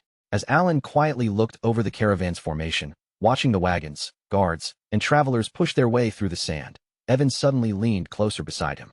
While Alan was still observing the caravan, he realized something else almost immediately. Someone had noticed him first. A woman with vivid red hair snapped her gaze in his direction, her sharp eyes narrowing with open suspicion. It was Lina Gulls. Her voice turned cold as she snapped. What are you looking at? Alan showed almost no reaction to the glare pointed at him. His face remained calm, his posture unchanged, and he answered in an even tone. I just happened to glance over. Lion, who had been reading a book only moments earlier, looked at him with unmistakable mockery in her eyes. She did not bother softening her voice at all as she said, Do you enjoy spying on other people? Alan released a quiet sigh, already feeling tired of the conversation before it had even properly started. I don't have that kind of hobby, he replied plainly. Lion tilted her head, her expression sharpening further as sarcasm weighed down her voice. Is that so? My mistake. I simply assumed someone who spreads rumors so eagerly might also enjoy peeping. The moment she said that, Evan's eyes widened in alarm. The truth was, Lionel Gulls was not someone they could casually provoke or dismiss. She was the daughter of the Red Magic Tower Master, and on top of that, she was already a rank for mage herself. Even without an official noble title, her name carried frightening weight. After all, her father was the sort of man who had once charged alone at one of the 5 great sins and died in the attempt. To put it simply, he had been a complete madman. Alan quietly looked at Lion for a moment, meeting her cutting gaze without adding another word. Then, as though deciding the argument was not worth the effort, he simply turned his eyes away from her. Under his breath, Alan murmured, Can't I get even a moment of peace? Lion was clearly trying to provoke him, but he chose to ignore her, not because he had endless patience, but because he was being cautious. Better not get involved with someone like her, he thought with calm resignation. Then he comforted himself with one simple idea. Once they finished crossing the desert, he would probably never have to see her again anyway. But when night fell over the desert, everything changed in a single instant. Without any warning, one of the bandits at the front swung a chain sickle through the darkness. The curved blade flashed, cutting through the air, and with that one motion, a mercenary's life was taken before anyone could even react properly. For one brief second, the caravan fell into stunned silence. Then chaos exploded everywhere. No, calling what happened next a battle would have been far too generous. It was a one-sided massacre. The bandits showed no intention of negotiating, bargaining, or sparing anyone foolish enough to stand in their way. The man with the eye patch raised his voice above the screams and panic. Listen up, everyone, he shouted, lifting his sword high for all to see. Blue energy flared around the blade like eerie ghost flames, throwing a cold light across the cruel smile on his face. For your own safety, I suggest you cooperate quietly. Lion's complexion turned pale. She did not need to understand every detail of his strength to know one thing for certain. This man was dangerous, far beyond the level of ordinary knights. Nearby, one of the surviving mercenaries began trembling as recognition struck him. That symbol, it's the Bloody Sand Bandits. His voice shook as the terror settled deeper into his bones. They even captured Lady Lion before she could react. We're finished. At the same time, the eye patch man let out a pleased chuckle, clearly enjoying the fear spreading through the caravan. The eye patch man looked down at Lion with a mocking grin, his gaze lingering on her, as if he had found an unexpected prize. So the Tower Master's daughter was here. And would you look at that? I found her. He leaned closer, his smile twisting into something uglier and more threatening. Do you want special treatment, little girl? Lion trembled where she stood, her breathing becoming uneven as she forced out a frightened question. Who are you? But deep inside, Lion already knew that escaping from this situation was impossible. Something worse than death seemed to be waiting for her, and that fear dragged old memories violently back to the surface. Pain, terror, moments she had struggled desperately to bury. Her body began shaking beyond her control as panic swallowed her thoughts. No, not again. Her breaths came faster, her vision blurred, and her mind began to crumble under the weight of it all. Then, all at once, something changed. Lion suddenly went still. The air itself had shifted. Her ragged breathing began to steady on its own, and a cold breath slipped from her lips, turning white in front of her eyes. She blinked in confusion. Cold. The desert had become cold. The suffocating heat vanished as if it had never existed, and the sand beneath their feet began to freeze over. Even the eye patch man's grin disappeared from his face. He slowly muttered, What? A heavy silence fell across the caravan. Then footsteps echoed through it, calm, steady, and completely unhurried. Every bandit turned toward the sound, and there, walking toward them as though the chaos around him meant nothing at all, was Count Alan Palladio. His expression did not change in the slightest. Ashen energy flowed from the bracelet around his wrist, and the cold around him deepened with every step. Then he stopped, looked over the scene, and spoke in a quiet voice. Freeze. Lion's eyes widened in disbelief. Count Alan Palladio? That's impossible. Her thoughts raced wildly as she struggled to accept the sight before her. More than anything else, Lion hated lies. She despised deception, false reputations, and people who pretended to be greater, stronger, or more impressive than they truly were. From the very first time she met Alan, Lion had believed one thing with absolute certainty. He was a fraud. In her mind, he was nothing more than a weak noble who had stolen the credit that belonged to Deus Macallion. His mana had seemed so pitiful that she had seen through him herself. There was simply no possible way someone like that could be creating the phenomenon unfolding in front of her now. No way at all. And yet, reality stood right there before her eyes. Around Alan, a frozen domain spread across the desert like an unstoppable wave. The burning sands had turned into a tundra, and white frost crept over the ground where scorching heat should have ruled. Lion whispered in shock, her voice barely managing to leave her throat. This doesn't make sense. Her trembling eyes stayed fixed on the magic as her instincts as a mage began breaking down the spell in front of her. Compound magic. At least 3 different spells layered together. Her voice shook even harder as disbelief poured out of her. That should be impossible with that amount of mana. Then, in the middle of that frozen silence, something suddenly moved. The eye-patch man vanished from the spot where he had been standing. In the next instant, he appeared directly in front of Alan, moving so fast that no one had even seen his approach. Lion reacted purely on instinct and shouted urgently, "Wait!" She began casting a spell right away, but it was already far too late. The eye-patch man raised his twin scimitars, a confident smirk spreading across his face as he declared, "You're dead." Alan did not move. In the same calm voice as before, Alan spoke a single word. "Freeze." The world seemed to fall silent around him. The eye-patch man stopped completely, his body locked in place mid-swing, transformed into a frozen statue before his blades could ever reach Alan. Lion stood frozen as well, not because of the spell, but because her mind had gone completely blank. "What?" Alan lifted his hand only slightly and spoke again, his voice quiet and controlled. "Shatter." A sharp crack split through the ice. Then, in the next heartbeat, it exploded. The bandit leader broke apart into countless fragments, disappearing from the world just like that. A pale white breath escaped Alan's lips as he slowly lowered his hand. Then his gaze shifted toward the remaining bandits. There was no anger in his expression, no hesitation, and no visible emotion at all. In a cold, level voice, he said, "I'll give you one chance." The remaining bandits trembled where they stood, their weapons suddenly feeling like useless scraps of metal in their hands. None of them dared to move forward. Alan finished with one simple command, his tone leaving no room for argument. "Get lost." For one brief moment, nobody moved. Then panic broke through the bandits all at once. They turned and ran, every last one of them fleeing into the desert without daring to look back even once. Afterward, the entire atmosphere around the caravan changed completely. The surviving mercenaries gathered around Alan, and this time, the looks in their eyes were filled with respect. No, something even closer to admiration. One mercenary stepped forward eagerly and offered him a bottle. "Ah, Count Alan Palladio, this is a special wine from Gur. They say it's incredible." Another quickly rushed over after him, holding out food with both hands. "And this is premium ham. I originally brought it to sell, but please, you have to try it." Alan accepted the offerings with calm politeness. "Thank you." But inside, his thoughts were entirely different. Food secured, he quietly ate and drank, savoring the unexpected peace that had fallen over the caravan. This, he thought with deep relief, this is exactly what I wanted. After some time passed, the mercenaries bowed to him with sincere respect and finally stepped away, leaving him in peace. Alan leaned back slightly, feeling the tension ease from his shoulders as he thought. Fortunately, everything went according to plan. Evan, meanwhile, was still eating with no sign of stopping anytime soon. While Evan devoted himself entirely to the food in front of him, Alan calmly reviewed everything that had just happened. Reducing the constraint penalties was the right decision, he thought. The spell he had used was called Extreme Cold. It was a spell Alan had spent half a year developing with careful precision. By combining spatial magic, frost magic, and maintenance magic into a single technique, he had created something designed for one clear purpose: to alter the surrounding environment itself and turn any place into frozen land. Alan's expression stayed calm as he thought through the result. This satisfies one of the conditions. The magic needed to be used on land of extreme cold, and by creating that condition himself, the penalties were reduced. In exchange, the power of the spell rose even higher. Then Alan placed a hand on the belt at his waist, the belt of the Forgotten.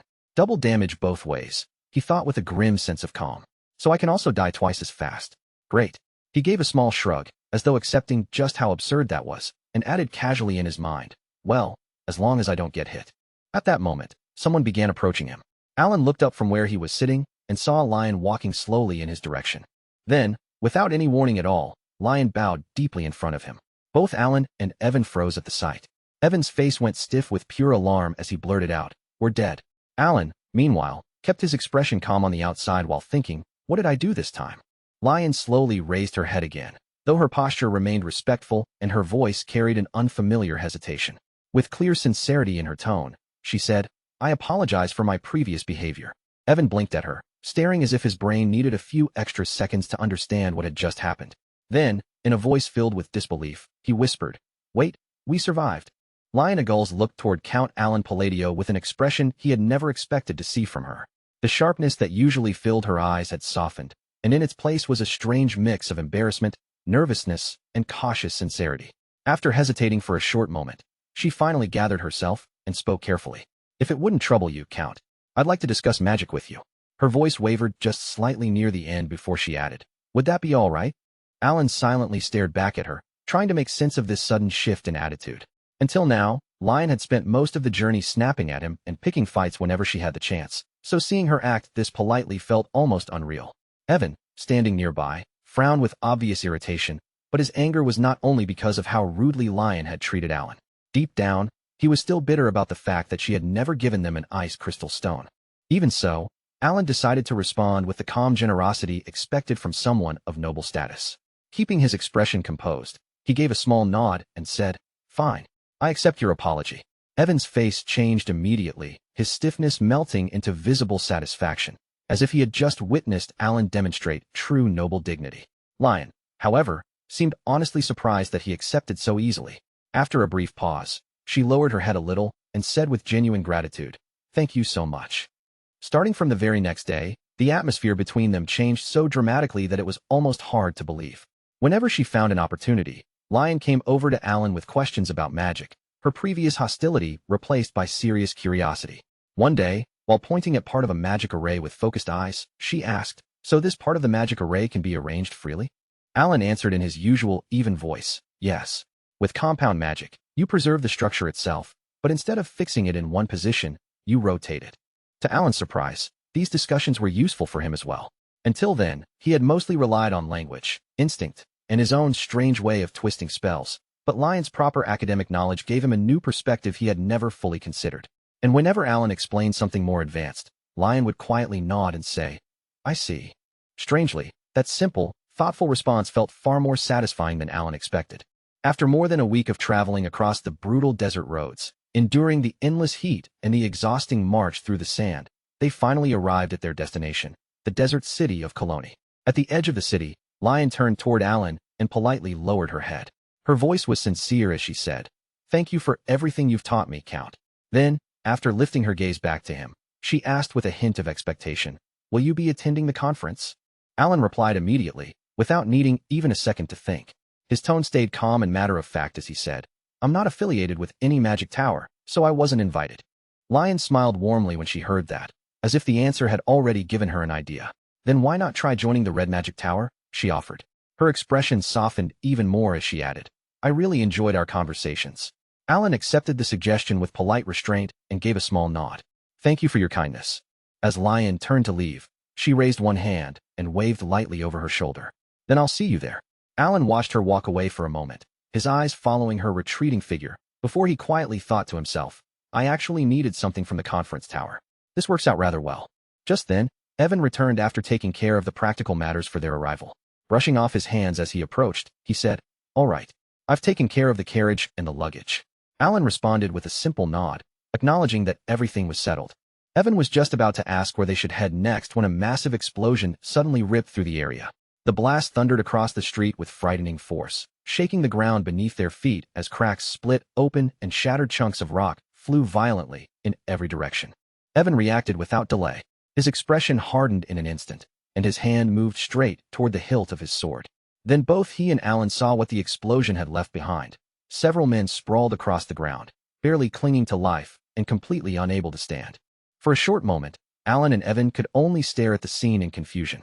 Their eyes moved across the collapsed men and the broken ground, trying to understand what had just happened. But before either of them could fully process it, something shifted in the chaos. It moved far too quickly for the human eye to properly follow. A second explosion burst through the area, roaring violently as another shockwave slammed across the street. Then, in the middle of the destruction, a figure finally appeared. It was Solon. In a single instant, she tore through the remaining men with terrifying speed, wiping them out completely before vanishing again so suddenly that it almost felt as if she had never been there at all. Evan stepped forward at once, putting his body between Alan and the danger without hesitation. He raised his sword into a defensive stance, his eyes locked on the area ahead, and said sharply, "Count, stay back." But before anyone could truly understand what was happening, Solon appeared again, this time directly in front of them. Unlike the terrifying blur that had just annihilated those men, she now wore a bright, cheerful smile. Her golden tail swayed playfully behind her as she casually slipped an arm around Alan. Alan froze completely, caught so off guard that he could not even react. Solon looked up at him with open warmth, her smile almost glowing with happiness, and said, "Hello, Godfather." Alan blinked in disbelief, staring at her face while his mind struggled to catch up with the sudden reunion. "Solon." She raised one hand happily, greeting him as though he were a beloved family member she had been waiting forever to see. "You should have told me you were coming," Solon said brightly. "This place is full of nasty thugs, you know." Evan stared at her in stunned silence. The cheerful girl standing in front of them with such an innocent smile looked nothing like the terrifying figure who had torn through those men only moments earlier. Solon puffed out her chest proudly, looking almost like a pleased cat after catching troublesome prey. With complete confidence, she said, "Don't worry, Godfather. I already took care of those bastards." Then, before Alan could properly respond, Solon grabbed his hand with overflowing excitement and began pulling him along. Her voice was full of eagerness as she said, "I've been waiting so long for you to arrive ever since I got your letter." The nearby fighters who had witnessed the entire scene stood rooted in place, still trying to process what they had just seen. One of them whispered under his breath, barely able to hide his shock, "Is that the Golden Flash?" Another fighter stared at Alan with wide eyes, completely unable to understand the situation. In a low, stunned voice, he muttered, "Who is that guy for her to treat him like this?" But Alan, who was currently being dragged along by a blood-covered Solon as if he were no heavier than a sack of potatoes, was just as confused as everyone else watching. The fighters around him were shocked by what they were seeing, but Alan's confusion was far more personal. He felt grateful, and in a strange way, even a little proud. Still, one extremely important question kept pounding through his mind. Am I not going to die? Because right then, that felt like something he really needed confirmed. Following Solon, whose ears suddenly perked up as though she had remembered exactly where she wanted to take them, Alan and Evan eventually arrived in front of an enormous building that towered over the city around it. Alan stood there for a moment and stared up at the structure, his eyes slowly following its height toward the top. Then, with complete seriousness, he thought, "It's big." Truly, it was a deep and meaningful observation perfectly suited to the situation. The building rose more than 9 stories into the air, and in a city like Cologne, that was practically the same as seeing a skyscraper standing above the desert streets. Naturally, Evan also made his own grand contribution to the moment by looking up and saying, "Wow, it's huge," just in case anyone nearby had somehow failed to notice the obvious. The building did not have the overwhelming grandeur of Deus McCallion's mansion, but in Cologne, tall structures were rare enough that its height alone made it stand out dramatically.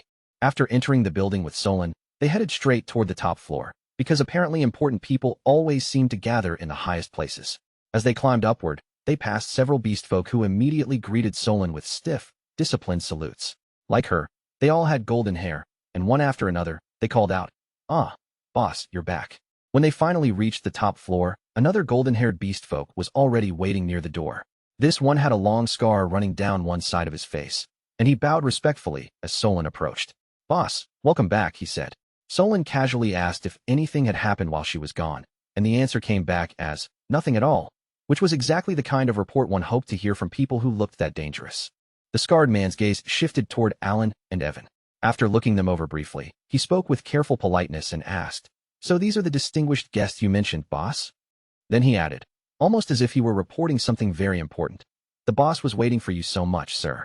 I'm telling you, she sat near the entrance every day." Alan slowly turned his gaze towards Solon, while Solon gave a shy little laugh, suddenly looking far less like a terrifying guild boss and much more like an embarrassed child caught in the act. Solon cheerfully opened the door for them, moving with a playful, almost bouncy energy that completely destroyed the image of the terrifying mad dog people supposedly whispered about across Cologne. Alan and Evan followed her inside. For one brief moment, Alan felt a strange gaze coming from behind him, as if someone in the hallway was silently judging his entire existence. But Alan chose not to question it. He already had far more urgent matters to worry about, starting with the very simple and very important issue of staying alive. Once they were inside, Evan quietly mentioned that Solon did not exactly have the best reputation in Cologne. Apparently, People called her the mad dog and described her as someone incredibly cruel. Alan looked at Solon again, trying to match that frightening title with the energetic, slightly chaotic girl standing in front of him. After a moment, he simply said that she seemed good at taking care of her guild members. Solon's face lit up right away, and she declared proudly, "Of course. They're all my family. I'll take care of them no matter what. I don't care about anyone else." Alan was just about to peacefully accept that answer when Solon suddenly froze in the middle of her own thought. Her eyes widened as if she had just remembered something absolutely essential. She quickly turned toward Alan with a serious expression and hurried to clarify, "But not you, Master." It was the kind of correction that felt both completely unnecessary and, somehow, extremely important to her. Then Solon began muttering quietly to herself, as though she were organizing the most important people in her life into a personal ranking system. She started with her family, moved on to Udia Bloodia, and then awkwardly struggled to figure out exactly where Alan should be placed. After a moment of intense internal calculation, Solon finally reached her answer with a slightly apologetic expression.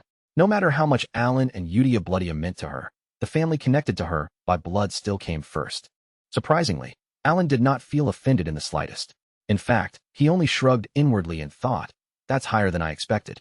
Considering how little he had actually interacted with Solon before, being ranked that high was honestly a successful outcome. He even began thinking that if something dangerous happened later, he could probably ask her for help at least once, which already felt like a solid return on his investment. Even so, he still was not completely sure how to hold a proper conversation with someone like her. Unlike Deus McCallion, who was relatively easy to predict, Solon felt like a walking wild card. But then, like every great mastermind in history, Alan arrived at a brilliant solution, used the usual strategy. He glanced toward Evan and gave him a subtle signal, silently asking whether he was ready. Evan, that reliable man who was always prepared for difficult situations, immediately nodded without hesitation. In the very next moment, Evan placed a neat pile of gifts onto the table with flawless timing. Once the gifts were safely set down, he released a quiet sigh of relief, as though he had just completed a mission that could easily have cost him his life. Solon reacted instantly. The moment she saw the gifts, her eyes sparkled with delight, and her excitement rose so quickly that the entire conversation suddenly shifted into easy mode. From that point on, everything flowed far more smoothly than Alan had expected. In fact, talking with Solon turned out to be even easier than talking with Deus McCallion, which left Alan feeling slightly confused. At one point, Solon enthusiastically agreed with something Alan said, only for Alan to pause and wonder whether she had actually been listening at all. She confidently insisted that she had, and then told him he could speak casually with her, which did not really answer the question. She was overflowing with so much energy that she could barely stay still. Alan watched her with a blank expression for a moment before trying to guide the conversation back to something more reasonable, mentioning that she must have a lot to think about while running a guild. Solon brushed off the concern immediately, saying it was fine, and then reminded him that even if they were not family, he was still her master, which, in her mind, apparently solved everything. Alan nodded awkwardly, unsure how else to respond, but deep inside, he felt an unexpected sense of pride. He truly had not imagined Solon would go this far to help him, especially when they had barely kept in contact. Then Solon added that, thanks to him, she had been able to gather the scattered members of her tribe. With visible pride, Solon raised her hand and showed him the glove she was wearing. Alan's eyes settled on it, and he quickly recognized what it was, an essence of the Golden Mane tribe. The realization made Alan's thoughts sharpen at once. So the rumors really were true. Meeting them had genuinely unlocked their hidden power. After that, the conversation gradually became much more relaxed. They talked about all kinds of things, none of them especially urgent or important, just casual exchanges that softened the atmosphere between them. Alan asked about Solon's life, shared a few stories about Deus McCallion, and listened as she spoke about her own experiences. Somewhere along the way, however, Alan reached a very questionable conclusion and decided that he was, in fact, a good father. In his own mind, he proudly believed he had successfully raised his children, which was a conclusion absolutely no one else would have agreed with. Then, before anyone had even a second to process what was happening, Solon suddenly bent down and scooped Count Alan Palladio up with ridiculous ease. She lifted him as if he weighed no more than a bundle of supplies, throwing him over her shoulder without the slightest strain. With a bright, completely natural smile, she said, "Master, you must be exhausted after traveling all this way, so please rest. I'll take you to my room." Strangely, Alan did not resist. He did not complain, struggle, or even look offended. Instead, his face settled into a quiet, almost satisfied calm. For a man who valued comfort above nearly everything else, being carried around without needing to move a single muscle was basically an ideal welcome. In Alan's mind, this was nothing more than a free ride with excellent service. As Solon carried him through the building, she casually asked what the desert had been like, her tone light and almost absent-minded. But she did not seem to be expecting any serious report about the journey. Before Alan could give much of an answer, she more or less answered herself, shrugging with a bored little expression as she said there was probably nothing out there except sand, and that a place like that sounded completely dull, with no fun to be found anywhere. Evan, who was walking along with them and clearly felt the need to make the story sound a little more serious, added that the desert had not exactly been peaceful during their trip. The moment those words left his mouth, Solon's attention shifted instantly. Her casual mood sharpened, and her focus turned toward Evan as though she had just heard something that could not be ignored. Solon tilted her head in honest confusion, as if she could not quite understand how an endless desert of sand could become troublesome enough to mention. So Evan gave her the simplest explanation possible and said they had been attacked. The instant that word reached her ears, Solon's cheerful expression stiffened for just the briefest moment. Count Alan Palladio, still calm beside him, confirmed it himself and explained that the Bloods and bandits had ambushed them in broad daylight. That detail only made the story sound even stranger. The Bloods and bandits were known for moving under the protection of night, striking from darkness instead of exposing themselves under the full glare of the sun. For them to attack openly in broad daylight was not just bold, it was unusual enough to feel wrong. Solon reacted with only a faint trace of curiosity, her tone still strangely casual as she asked whether they were bad people. She said it almost the way someone might ask about a small nuisance they had heard about on the road, not a dangerous group of bandits. Count Alan Palladio made his opinion very clear. Those were absolutely not the kind of people he ever wanted to encounter again. Under normal circumstances, that would have sounded like a tired complaint from a traveler who had just survived an extremely annoying and dangerous journey through the desert. Unfortunately for the Bloods and bandits, Solon did not interpret his words like a casual complaint at all. In her mind, Alan's statement settled with the weight of a direct order from her master. If he did not want to see them again, then the answer was simple. They only needed to disappear.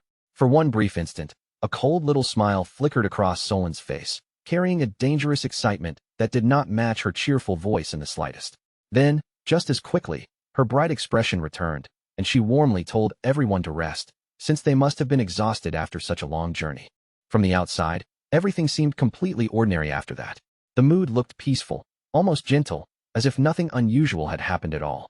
But once night settled over Colony, that calm surface shattered completely, because what unfolded in the darkness was anything but ordinary. The hidden base of the Bloods and Bandits, a fortress-like hideout that had survived for years in the desert, was reduced to nothing more than ruins. It was not simply damaged, and it was not merely half destroyed. It was erased so thoroughly that it looked as if the desert itself had swallowed the entire place whole. The soldiers they had spent more than 10 years training were buried beneath collapsing sand and broken stone, crushed together with the remains of the very stronghold they had trusted. This was not a battle. It was an absolute erasure. A pair of sharp golden eyes swept across the wreckage for only a moment before vanishing, and in the next instant, a streak of golden lightning tore through the night.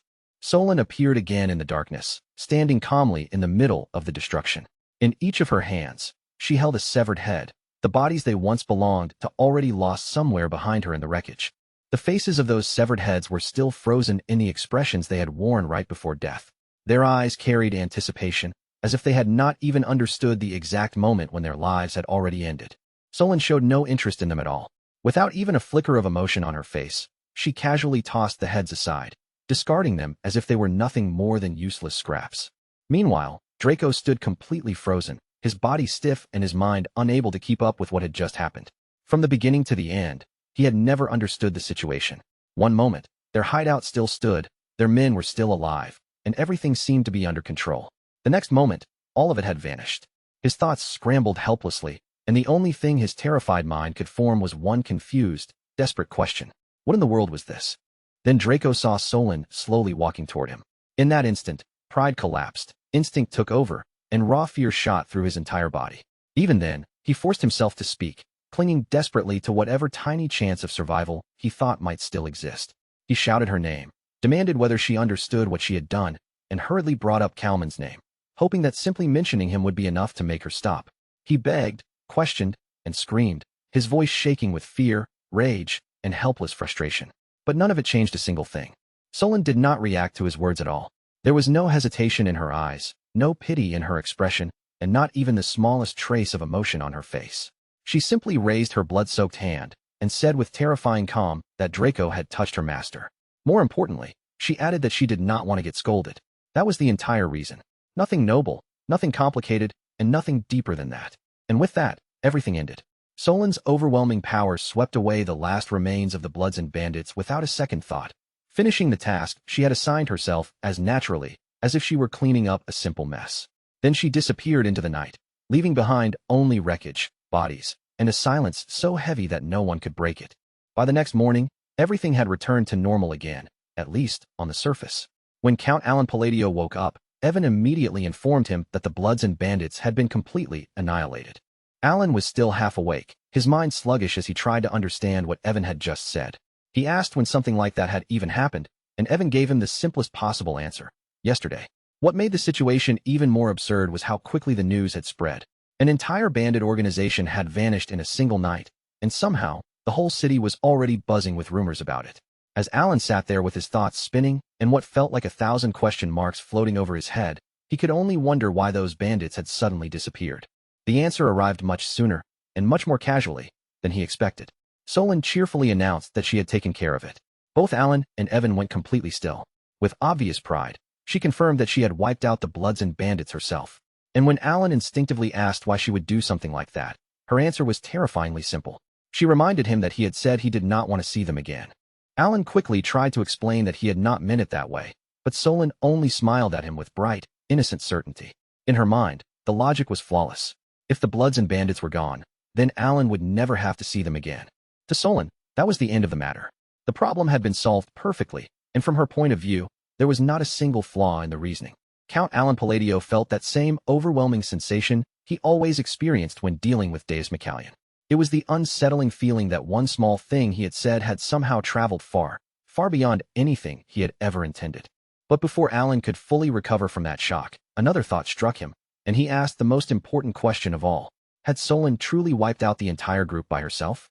Solon nodded as casually as if she had simply gone out for a short walk and returned with groceries. Alan fell silent. The Bloods and Bandits were not weak. There had been hundreds of them, and most were skilled enough to use magic in battle. They were not enemies someone should be able to erase on a whim. And yet Solon had killed them all alone, including their leader Draco, without leaving anything behind.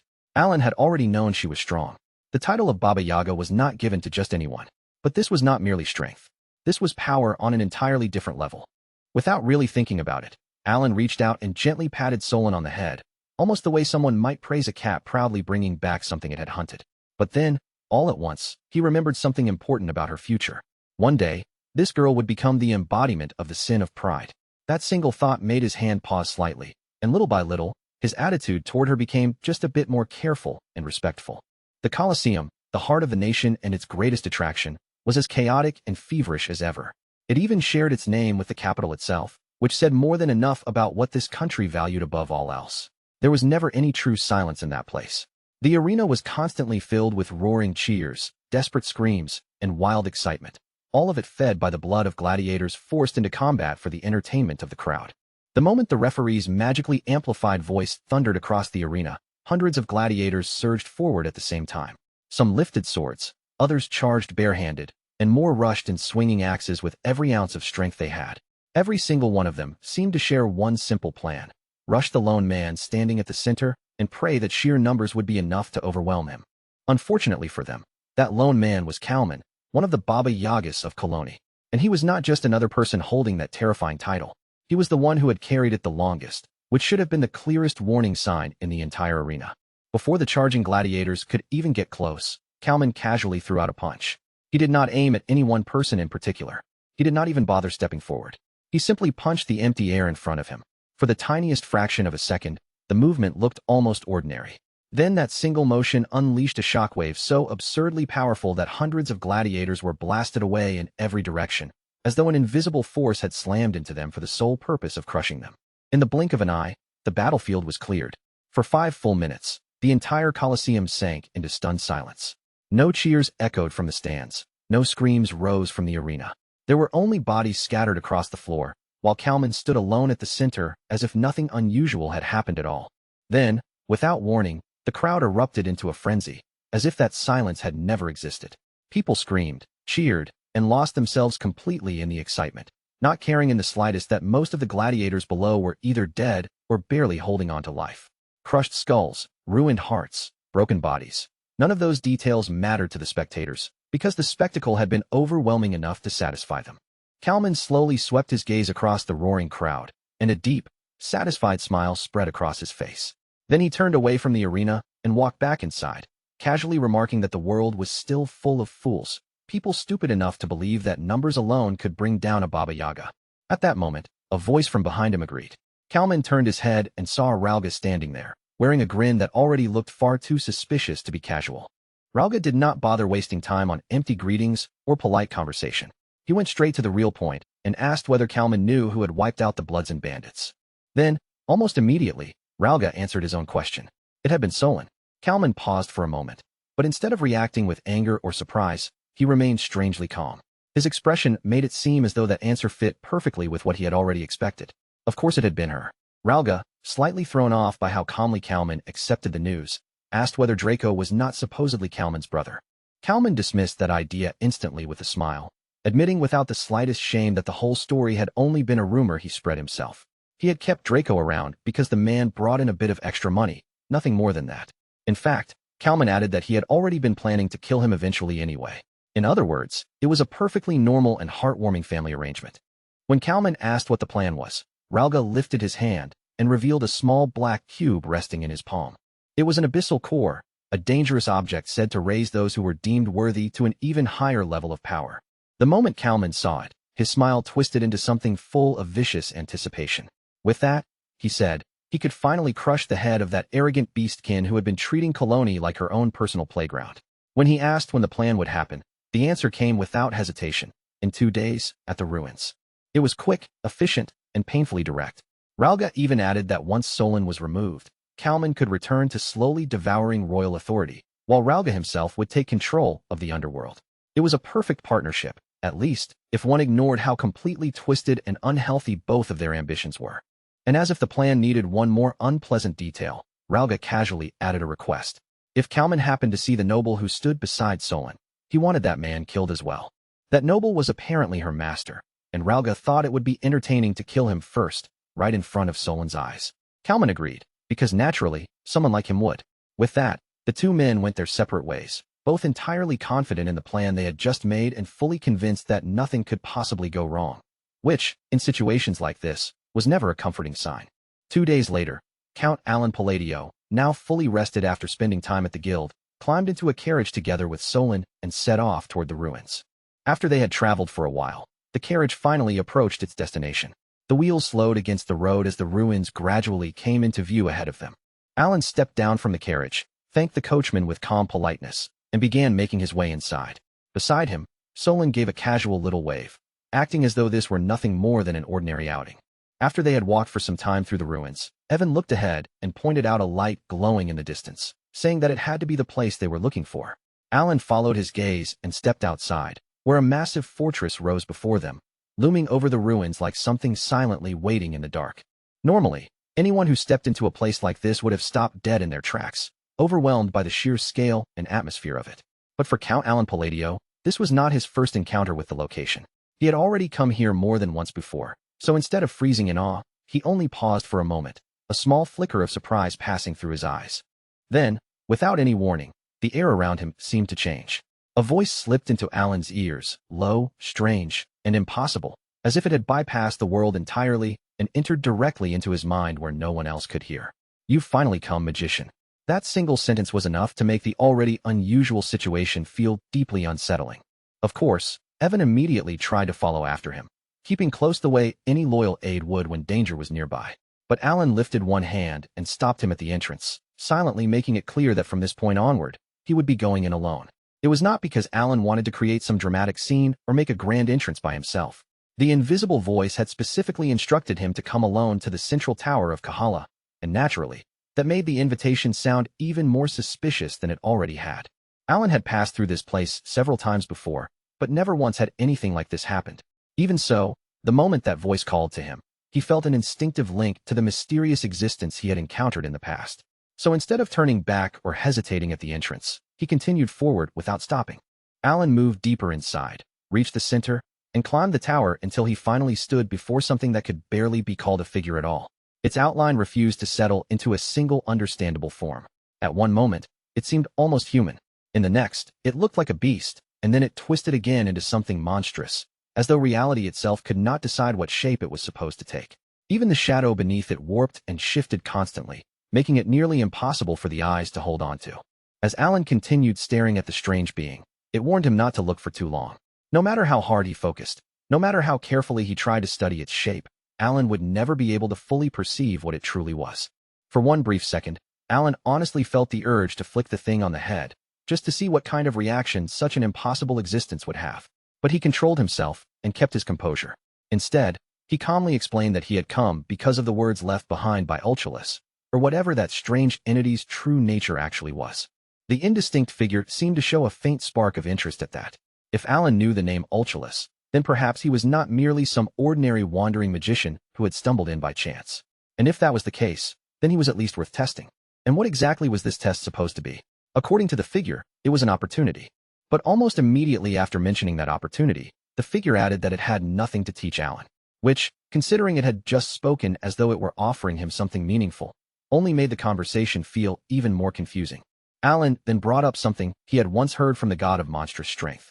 That being had mentioned a thing called divinity, and Alan wanted to know what the word actually meant. The figure answered in the grandest and vaguest way possible, saying that divinity was the standard by which the world judged Alan. Then, as casually as if it were assigning him a minor errand, it added that an outer god would soon descend, and Alan should deal with it. Once he took care of that little problem, the figure said, he would meet the conditions needed to speak with it again. Then, as if its interest had finally been stirred a little more, the being decided to offer Alan something useful after all. It began by explaining that magic was not merely a random force, nor was it just raw power thrown carelessly into the world. According to the figure, magic was a system of laws that a mage assigned to the world itself. It broke the structure down into three parts: incantation, logic, and manifestation. First, the incantation creates the beginning. Then logic gives shape, order, and direction to that power. And through that logic, the power finally takes form in reality. That, the being declared, was the true nature of magic. Alan was genuinely shaken by the explanation. Out of everything the figure had said, the word logic struck him most sharply, because never once had he heard that concept connected to magic in such a direct way. The figure noticed Alan's reaction immediately and pointed it out without the slightest hesitation, almost as though it had expected his ignorance from the very start.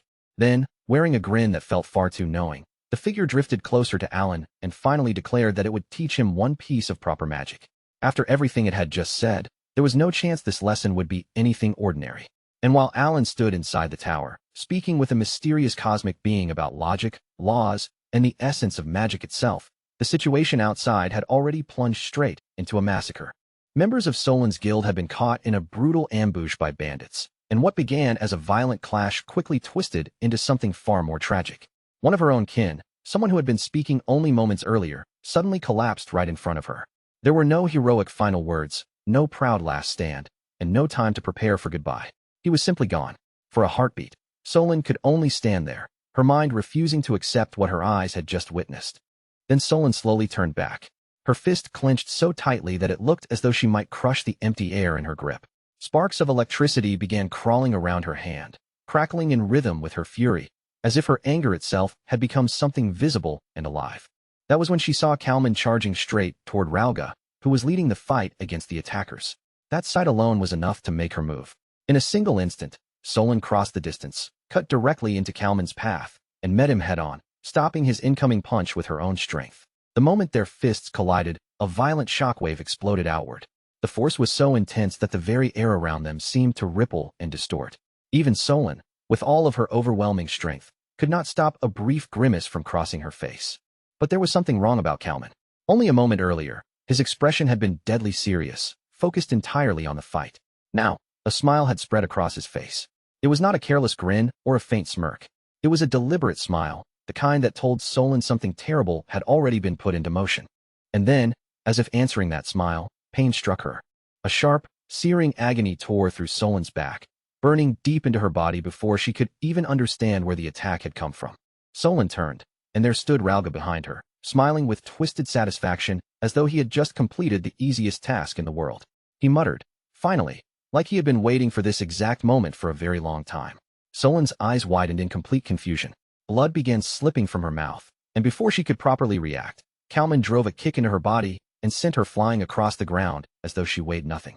She slammed down hard, rolled across the dirt, and struggled just to understand what had happened. For a moment, her thoughts went completely blank, unable to catch up with the betrayal unfolding around her. Her eyes filled with questions she could not put into words. Confusion, disbelief, and an even deeper layer of confusion all mixed together as she stared at the people around her, trying to make sense of what she was seeing. Then her gaze returned to Rauga. He was still smiling, still enjoying the sight of her suffering, and Solon could not understand it at all. Only one word managed to slip from her lips. Why? Rauga stepped toward her with an almost casual ease, as if this were not a betrayal in the middle of battle, but an ordinary conversation he had been waiting for the right moment to begin. Solon tried to move. She tried to force strength back into her arms and legs, tried to make her body respond the way it always had, but her limbs refused to obey her. That was when Rauga explained what he had done. The blade he used had been coated with poison from Camonesis, and because of it, Solon would be unable to move for at least an hour. In other words, she was completely helpless. Rauga crouched down in front of her, letting every trace of his usual calm disappear so pure mockery could take its place. He repeated her question as if it amused him. Why? The answer was simple. He wanted something, and now he had just proven exactly what that something was. Rauga reached down and pulled the gauntlet from her hand, taking the treasured essence of the Golden Mane tribe for himself. Then he lifted it right in front of her face and shook it slightly, displaying it like a trophy stolen from a defeated enemy. Solon blinked slowly, still struggling to understand how everything had fallen apart so suddenly. In a low, stunned voice, she asked if he had really betrayed her for that. And the most frightening part was that true anger had not even fully reached her yet. For a second, Rauga looked almost baffled by her reaction. Then he laughed, not because anything was truly funny, but because he genuinely could not believe she still failed to understand. He told her bluntly that the guild she had built, the family she believed in, had never existed the way she imagined. The clans had not gathered because of loyalty, shared bonds, or history. They had gathered around her because of power, because of the gauntlet, and because of what she could give them. And to make sure his words cut even deeper, Rauga tapped the gauntlet against her face, treating her like a foolish child being punished for believing in something far too naive. Solon's expression slowly darkened. Deep down, she knew there was a piece of truth buried inside his words. She had always understood that the Golden Mane tribe had gathered around her so quickly because of the power she carried. But even knowing that, she had believed time had changed things. 2 years spent together had to mean something. She believed she had rebuilt a real family. No, more than that, she had trusted that she had. So when she whispered that it could not be true, it was not simple denial. It was desperation. Rauga had no intention of offering comfort. Instead, he lifted his hand and snapped his fingers. Then, one after another, they began to appear. The members of the Golden Mane tribe gathered behind him, every single one of them. They were the same people Solon had greeted only 2 days earlier, the same ones who had spoken with her before the fighting began. And yet now, they all stood behind Rauga without a single wound on them. The mercenaries had clearly been forced into battle, but the Golden Mane members had not even been touched. That was when everything finally clicked into place. For the first time, Solon laughed. But it was nothing like her usual bright, warm smile. This laugh was cold, sharp, and almost hollow. Rauga looked deeply pleased with himself. He admitted that her special attitude had always disgusted him, and that watching her act as though she were meaningful while relying on power she had not truly earned had been unbearable. Then he asked how it felt to finally wake up from her dream. Solon did not answer his question directly. Instead, with her eyes still locked on him, she asked whether the others had betrayed her as well. Rauga's expression made it obvious that he was enjoying every second of this. He was just about to answer, probably with something even crueler than what he had already said. But Kalman cut him off. Apparently, the time for tormenting Solon with words was over, and now it was time to finish what they had started. Kalman stepped forward as his arm twisted and reshaped into a blade. He raised it without the slightest hesitation and said that things would become troublesome if Solon somehow recovered, so ending her right there was the best choice. Simple, efficient, and deadly. He prepared to strike, and at that exact instant, something strange happened. A small look of confusion appeared on Solon's face. It was not fear, and it was not anger either. It was pure bewilderment, as if something had just happened that she could not explain. And she was not the only one who felt it. Rauga, who had been savoring every moment of the betrayal with smug satisfaction, suddenly looked confused as well. The flow of the situation had changed before he could even understand why. Then, all at once, and with brutal force, a large hole opened through Kalman's body. Only moments earlier, he had been standing there with complete confidence, ready to kill Solon and claim victory. Now a clean wound had been punched straight through him, and everyone witnessed it in the same frozen instant. Far in the distance, from the forgotten city of the god Kahala, a man emerged in silence. There was no thunderous announcement, no dramatic shout, and no attempt to draw attention to himself. He simply walked forward. Yet with every step he took, the ground beneath his feet froze solid, frost spreading outward as if the world itself was reacting to his presence. Grayish-white magic flowed from the bracelet on his left wrist, wrapping around his body like a thin veil of ice, making him look less like someone who used cold and more like someone who ruled over it. His pace remained steady, calm, and utterly unstoppable. Ahead of him stood a Baba Yaga, a traitor, and an entire group of enemies. Yet his expression did not change in the slightest. There was no rage on his face, no fear in his eyes, and not even the smallest hint of curiosity. There was only cold indifference, and somehow, that made his arrival even more terrifying. One by one, the people gathered on that battlefield began to go rigid, their bodies freezing in place before their minds could even catch up. The uneasy silence spread through them like cold air slipping under the skin, making shoulders tighten and faces turn pale. Even Ralga, who had been sneering at Solon with absolute confidence just moments ago, suddenly found that his smug composure was not nearly as solid as he thought. And the rest of them were no better off. Every person there had seen exactly what happened to Kalman with their own eyes. He was a Baba Yaga, a monster whose name alone was enough to terrify other monsters, and yet his body had been pierced through in a single instant, almost like all that overwhelming power had never meant anything to begin with. So when the man who had done that started walking toward them, slow and unhurried, without the slightest hint of panic in his steps, none of them felt even remotely reassured. He moved as casually as someone taking a quiet walk down an empty road, and somehow that calmness made the pressure in the air feel even heavier. Before long, Alan arrived at Solon's side. She was still down on the ground, her body barely moving, with a sword buried cruelly into her back. When Alan lowered his gaze to her face, what he saw was not just sadness. Her eyes looked hollow, as if despair had carved everything out of them, and underneath that empty stare, a dangerous fury was starting to burn. Dark energy had already begun seeping from her body, spilling out like cracks forming across something moments away from breaking. Seeing just how close she was to completely falling apart, Alan did not hesitate. He reached to his waist and pulled out the best potion he had, a top-grade item he had received months ago, back when gifts had been coming in one after another. It was the sort of rare medicine no sane person would waste unless things had truly reached a crisis. And right now, calling this a crisis was almost too gentle. Alan immediately crouched beside her, brought the potion close, and pressed it to Solon's lips before she could refuse or even fully react. His voice remained low, steady, and controlled as he told her to drink it down, the firmness in his tone making it clear that hesitation was not an option. After that, Alan gave her something no potion could provide, the words she needed in order to keep herself from collapsing inside. He told her that the only ones who had betrayed her were the people standing right in front of her, and because of that, she had no reason to worry. Was that statement perfectly accurate? Not really. Did Alan actually understand the full truth behind everything that had led to this moment? Not even close.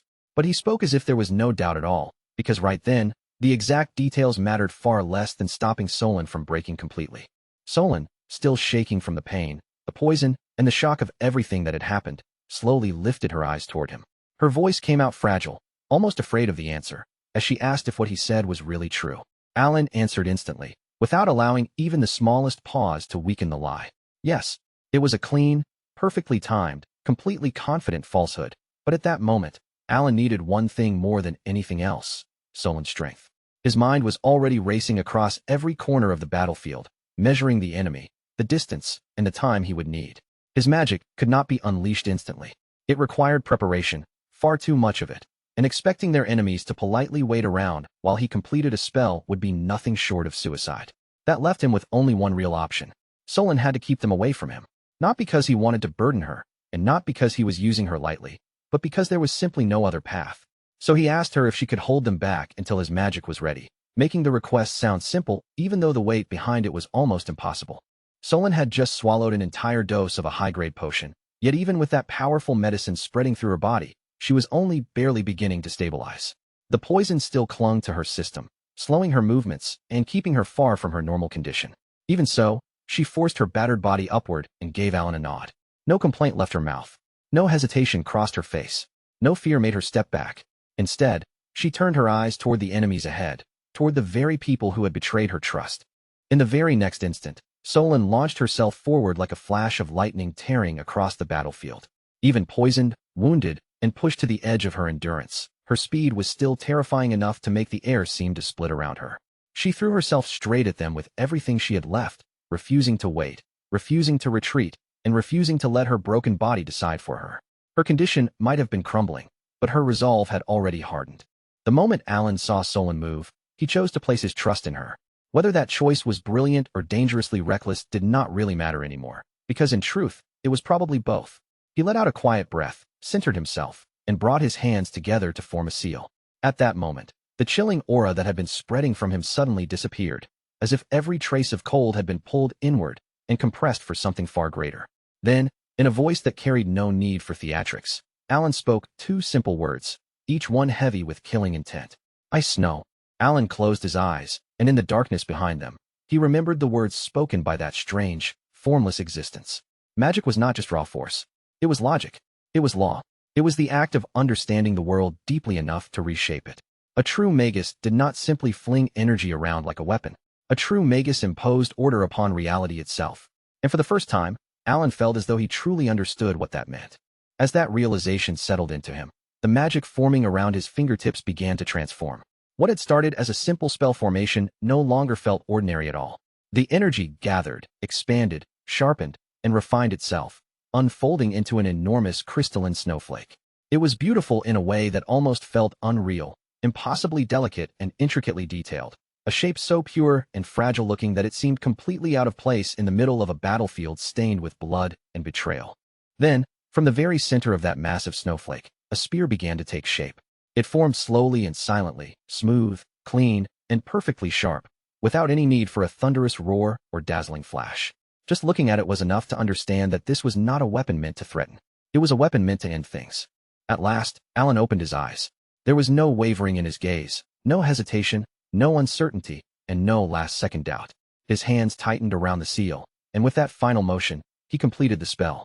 The instant Ralga saw the spell fully taking form, one terrifying truth slammed into him. If he did not stop Alan right now, everything was finished. There would be no room for tricks, no chance to recover, no hidden strategy, and no second attempt. Panic finally cut through his arrogance, and he rushed straight toward Alan, shouting that the spell had to be blocked. For once, his instincts for survival were absolutely correct. Unfortunately for him, Solon was still standing there. Without the slightest flicker of hesitation, she stepped directly into his path, planting herself between him and Alan as if her entire body was declaring that he would not move one step farther. The moment Ralga tried to force his way past her, Solon stopped him cold. Her presence alone slammed the attempt shut, and she called him out for even thinking of attacking the person who had just saved her.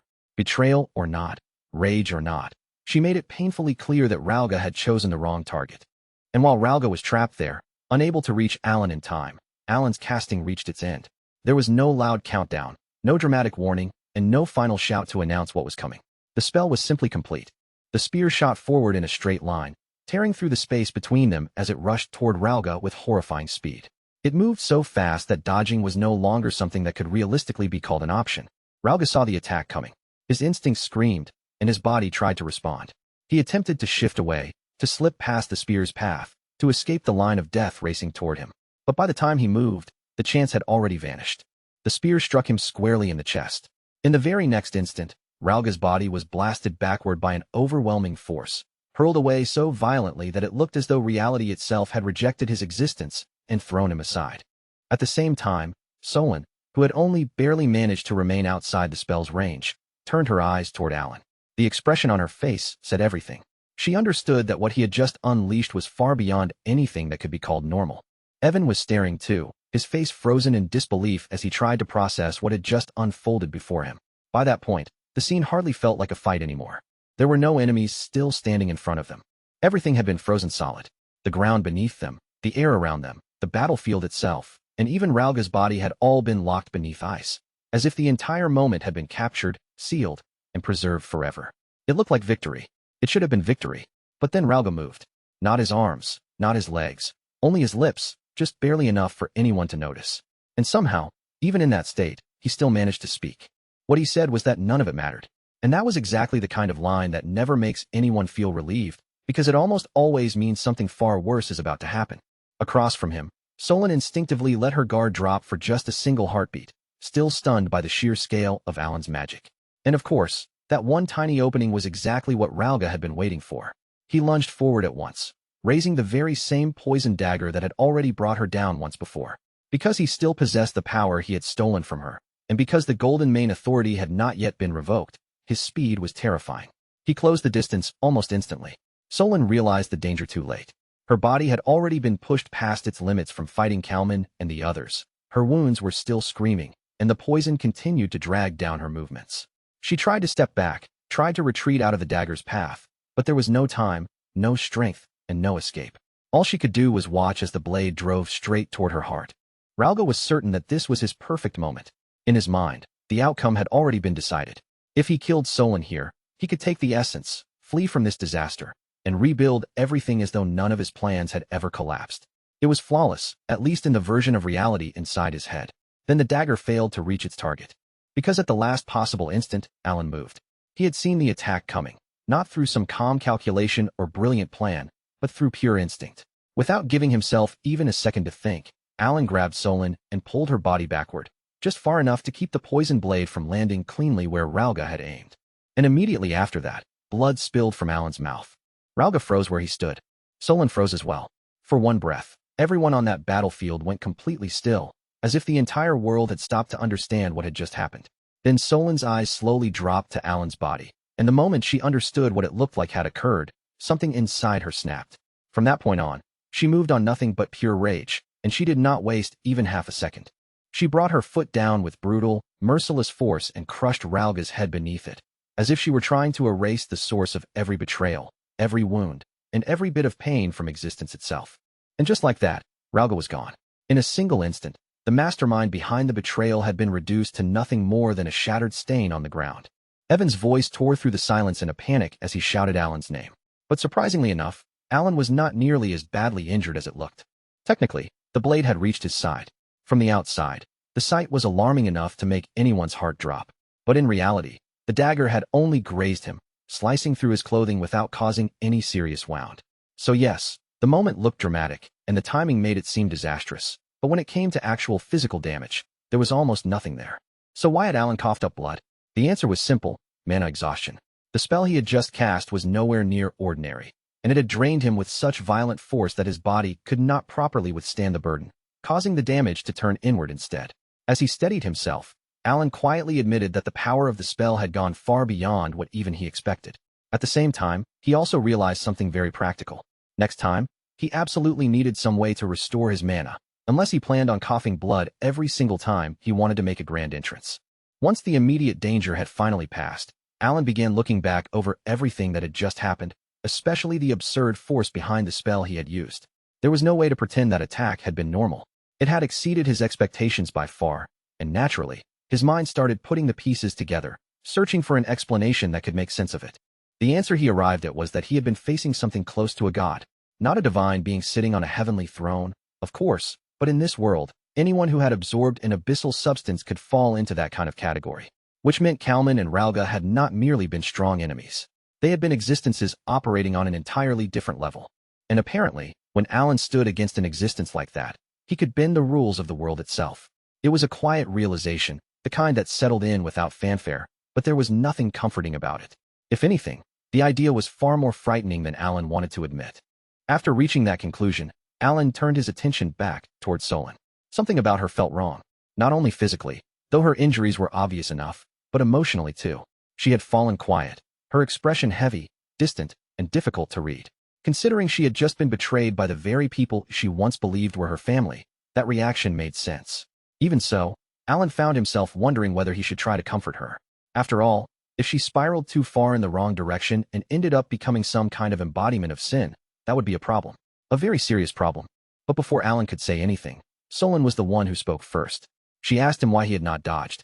In the end, the attack had not truly been meant for him. It had been aimed at her, and everything that had happened was because of her. For a moment, Alan thought about giving the most honest answer. It was not that he had chosen not to dodge. He simply could not dodge.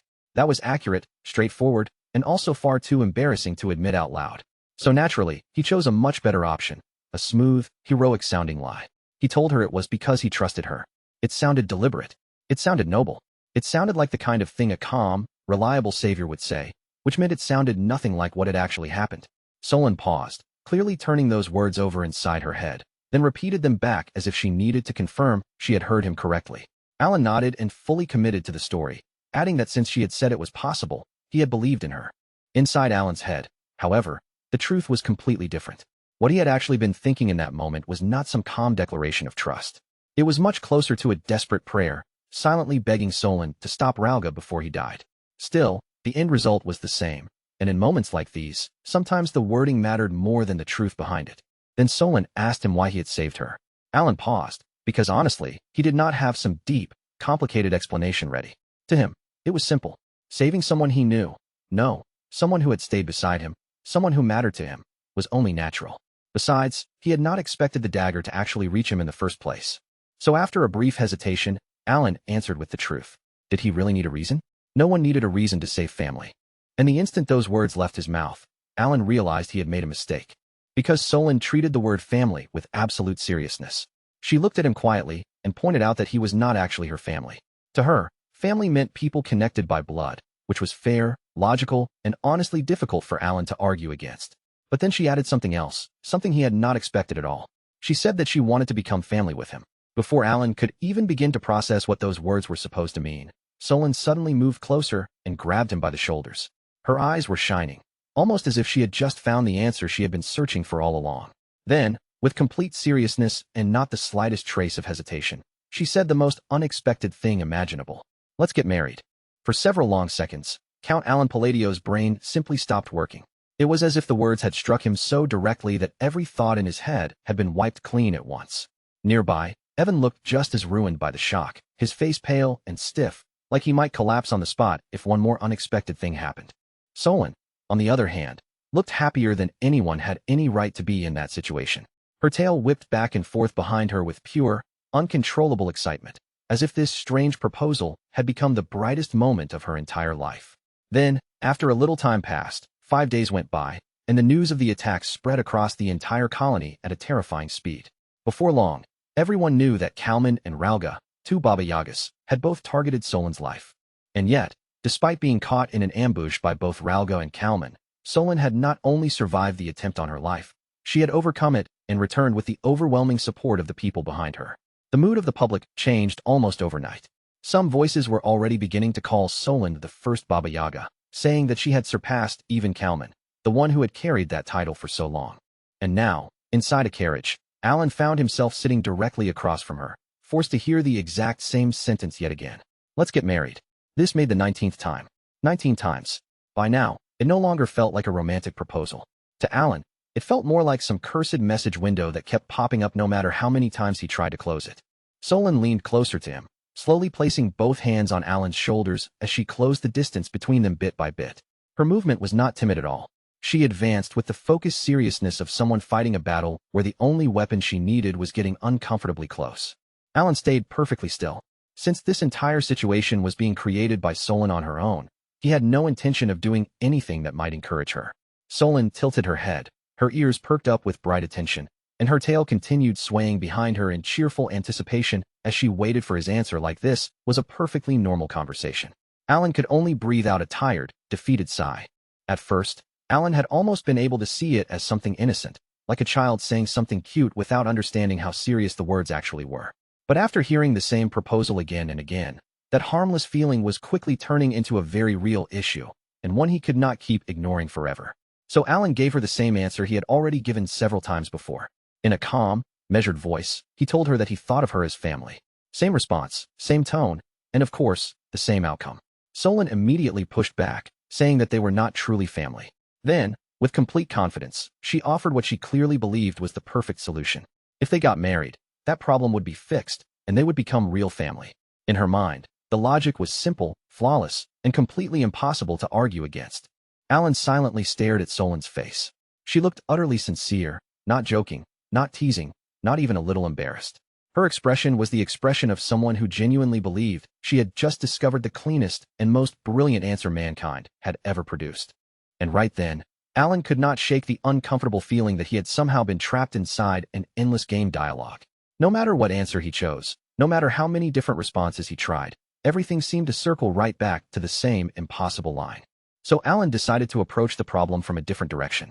Rather than refusing her outright again and triggering the same loop, he looked at her and asked whether she actually understood what marriage meant. Solon answered without a trace of doubt, saying that of course she understood, because she could make him happy. It was sincere, undeniably heartfelt, and maybe even sweet in its own way.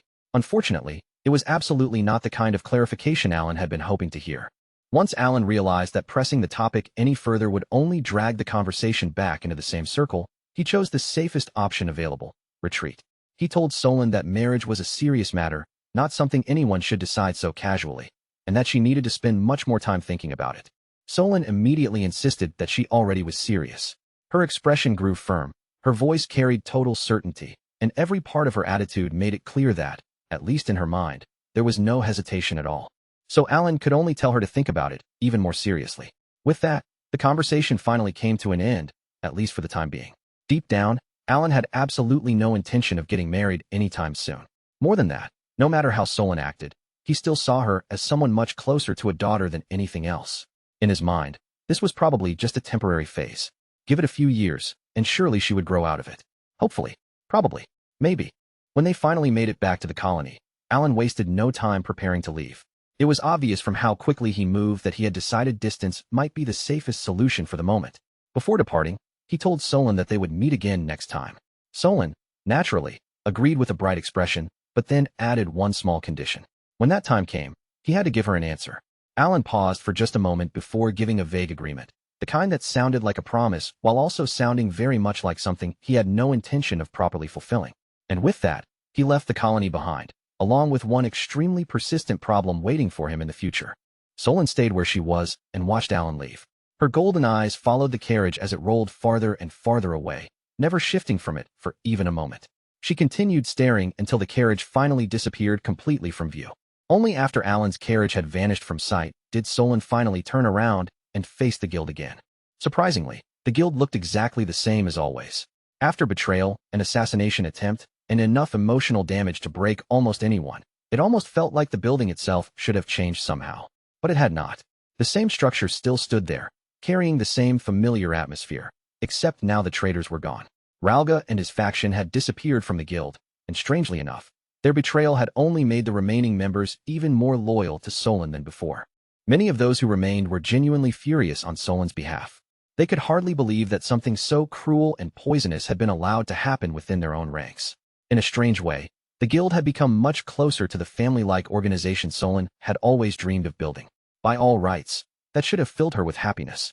But instead, Solon only released a quiet sigh.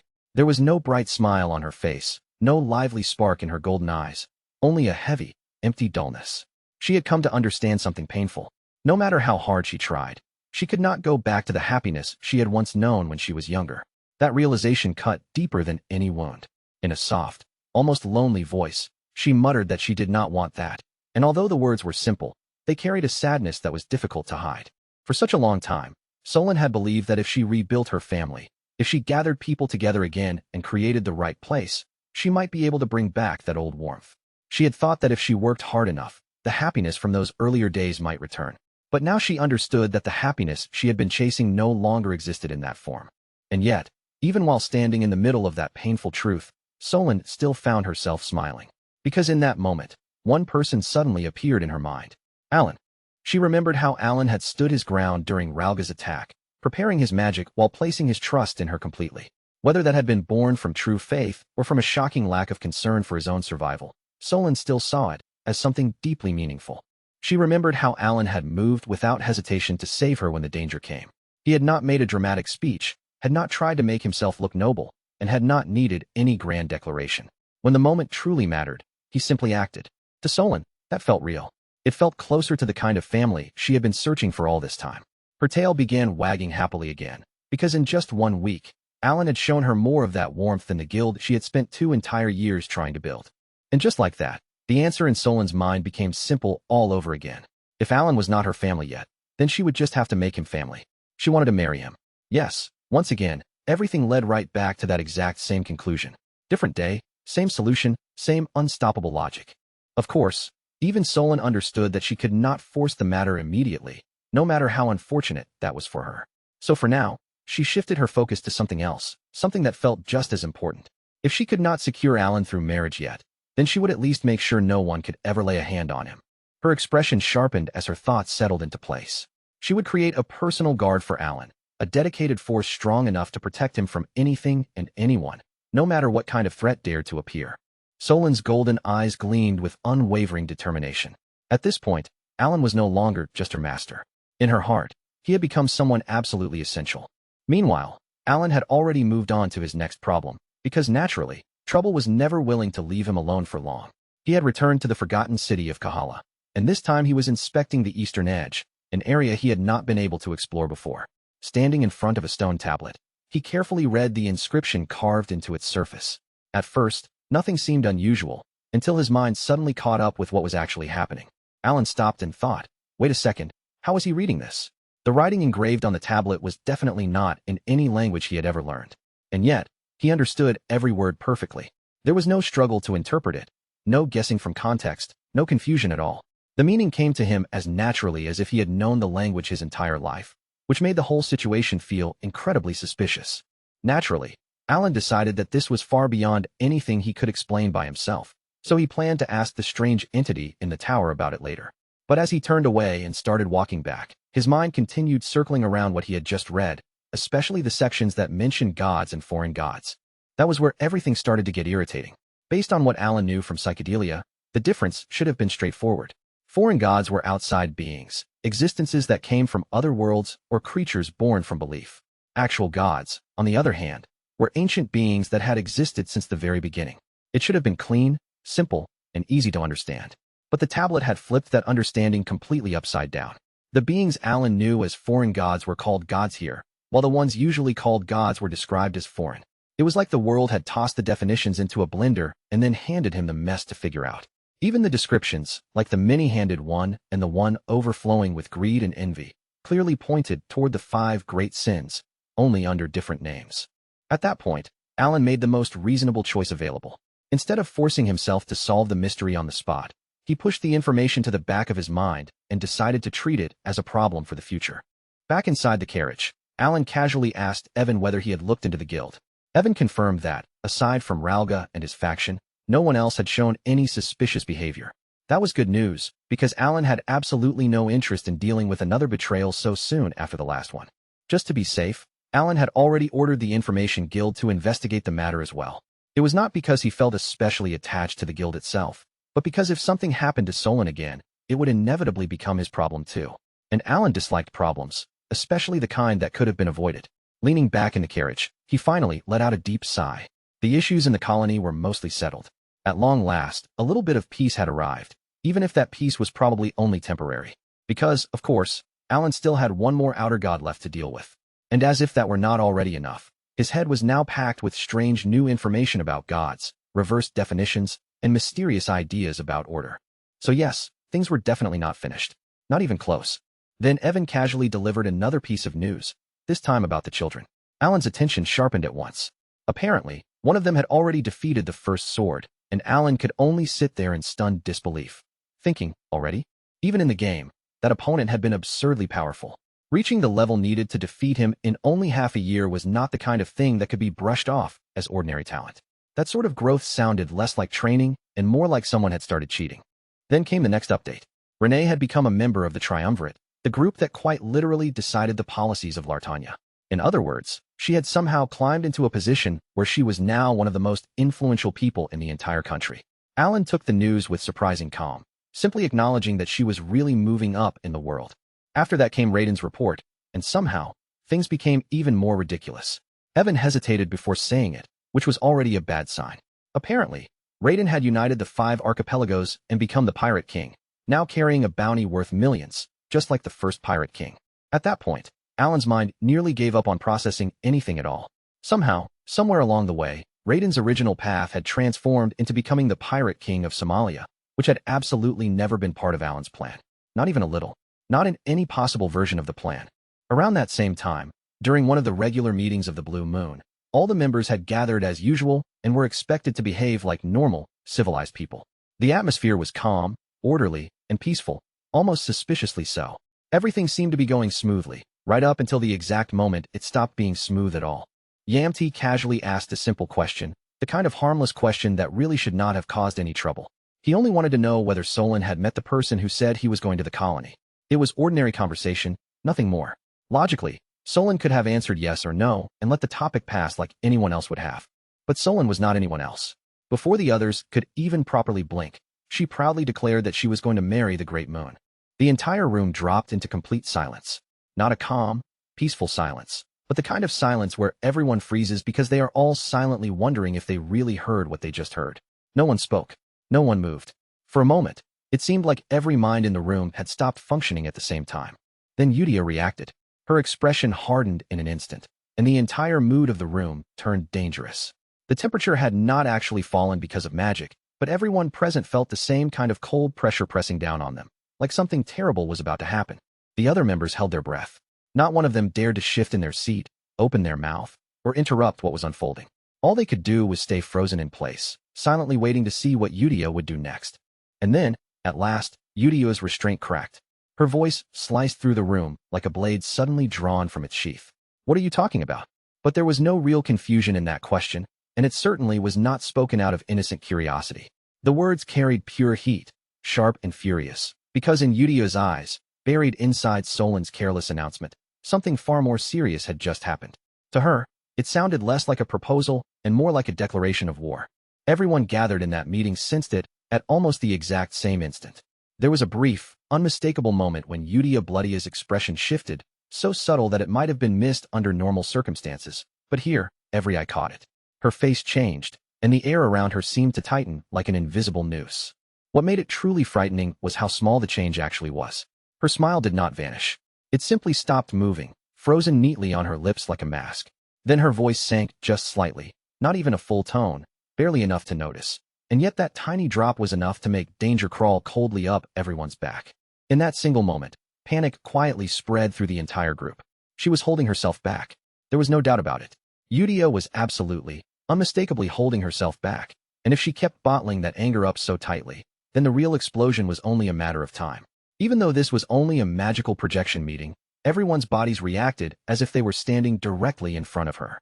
Their instincts screamed at them not to move carelessly, not to provoke her, not to breathe too loudly. Because when Yudia became this quiet, the aftermath was almost never quiet at all. Still, somewhere deep inside, each of them desperately hoped this ridiculous disaster would somehow pass without getting any worse. Then Solan raised her hand without even a flicker of hesitation. Her face was filled with bright confidence, and she spoke as if she were simply announcing the most obvious, natural decision in the world. I'm serious. I'm going to marry the Great Moon. The room dropped into total silence. Yudia slowly closed her eyes, and for a moment, it looked as though she was forcing the anger in her chest back down with sheer willpower. Only after a long, heavy pause did she open her eyes again. Then, in a voice so carefully controlled it sounded almost dangerous, she asked, Solan, do you actually understand what you're saying right now? Solan nodded with proud certainty, showing not the slightest trace of embarrassment or doubt. Of course I do, she answered, as if the answer should have been obvious. We're going to become a family, and I'm confident I'll do a good job. Raiden leaned just a little to the side, lowering his voice as uneasiness crept into his expression.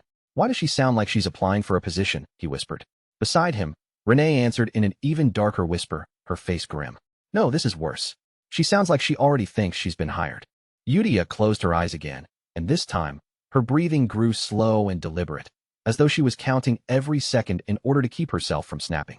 After managing to pull a faint smile back onto her face, she said, Even if you are confident, that is impossible.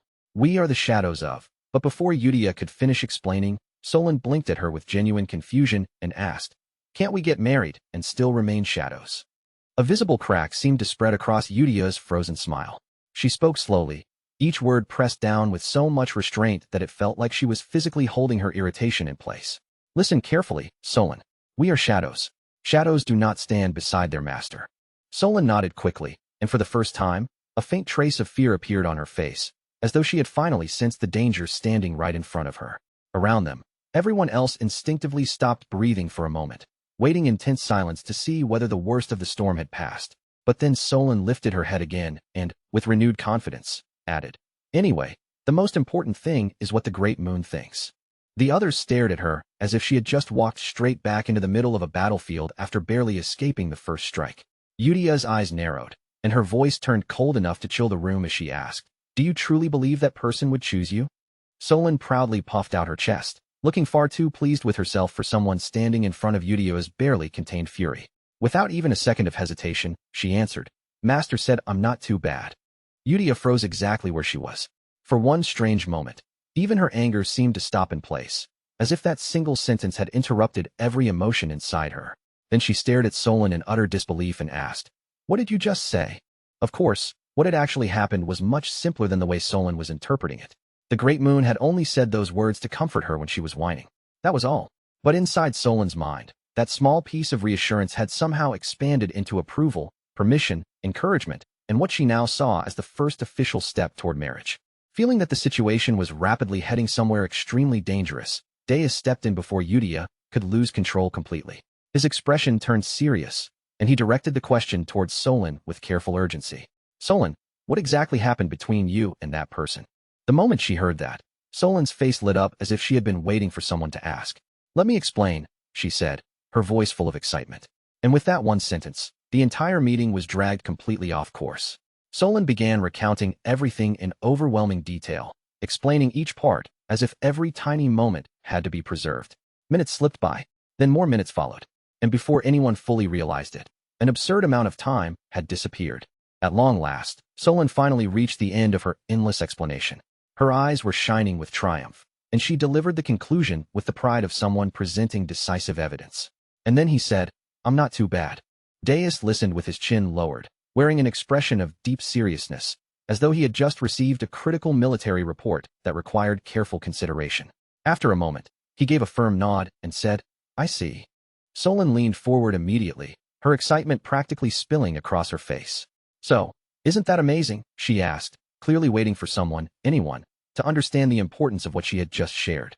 Deus slowly stroked his chin, his expression remaining smooth, calm, and perfectly composed. "Indeed," he said, "hearing this brings back memories of the Great Moon's majesty in the north half a year ago." At that exact moment, Renee and Raiden both snapped their heads toward Deus at the same time. Their faces tightened instantly, as if they had recognized the danger a second too late. He had changed the subject. Deus continued speaking with dramatic weight, his voice carrying the solemn tone of someone pulling open the curtain on a sacred memory. "I still remember it. That figure standing against the sunset."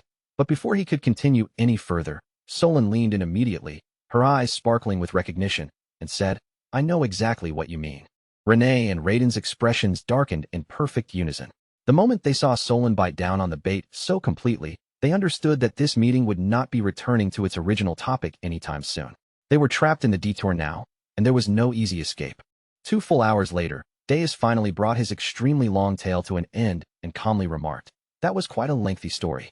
Renee looked as if she was on the verge of crying from sheer relief, while Raiden seemed dangerously close to applauding, not because the story was moving, but because it was finally over. But just when everyone dared to hope the matter might finally settle down, Eudia cut back in, her voice firm, steady, and impossible to ignore. "In any case, you cannot marry that person." Solon answered immediately, without taking even a heartbeat to think. "I can." Eudia's voice rose, her patience thinning to the edge. "You cannot." Solon shot back with the same stubborn force. "I can." And then Eudia finally snapped again, her composure breaking around the edges as she shouted, "You can't." Raiden released a long, exhausted sigh, sounding like a man who had just survived something far more draining than a normal meeting. In a low mutter, as though engraving the lesson into his heart, he said, "We learned something today." Beside him, Renee nodded with a weary expression and answered, "Yes, we did." First, no one should ever ask Deus anything that was even remotely connected to the Great Moon, because once that topic was opened, there was absolutely no telling when his story would finally end.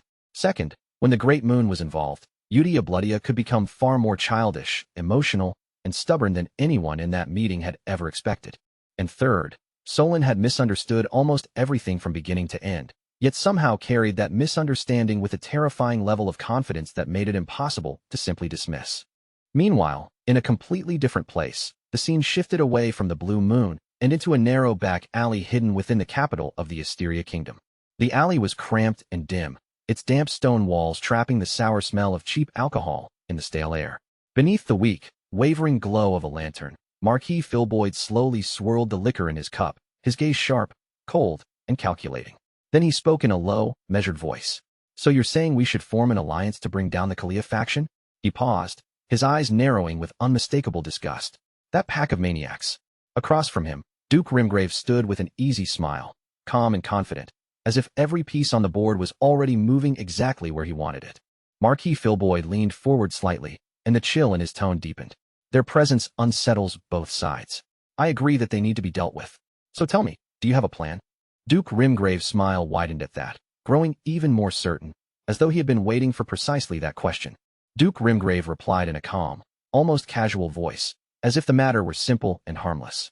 We will involve the Holy Kingdom of Rosario, and we will use a reformation letter. The moment those words left his mouth, they seemed to linger heavily in the stale air of the alley. A reformation letter was not some ordinary piece of paperwork. It was a decree reserved for the highest ranks within Rosario, a document that only cardinals or those above them had the authority to issue. On the surface, it wore the face of faith and righteousness, but in reality, it was a weapon used against those branded as heretics. And for that kind of judgment to be formally written, the approval of at least 2 cardinals was required. Marquis Filboyd's lips slowly curled into a satisfied smile, the greed in his eyes beginning to sharpen. A flawless pretext, he murmured. And what are your demands? Duke Rimgrave answered smoothly, without missing a beat. If 2 cardinals are necessary, then I will be taking half of the bribe. For a brief moment, neither man spoke. The alley remained quiet around them, heavy with the weight of what had just been agreed upon. Then, with a soft clink in the darkness, their cups touched together. Marquis Filboyd let out a low, dark chuckle. Then I suppose I must respond in kind. Duke Rimgrave remained perfectly calm as he added, I have already discussed the matter with the cardinals. This will move quickly. Let us leave the rest to them and enjoy the night. Elsewhere, Sergius, one of Rosario's 8 cardinals, waited in comfort and indulgence. He had occupied his sacred seat for more than 20 years, but the title had never made him worthy of reverence. He was a man sunken deep into excess, ruled by appetite and pleasure, someone who wore holiness like an expensive robe draped over something thoroughly rotten underneath. Then the door opened. Sergius rose from his seat, and a grin spread across his face as he turned toward the person entering. In an almost casual tone, he began, Although there are 8 of us beneath the saint and the pope, we are rather busy people.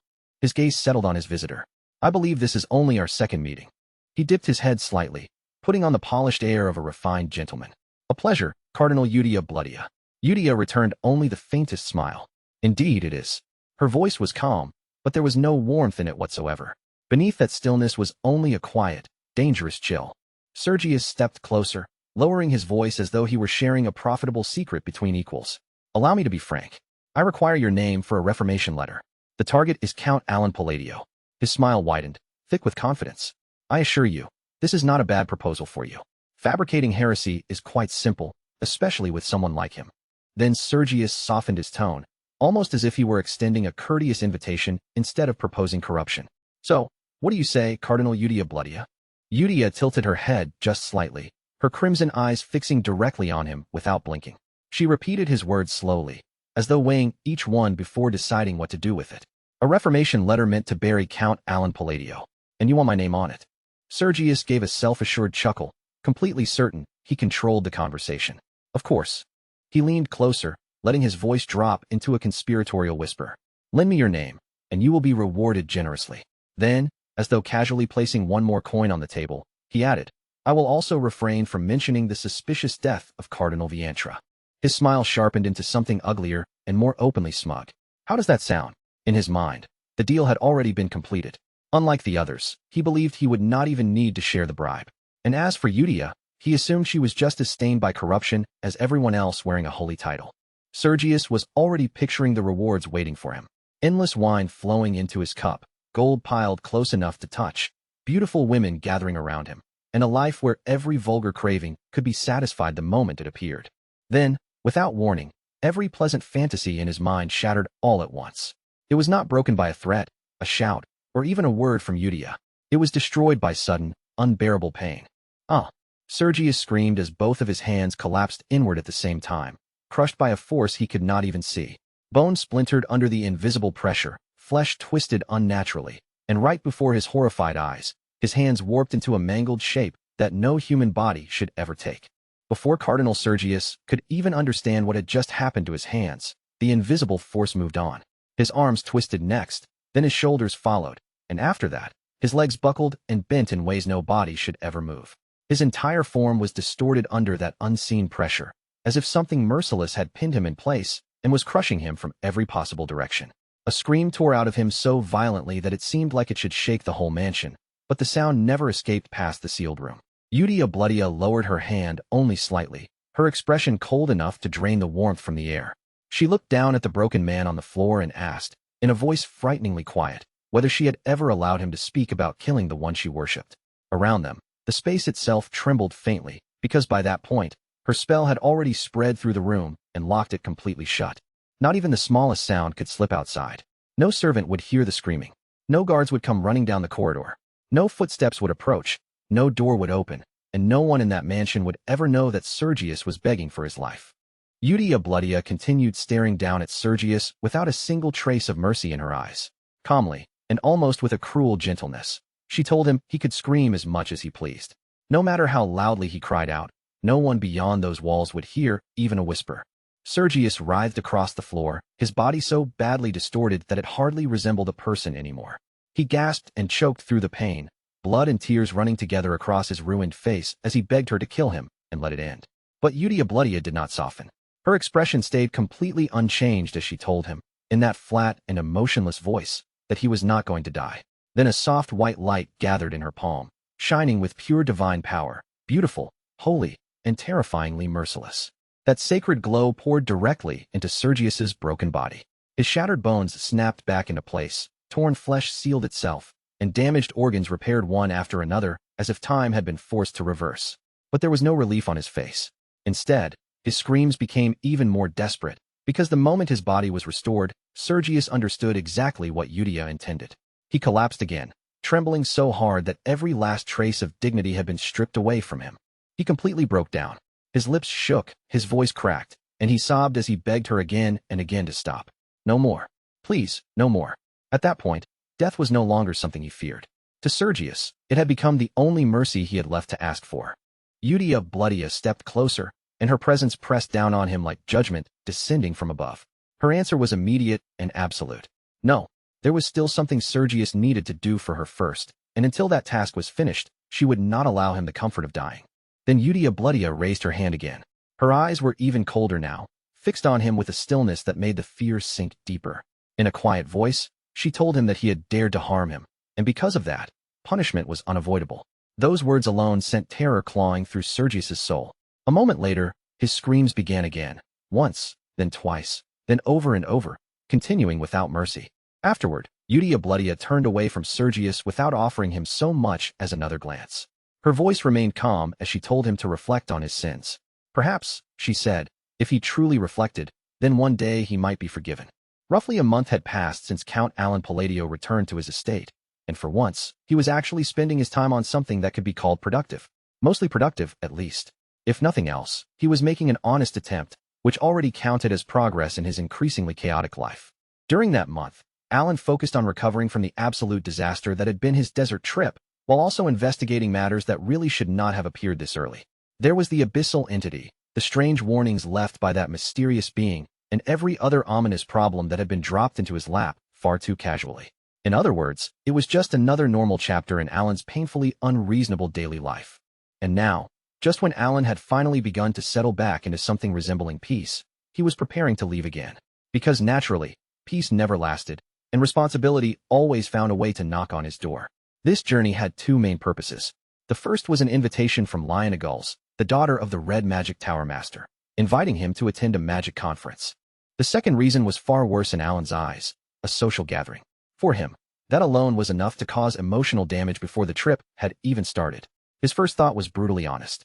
He truly, deeply, absolutely did not want to go. And honestly, it was hard to blame him. Unfortunately, reality did not care about his feelings. As the head of Culpa, Alan had an image to maintain now. He had status, reputation, influence, and responsibilities. Terrifying things, really. Still, it was not as though he was being dragged there completely against his will. Actually, no, he absolutely was forcing himself. At least, that was how Alan felt until something almost miraculous happened. Not actual magic, of course. Something far more powerful in his heart. Money. Everything changed when he received one completely ordinary, non-magical letter. From the outside, it looked plain and unimportant. But the contents inside were pure happiness, confirming that he had officially become the leader of a faction and laying out the details of the regular payments he would receive. The moment Alan saw the amount written on that letter, it was as if his battered soul recovered on the spot. The numbers were so absurdly large that, for the first time, he truly understood why powerful leaders clung to their positions for decades. This was not just authority. This was not just prestige. This was motivation in its purest, most beautiful form. In that instant, Alan reached a strange kind of enlightenment. With money like that arriving on a regular basis, he honestly felt as though he could march through hell every single day and still somehow find the strength to keep moving forward. Naturally, Evan eventually noticed that something about Alan was not quite normal. 2 full weeks had passed, and Alan was still carrying that same letter around like it was a treasured artifact. So Evan finally asked why he had not put it away yet.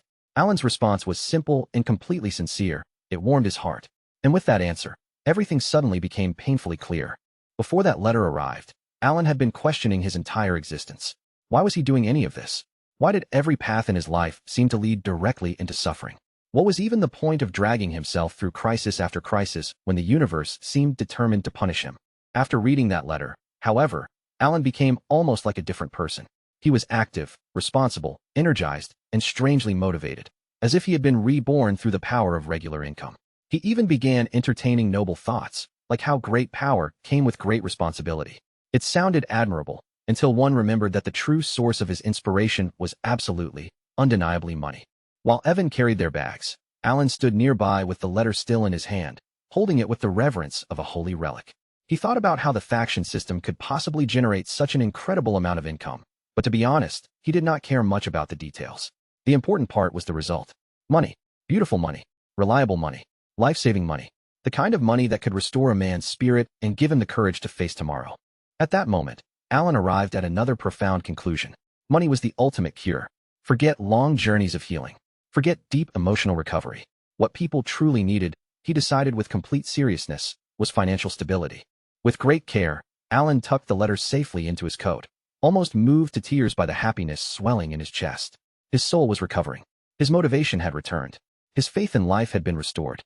Yes, Alan thought with deep conviction, this was the true magic of capitalism. Sometime later, they arrived at Marquis Biliudin's estate, and Alan regretted everything almost immediately. The place was packed from one end to the other, so crowded that it felt like even the air had to squeeze between shoulders just to move. There were nobles everywhere, of course, but they were not the only ones filling the hall. Mercenaries, merchants, and all kinds of influential-looking people moved through the crowd, each of them carrying themselves as if they belonged at the center of power. It felt less like a graceful noble gathering and more like a high-level networking event where every person was silently competing to look important. Alan swept his gaze across the mixed crowd and prepared himself for the long ordeal ahead. But before he could even finish bracing his heart, he immediately ran into Loria Altia and Kalia Genonia. Of course he did, because apparently, no matter how bad the situation already felt, there was always room for it to become worse. The two of them greeted Alan as casually as if there was nothing terrifying about this encounter at all.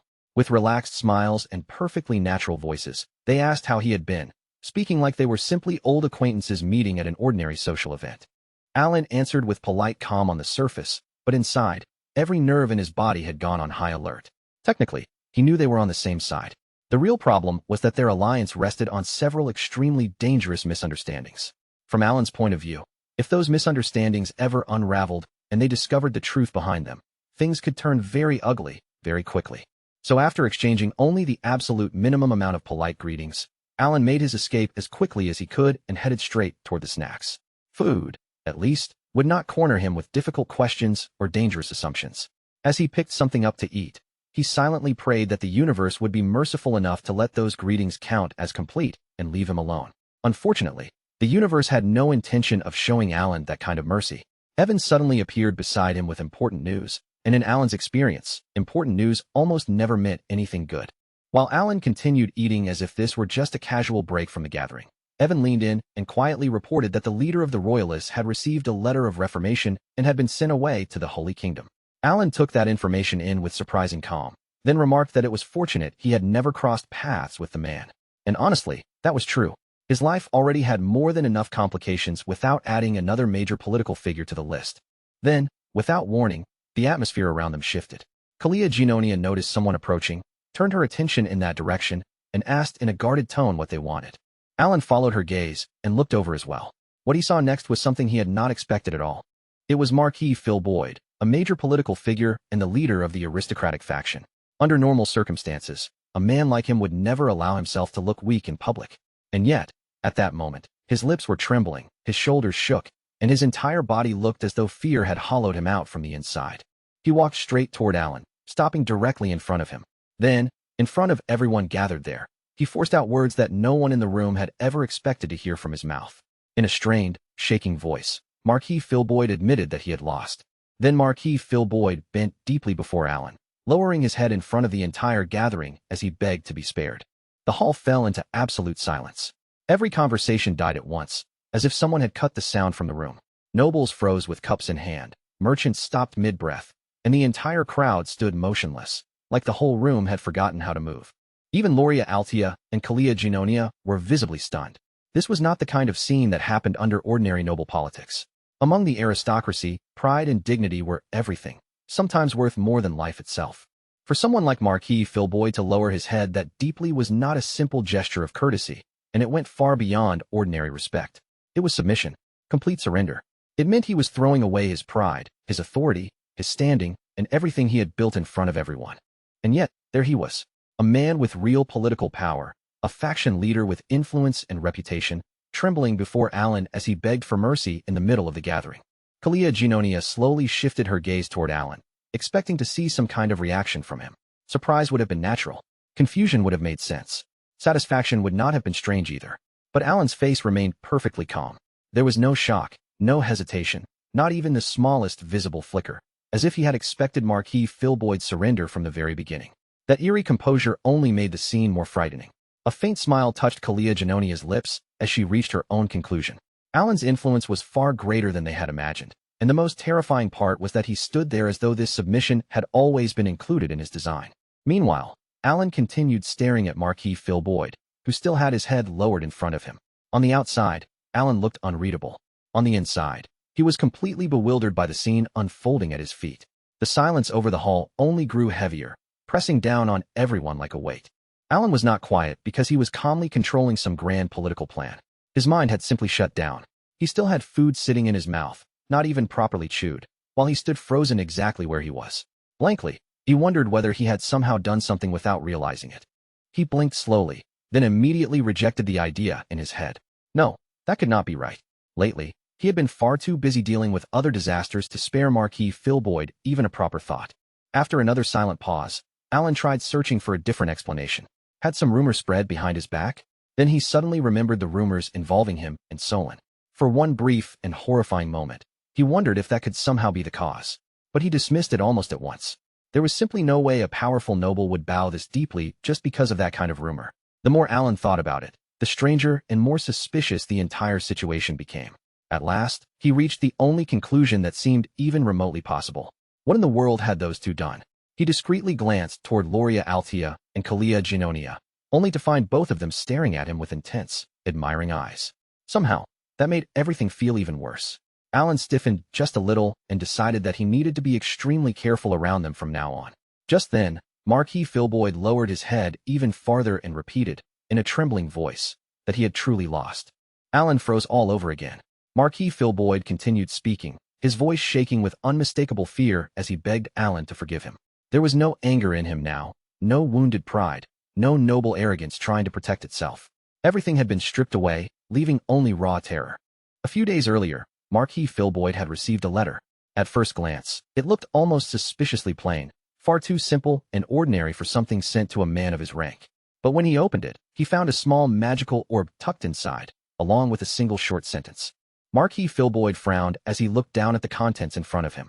His brows slowly drew together, confusion and caution mixing on his face as he muttered to himself, wondering what exactly this strange delivery was supposed to mean. Then, the moment Marquis Philboyd activated the orb, an image began to appear before his eyes. What appeared from the orb was Duke Rimgrave, tied down tightly to a stark white chair, his entire body trembling so violently that the restraints looked like the only reason he had not fallen apart completely. His face was twisted with raw panic, and he kept crying out again and again that he knew nothing, that he was sorry, truly sorry, desperately sorry. Then, like a man whose mind had already been broken by fear, he began rambling in a frantic voice that they had to read the sacred letter, that they had to lift their eyes toward the sacred moon, and that all of them had made a terrible mistake. Marquis Philboyd felt the blood drain from his face as he stared at the horrifying image in front of him. Duke Rimgrave, the man he had plotted with, the man who should have stood beside him as a powerful ally, had been reduced to nothing more than a shaking, pleading wreck bound to that chair. Then, right before Marquis Philboyd's eyes, the glowing orb split with a sharp crack and shattered completely. The image vanished with it, leaving behind only the letter, as if everything he had just witnessed had existed for no other reason than to deliver that single message. With hands that would not stop shaking, Marquis Philboyd picked up the remaining letter. His throat felt dry, and his voice came out strained and brittle as he slowly read the words written there. "You're next." The moment he spoke those two words aloud, a suffocating silence settled over him, pressing down harder than any threat. Marquis Philboyd's fingers tightened around the letter, trembling so badly that the paper almost shook apart in his grasp. A cold, crawling fear spread across his face as he whispered the name under his breath. Count Alan Palladio. He simply could not understand it. His voice cracked as he wondered how a mere count could possibly possess influence within the Holy Kingdom that exceeded even the cardinals themselves. But in the end, the reason behind it no longer mattered. Explanations were useless when the result was already standing right before him.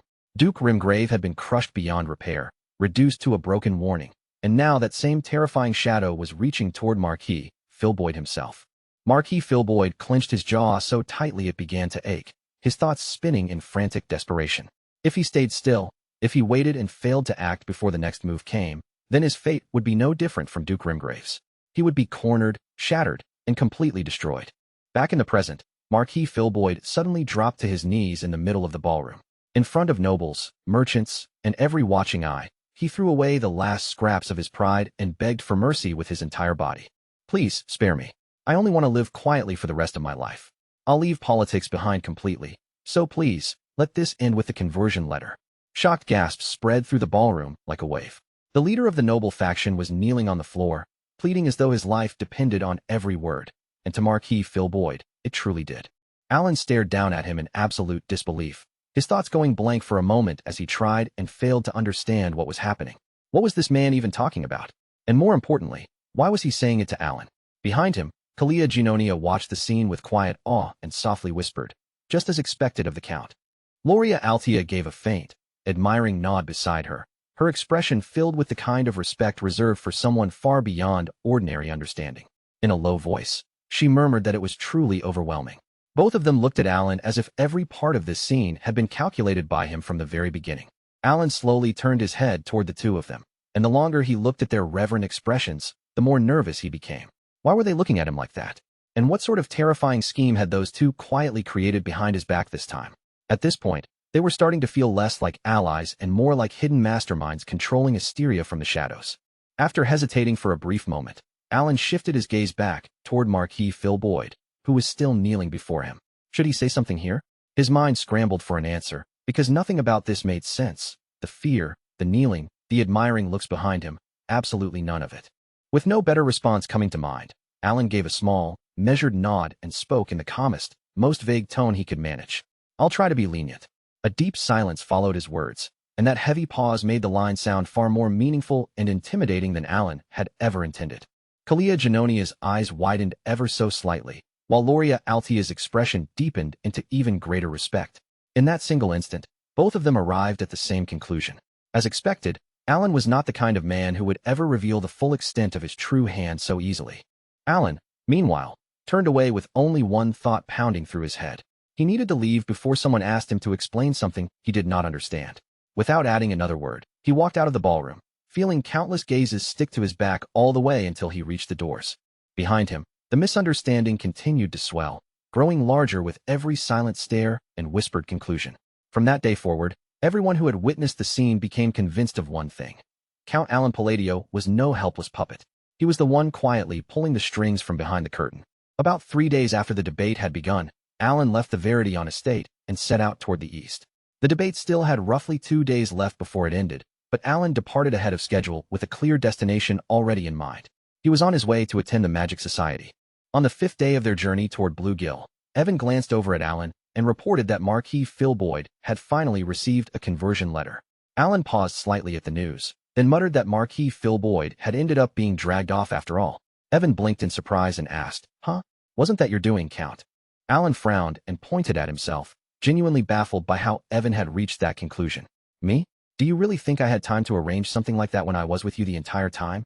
Evan's eyes widened even more, and he stared at Alan as though that answer had somehow made the mystery even harder to understand. "What? But still." Then, As if suddenly remembering the most important detail from that day, Evan quickly brought it up. But you said you try to be lenient. Alan froze for a beat, then turned his eyes back toward him and asked, "Is that what you thought I meant?" Inside, Alan could only groan in helpless frustration. He had not meant anything grand, political, or terrifying by those words at all. He had simply wanted to escape that painfully awkward situation before it swallowed him alive. Far away from Alan's journey, Lartanya stood proudly as the famed city of the labyrinth, a place where endless chances waited beneath the earth and where the 5 great guilds gathered in pursuit of fame, fortune, and power. Inside the Ironblood Guild, one member spoke in a low but excited voice about the rumors spreading through the ranks that someone had supposedly defeated 1,000 enemies entirely alone. A younger guild member stared back in disbelief, asking if something that absurd was even possible. A senior member answered firmly, saying that guild leaders were practically monsters themselves, and that no one should underestimate what people at that level could do. Aldrich let out a confident laugh, brushing the rumor aside as if it were nothing but exaggerated nonsense. 8,000 enemies? Don't be ridiculous.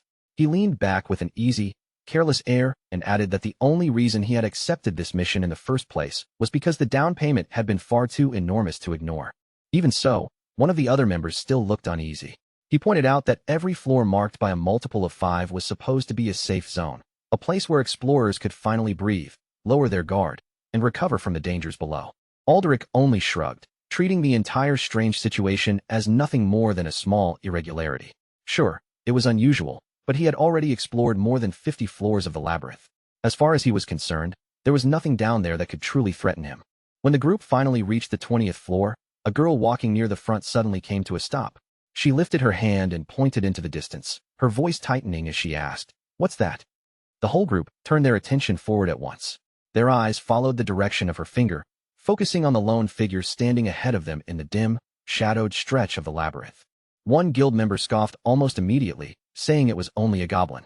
Another laughed under his breath and said the thing even looked weak. A third joined in with a casual joke, already treating the creature like an easy reward waiting to be picked up. Then the creature slowly raised its head, and the air around it seemed to sharpen in an instant. The king spoke in a cold, calm voice, telling them they were making far too much noise. Before any of them could even process what those words meant, a single slash tore through the air with terrifying speed. In the very next instant, several guild members were split apart at once. Their bodies were cut down before they could even raise their weapons, their confidence disappearing faster than their screams could form. Aldrich's eyes flew wide in pure shock, and a furious shout ripped from his throat. Rage swallowed whatever caution he had left, and he charged straight toward the monster, yelling as if sheer anger alone would be enough to crush it. Another slash flashed through the labyrinth. Aldrich was cut down instantly, his confidence, fury, and pride all erased in one brutal moment. The king of the labyrinth looked over the fallen guild members with cold contempt. His gaze carried no surprise, no satisfaction, and no interest, as if they had never been worth his attention in the first place. Then, without staying there a moment longer, he began walking upward. Leaving the depths of the labyrinth behind him, the king made his way toward the surface. The view shifted again, and now Alan and Evan stood before the central tower, their figures looking small beneath the enormous structure rising high above them. Evan tilted his head all the way back and stared upward in open amazement. "This is incredible," he said, while Alan also lifted his gaze toward the immense tower stretching toward the sky. The tower was unbelievably tall, so tall that Alan could not stop himself from inwardly comparing it to the Eiffel Tower. Standing beneath it, he felt as though the vivid scenery from the game had somehow stepped out of the screen and become real all around him. Before long, a group dressed in red approached them. One of them greeted Alan politely, and then Lion stepped forward to explain that the official conference would begin the next day. Until then, Alan was free to look around wherever he wished. Alan answered without much hesitation. If he had time to explore, then the first place he wanted to visit was the library. Lion gave a small nod, accepting his request immediately. Then she told him that she would personally guide him there. After that, Lion turned toward Evan and explained that he would need to wait in the break room, while Alan continued farther into the tower. As Alan and Lion walked through the tower, she began explaining what would happen during the gathering. The Green Magic Tower would be giving a presentation, and alongside that, there would also be friendly duels held between participants. All of a sudden, loud shouting echoed from somewhere nearby, cutting sharply through their conversation. Lion let out a tired sigh, the kind that made it clear she had dealt with this commotion far too many times before, and said it was happening again. Alan glanced toward the noise and asked what was going on. Lion explained that it was another dispute involving the Blue Tower's vice master. When Alan repeated the title in question, she confirmed it, and added that Phineas had an extremely high opinion of herself. They approached the room just as Phineas stood there with her arms crossed, her entire posture overflowing with arrogance. With absolute confidence, she declared that even 20 rank 5 mages would not stand a chance against her. The other mage snapped back in anger, her voice ringing sharply through the room as she shouted that Phineas would regret saying something like that one day. Phineas turned around with a smug, almost satisfied little smirk tugging at her lips, and her eyes locked straight onto Lion, as if she had been waiting for this exact chance to embarrass her. In front of everyone, she let her arrogance show, without even trying to hide it. Well, who do we have here? She sneered, her voice thick with mockery. Isn't this the half-baked magician who couldn't even hold her ground against me last year? Lion's eyebrows tightened as she silently glared back at her, but Phineas only leaned harder into it, asking whether Lion had brought a friend along this time, just so she could finally talk back. But then Phineas's gaze drifted past Lion and settled on Alan. The change was instant. That proud expression on her face vanished like it had been wiped clean, and she froze on the spot, staring at him with wide, shaken eyes as though the air had been sucked right out of the room. In just a heartbeat, the color drained from her face. Lion looked from Phineas to Alan, then back again, completely unable to make sense of what had just happened. The sudden shift was so extreme that her confusion was written all over her face, and she could only stare at Phineas before asking what in the world had gotten into her. Then, without the slightest warning, Phineas bent forward into a deep, proper bow, her posture stiff with respect as she greeted him. Hello, Count. Lion went rigid in disbelief, because the same Phineas who had just been acting so high and mighty was suddenly using formal speech as if it were perfectly normal. Alan, however, simply looked at her with calm recognition and said it had been a while, about 6 months, before asking how she had been. Phineas answered nervously, Yes, sir, keeping her body tense and respectful in front of him. Alan spoke to her in a gentle, even tone, telling her she did not have to be so formal around him, especially since he had already told her during their last meeting that she could speak more casually. Phineas paused for a moment, clearly hesitating as though every word needed to be chosen with extreme care. Then she cautiously asked if he truly meant she should speak informally. Alan thought about it briefly before saying she could speak however she felt most comfortable. Phineas immediately accepted that consideration with another polite response, still careful not to overstep. A short distance away, Milan blinked hard, staring at the scene as if his own eyes had betrayed him. He seriously wondered whether some sort of illusion spell was twisting what he was seeing. Unable to trust the impossible sight in front of him, he quickly cast a spell and called out, Dispel magic. But nothing changed. Phineas stayed perfectly polite, and every mage nearby could only stand there in stunned silence, watching something they could barely believe was real. Alan, still not fully grasping the strange tension filling the room, casually commented that mages should try to get along with each other. To him, it was only a simple remark, not a reprimand, and certainly not an order.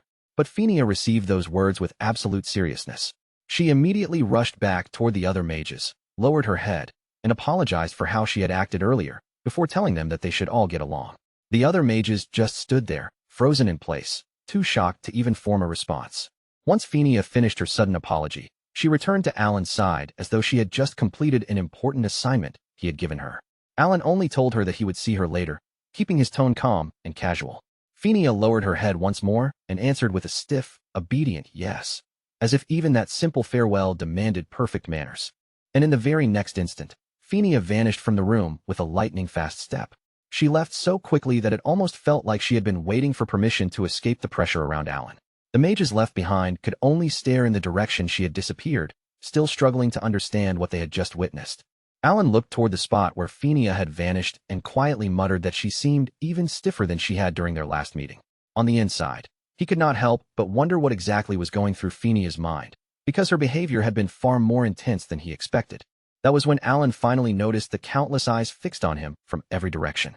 The silence hanging around him only made the attention feel heavier, and he found himself wondering whether he had somehow done something wrong without realizing it. As they continued walking down the passage, Lion remarked that the crazy woman only acted politely whenever Alan was nearby. Alan glanced at her and asked if she was really calling Phineas a crazy woman. Still, deep down, he understood what Lion meant. Phineas was without question an arrogant genius, but even with that difficult personality, Alan had to admit her talent was genuinely impressive.